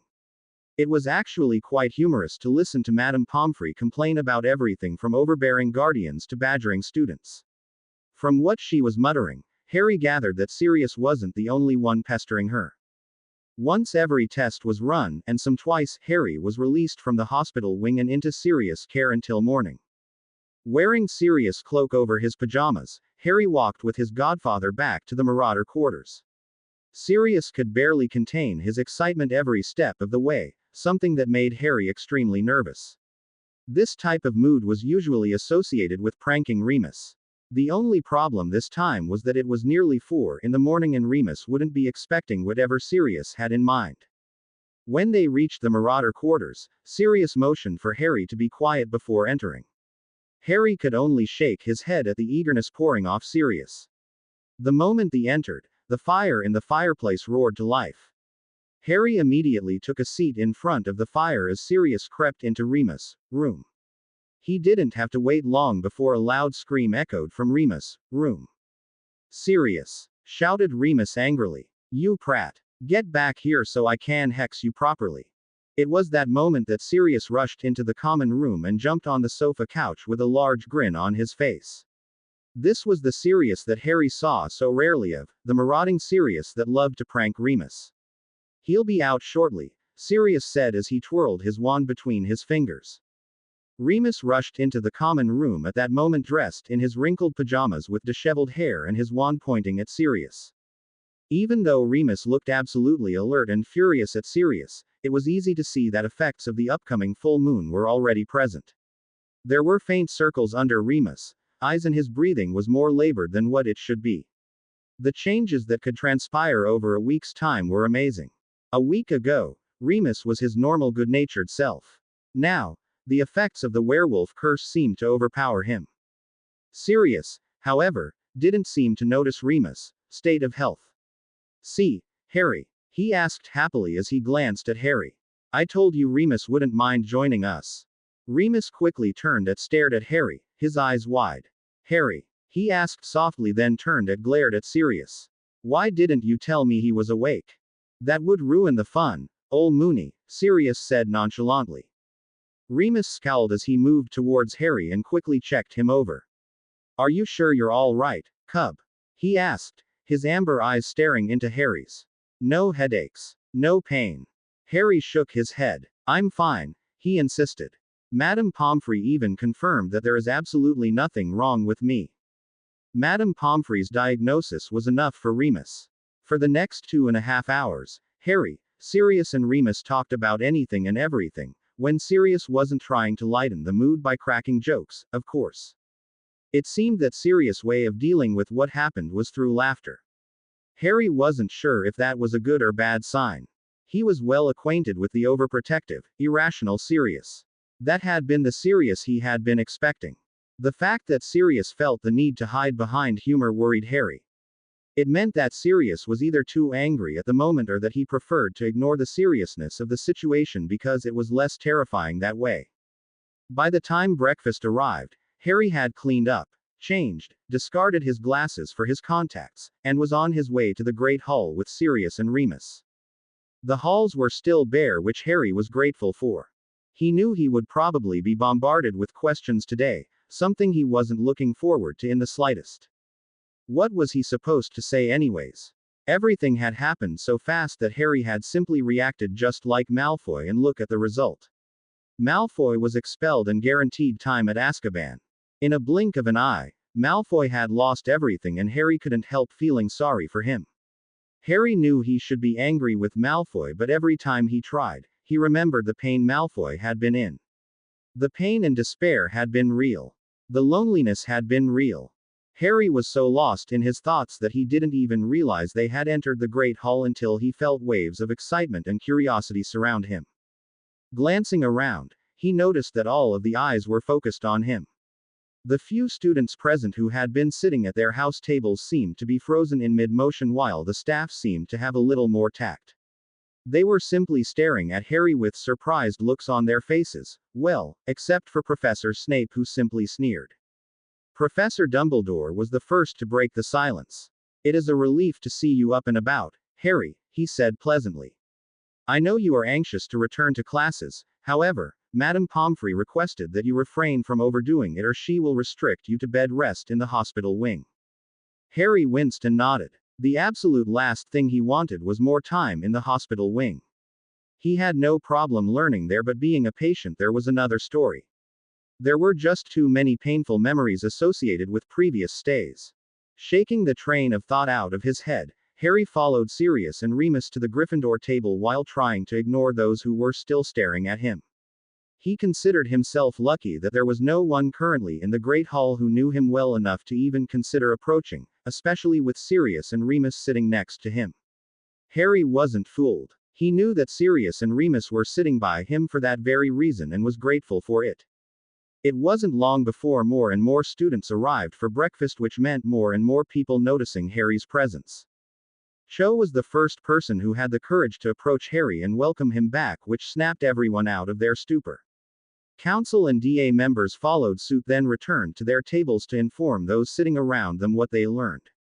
Thankfully, it didn't last long and Harry was able to return to his breakfast, just in time for Ron and Hermione to arrive with the rest of the sixth-year Gryffindors. Surprisingly, everyone simply wanted to know how he was feeling. No one brought up what happened, although Harry could feel the curiosity pouring off of them. They wanted to know if the rumors were true, but someone convinced them to remain silent. His first guess was Sirius, but after catching the protectiveness flowing off Ron and Hermione, Harry wasn't so sure. Everyone had listened to them before, why not now? The day had passed slowly for Harry. Hermione continuously tried to inform Harry on everything that he had missed academically, while Ron kept interrupting to give Harry the play-by-play of the recent Quidditch game, which had actually been quite a close game. Gryffindor had won by 170 points when Ginny had caught the snitch just before Cho. Katie had taken over as captain and the game had been played in Harry's honor. Harry couldn't hold back the pride he felt towards his team. They had really banded together to pull of an impossible feat, considering a few members had been at each other's throats for the majority of the season.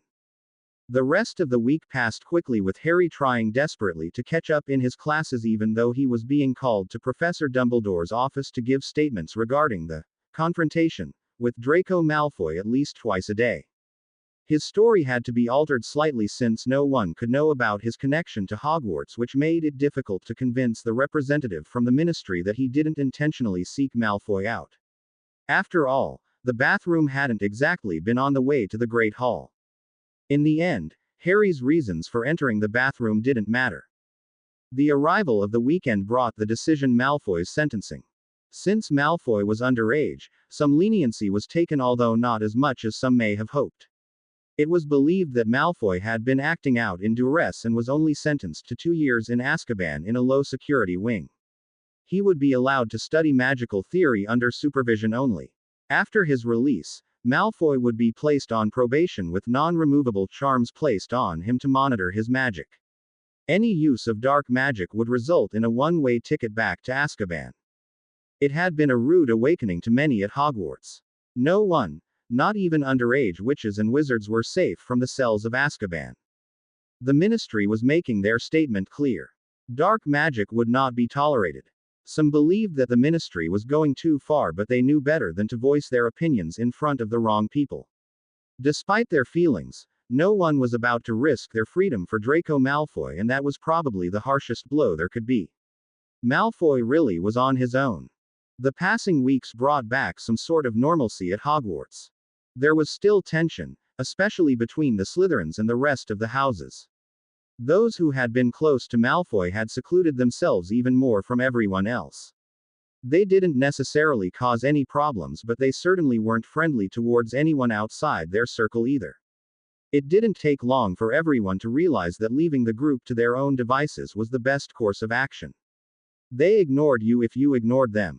Harry was once again constantly surrounded by people who felt it was their duty to protect him. Whenever he was outside the Gryffindor Tower, the entire DA seemed to swarm around him. They tried to be discreet and hold conversations with other members, but Harry could see the occasional gazes and the sudden movements when a Slytherin walked by. Harry tried to protest the new protection, but Ron and Hermione insisted that the DA just wanted to help. It seemed that the only time Harry could escape the madness was when he visited Sirius and Remus once again. Sirius was still resorting to humor, which was starting to make Harry extremely nervous. It was almost like Sirius was in some sort of denial. The arrival of June shifted the focus to the upcoming end-of-year exams. Ginny was doing everything in her power to prepare for her OWL exams with the rest of the 5th years, while Cho, Katie and the rest of the 7th years desperately tried to prepare for the NEWT exams. Like last year, the DA meetings were transformed into intense study sessions to help those who needed it the most. It felt so strange for Harry not to be one of those who needed every moment possible to absorb every ounce of information. The end-of-year tests for the 6th years weren't exactly a walk in the park, but at least he didn't have to remember everything from his previous years at Hogwarts in addition to the material covered this year. Walking back to the Gryffindor Tower from another study session in the Room of Requirement, Harry tried to ignore the bickering from Ron and Hermione about tormenting the 5th years on how difficult the OWL exams actually were. Ron didn't see anything wrong with teasing the current 5th years, while Hermione insisted that he wouldn't feel the same way if someone had acted that way to him last year. Thankfully, they seemed content without dragging Harry into it, regardless of how pointless the argument was. No one really believed anything Ron said anyways. Entering the Gryffindor common room, Harry instantly moved for the stairs leading to the dorms when someone shouted his name. He turned and came face to face with Jimmy Peaks, who was holding out a familiar-looking scroll of parchment. Harry bit back a groan as he thanked Peaks and unrolled it. "Harry, I know this is short notice, but I would appreciate it if you could come to my office as quickly as you can. I believe you already know the password. Albus Dumbledore." Letting out a tired sigh, Harry stuffed the parchment in his school bag, bid farewell to Ron and Hermione, and left for Dumbledore's office. There was only 15 minutes left until curfew, so the halls were rather bare, except for Peeves, but he was thwarted easily enough. He quickly turned the corner to take the familiar path towards the staircases, nearly running into Professor Trelawney in the process. Professor Trelawney let out a startled shriek, swaying where she stood. Harry quickly grabbed her by the arms and steadied her. The stench of liquor flooded his nostrils, causing Harry to cough and step back. There was no question about it. Professor Trelawney was intoxicated, and the loud hiccup only confirmed the theory. "Where you goin' in such a rush?" Professor Trelawney demanded angrily. She took a closer look at Harry and scowled. "You're goin' to see Dumbledore, aren't you? He always has time for you, never for me. He doesn't understand that the nag, Centaur really has no talent for cartomancy." "You don't say," Harry said dryly, but Professor Trelawney paid no attention. "It wasn't always this way, you know," Professor Trelawney continued dreamily, her drunkenness apparently slowly fading away. "I remember when Dumbledore first interviewed me. He was so impressed with me. We met in the Hog's Head. He questioned me, and I must confess that I thought Dumbledore would deny me the position. He didn't see the importance of divination, like most people. Then, I remember I started to feel a little odd. I didn't eat much that day. I was so nervous." She seemed to snap out of her dreamy state with her anger returning, but then we were rudely interrupted by Severus Snape. Harry stared at Professor Trelawney with wide eyes. Snape was there that night. Harry had thought that only Dumbledore had heard the prophecy that night. If Snape knew what? Harry asked quietly. Professor Trelawney let out an annoyed breath, then continued. "There was a commotion outside the door," she clarified. "The door flew open and Snape was standing there with the barman. Personally, I thought Snape was caught eavesdropping on my interview, since he was also seeking a job at the time. After that, Dumbledore was much more willing to give me the job." Harry stopped listening as his mind tried to process everything. Professor Snape had been listening in when the prophecy had been made. That could only mean one thing. Snape had been the one to inform Voldemort that a prophecy had been made concerning him and a baby born at the end of July. Because of Severus Snape, Voldemort had gone after Lily and James Potter, killing them and cursing a baby to a life no one would want to live. Before Harry knew it, his legs were moving as he ran to Professor Dumbledore's office. He needed reassurance that what he had just heard was not what he thought he heard. Professor Snape couldn't be the one who, Dumbledore wouldn't, this was just a big misunderstanding. It had to be. Harry couldn't believe that the person who had revealed the crucial piece of information that would alter the war without a second thought of who it would affect had been teaching him for 6 years. Hogwarts seemed to understand the urgency Harry felt because the gargoyle protecting the path to Dumbledore's office jumped out of the way.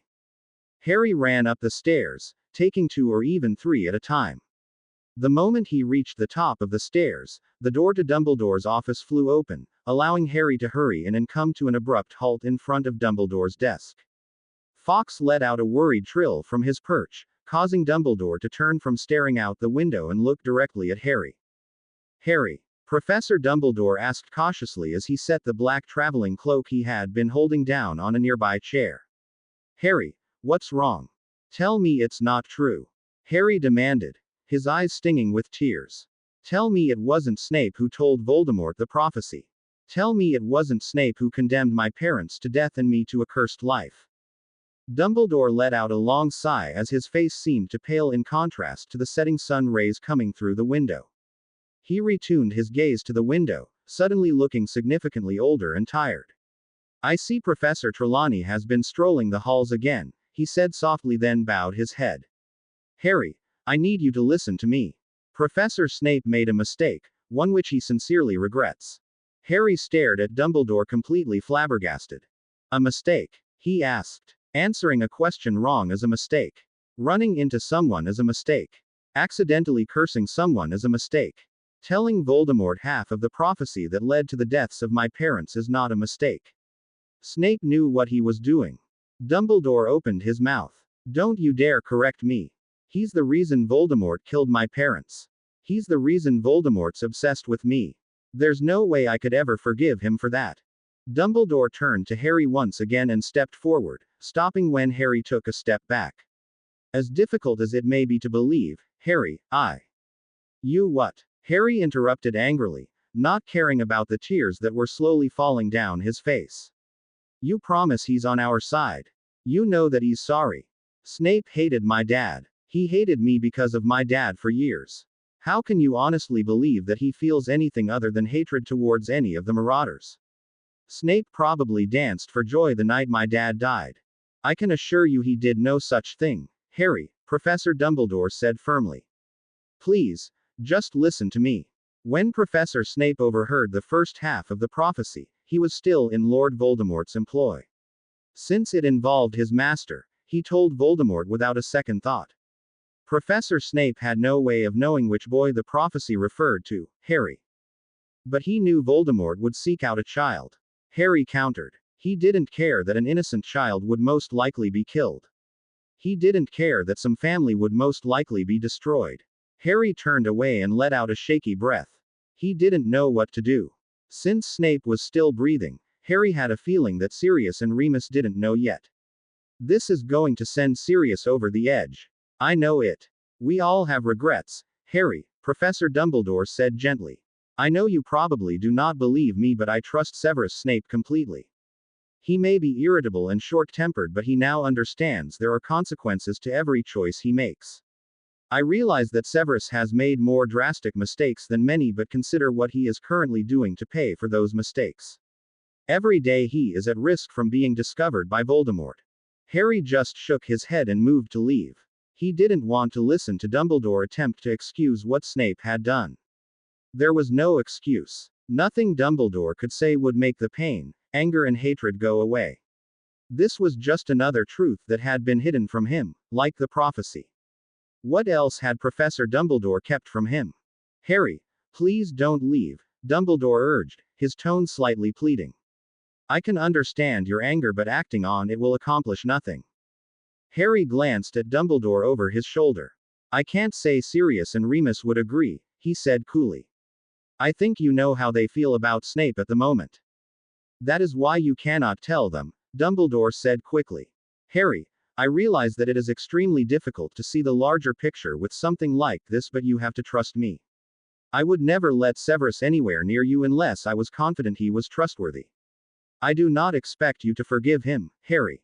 I know you will confront Severus sooner or later. I only ask that you to wait until you have calmed down. Harry turned and stared at Professor Dumbledore in disbelief. Calmed down? He asked. You expect me to be calm about this? Dumbledore let out a tired sigh as he sat down behind his desk. What do you plan to do when you confront him, Harry?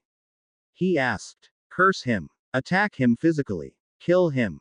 Harry remained silent. He didn't know what he was going to do. He just knew that he had to do something. He couldn't let this go. Could he curse Snape? Very likely. Attack him physically. That was highly possible. Kill him. Harry hesitated. He wanted Snape to pay, but could he really go that far? What would Mum and Dad say? Would they want me to become a killer? Closing his eyes, Harry let the mental battle continue in his mind. He didn't know what his parents would say to this, and it was because of Snape, Voldemort, and Peter Pettigrew. Slowly, Harry opened his pain-filled eyes and looked back at Dumbledore. You should have told me, he said quietly. This is my past. My parents' past, and you hid it from me. I wanted to spare you the pain knowing this would cause, Professor Dumbledore said sincerely. We can't change the past, Harry. Hurting or even killing Professor Snape will not bring your parents back, nothing will. Professor Snape is not the same person he was back then. I give you my word. Harry shook his head slowly. I'm sorry, sir, but I just can't believe that, he said firmly. You may trust him, but I never will, not anymore. Dumbledore stared at Harry sadly before nodding. Very well, he said softly. I suppose that will have to do. Shall we leave it here for tonight, or do you wish to know why I called you here? Harry reluctantly sat down in front of Dumbledore's desk and looked at him expectantly as he set his schoolbag down on the floor. Truthfully, he really didn't care what Professor Dumbledore had to say at the moment. He just wanted to go back to the Gryffindor Tower and try to work through the overwhelming thoughts raging through his head. Was that too much to ask? Professor Dumbledore cleared his throat awkwardly. If you remember, Harry, I promised that you could accompany me when I discovered the location of a Horcrux, he said cautiously. I am not sure which one it is, but I believe it is hidden in a cave quite a long ways from here. It is the cave which Tom Riddle terrorized 2 children from his orphanage so many years ago. The question is, do you feel up for this tonight? Can you focus on this task? I assure you it will be dangerous. Harry didn't know what to say. What about Sirius and Remus? He asked. Dumbledore looked at Harry compassionately. They are waiting in their quarters for your decision, he said. They are understandably hesitant to let you leave Hogwarts, but they know this is something you need to do. Harry stared at Dumbledore skeptically. How much calming draft did Remus give Sirius? He asked nervously. Dumbledore smiled slightly. 2 vials, I believe, he said. What do you say, Harry? Do you wish to come along? If we are to leave, it should be soon. Harry ran a hand over his face. Did he want to? Not at the moment. Should he go? If I want to know what awaits me, yes. I'll go, sir, Harry said as his eyes met Dumbledore's.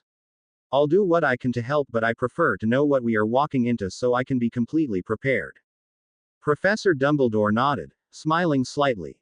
I honestly do not know what awaits us, Harry, he said. I only know there is a residue of magic where there should be none. It is highly possible that there are protections that could be rather dangerous, but I don't expect that anyone will be waiting for us. Harry sat back in his chair as he tried to mentally run through possible scenarios. He didn't like the situation, but there was little he could do about it. He would have to be prepared for anything, if that was possible. May I use your fireplace, sir? Harry asked as he picked up his schoolbag and rose to his feet. I should speak with Sirius and Remus first. Of course, my boy, Dumbledore said as he also rose to his feet. I shall be waiting for you. Oh, and please bring your invisibility cloak. Without another word, Harry flowed to the Marauder quarters, only to be caught by Sirius and Remus before falling flat on his face. Waves of nervousness and concern swirled around Harry as he regained his balance and took a good look at his guardians. Not a word was said. Nothing needed to be said. Acceptance and understanding mixed in with the nervousness and concern. Sirius and Remus knew Harry would go with Dumbledore just like Harry knew Sirius and Remus would let him go. Remus was the first to pull Harry into a fierce embrace. "Be careful, cub," he said softly as he stepped back and smiled reassuringly. "If it becomes too dangerous, use one of the portkeys." Sirius took the opportunity to pull Harry into another embrace. "I still don't like this," he said grudgingly. "I think it's too risky, but Dumbledore assures us that he'll protect you." "Protect yourself, kiddo. Follow your instincts even if they don't agree with what Dumbledore says. They've never been wrong before." Harry nodded as he pulled away from Sirius. "I'll be all right," he said, hoping that he sounded more confident than he felt, "but I need you two to do something for me while I'm gone. I need you two to let Ron and Hermione know what's happening. They've probably finished their argument by now and are wondering where I am." "Do we even want to know what it was this time?" asked Remus. "Probably not," Harry said offhandedly as he set his school bag down and pulled out his invisibility cloak. It took every ounce of self-control not to blurt out what he had learned. He wanted to tell them about Snape. He wanted to be honest with them, but he couldn't bring himself to reveal the one truth that had been hidden from them for so long. This would be the final nail in the coffin for Sirius in the quest to prove that Snape should be shipped off to Azkaban, if there was anything left to be sent there. "I should be going. Dumbledore's waiting for me." "Right," Remus said cautiously. "We have to patrol the halls tonight with members of the Order, so come and find us when you get back." Harry nodded, bid a nervous farewell and flowed back to Dumbledore's office, this time catching himself before he lost his balance. Dumbledore had already put his traveling cloak on and was waiting by the door. There was a look of compassion in his eyes that meant one thing. Dumbledore knew that Harry hadn't told Sirius and Remus the truth about Snape. "I haven't told them yet, but that doesn't mean I won't. We should be on our way, Harry," Professor Dumbledore said as he opened the door. "Once we reach the entrance hall, put on your invisibility cloak." "Do you expect trouble, sir?" Harry asked as he approached. Remus mentioned there would be Order members patrolling tonight. Dumbledore smiled reassuringly. "I always have some extra security present when I leave Hogwarts," he said as he motioned for Harry to lead the way. "I believe Bill Weasley and his fiancée are scheduled to patrol tonight with Sirius, Remus and Nymphadora. I am curious to the state they will be in when we return. As I am sure you know, Sirius and Nymphadora have a history of relying on magic to end an argument." Harry walked out of the office with Dumbledore following him, their steps echoing in the small staircase. He knew that Professor Dumbledore was trying to lighten the mood, but Harry had too much on his mind to accept the gesture. He hated keeping secrets from his guardians. He hated that he knew this secret and didn't know what to do about it. He had originally thought that Dumbledore would have denied Trelawney's claim. And I would have believed him. He could have lied to me and I would have believed him. Perhaps that was what hurt the most. He had trusted Dumbledore to be truthful and aid in his protection from those who had caused him harm, yet the very person who had set the chain of events into motion had been teaching him, taunting him and making his life difficult for nearly 6 years. Snape wasn't sorry. If Professor Snape had been sorry, he wouldn't have singled out the victim of his mistake, like he always did. No, Snape was bitter. There was nothing else to it. The only question that remained was, why was Snape bitter? Was it because of what revealing the prophecy had cost him? Or was it because he had to face a constant reminder of his mistake every day at Hogwarts? Waves of concern, sympathy and regret surrounded Harry as they reached the entrance hall. Without even glancing at Dumbledore, Harry disappeared underneath his invisibility cloak and waited. Dumbledore cast Harry a sympathetic glance before he turned and set off down the stone steps. Harry followed as he desperately tried to push all of Dumbledore's emotions out of his mind. He had enough to sort out without someone else's emotions interfering with his own. The evening sky had arrived as they approached the large black gates. Harry was suddenly hit with powerful waves of compassion and protectiveness mixed with a hint of anger and fear. There was no question where these waves were coming from. Unable to handle the strain, Harry fell to his knees and grabbed his head while mentally begging Hogwarts to calm down. It seemed that she was putting her foot down, in a matter of speaking. She didn't want him to leave. She wanted to keep him protected here, at Hogwarts. Harry, Professor Dumbledore asked urgently as he knelt down and pulled off the invisibility cloak. Slowly, the overwhelming waves decreased to a more manageable level, allowing Harry to open his eyes and meet Dumbledore's worried gaze. Hogwarts doesn't want me to go, sir, Harry said shakily as he sat back on his heels and let out a long calming breath. I'm sorry, but I have to go. I need to do this. Waves of reluctance pushed away the waves of protectiveness, anger, and fear. Hogwarts still didn't agree, but she was accepting Harry's decision to go. I promise I'll return, but until I do, I need you to protect everyone. Lock the gates behind us and don't let anyone in. The emotion slowly vanished, allowing Harry to return his attention to Professor Dumbledore, who took that as a sign to help Harry to his feet.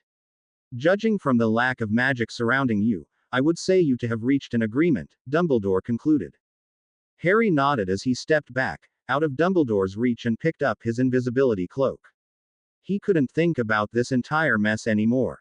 He needed to focus on the now, or he would put this entire quest in danger. He could work out his anger and confusion later. Focus on the matter at hand and not the matter that is to come. It would have to do, for now.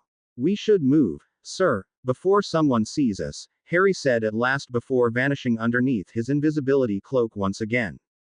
Professor Dumbledore's arm slowly lowered to his side as he nodded, turned and continued on his way with Harry following him. The moment they walked past the gates, a loud creaking could be heard as the gates started to move. It was as if two large hands were carefully pulling the large black gates at a slow but constant pace. No one could have stopped them, no matter how hard they tried. Both Harry and Professor Dumbledore turned to watch as the gates closed and locked with a loud click. Dumbledore looked at Harry with a raised eyebrow and a twinkle in his eye, but remained silent as he turned and continued on his way to Hogsmeade. Harry followed suit down the deserted lane. The only noises that could be heard were some distant shouts from the three broomsticks, but even they died down soon enough. Harry kept all of his senses on alert as he continued to follow Professor Dumbledore past the three broomsticks and towards the Hog's Head, which seemed to be completely empty. Just before they reached the shady pub, however, Dumbledore abruptly stopped and turned to face Harry. This is our spot, Harry, he said quietly. You may remove your cloak. Harry complied. He kept glancing back the way they came as he flicked his wrist to arm himself and silently shrunk his invisibility cloak. Once he had safely pocketed it, Harry discreetly waved his wand over himself, silently transfiguring his clothes to something more comfortable and less recognizable. He was now dressed in a pair of jeans and a dark long-sleeved shirt that was hidden underneath a dark jacket. Reholstering his wand, Harry turned his attention to Dumbledore, who smiling at him with an amused look on his face. From here, Harry, we must apparate to our location, Professor Dumbledore said quietly. I know you haven't had much practice outside of Hogwarts, so, if you would grab my arm, I shall guide you towards our destination. Harry did as he was told. On the count of 3, Harry. 1, 2, 3. Harry closed his eyes, turned on the spot, and immediately felt the familiar sensation of being squeezed through a thick rubber tube. He couldn't breathe as it felt like every part of him was being compressed to an impossible size, only to have it all vanish a moment later. He inhaled deeply, instantly noticing the high salt content as he opened his eyes to see a moonlit sea underneath the cliff of dark rock he was currently standing on and star-cluttered sky above him. Out of the corner of his eye, Harry saw Dumbledore turn around to look at what was behind them. Harry followed and saw a towering cliff. There were a few large outcrops similar to the one they were standing on, but most of the cliff was a steep drop. They had reached their destination. Neither Harry nor Professor Dumbledore said a word for a long moment. Personally, Harry was waiting for Dumbledore to say something to lighten the mood again, but feared that his chance had passed back at Hogwarts. Everything suddenly seemed much more real than it did at Hogwarts. They were really here. This was really happening. His anger with Professor Dumbledore suddenly didn't seem so important. The revelation of Professor Snape's mistake suddenly seemed to have happened ages ago. This is where Tom Riddle brought his youthful victims, Dumbledore said, finally breaking the silence. There is a village of sorts nearby that the orphans had been visiting.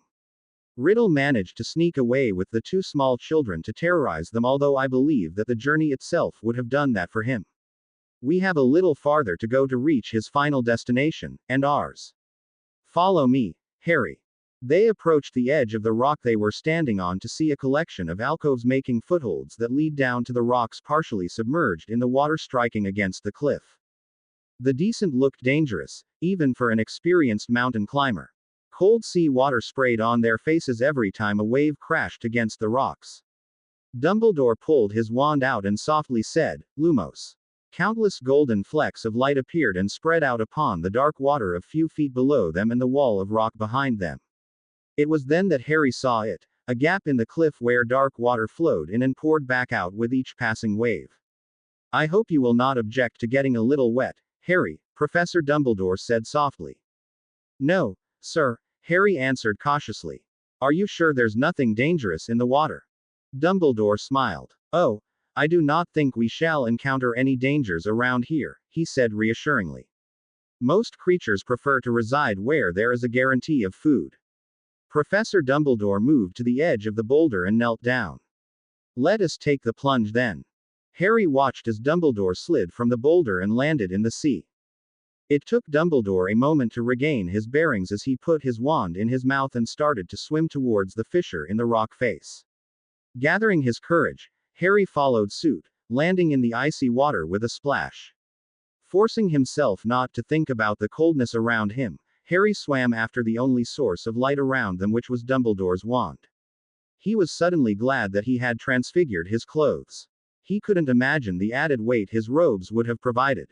Urging his freezing limbs to move, Harry saw the gap in the cliff take the shape of a small dark tunnel filled with water when the tide came in. 3 children could have fit in easily, but anything bigger than that was another story. The intense stench of seaweed from the walls made Harry gag and resort to breathing out of his mouth. Dumbledore, however, didn't seem to be bothered by the smell as he continued on swimming at his steady pace. Harry continued swimming in Dumbledore's wake as the passageway curved to the left. When his fingers began to brush against jagged rocks, Harry knew it was shallow enough to stand. He rose to his feet as Dumbledore did the same. The freezing air instantly hit him, making it feel drastically colder than what it actually was. Shivering, Harry cautiously walked through the knee-deep water until he reached steps that led into a large cave. Now completely out of the water, Harry pulled out his wand and quickly cast a drying charm. The last thing he needed at the moment was to get sick. Looking into the cave, Harry saw Dumbledore standing precisely in the middle with his wand held high. Harry watched as Dumbledore slowly turned on the spot, his eyes taking in every nook and cranny around him. "He's searching for something." Harry slowly closed his eyes and reached out with his senses, hoping that he could figure out what Dumbledore was searching for. It happened almost immediately. Powerful waves struck him, causing Harry to gasp loudly and reach out for something to prevent him from falling over. Intense cold surrounded him as his hand grabbed something steady. He held desperately onto the steady support until the waves slowly decreased to a more manageable level. A shudder passed through him as Harry opened his eyes to see that he was actually holding onto Dumbledore's arm. "Are you all right, Harry?" Professor Dumbledore asked with a hint of worry in his voice. Harry nodded as he released his grip on Dumbledore's arm. "I'm fine, sir," he said as another shudder passed through him. "I just wasn't ready for that." Dumbledore tilted his head curiously. "Ready for what, if I may ask?" he said. Harry glanced around the cave nervously. "There is so much anger and hatred here," he said quietly. "It's acting like a sort of darkness, absorbing whatever it can take. I don't know how else to explain it, sir. Can you locate where it is centered?" Professor Dumbledore asked curiously. Harry let out a long breath as he met Dumbledore's gaze. That was the last thing he wanted to do, but he knew that Professor Dumbledore wouldn't have asked unless it needed to be done. Nervously, Harry nodded and closed his eyes again. Bowing his head, Harry focused on the darkness that was slowly pulling him. He slowly stepped forward as his left hand reached out. The darkness, anger and hatred were getting stronger. Harry could feel it flowing into him, choking him in intense cold. His fingers came in contact with something solid and the negative emotions increased. Harry was gasping for breath against the cold as he moved slowly to the left. His head was swimming, causing him to sway on his feet. An arm circled around Harry's chest, steadying him. A distant voice was speaking in his ear, but Harry couldn't make out what was being said. His hand continued to move as if someone else were controlling it towards the darkness. Harry felt like he was trapped in a semi-awake state until his hand brushed against something incredibly hot, awaking him instantly as he quickly pulled his hand back. Warmth suddenly surrounded him as Harry blinked his eyes open and looked over his shoulder to see Dumbledore's worried gaze. "Are you all right, my boy?" Dumbledore asked softly. "Do you need another cheering charm?" Harry shook his head as he closed his eyes and let Dumbledore guide him to the ground. He was turned around before protective arms wrapped around him and pulled him into warmth. Harry instantly wrapped his arms around Professor Dumbledore and held on tight as tears threatened to fall. He never thought he would find something worse than the effects of Dementors, but he was wrong. Memories went away. Harry doubted this ever would. If this was what dark magic actually felt like. Professor Dumbledore was the first to move. Slowly, he weakened his hold and shifted so he could get a better look at Harry's face. "I am so sorry, Harry," Dumbledore said sincerely. "I never expected you to react so severely. It is rare to be able to sense dark magic without the use of spells." "But I didn't," Harry protested as he looked up into Dumbledore's apologetic blue eyes. "I just followed the anger and hatred I was sensing. They were the easiest to grab onto." Dumbledore smiled and helped Harry to his feet. "My boy, the most powerful magic we cast happens when our emotions support us. Hatred and anger support dark magic just as love and joy support light magic. You may not be able to sense magic alone, Harry, but you can sense what influences magic.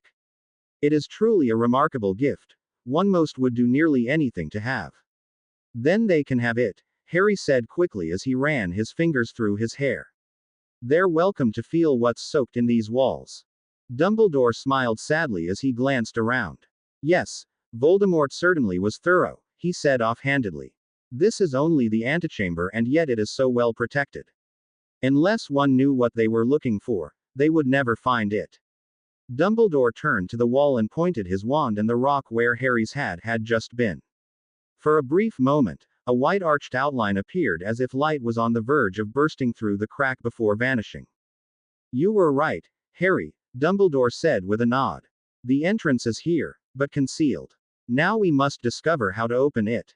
Knowing Voldemort, I would say that it would not be as simple as saying a password or even using a simple spell. No, Voldemort would want something more substantial from anyone who wishes to enter, something that he views as important." "Like what?" Harry asked in confusion. "The only thing important Voldemort is to purify the wizarding world of impure blood."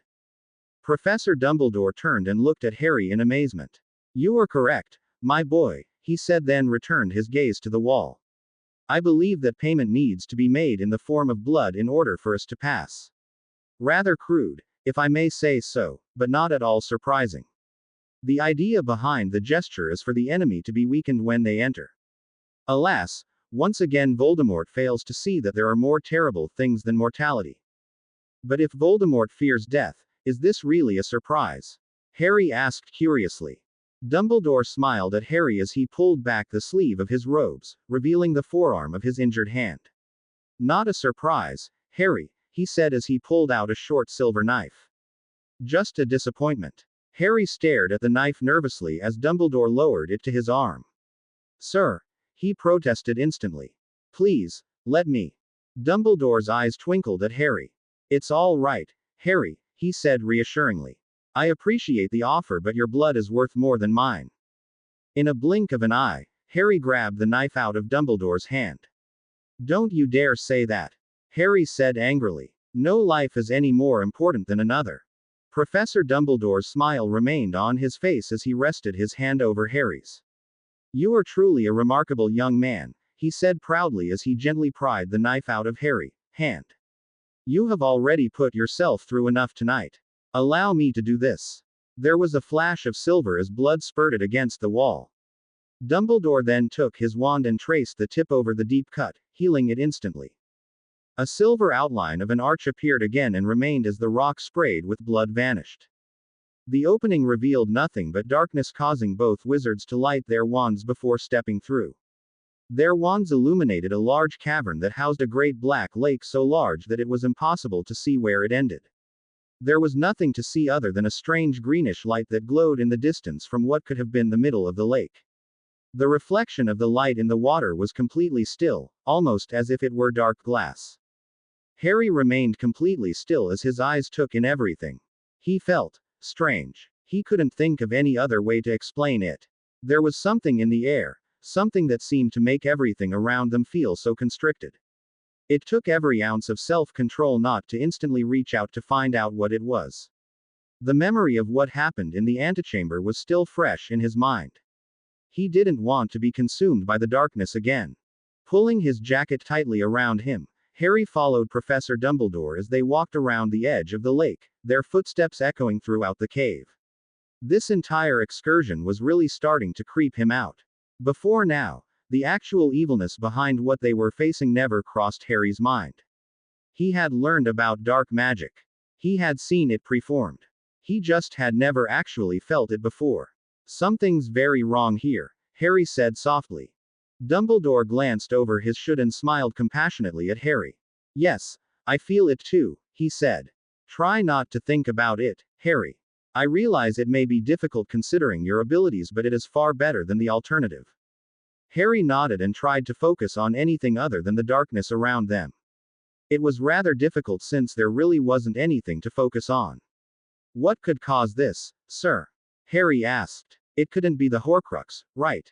I have a theory, Professor Dumbledore said casually. I believe the magic we are sensing is connected to what awaits us should we attempt to seize the Horcrux. That is why we must refrain from venturing into the lake. The longer we can avoid Voldemort's backup defense, the better. Harry had to agree. His mind was already working furiously on possible defenses that could be hiding underneath the surface. Whatever it was couldn't be anything that needed oxygen since there had been no sign of anything coming up to take a breath. Was it some sort of large water monster? A serpent? Harry wasn't so sure. The Horcrux had been kept here for nearly 16 years. How would Voldemort be able to control it, especially considering everything that has happened since then? Aha! Dumbledore said as he came to an abrupt stop. Harry had to quickly jump to the side to avoid running into him and nearly slipping into the water doing so, but was quickly pulled back by a hand on his arm. Dumbledore retained his grip until he was certain Harry had once again regained his balance. I am sorry, Harry, he said. I should have warned you. I believe I have located our means of venturing out into the lake. Harry watched as Dumbledore ran his hand through the air and gripped something invisible. No matter how much Harry squinted or tried to reposition his head, he couldn't see anything, but it was obvious by Dumbledore's firm grip that something was there.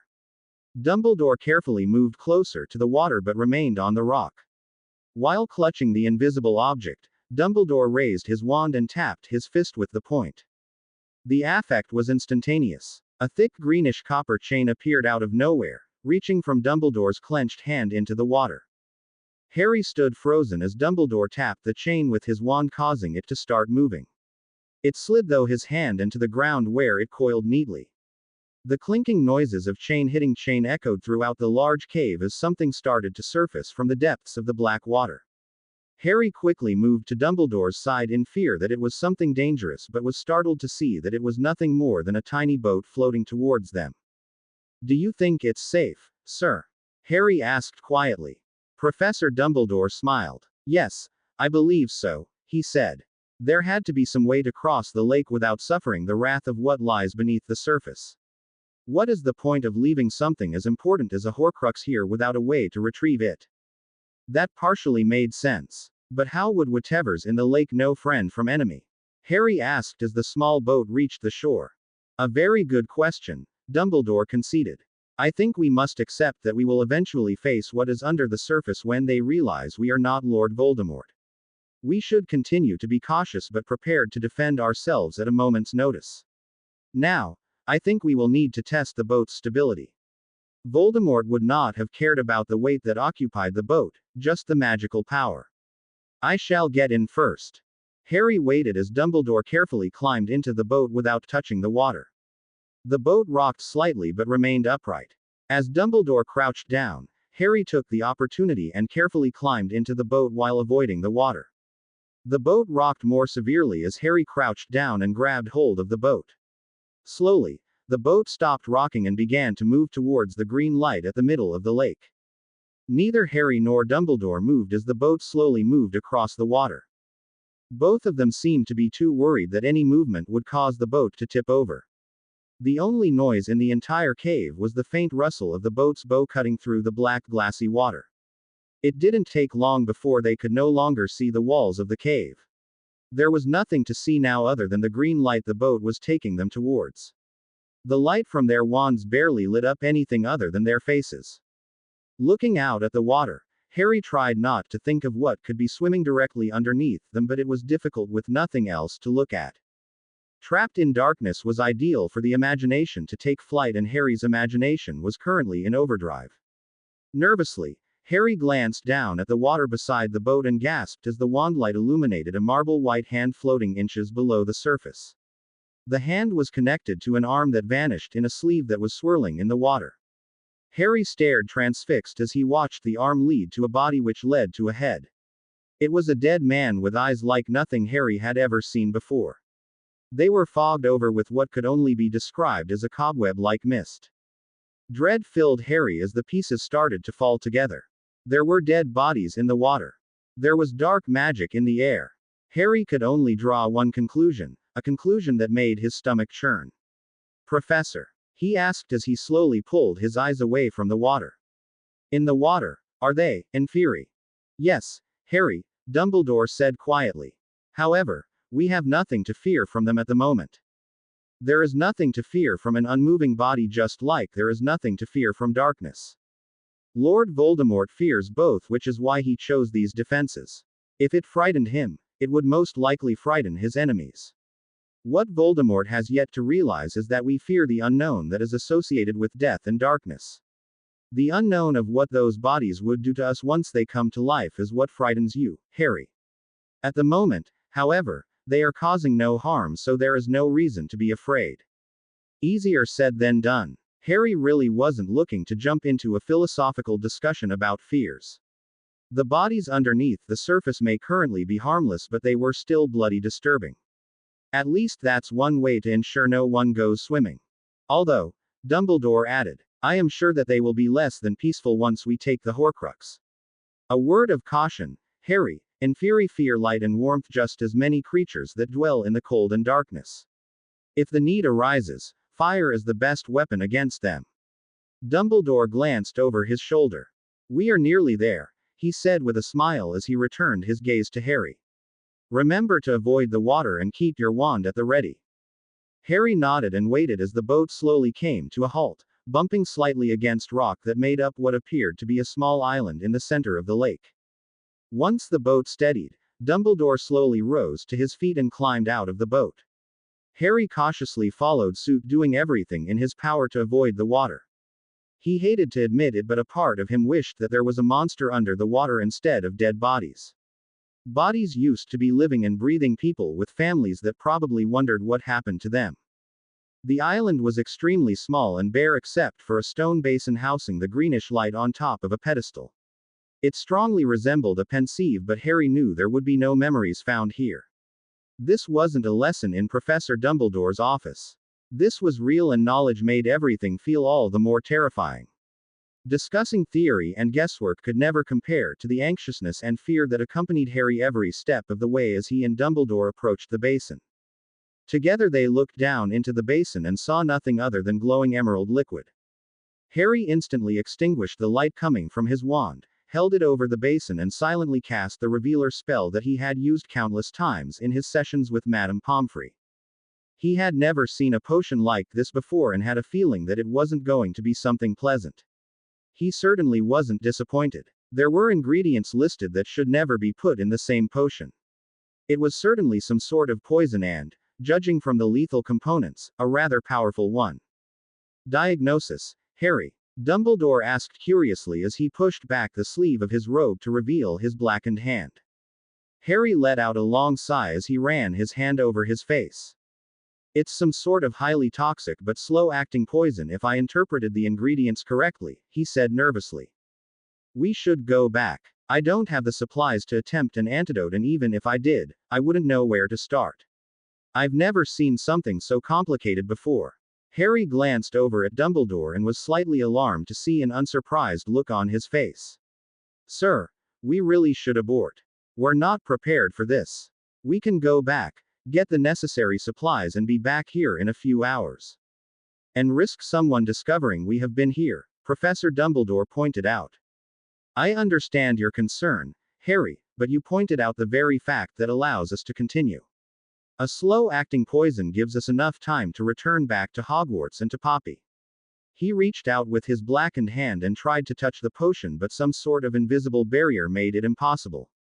I understand your concern, Harry. However, sometimes risks need to be taken. This is a risk I am willing to take to stop Voldemort. Before Harry could continue his protest, Dumbledore raised his wand, twirled it once in midair and conjured a crystal goblet out of thin air. Drinking this substance is the only way to reach the Horcrux, therefore that is what must be done, Dumbledore said evenly as he slowly turned his head to look directly at Harry. What I am about to ask of you, my boy, will be difficult to say the least.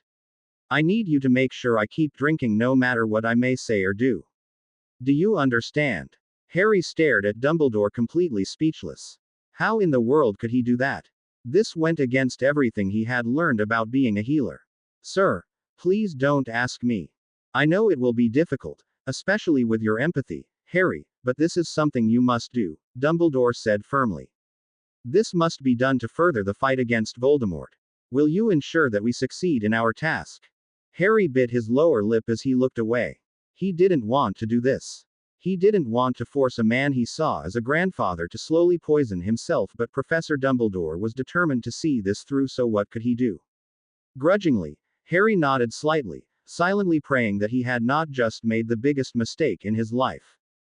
Thank you, Harry, Dumbledore said softly, then lowered the crystal goblet into the potion. It sank into the green substance easily. When it was filled to the brim, Dumbledore lifted the goblet to his mouth and drained it. Silence filled the air as Dumbledore closed his eyes and remained completely still for a long moment before plunging the goblet back into the basin, refilling it and drinking once more. Harry stared at Dumbledore, unsure of what to say or do. He could only watch as Dumbledore once again refilled the goblet and drained it. His breathing was starting to quicken and sweat was starting to appear on his brow. Dumbledore's moments were slightly shaky now as he filled the goblet for the fourth time and raised it to his mouth. Harry instantly reholstered his wand and moved towards Dumbledore to help any way he could. Waves of pain and fear were flowing off of Dumbledore and were quickly growing in strength. Dumbledore started to drink from the goblet slowly. His body started to sway slightly, forcing Harry to grab Dumbledore's arm to steady him. Pain, fear and despair ran through his body like fire. It took every ounce of strength Harry had not to fall to his knees and cry out in pain. Without a second thought, Harry focused on the need to take away everything Dumbledore was feeling, to help him in the only way he knew possible. Harry slowly raised his free hand and rested it against the side of Dumbledore's face as intense warmth filled him, flowing towards his hands. His eyes slowly closed as his head lolled backwards slightly. The magic coursing through him was now in control, something that hadn't happened in a long time.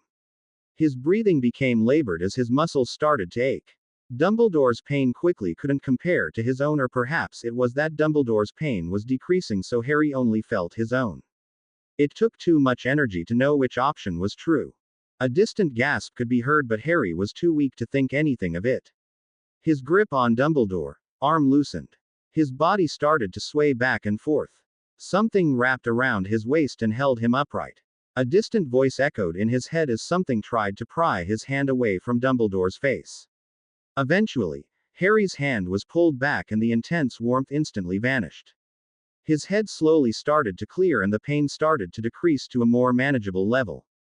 Harry, Dumbledore asked urgently. Harry, please look at me. Harry blinked his eyes open, letting out a slow groan as he slowly raised his head and looked into Dumbledore's worry-filled eyes. It took a few moments for Harry to comprehend what was going on. He was now sitting on the ground with Dumbledore's arm wrapped around his shoulders. When did this happen? Sir Harry said uncomfortably. Dumbledore smiled as he rested his hand against Harry's forehead. I see you have secrets of your own, he said softly. I trust this is what you and Poppy have really been working on this year. Harry bit his lower lip nervously. Occasionally, he said cautiously. It hasn't been like this though since.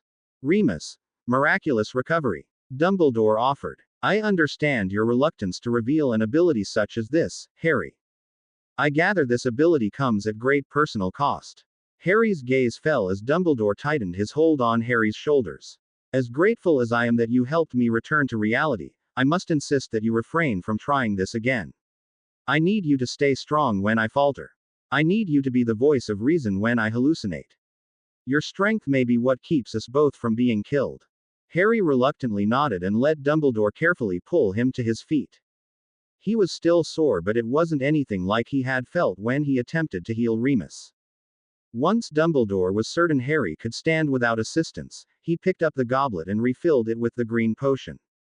Harry watched as Dumbledore drank 4 goblets full of potion before he started to react to it. Once again Dumbledore was breathing heavily and holding onto the basin for support, but he seemed more resolute now to finish his task. Shakily, Dumbledore opened his eyes and stared at Harry as he filled the goblet again and drank. The waves of pain and fear were returning and battling with a powerful wave of determination, or was it stubbornness? Harry wasn't sure. Slowly, Professor Dumbledore drained the goblet and shakily moved to take fill it another time when he stumbled. Harry once again quickly reached out and grabbed hold of Dumbledore's arm to steady him. Dumbledore closed his eyes and leaned towards the support Harry was providing. I'm all right, Harry, he said groggily as he gripped onto the basin. Remember what I told you. Harry closed his eyes and nodded. Please forgive me, sir. Letting out an uneasy breath, Harry reached over and pulled the goblet out of Dumbledore's hand. His hand was shaking as he carefully filled it with potion and raised it up to Dumbledore's lips. There was a slight hesitation before Dumbledore started to drink. With Dumbledore's height, the angle was difficult for Harry, but he somehow managed to get Dumbledore to drain the goblet. Breathing heavily, Harry quickly moved to fill the goblet again, but was halted when Dumbledore suddenly fell to his knees. The abrupt movement nearly caused Harry to lose his balance and fall over. The waves of pain and fear were overpowering the determination now. Releasing Dumbledore's arm, Harry quickly refilled the goblet and let out a relieved sigh when he felt the goblet scrape the bottom of the basin. They were nearly there. Turning around, Harry dropped to one knee and held the goblet to Dumbledore's lips.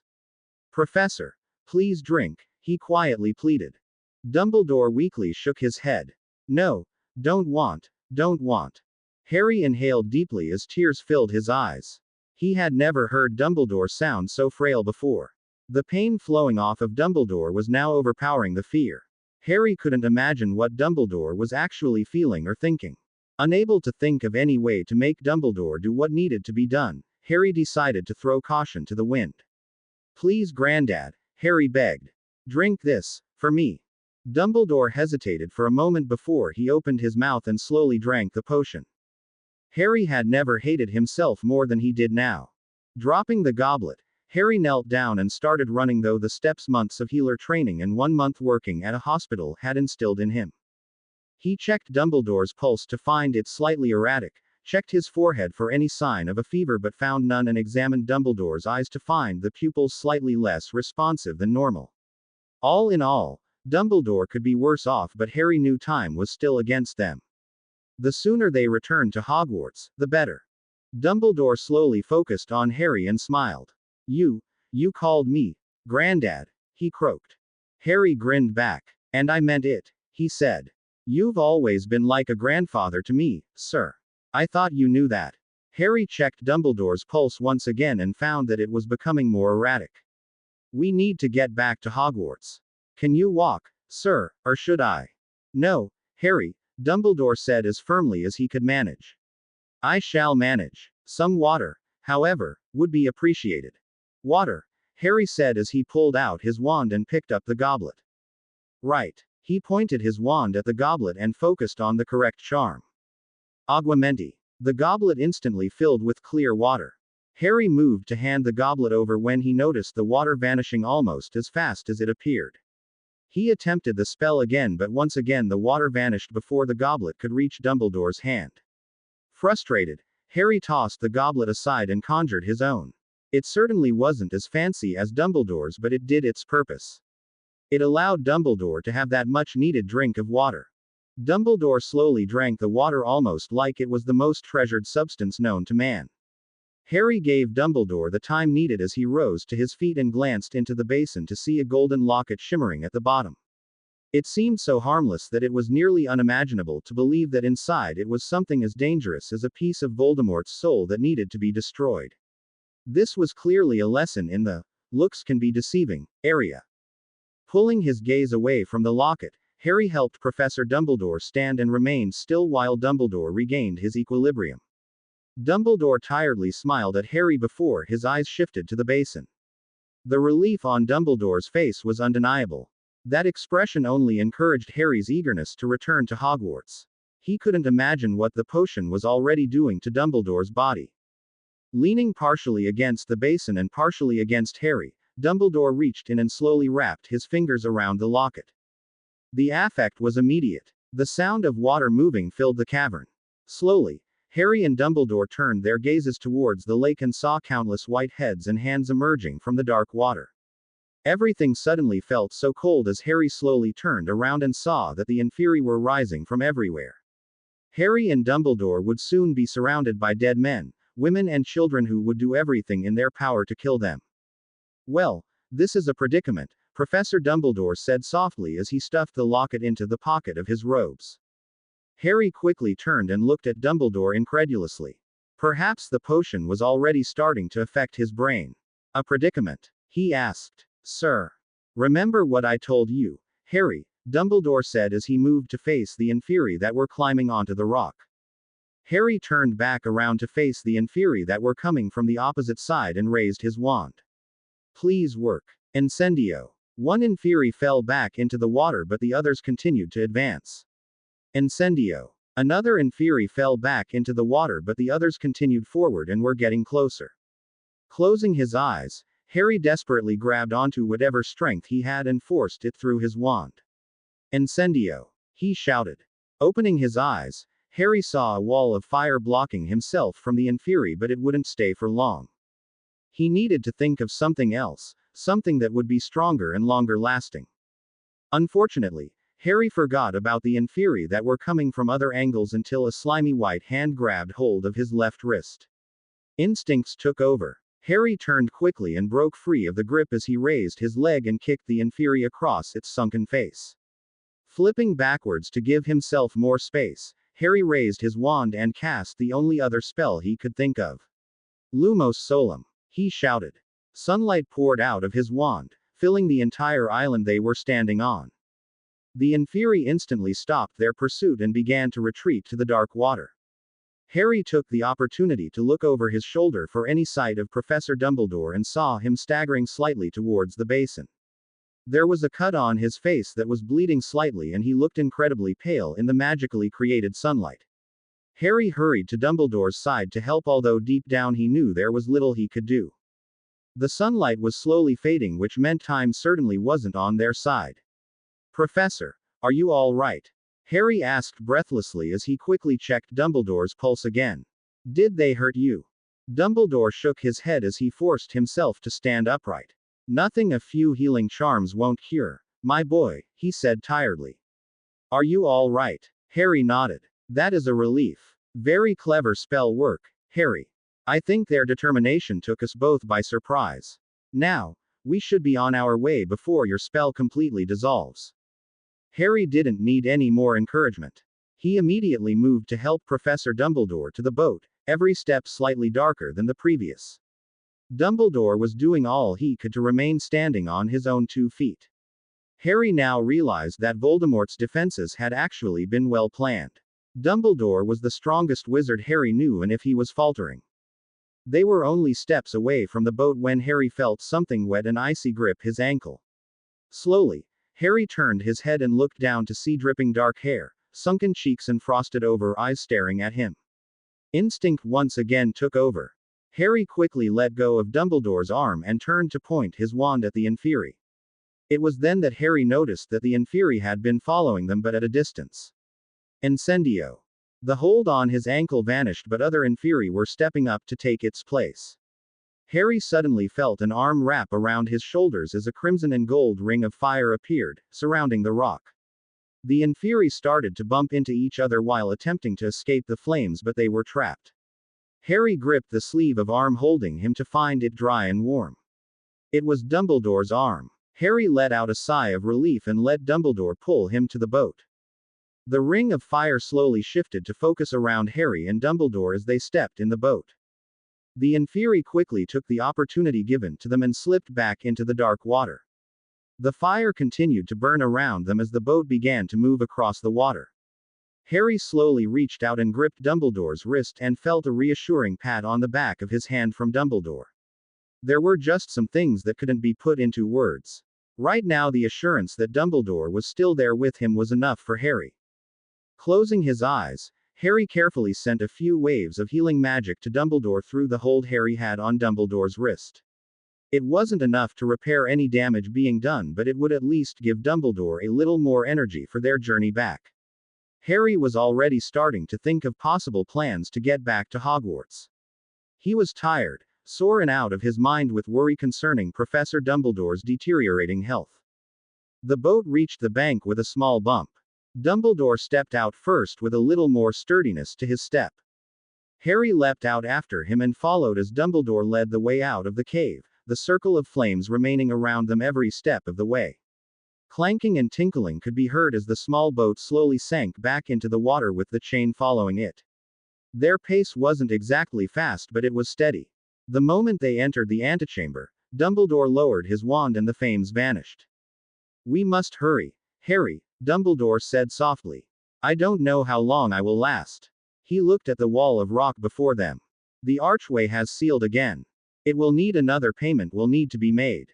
When Dumbledore pocketed his wand and reached for his knife, Harry intervened. "Wait, sir," he said quickly. He raised his hand to Dumbledore's cheek and brushed his fingers against the bleeding cut. With his fingers dripping with blood, Harry brushed his fingers against the stone and stepped back as the archway opened. He raised his wand and lit the way out of the outer cave. Now was the hard part. Harry let Dumbledore pass and slip into the icy seawater that filled the crevice in the cliff. When Dumbledore started to swim, Harry quickly entered the water and followed closely with his wand held between his teeth. He needed to keep a close eye on Dumbledore because if the headmaster grew too weak, Harry would have to swim both of them to shore. They were soon swimming side by side, Harry's wand providing the necessary light they needed to find their way back to the cliff. Their pace was once again slowing, but Harry refrained from commenting. They were moving forward, and that's what was important. Harry reached the boulder first, pulling himself up before helping Professor Dumbledore. Soaked and shivering in the cold air, Harry quickly cast a drying charm on their clothes before reholstering his wand and helping Dumbledore to his feet. Dumbledore swayed for a moment until he regained his senses and wrapped an arm around Harry. Once again, there was no need to say anything. Harry knew what Dumbledore needed him to do by the gesture.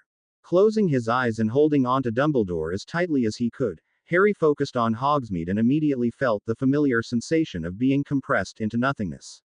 He couldn't move or breathe for a long second, and then it was gone. The smell of salt and sea was gone, and replaced by the smell of burnt wood and smoke. Harry quickly opened his eyes and gasped at what he saw. The 3 broomsticks was nearly consumed in flames, flames that were spreading out and passing to the neighboring shops. Loud rattling and shouts filled his ears as Harry slowly turned his gaze to the gates of Hogwarts and saw at least a dozen figures in black cloaks throwing spells at the gates in an attempt to break them open. Harry quickly withdrew his wand and let out a shaky breath. Out of the corner of his eye, Harry noticed that Dumbledore was doing the same. In a blink of an eye, their priorities had changed. Despite how they may feel, Harry and Professor Dumbledore couldn't leave Hogsmeade to ruin or take the risk that the attackers may break through the gates. No matter what the cost may be. There are countless thoughts that run through your mind when you know you're about to do something incredibly dangerous with a very unlikely chance of survival. Faces of family and friends, promises, homework assignments, mistakes, regrets, and even the desire for revenge that seemed so important a few hours ago were currently battling for attention. It was enough to make anyone seriously doubt themselves. There was also the fact that neither Harry nor Dumbledore were in what could be considered good health at the moment. The last time Harry took on Death Eaters and succeeded was when he had powerful magical outbursts and the Order of the Phoenix to help him. This time, Harry would have to depend on every ounce of training he had received from Sirius and Remus.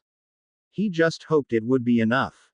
With the Death Eater's attention focused completely on the front gates, Dumbledore took the opportunity to point his wand at the 3 broomsticks and shoot a heavy stream of water to calm the flames slightly for a second or two before they once again raged to life.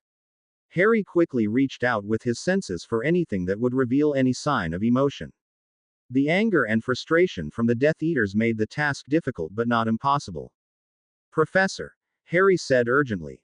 "I don't feel anything. Do you think Madame Rosmerta is?"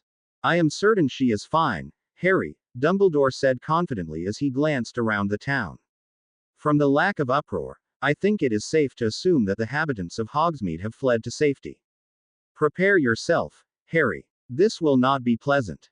Before Harry could even think of a reply, silver light started to pour out of Dumbledore's wand and take the shape of a familiar-looking bird.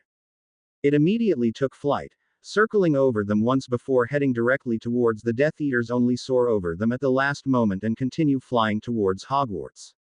It was then that the Death Eaters stopped what they were doing and quickly turned around, their wands immediately pointing at Dumbledore and Harry. Their faces were hidden underneath the hoods of their cloaks, but the light from the flames allowed flashes of hair and eyes to be seen if one looked hard enough. "Dumbledore," a deep voice rasped as one of the larger Death Eaters stepped forward. "Just the person we wanted to see. Open the gates." Professor Dumbledore blinked at the Death Eater, then let out a sigh. "Is that you, Fenrir?" he asked curiously. "I am surprised that you would risk coming here. I understand Aurors have been instructed to kill you on sight." The Death Eater pulled back his hood to reveal matted gray hair and whiskers. There was a strange amber glow to his eyes that shouldn't be there in absence of the full moon. Harry stared at the Death Eater with wide eyes. This was the werewolf that had bitten Remus and the werewolf that was currently biting so many children. It seemed that tonight was the night to put faces to those who had committed crimes against people Harry was close to. "We don't have time for this." A wheezy voice from a lumpy man spat. "Let's kill him and get it over with." Greyback snarled at the Death Eater, baring his pointed teeth. The Death Eater took a quick step backwards and remained silent. Greyback then returned his gaze to Dumbledore for a long moment before he shifted his gaze to Harry. There was a hungry look in his eyes that made Harry extremely nervous. "Let's kill him then," he rasped as he stepped forward, "but I want the boy." Harry's eyes narrowed angrily as his grip on his wand tightened. He desperately wanted to curse that eager grin off of Greyback's face. The flames around them were growing along with the heat. Harry could feel sweat forming on his forehead and rolling down the sides of his face. Despite the fact that Harry and Dumbledore were greatly outnumbered, it seemed that the Death Eaters were hesitant to fire first. Why? All they had to do was fire at the same time. Couldn't they see that? One of the Death Eaters apparently believed the same thing. "Enough of this," a woman shouted as she stepped forward and pointed her wand at Dumbledore. "Avada Kedavra."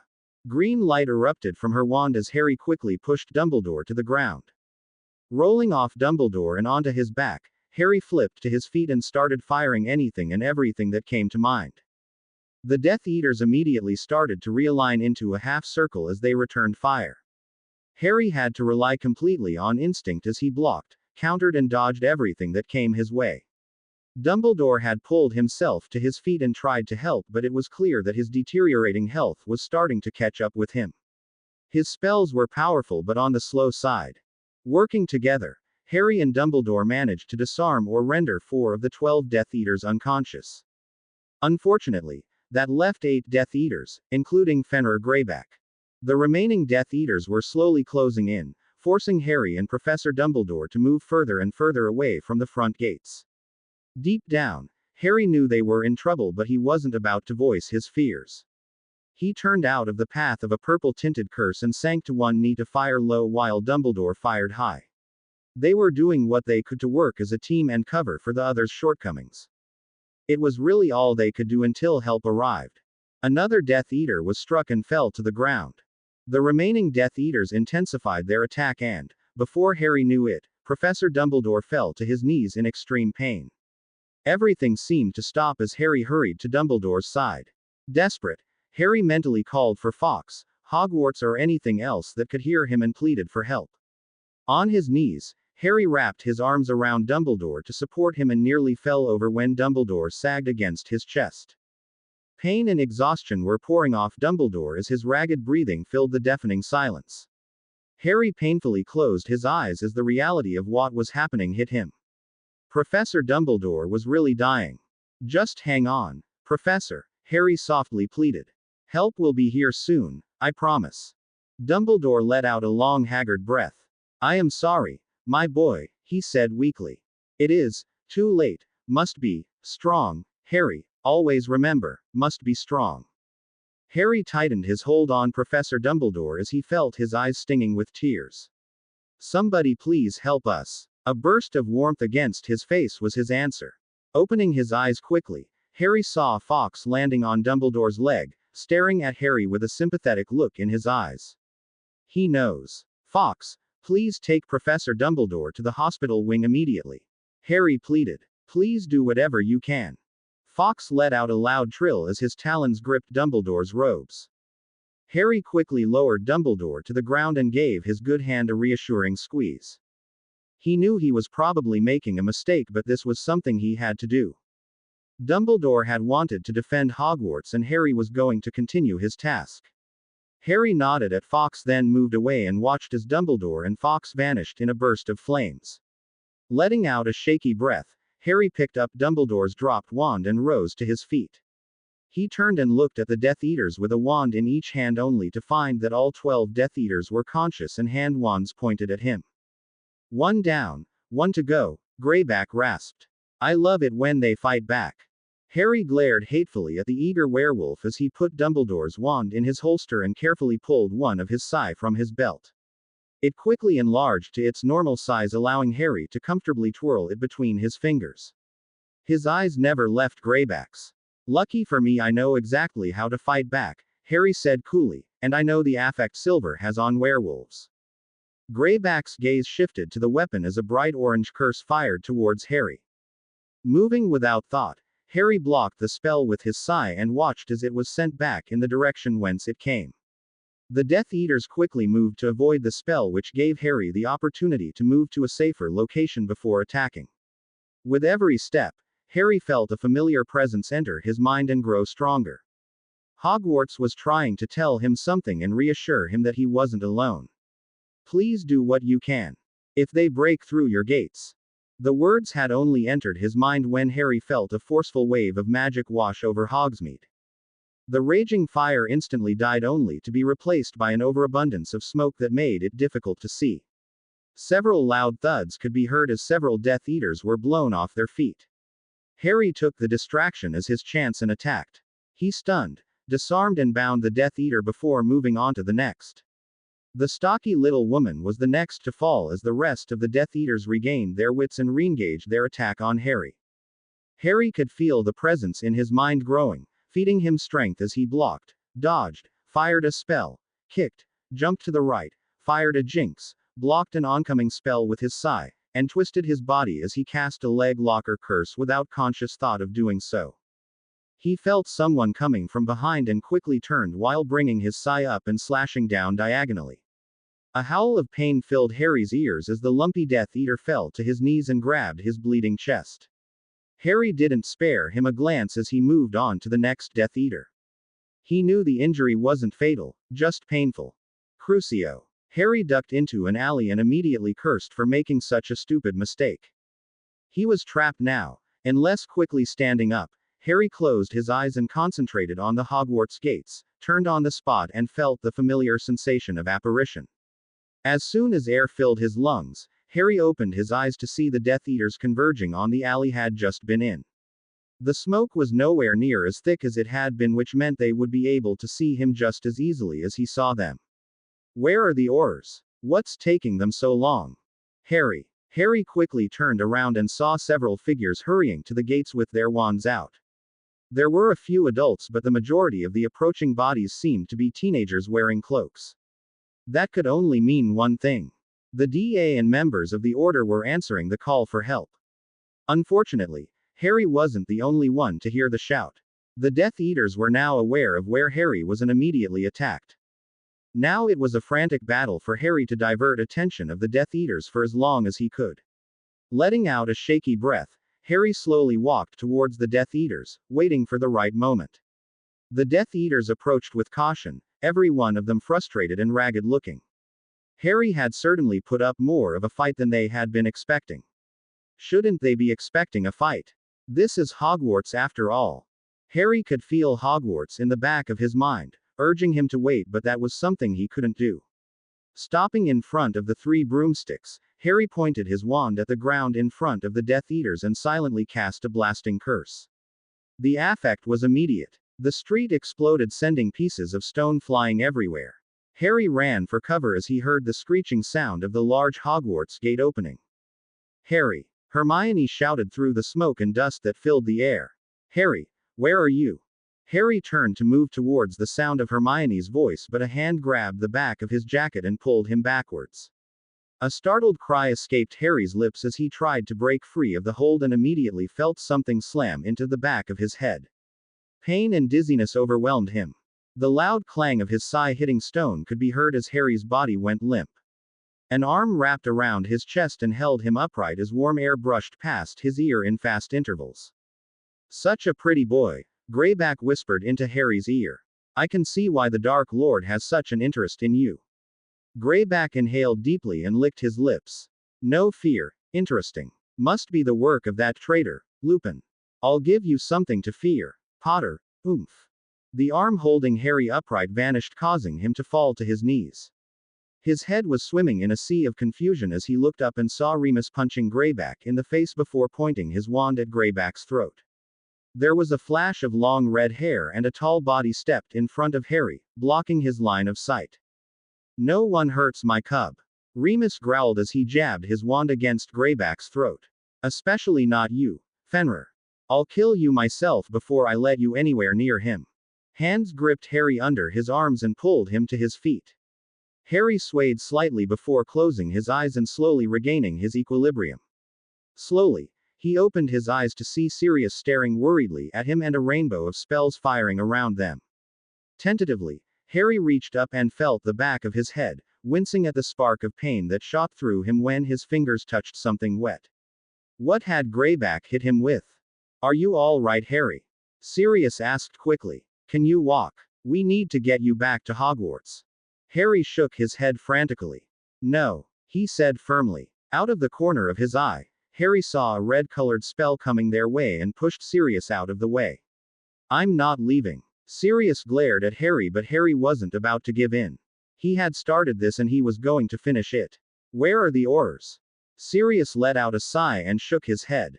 "They should be here soon," he said grudgingly, "although I think the DA has the situation under control." Harry looked around and saw that Sirius was right.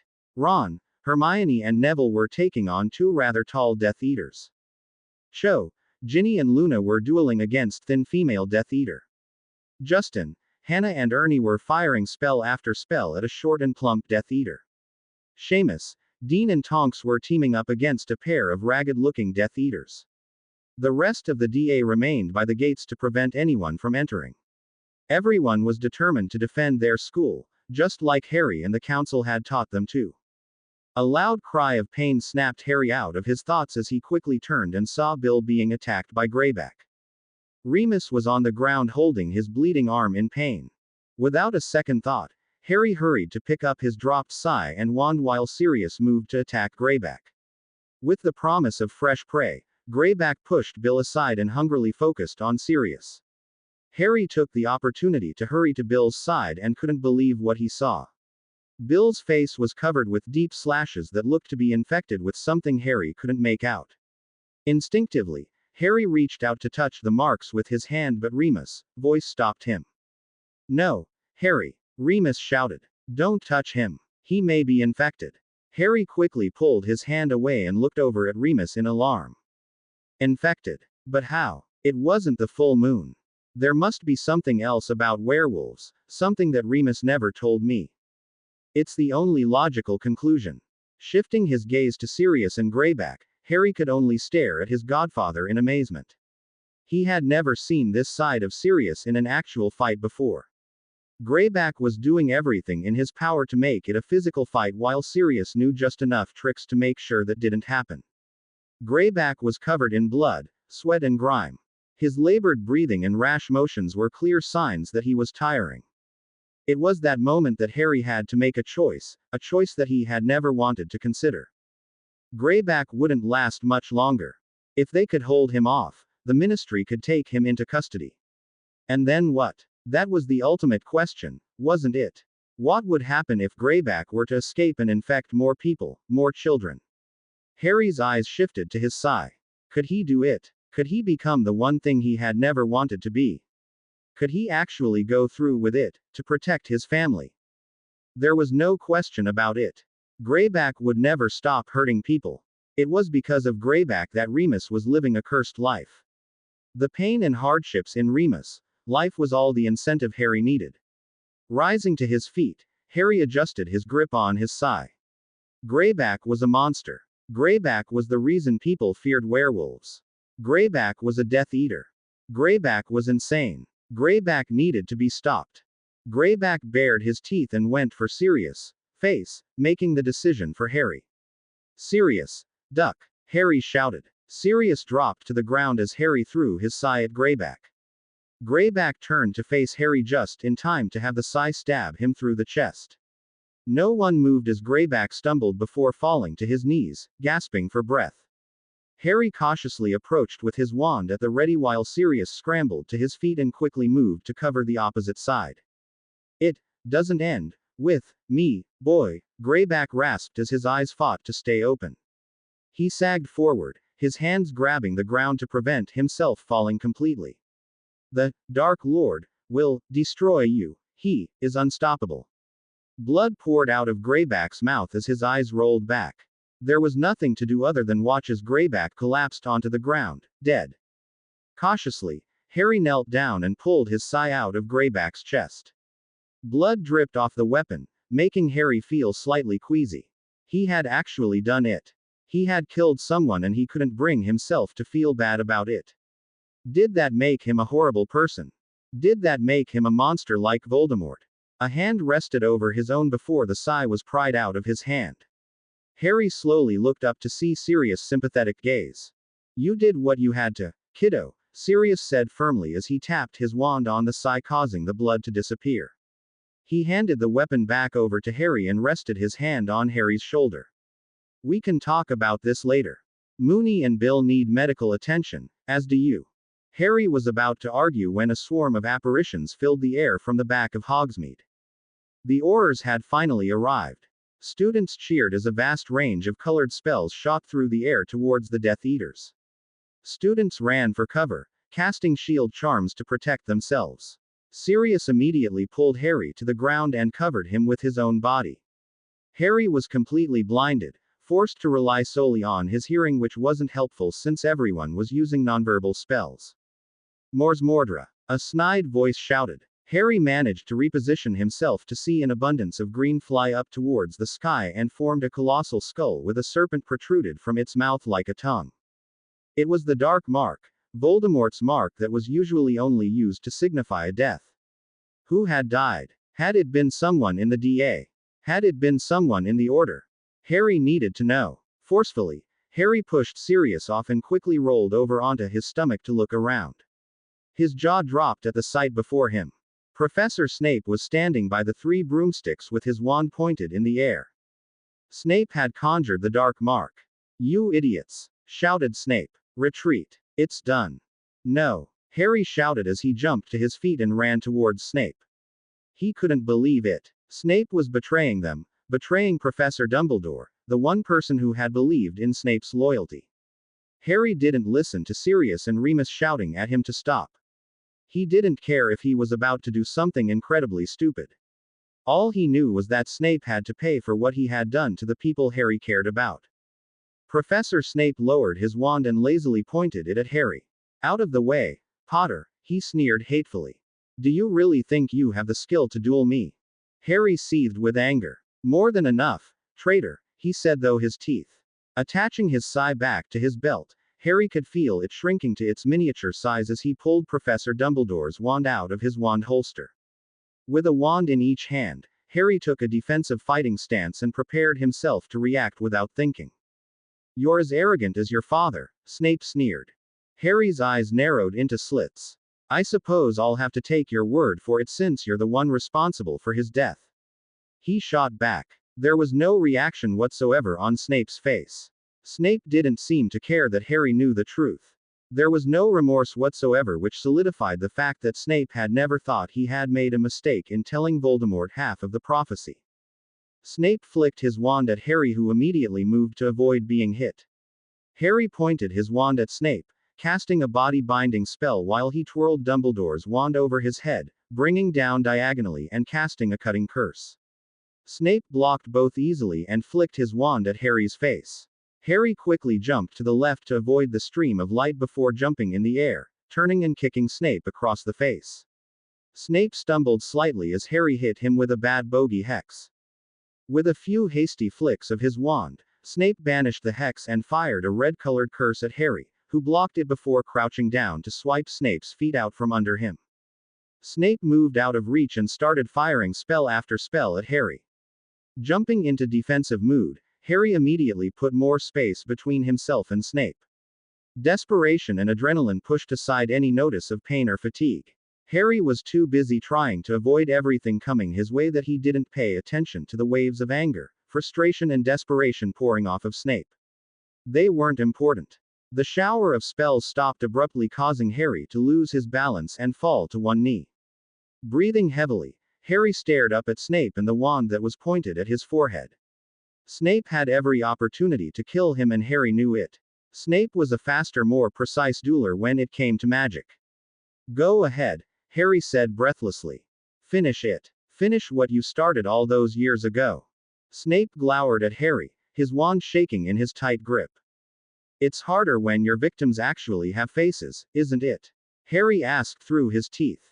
"Stop speaking of what you do not know." Snape growled as he stepped forward and pressed his wand against Harry's forehead. "It is fortunate for you that the Dark Lord wants you alive. He wants to publicly kill you himself to prove how foolish everyone is to put their faith in an ordinary teenager." A bright-colored spell flew over Harry's head, hitting Snape in the chest. Snape stumbled backwards, turned on the spot and vanished with a crack. Harry stared at the empty space where Snape had just been, his mind completely overwhelmed by everything that had happened in a matter of hours. His entire world had been turned upside down and he didn't think he could handle it. Everything he had seen tonight, everything he had done. Harry. Slowly, Harry's eyes focused on the face that was now in front of him. His mind seemed to be working at an incredibly slow rate. He knew the person staring at him meant him no harm, but he couldn't place a name with the face. There was so much worry in those blue eyes. The man helped Harry to his feet and held onto Harry's arms when Harry started to sway slightly. "Did he hurt you, Harry?" the man asked urgently. "Did Snivellus do something?" Harry blinked in confusion. There was only one person who called Snape that. "Sirius?" Harry asked blankly. "He got away. He betrayed us. Snape betrayed us." Slowly, everything started to clear, allowing Harry to realize what was happening around him. Aurors were helping injured students back to Hogwarts while others were securing injured Death Eaters. DA members were helping others who were injured. Cuts and bruises were visible on everyone, but there was also a wave of pride flowing off of every member. They had stood firm against Death Eaters and won. Turning around, Harry saw two Aurors standing over Greyback's body, but Remus and Bill were nowhere in sight. "Bill and Remus are already in the hospital wing, Harry," Sirius said as he rested a hand on Harry's shoulder. "They are the only ones seriously injured. Do you remember the activation word for Dumbledore's portkey?" "Refuge," Harry said automatically and instantly felt a tug behind his navel as the destruction of Hogsmeade vanished in a swirl of colors.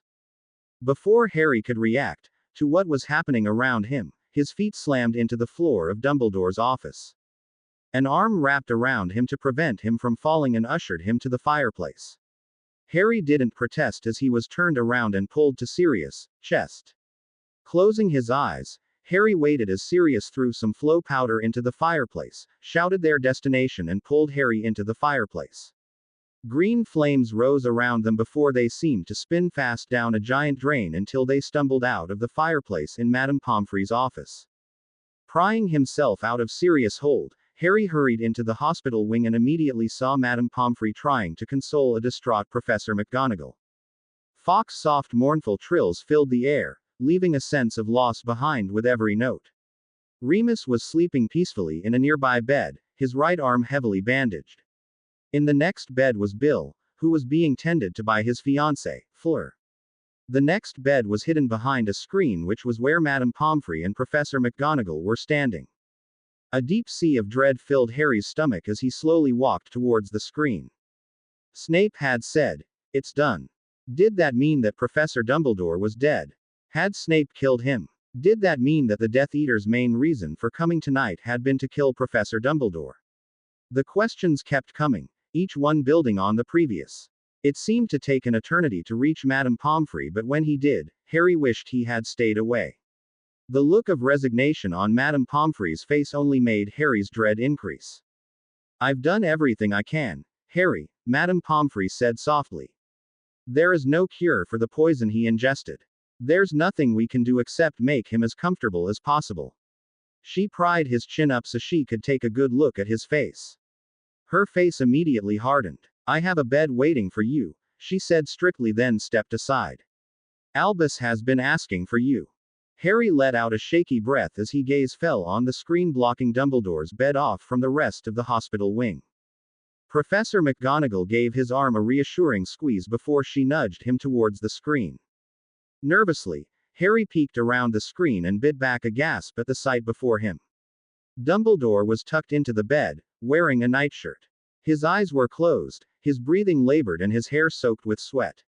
Fawkes was perched on the headboard, his head bowed in respect as he continued to sing. Harry slowly approached the bed, his eyes never leaving Dumbledore. It was too much to fathom. How could there be no cure? There was always a cure.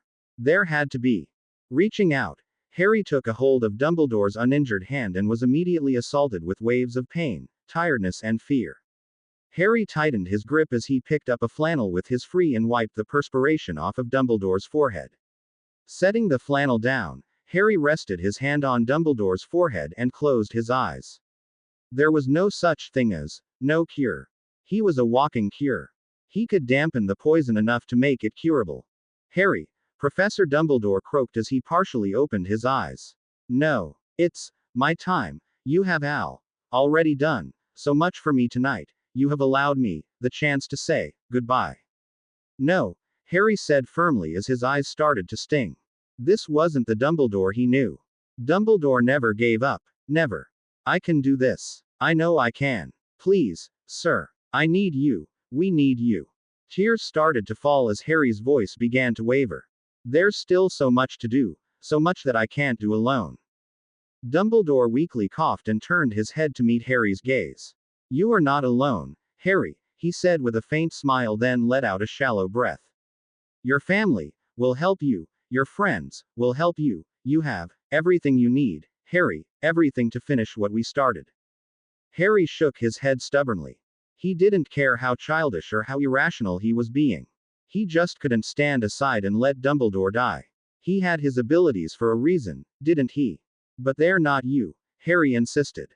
"What can I say to convince you to let me?" "Nothing, Harry," Dumbledore interrupted, his eyes slowly closing. "You have your own injuries to tend to. No matter what you try, I will still die." With extensive effort, Dumbledore swallowed and let out a shaky breath. "I have accepted that. It was the chance I took when I did not follow your advice in the cave." Dumbledore partially opened his eyes again and stared at Harry's pleading gaze. "I must tell you, Harry, I am so sorry for the pain I have caused you tonight. I never wanted you to find out the way you did." "It's not important anymore, Professor," Harry insisted. This wasn't what he wanted to talk about right now. He had too much anger and hatred towards Snape at the moment to speak rationally about the entire situation. "I'm sorry I took my anger out on you. I. You had every right to," Dumbledore countered tiredly.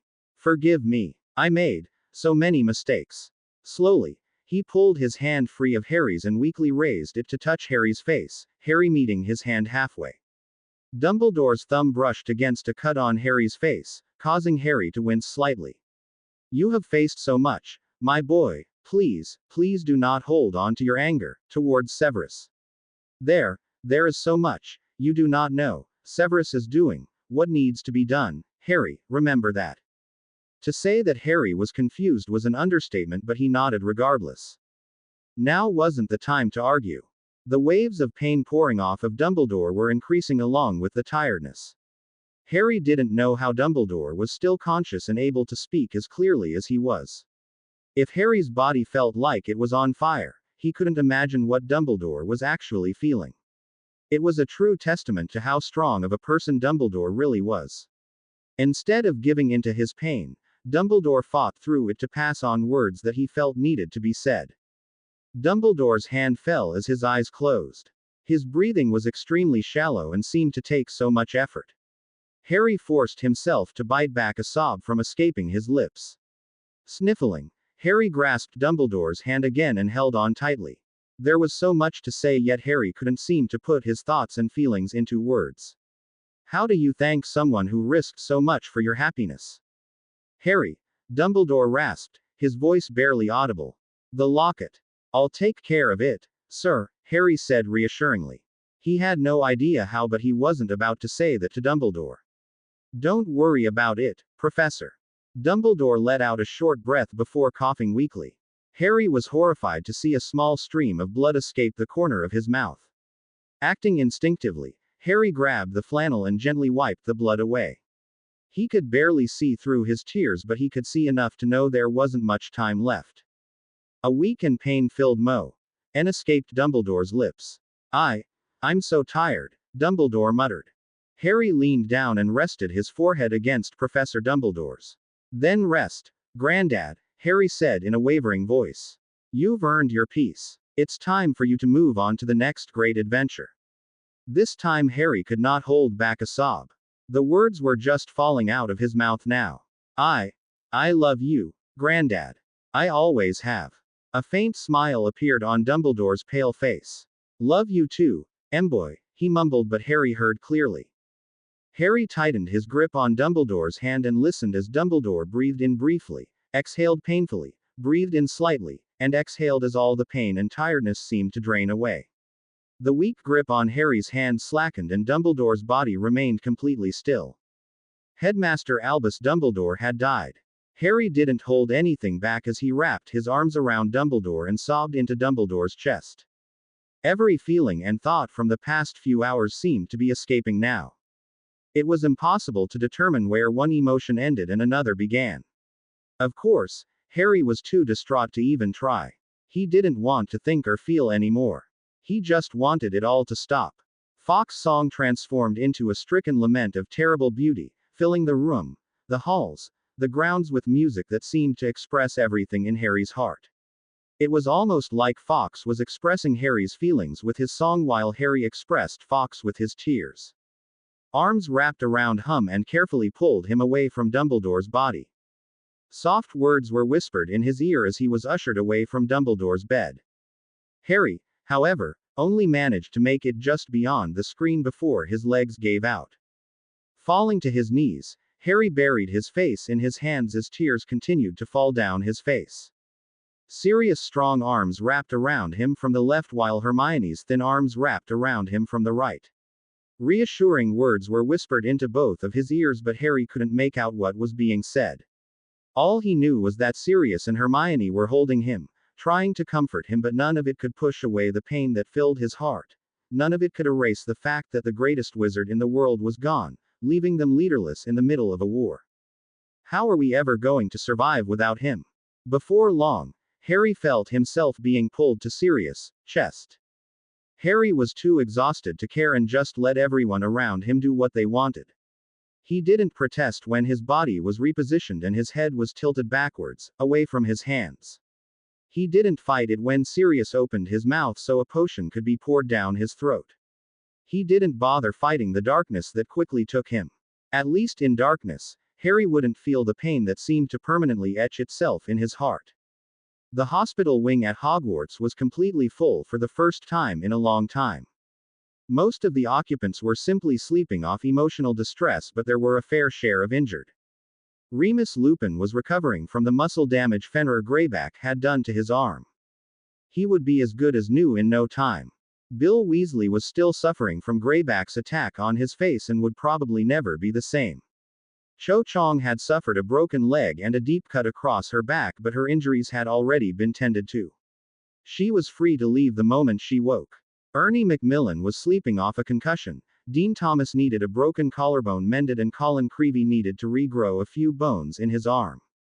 Then there were the two beds shielded from privacy screens. The farthest bed was still occupied by the body of Albus Dumbledore, covered by a sheet.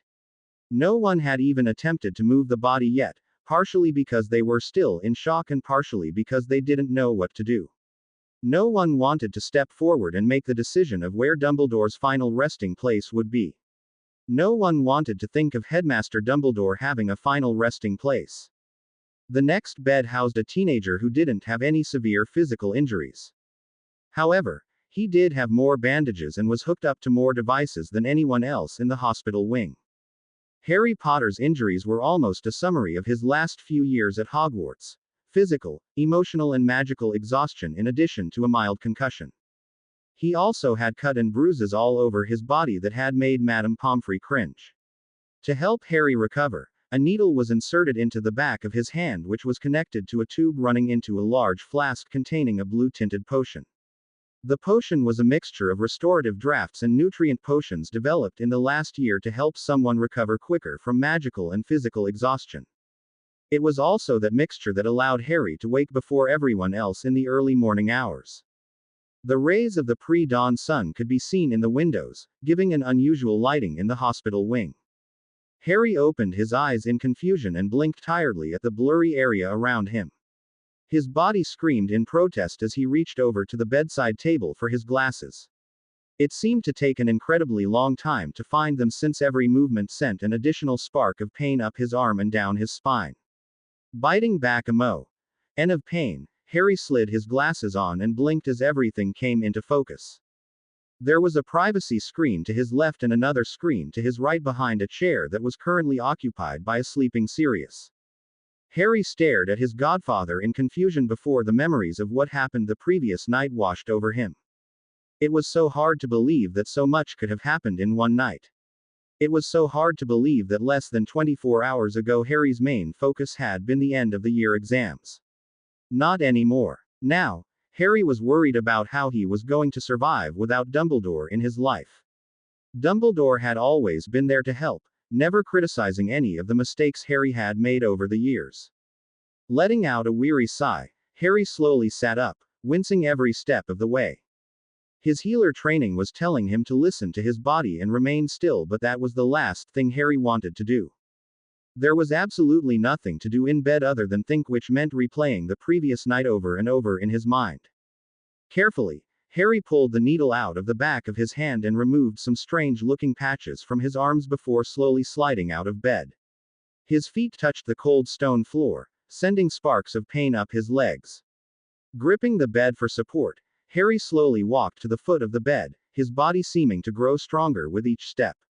He closed his eyes and mentally thanked Hogwarts. She knew him too well. By the time he had walked past the screen, Harry was able to stand without relying on any support. His eyes widened at the amount of occupied beds. Mr. and Mrs. Weasley were sleeping in a set of beds next to beds occupied by Ron, Ginny, and Hermione. None of them appeared to be injured, which was a relief. Harry's gaze fell on Bill Weasley across the room. He cringed at the sight of Bill's face and immediately felt his legs moving closer. A need to do something filled him. He was barely aware that Fleur was sleeping at Bill's bedside as he reached Bill and took a good look at the eldest Weasley sibling's badly slashed face covered with horrible-smelling green gel. Slowly, Harry raised his hands and held them just above Bill's face. Warmth filled him, in addition to intense warmth that seemed to enter from the soles of his feet and expand upwards as his eyes slowly closed. Harry knew instantly that Hogwarts was helping him and let the warmth move towards his hands.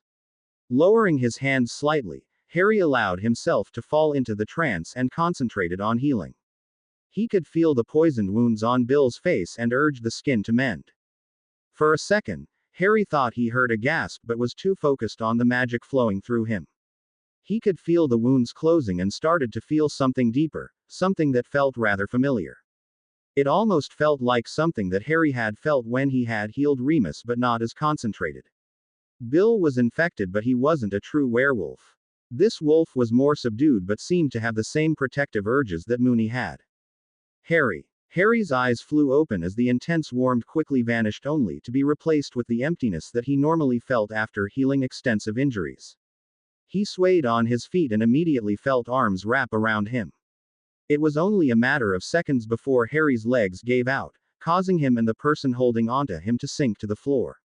It was then that Harry noticed Madame Pomfrey rushing to Bill's side as Bill sat up and looked at Harry in alarm.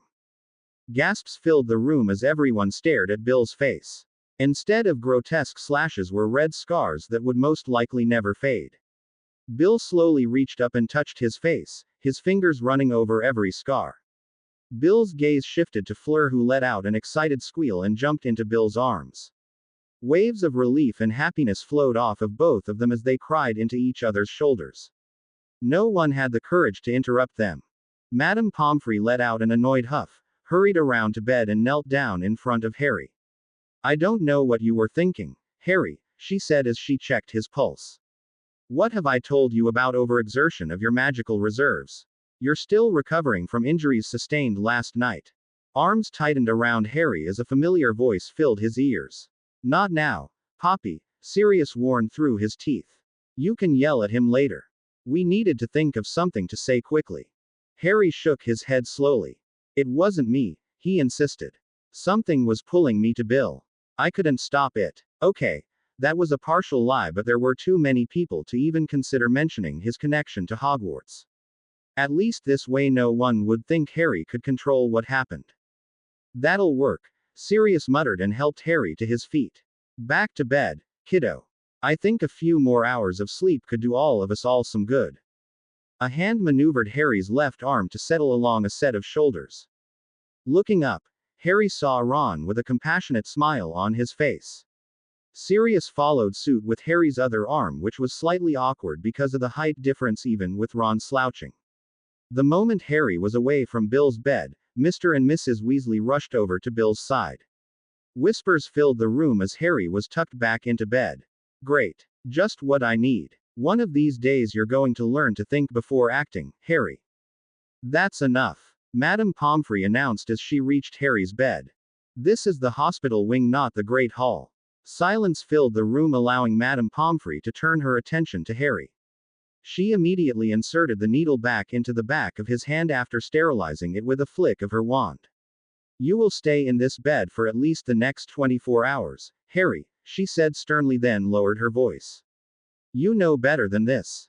Mr. Weasley's injuries could have been tended to at a later date." Harry stared up at the ceiling, trying to ignore the concern and disappointment that was circling around Madame Pomfrey.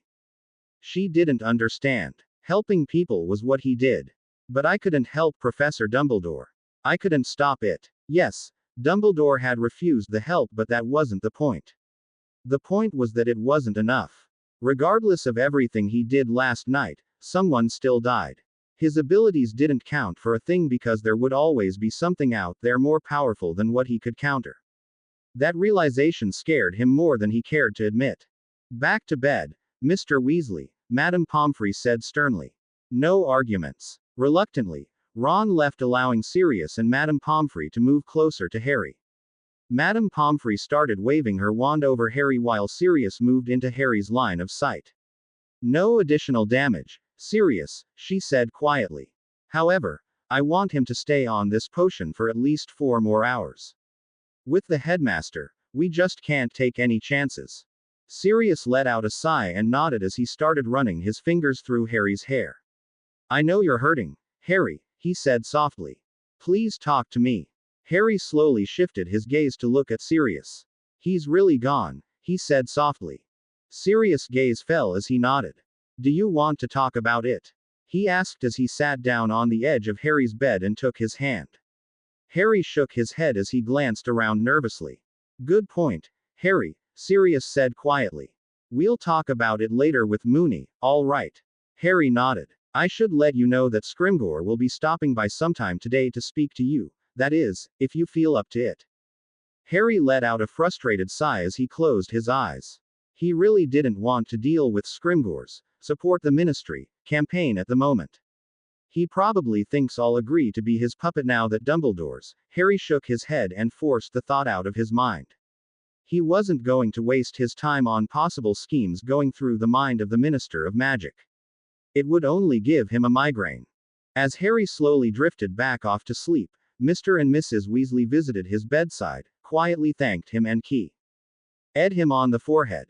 The next thing Harry knew was that distant voices were slowly pulling him back to consciousness. Someone was holding his right hand while someone else was slowly running fingers through his hair. The voices faded in and out like waves striking the shore and pulling back.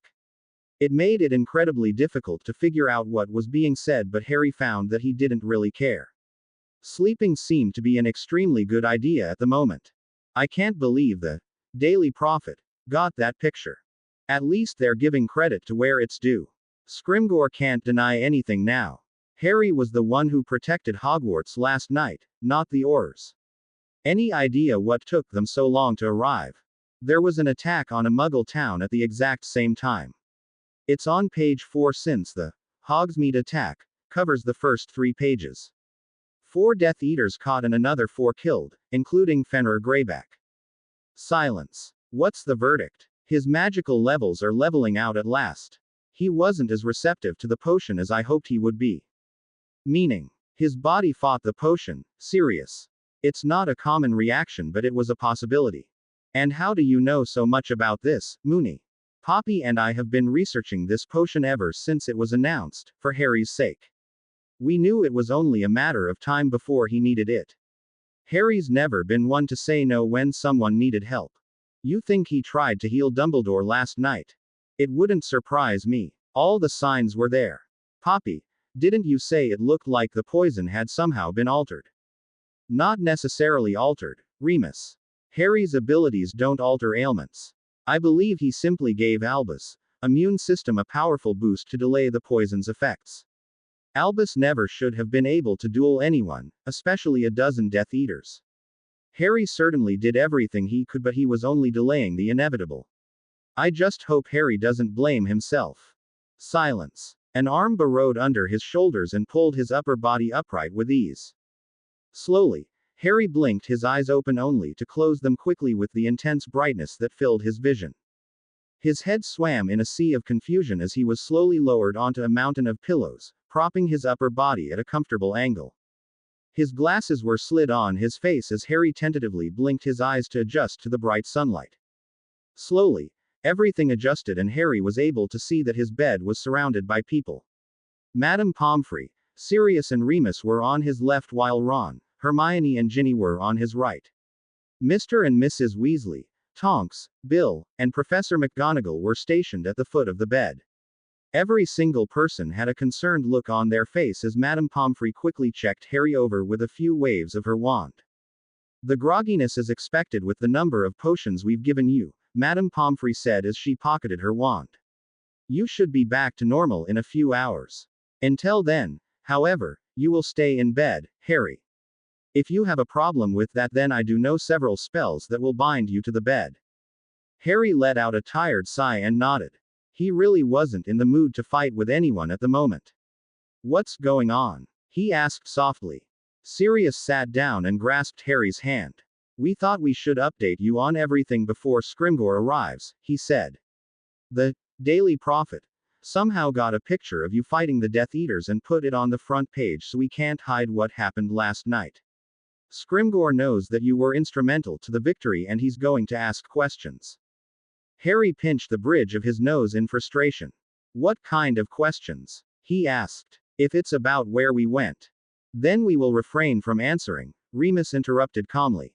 We can't let anyone find out about that.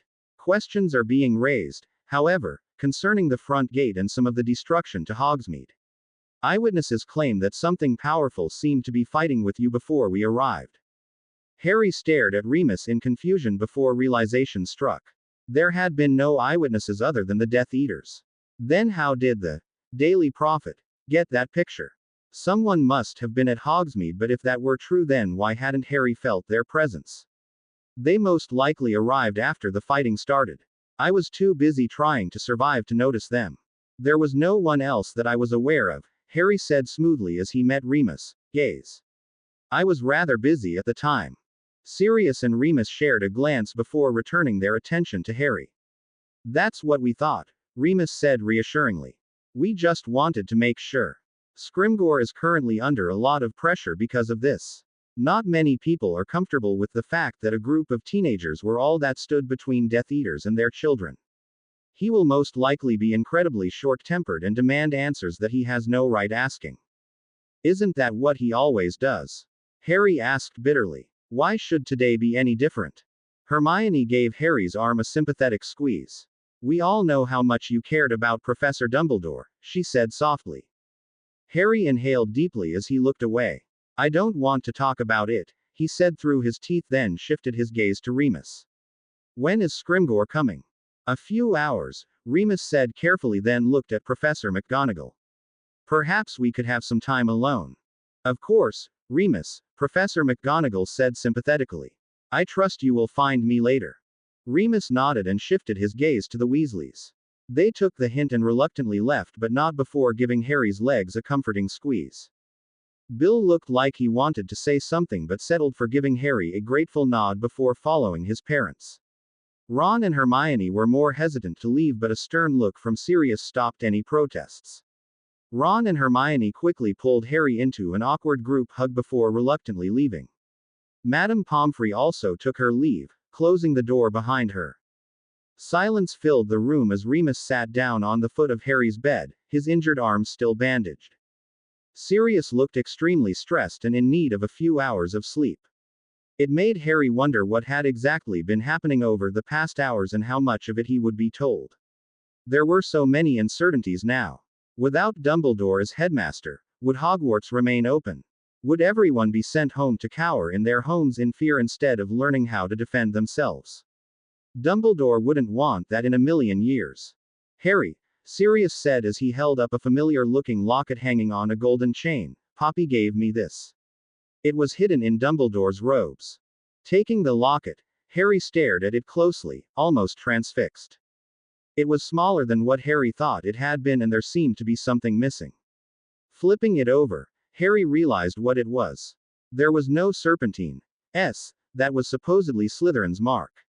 Closing his eyes, Harry tried to reach out with his senses but felt nothing, not even from Hogwarts. That confirmed Harry's fear as dread filled him. This wasn't Slytherin's locket. This wasn't a Horcrux. It was just an ordinary locket. Anger and frustration boiled in him as held the locket tightly in his fist. He couldn't believe it. Everything they went through last night was for nothing. Dumbledore had died for nothing. Unable to hold everything in, Harry threw the locket at the privacy screen before burying his face in his hands. He didn't know if he wanted to scream, cry, or attack something. He just knew everything now felt all the more hopeless. Arms wrapped around Harry and held him as his body started to shake. It's all right, kiddo, Sirius said reassuringly. Just let it out. We know it hurts, but you have to remember that Dumbledore knew what he was doing. He knew there was a chance this would happen. This was Dumbledore's choice, Harry. But it was for nothing. Harry protested angrily. It wasn't even a real Horcrux. No, Harry, Remus said softly, causing Sirius and Harry to pull away and look at him. In one hand, Remus had the locket and in the other, he held an old scrap of parchment. His brows were frowned in concentration as he tried to decipher what was on it. It's not the Horcrux, but it is a clue. To the Dark Lord, I know I will be dead long before you read this, but I want you to know that it was I who discovered your secret. I have stolen the real Horcrux and intend to destroy it as soon as I can. I face death in the hope that when you meet your match you will be mortal once more. R.A.B. Sirius snatched the parchment out of Remus' hand and looked at it closely. His face slowly paled before his eyes closed and his shoulders sagged. Disbelief and guilt poured off him in overpowering waves that Harry found it difficult to breathe.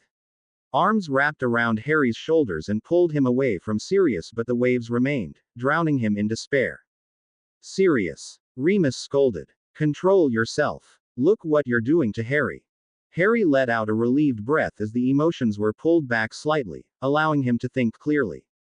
Sirius was staring at him apologetically with so much pain in his eyes that left Harry speechless.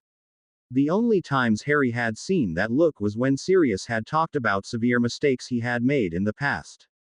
What is it, Sirius? Harry asked hesitantly. Do you know who RAB is?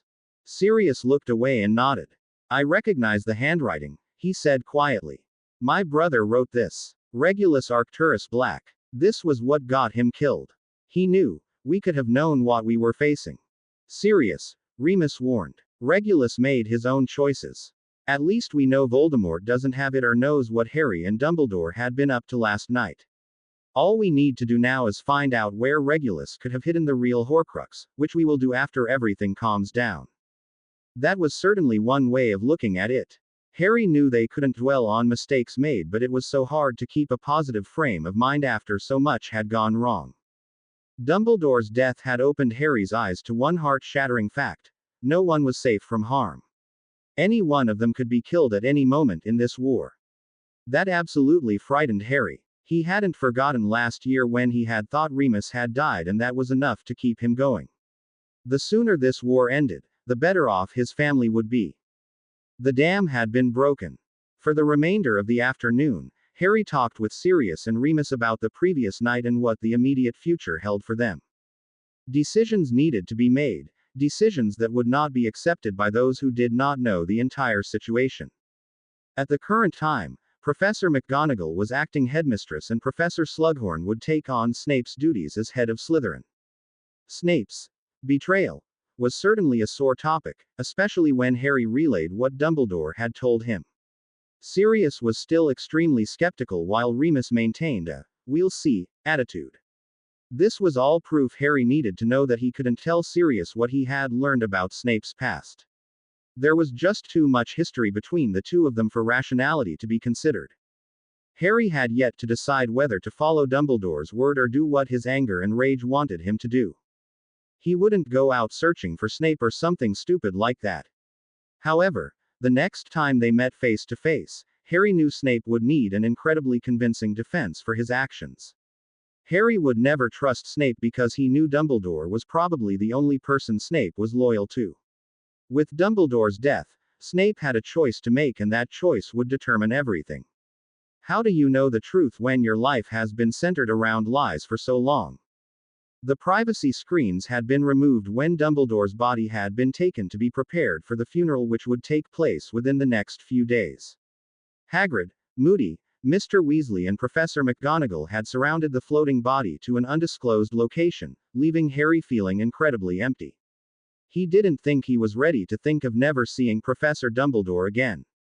The entire Defense Association visited just before dinner, all wearing their scars from the previous night proudly.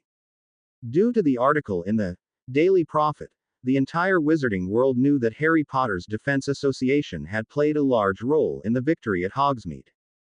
Current members were receiving letters from the ministry, thanking them for their contribution, while non-members were once again begging to join the group. Seventh-year members even mentioned that they were getting job offers to enter Auror training, which wasn't surprising. Last night was a clear indication to what Harry had told Scrimgeour months ago. There simply weren't enough Aurors to protect everyone. It was during dinner in the hospital wing when Harry, Sirius and Remus were warned by Madame Pomfrey that Scrimgeour had finally arrived.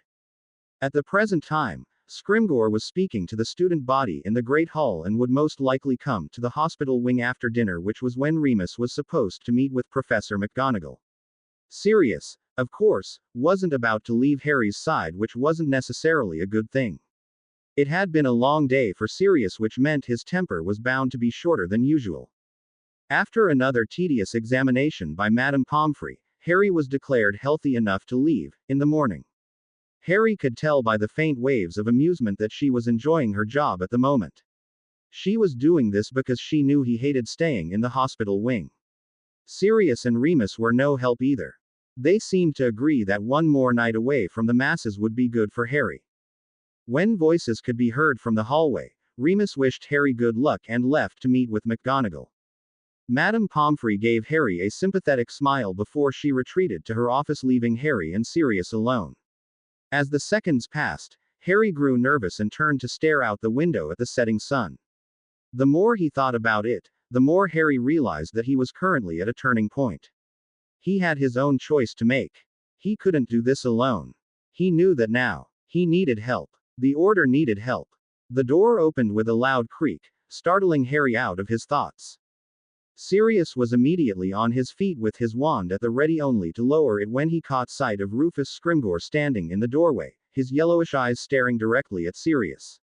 Without a word, Scrimgeour started to limp towards Harry's bed, his walking stick clinking loudly throughout the room. Sirius remained where he was, blocking Harry from Scrimgeour. Harry continued to stare out the window, trying to block the waves of tension bouncing off the walls. "Black," Scrimgeour said roughly as he reached the bed. "From what I hear, you are partially responsible for the training the Defense Association received." Sirius pocketed his wand and enfolded his arms across his chest. "I only helped with the physical training," he said stiffly. Scrimgeour nodded in understanding. "Which is something many of the current Aurors overlook," he said. "You did an excellent job with them, Black. You've also helped prove how wrong many of us have been.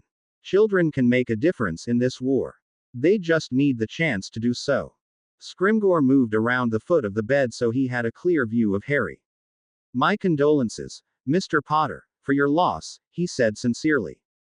"I may have had my disagreements with Dumbledore, but we all knew what a great wizard he was." Harry remained silent, waiting for the inevitable proposal. "I would also like to commend you for your hard work in preparing the Defense Association," Scrimgeour continued. "I'm sure you have heard by now that several of them have been offered positions in the Ministry to help in the war. I have spoken to Professor McGonagall concerning the remainder of the term. We will have Aurors stationed around Hogwarts and on the train for the ride back to King's Cross Station." "What about next year?" Harry asked softly. Scrimgeour let out a long sigh.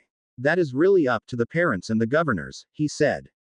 "Without Dumbledore here as headmaster. Hogwarts is still Hogwarts," Harry interrupted firmly as he turned and faced Scrimgeour. "This is the safest place anyone can be as long as people don't abuse the privilege. Do you really think children will be safe at home? Every student in the DA is now on Voldemort's enemy list. The only way for them to survive is to learn here at Hogwarts." Scrimgeour pulled up a chair and sat down. "What do you propose, Mr. Potter?" he asked in a business-like tone. Harry let out a sigh as he rubbed his eyes underneath his glasses. "Why do I get myself into these situations? Increase security at Hogwarts, check students for the Dark Mark, and possibly have an Auror employed as teacher," he said at last. "With Professor McGonagall as headmistress, there are now 2 spots open. Find someone talented in defense or transfiguration." "That's plausible," Scrimgeour said with a slow nod. "I'll speak to Professor McGonagall. I suppose having one of your guardians filling either post is out of the question." Harry glanced over at Sirius for a long second before returning his gaze to Scrimgeour. There was no room for pride anymore. "Minister, despite our difference in opinions, we want the same thing," Harry said honestly. "We want Voldemort dead. This isn't about me, the Ministry's image, or even you. This war is about an insane killer who will do everything in his power to destroy the world as we know it." He turned back around to the window and stared out. "I owe it to Dumbledore to finish his work." There was a long silence before Scrimgeour cleared his throat. "I agree, Mr. Potter," he said. "What do you have in mind?" Breathing deeply, Harry felt a hand grasp his. "Thank you, Sirius. A truce, so to speak," Harry said as his gaze fell. "I will give you a part of the truth to what Dumbledore had been up to for the past year and what I will be doing in his place. In return, the Ministry won't interfere in what I will be doing and will do everything they can to actually prepare the wizarding community for this war." Scrimgeour eyed Harry suspiciously. "You're asking a lot for giving so little," he said gruffly. Harry wasn't about to be swayed as he met Scrimgeour's stare. "Take it or leave it," he said firmly. There was a long silence before Scrimgeour nodded. "Very well," he said tightly. "I give you my word that the Ministry will aid you in your endeavors, Mr. Potter, and will do everything in our power to prepare the wizarding community as a whole for the war." Harry nodded and let out a calming breath.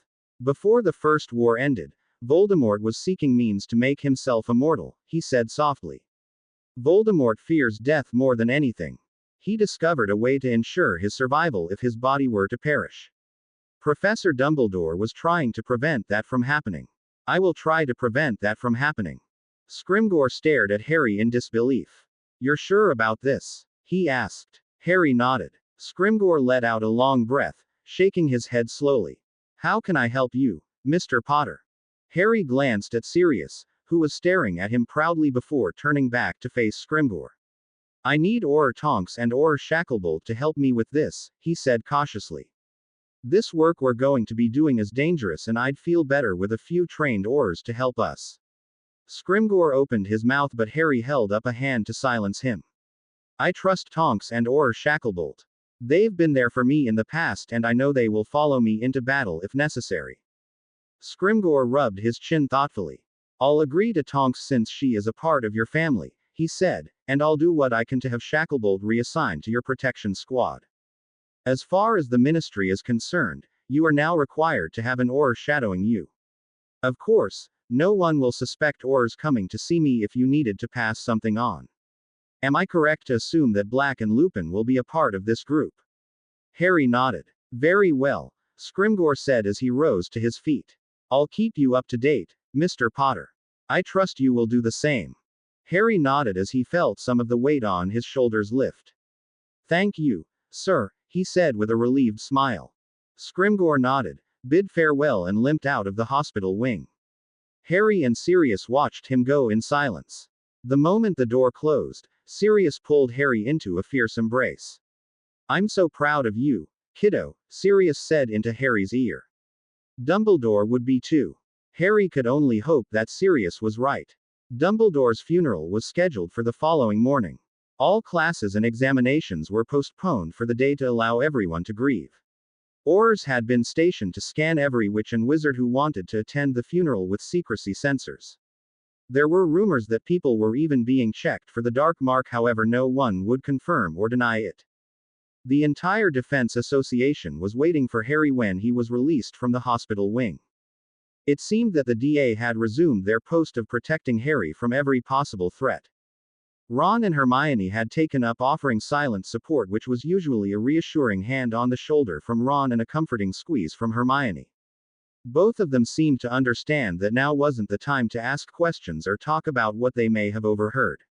Rumors were still flying concerning how Harry and Dumbledore managed to be cornered by Death Eaters in the middle of the night, and most of them seemed to center around Voldemort. Scrimgeour was back for breakfast, sitting in Professor Snape's chair and talking quietly to Professor McGonagall. Madame Maxime from Beauxbatons had come and was sitting beside a distraught Hagrid, her large hand held tightly in his. In no mood to eat, Harry glanced around the hall, his eyes catching parents who had arrived to be with their children, previously graduated students comforting younger students who they most likely didn't even know, and ministry officials stationed around the large room. Everyone was wearing dress robes or their black school robes, which added to the somber mood. It was difficult for Harry to concentrate with all of the emotions bouncing around. There was so much sadness mixed with regret, grief, uncertainty, and fear. It seemed that the shock had finally worn off, allowing everyone to realize exactly what Dumbledore's death meant for the wizarding world. Professor McGonagall slowly rose to her feet and waited as conversation ceased. It's nearly time, she said firmly, her face betraying no emotion. Please follow your heads of houses out to the grounds. Gryffindors, after me. Everyone slowly filed out of the Great Hall. Harry kept his head bowed as he followed Ron and Hermione. Despite the warm day, Harry shivered as he walked through the entrance hall. He had never been to a funeral before but knew they were basically a formal event where people said goodbye to the departed. That was something Harry wasn't sure he could do. He knew Professor Dumbledore was gone. He just didn't know if he could say goodbye yet. It was so much easier to think that he was simply on a really long journey. Reaching the bottom of the stone steps, Harry felt a hand on his shoulder and looked up to see Sirius and Remus. They pulled Harry away from the Gryffindors and ushered him towards the lake, where there were hundreds of chairs in rows. There was an aisle in the center, separating the chairs into two groups. In front of the chairs was a large marble table that was obviously where Dumbledore's body would be put. Harry choked back a sob as tears filled his eyes. He wasn't ready for this. Why couldn't anyone see that? An arm wrapped around his shoulders and held him steady. I know, kiddo, Sirius said sympathetically. Come on, Minerva wants you to sit up front since you were the closest Dumbledore had to family. At Harry's startled look, Sirius smiled. She was there when he died, Harry. She heard you call him Granddad. Harry kept his eyes on the grass as Sirius and Remus ushered him towards the chairs. Whispers filled the air as they moved to the first row. Sirius tightened his hold and pulled Harry closer. Waiting for them in the front row were members of the Order including Mad-Eye Moody, Tonks, Charlie, and Kingsley Shacklebolt. Tonks immediately pulled Harry into a fierce embrace and kissed him on the cheek. Harry let out a shaky breath as Tonks pulled away and moved to Charlie's side, her hand slipping into his. Moody and Shacklebolt both greeted Harry with a nod, but their eyes couldn't hide the strong emotions flowing off them. Both men were determined to uphold their image even though they were clearly affected by Dumbledore's death. As the chatter started to quiet down, Harry sat down between Sirius and Remus, his eyes fixed on the marble table. He barely noticed the Hogwarts staff and Scrimgeour walking past him to take the front row in the opposite group of chairs and only let out a shaky breath when Professor McGonagall stopped to give Harry's arm a reassuring squeeze. He could vaguely hear a strange sound coming from the lake but didn't bother looking to see what it was. He did, however, notice Hagrid walking towards the marble table with something wrapped in purple velvet shining with golden stars. With as careful as Hagrid was being, Harry knew it was Dumbledore's body underneath the velvet. Tears flowed down Harry's face, as Hagrid set Dumbledore's body on the table. Sirius wrapped an arm around Harry's shoulders while Remus took hold of Harry's hand, gently rubbing the back of it with his thumb. No one said a word as Hagrid moved back to his seat while brushing away the large tears that were falling down his face. Harry couldn't bring himself to look at the velvet that had taken the form of the body lying underneath it. Letting out a wavering breath, Harry closed his eyes and just listened. Someone walked past him and stopped before reaching the marble table. There was a brief silence before he started to speak. Harry just let the words float in one ear and out the other. No amount of words would change what he thought about Dumbledore. He knew that everyone saw Dumbledore as a powerful wizard, as a leader. To Harry, Dumbledore was someone who had to make the difficult decision when no one else would. Dumbledore did what he thought was best and even made a mistake from time to time. Basically, Dumbledore was human, just like everyone else. Just like me. Silence was the sign that the speech had ended. Slowly, Harry opened his eyes and looked up to see a little tufty-haired man in plain black robes walk back to his seat. Harry slowly shifted his gaze to Dumbledore's body and gasped. There were sparkles of light appearing just above it only to ignite into bright, white flames that seemed to surround Dumbledore's body. Several people screamed in shock as the flames grew higher and higher. Harry immediately had his wand and had to try to stop it but was held back by Sirius and Remus. White smoke filled the air and seemed to create odd shapes. For a moment, Harry thought he saw a phoenix flying. His suspicions were confirmed when he heard a phoenix singing. With a burst of red flames just above the white, Fawkes appeared and flew in a circle before landing on the ground in front of Harry. Harry slowly sank to his knees as the white fire vanished to reveal a white marble tomb as Dumbledore's final resting place. His gaze shifted from Fawkes to the tomb and back to Fawkes before he opened his arms let the phoenix jump onto his lap. Harry wrapped his arms around Fawkes and buried his face into the bright red feathers. He didn't know how long he sat there holding Fawkes as their tears fell in harmony. All Harry knew was that he wasn't the only one who had lost a member of his family. Fawkes had lost a brother. The remaining days at Hogwarts passed slowly for many. Aurors were now seen patrolling the hallways and had been instructed to report any sort of suspicious activity to Professor McGonagall. Sirius had taken over as defense against the dark arts teacher and Remus was helping Professor McGonagall with transfiguration while she was adapting to headmistress duties. Tonks had been assigned to Harry's security and Shacklebolt would be joining her when his replacement had been trained. Harry had been moved out of the Gryffindor Tower and into the Marauder quarters, for safety reasons, although Harry knew that it was really because Sirius and Remus were still worried at how hard he had taken Dumbledore's death. Truthfully, Harry knew he would most likely be suffering from nightmares if Fawkes hadn't taken up sleeping beside Harry every night. For some reason, Fawkes' presence made Harry feel that a part of Dumbledore was still there. Ron and Hermione spent every moment possible with Harry in the Marauders' quarters talking about anything and everything. Harry had eventually told them everything that had happened that night, along with revealing the final secrets he had kept from them. They had expected the healing ability after what had happened to Bill, but they had certainly been shocked to find out about Harry's connection to Hogwarts. Hermione had scolded herself for not recognizing the signs before running off to the library for research. Ron had merely shrugged his shoulders and said, "Only you, Harry. This could only happen to you." Ron had informed Harry that Mrs. Weasley now accepted Fleur after a confrontation in the hospital wing involving Bill's injuries. The wedding was still scheduled for August since Bill's injuries were non-existent now, thanks to Harry's healing. Harry had tried to explain what he felt concerning Bill's wolf side to Ron, but Ron looked as confused as ever. According to Ron, Bill was still Bill. He just had a craving for rare steaks every now and then. One of the harder discussions had been concerning future plans. Ron and Hermione had been shocked to learn that Harry wouldn't be going home with them. Harry would be spending the summer at Hogwarts and focus on finding the remaining Horcruxes. Hogwarts had the most comprehensive library for wizarding history, which was what they currently needed.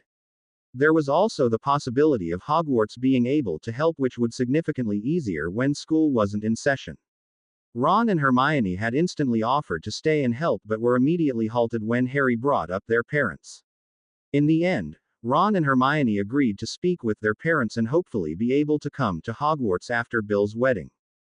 Once again, the leaving feast was decorated with black drapes on the wall behind the teacher's table instead of the colors for the winner of the House Cup. Tonight was a tribute to Professor Dumbledore. Harry looked up in the empty chair at the center of the table and let out a shaky breath. He could almost see Dumbledore sitting there with his eyes twinkling at everyone before rising to his feet, saying something that made absolutely no sense and beginning the feast. Harry blinked his tears away and looked back at the chair to see it empty once again. He forced himself to look at his plate. It was so hard to see places Dumbledore had been not so long ago and accept that he would never be there again. That was the main reason Harry avoided Dumbledore's office like the plague. There were just too many memories. Professor McGonagall gave the end-of-term speech, which revealed that Hogwarts would indeed be open next year for those who wished to return. She also mentioned that there would be tighter security and punishments for any type of questionable magic used. The majority of the student body was relieved since there had been rumors of Hogwarts closing. The question now was how many parents would allow their children to return. The following morning arrived, and in no time the students had their trunks packed for the train ride home. Harry had ventured down to the entrance hall to say goodbye to his friends. He found himself pulled into more embraces than he ever thought possible, especially by seventh-year students. Cho and Katie had insisted Harry contact them if he needed anything since they owed him one for all of the training. Ron and Hermione's goodbyes had been hard, but Harry promised that he would keep them informed and contact them if he needed help. When the final Thestral-drawn carriage left for Hogsmeade, Harry turned to see Sirius, Remus, Tonks, Shacklebolt and Professor McGonagall standing at the bottom of the staircase, waiting for him. Despite the stress she was under, Professor McGonagall insisted on being a part of Harry's quest, even if it was just as an advisor. Harry had a feeling that this was her way of actually doing something about what happened to her friend and mentor for so many years. "Well, Harry," Professor McGonagall said curiously. "Shall we get to work? There's no time like the present." "Yes, Professor," Harry said with a nod. "Lead the way." Professor McGonagall smiled slightly and turned to lead the way to her office by the Transfiguration classroom. They had so many areas to cover. Harry had made the mistake last time of being caught unprepared. He wasn't going to be put in that situation again. He didn't have Professor Dumbledore's knowledge or experience, so he would have to do things his own way. Harry just hoped that his way would work and he would make Professor Albus Dumbledore proud. To be continued. I hope you enjoyed this story. Also remember to subscribe and like this video. See you in the next video.